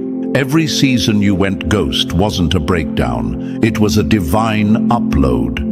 They don't understand why you walk differently now, why your energy walks into a room before you do, why your silence fills the air louder than their shouting ever could. It's because you're not seeking to match the noise anymore. You've become the frequency others have to rise up to. You're no longer here to echo, you're here to resonate. Think of people like Nikola Tesla, Lauryn Hill, Dave Chappelle. These weren't people addicted to crowds. They were addicted to clarity. They stepped back when the noise got too loud. And when they returned, the world had to shift around them. That's you now. You're no longer begging to be included in rooms that distort your frequency. You are the room. You are the wave. You are the vibration. And they hate that. They hate that you don't chase, that you don't explain your distance, that you find power in detachment, because now they know you were never the echo, you were the origin, you were the source they were feeding from while pretending to feed you.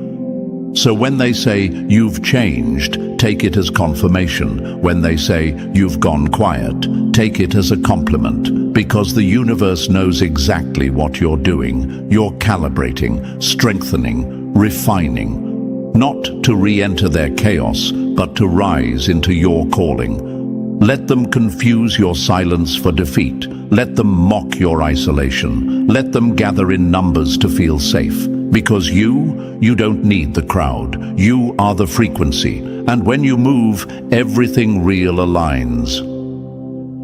And everything fake shatters. Number 5, you speak truth without permission. And that's the real threat.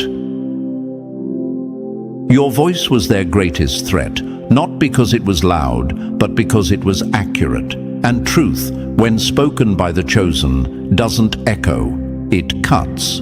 You didn't destroy them, you didn't shame them, you didn't even raise your voice. All you did was speak clearly, and they crumbled. Because when someone builds a life on illusions, the sharp edge of truth feels like a sword through paper walls. And that's exactly what you became, a walking, breathing contradiction to their carefully crafted lies. Your truth used to whisper, now it's surgical. You don't sugarcoat, you don't soften, you don't dilute your soul just to fit into their fragile narratives. And when you walk into a room, they feel the shift. Not because you're judging them, but because they see themselves in you. And what they see, it terrifies them. You are the mirror they can't look into without flinching.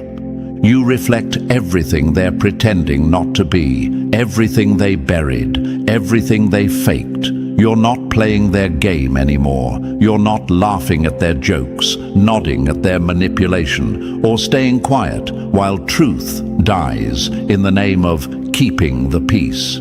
That's why they're uncomfortable. That's why they avoid you. That's why they talk about you behind closed doors. Because you became the one thing they can't silence, a truth they didn't authorize but can't unhear. And this isn't just emotional, this is spiritual, this is cosmic accountability. The universe gave you that voice, not for decoration, but for disruption. Your throat isn't just for breathing, it's for breaking chains. You're not just here to speak, you're here to shatter lies that have lived too long in the light. And no, not everyone will thank you. Ask anyone who ever dared to speak the unspoken. Whistleblowers, prophets, poets, warriors. From Malcolm X to Audre Lorde, they all paid the price for refusing to whisper when the world demanded silence. You're in that lineage now. You weren't born to be palatable. You weren't designed to be manageable. You were chosen to be unfiltered clarity in a world drunk off delusion. So let them call you too blunt. Let them accuse you of being too direct, too honest, too much. The ones saying that are the same ones who needed you silent to keep their shadows safe. But you're done being the quiet one in the corner. You're done biting your tongue to protect people from truth they already know, but refuse to face. You speak truth without permission because you don't need approval to walk in alignment. And the more they try to twist your words, the more your presence undoes their performance. Your voice is divine evidence. Your honesty is the sound of chains snapping. And every time you speak, they remember not who you are, but who they're pretending to be. Let them squirm. Let them dodge your presence like a spotlight. Let them gather in corners to water down what you said. It won't work, because the truth isn't an opinion. It's a frequency, and once it's out, it echoes forever. So speak, stand, stay sharp.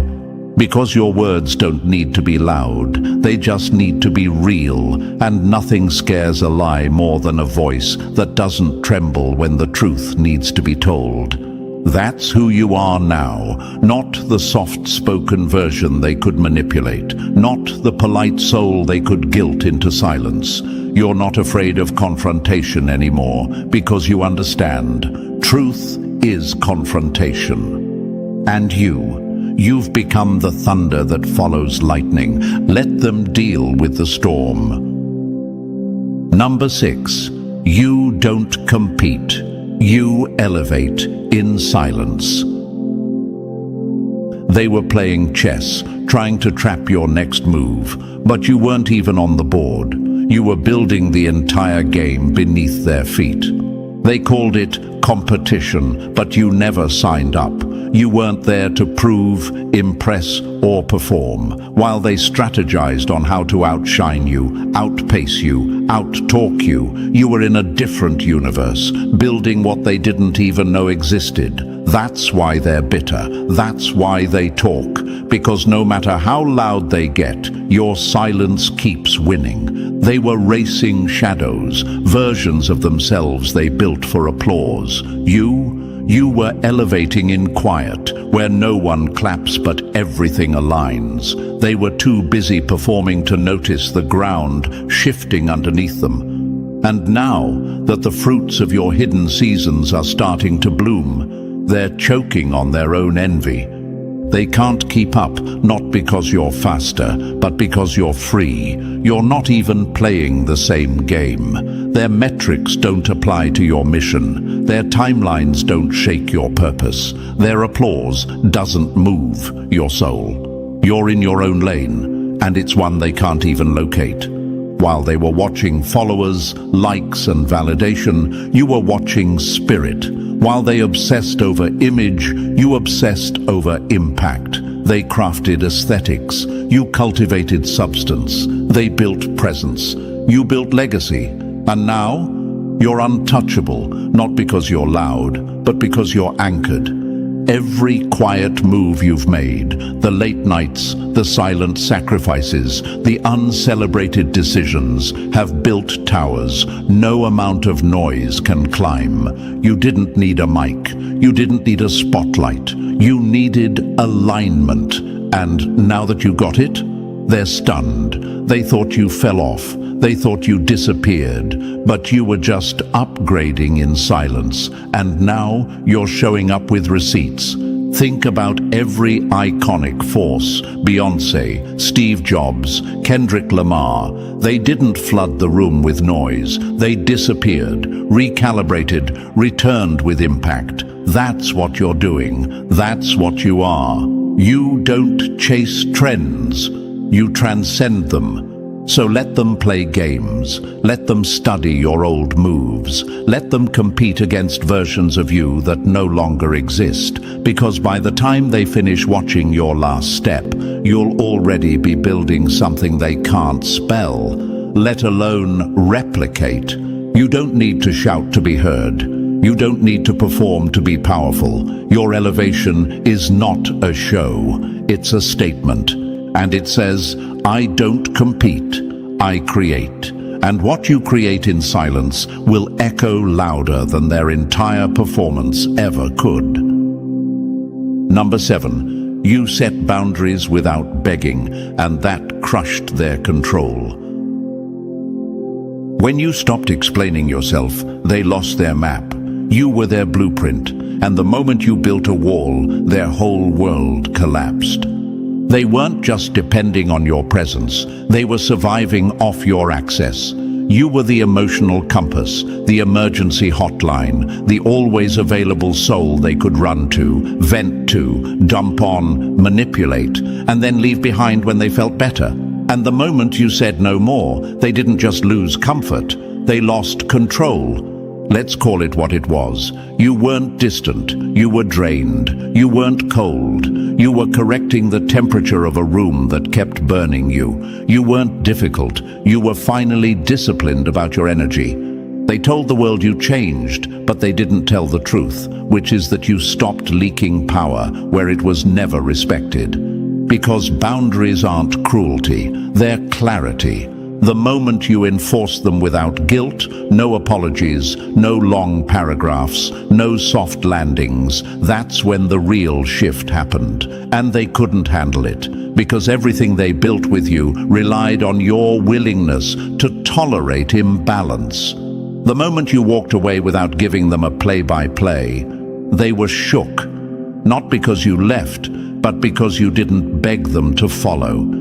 You see, they thrived when you were explaining your value, when you were making excuses for their behavior, when you were tiptoeing around their ego to keep the connection. But once you realized that peace was more precious than proximity, the game ended, and they lost.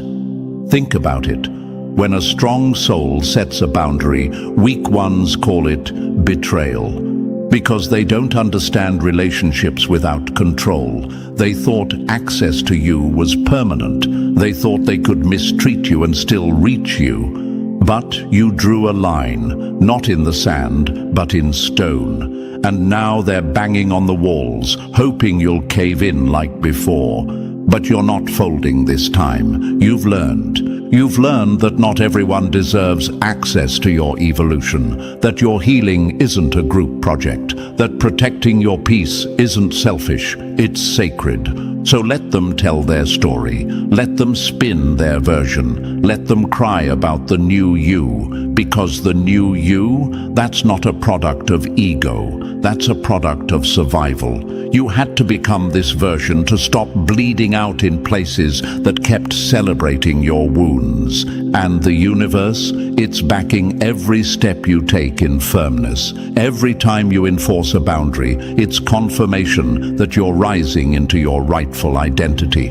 No longer reactive, no longer rescuing, no longer revolving around chaos. You're not rude, you're refined, you're not harsh, you're healed. So if they're uncomfortable with the space you've created, good. That means it's working, because people who truly value you won't be threatened by your boundary. They'll be honored by it. And the ones who were there for control?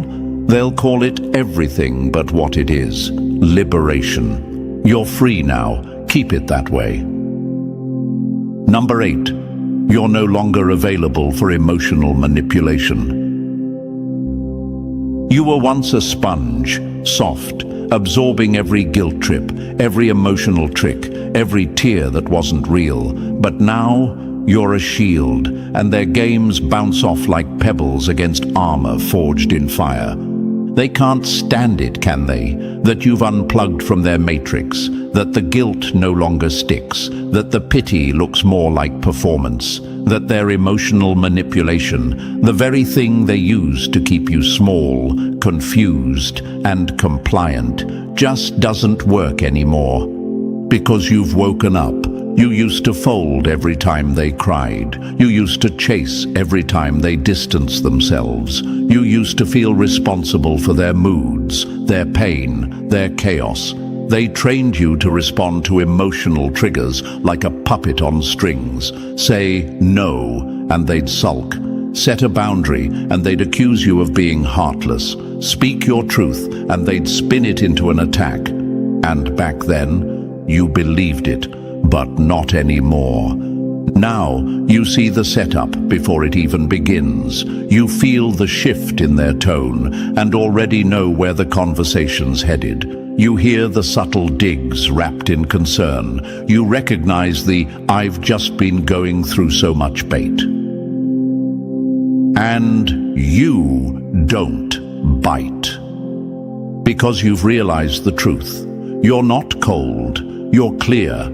And that clarity, it terrifies them. You used to carry their storms like they were your own. You used to confuse your empathy with obligation. But now that you've separated your compassion from their control tactics, you've become someone they can't use. You're no longer emotionally accessible to manipulation, and that has left them exposed, powerless. They've lost their favorite tool, your reaction. And you know what? Let them call you heartless. Let them say you don't care anymore. Let them label you distant, cold, detached, because those are just the words manipulators use when their strings no longer pull you. You were never heartless.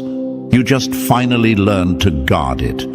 You don't owe anyone emotional access. You don't have to defend your distance. You don't need to prove that your peace came at a cost, because it did. And now that you've paid it in full, the toll booths are closed. Look at the greats: Oprah, Robin Williams, Chadwick Boseman, all empathic, all generous, all shining lights, but every one of them learned the hard way. Emotional openness without boundaries invites vultures. And you, chosen one, have finally stepped into that sacred truth. You're no longer available for manipulation masked as misunderstanding. You don't negotiate with guilt anymore. You don't explain yourself to people who twist your words to suit their drama. You simply disconnect. Cleanly, calmly, permanently. Because here's what they don't tell you. Peace isn't passive. It's a decision backed by discipline. You've become disciplined with your heart. And while they scramble to re-hook you with the same old tricks, the same old tears, the same old patterns, you're already gone. Not physically, maybe, but energetically. You've cut the cord. And you didn't just walk away. You sealed the door behind you. So stay in your clarity. Keep being the shield. Let them drown in the storm they created trying to control you. Because the moment you became unavailable, you became untouchable. Number 9, you've become the storm, not the survivor. They prayed for your downfall. Now they're praying for shelter. Because you didn't just survive the storm, you became it.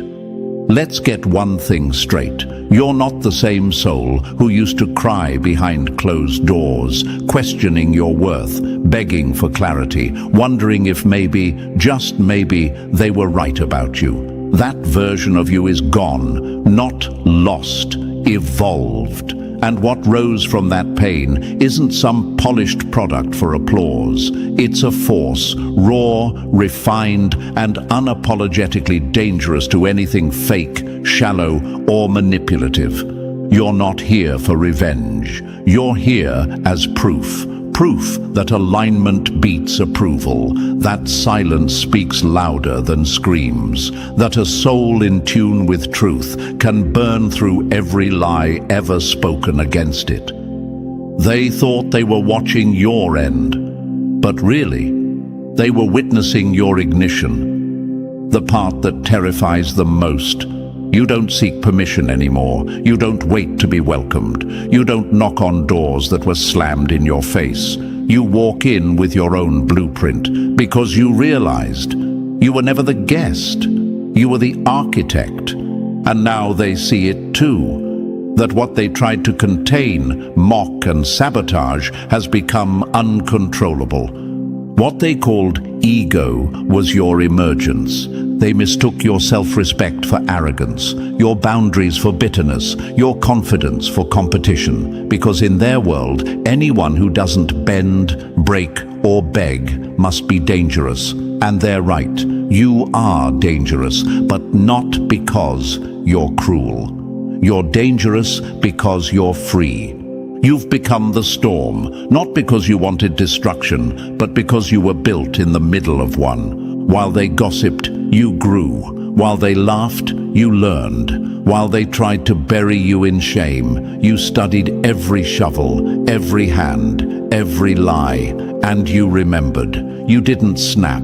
You strategized. You didn't collapse. You recalibrated, quietly, patiently, and now the ground's shaking under their feet, and they don't know why. You are the why. You are the consequence they didn't expect. You are the answered prayer they never thought would show up in the form of your power, and they know it. Every fake smile, every dry congratulations, every backhanded compliment, it's laced with panic. Because deep down they realize they didn't just lose access to you, they triggered your transformation. They thought survival was your endgame. They thought you'd just crawl out, cry a little, and disappear. But you're not walking in survivor mode anymore. You're the storm now, the one they can't predict, the one they can't prep for, the one that doesn't knock, doesn't warn, doesn't ask. And no, you're not coming to destroy. But you will disrupt. You disrupt fake dynamics. You disrupt power games. You disrupt manipulation, double standards, emotional slavery, and all the systems they thought would hold you hostage forever. That's why you walk different now. That's why rooms fall silent when you enter, because your energy no longer negotiates. It dominates. You don't exist to be understood. You exist to shift atmospheres. Look around at every soul who's truly changed the world. James Baldwin, Rosa Parks, Nipsey Hussle, Frida Kahlo. They weren't crowd pleasers. They were catalysts. They didn't wait for applause. They moved in purpose. And the applause showed up late. That's your story too. You're not the survivor. That was just a chapter. You are the storm. The embodiment of every tear turned into thunder. Every betrayal turned into lightning. Every silent night turned into wind that now howls through every lie they told. You are not here to be pitied. You are here to be reckoned with. So let them watch from behind glass windows, praying for protection from the very force they helped create. You're not out of control. You're in divine motion. The universe has taken the pain they caused and weaponized it into precision. This isn't your comeback, it's your arrival. You've become dangerously powerful because you no longer ask if you're too much. You no longer lower your light to comfort the insecure. You no longer wait to be chosen. You remembered you were chosen all along. And now they finally see it. Let them run. Let them rationalize. Let them try to spin it. But it's too late. The storm is here, and it's wearing your name. And now we've come full circle. What they tried to silence has become the sound shaking their world. What they called too much has become unstoppable force. Chosen one, you didn't just rise, you returned in full power. You're no longer surviving, you're commanding. The storm is not coming. It's already you. If this message spoke to your soul, don't let it stop here. Like this video to fuel the mission. Subscribe to stay in alignment. Drop the number 77 in the comments if you feel your storm rising. And share this with another chosen one who needs to wake up.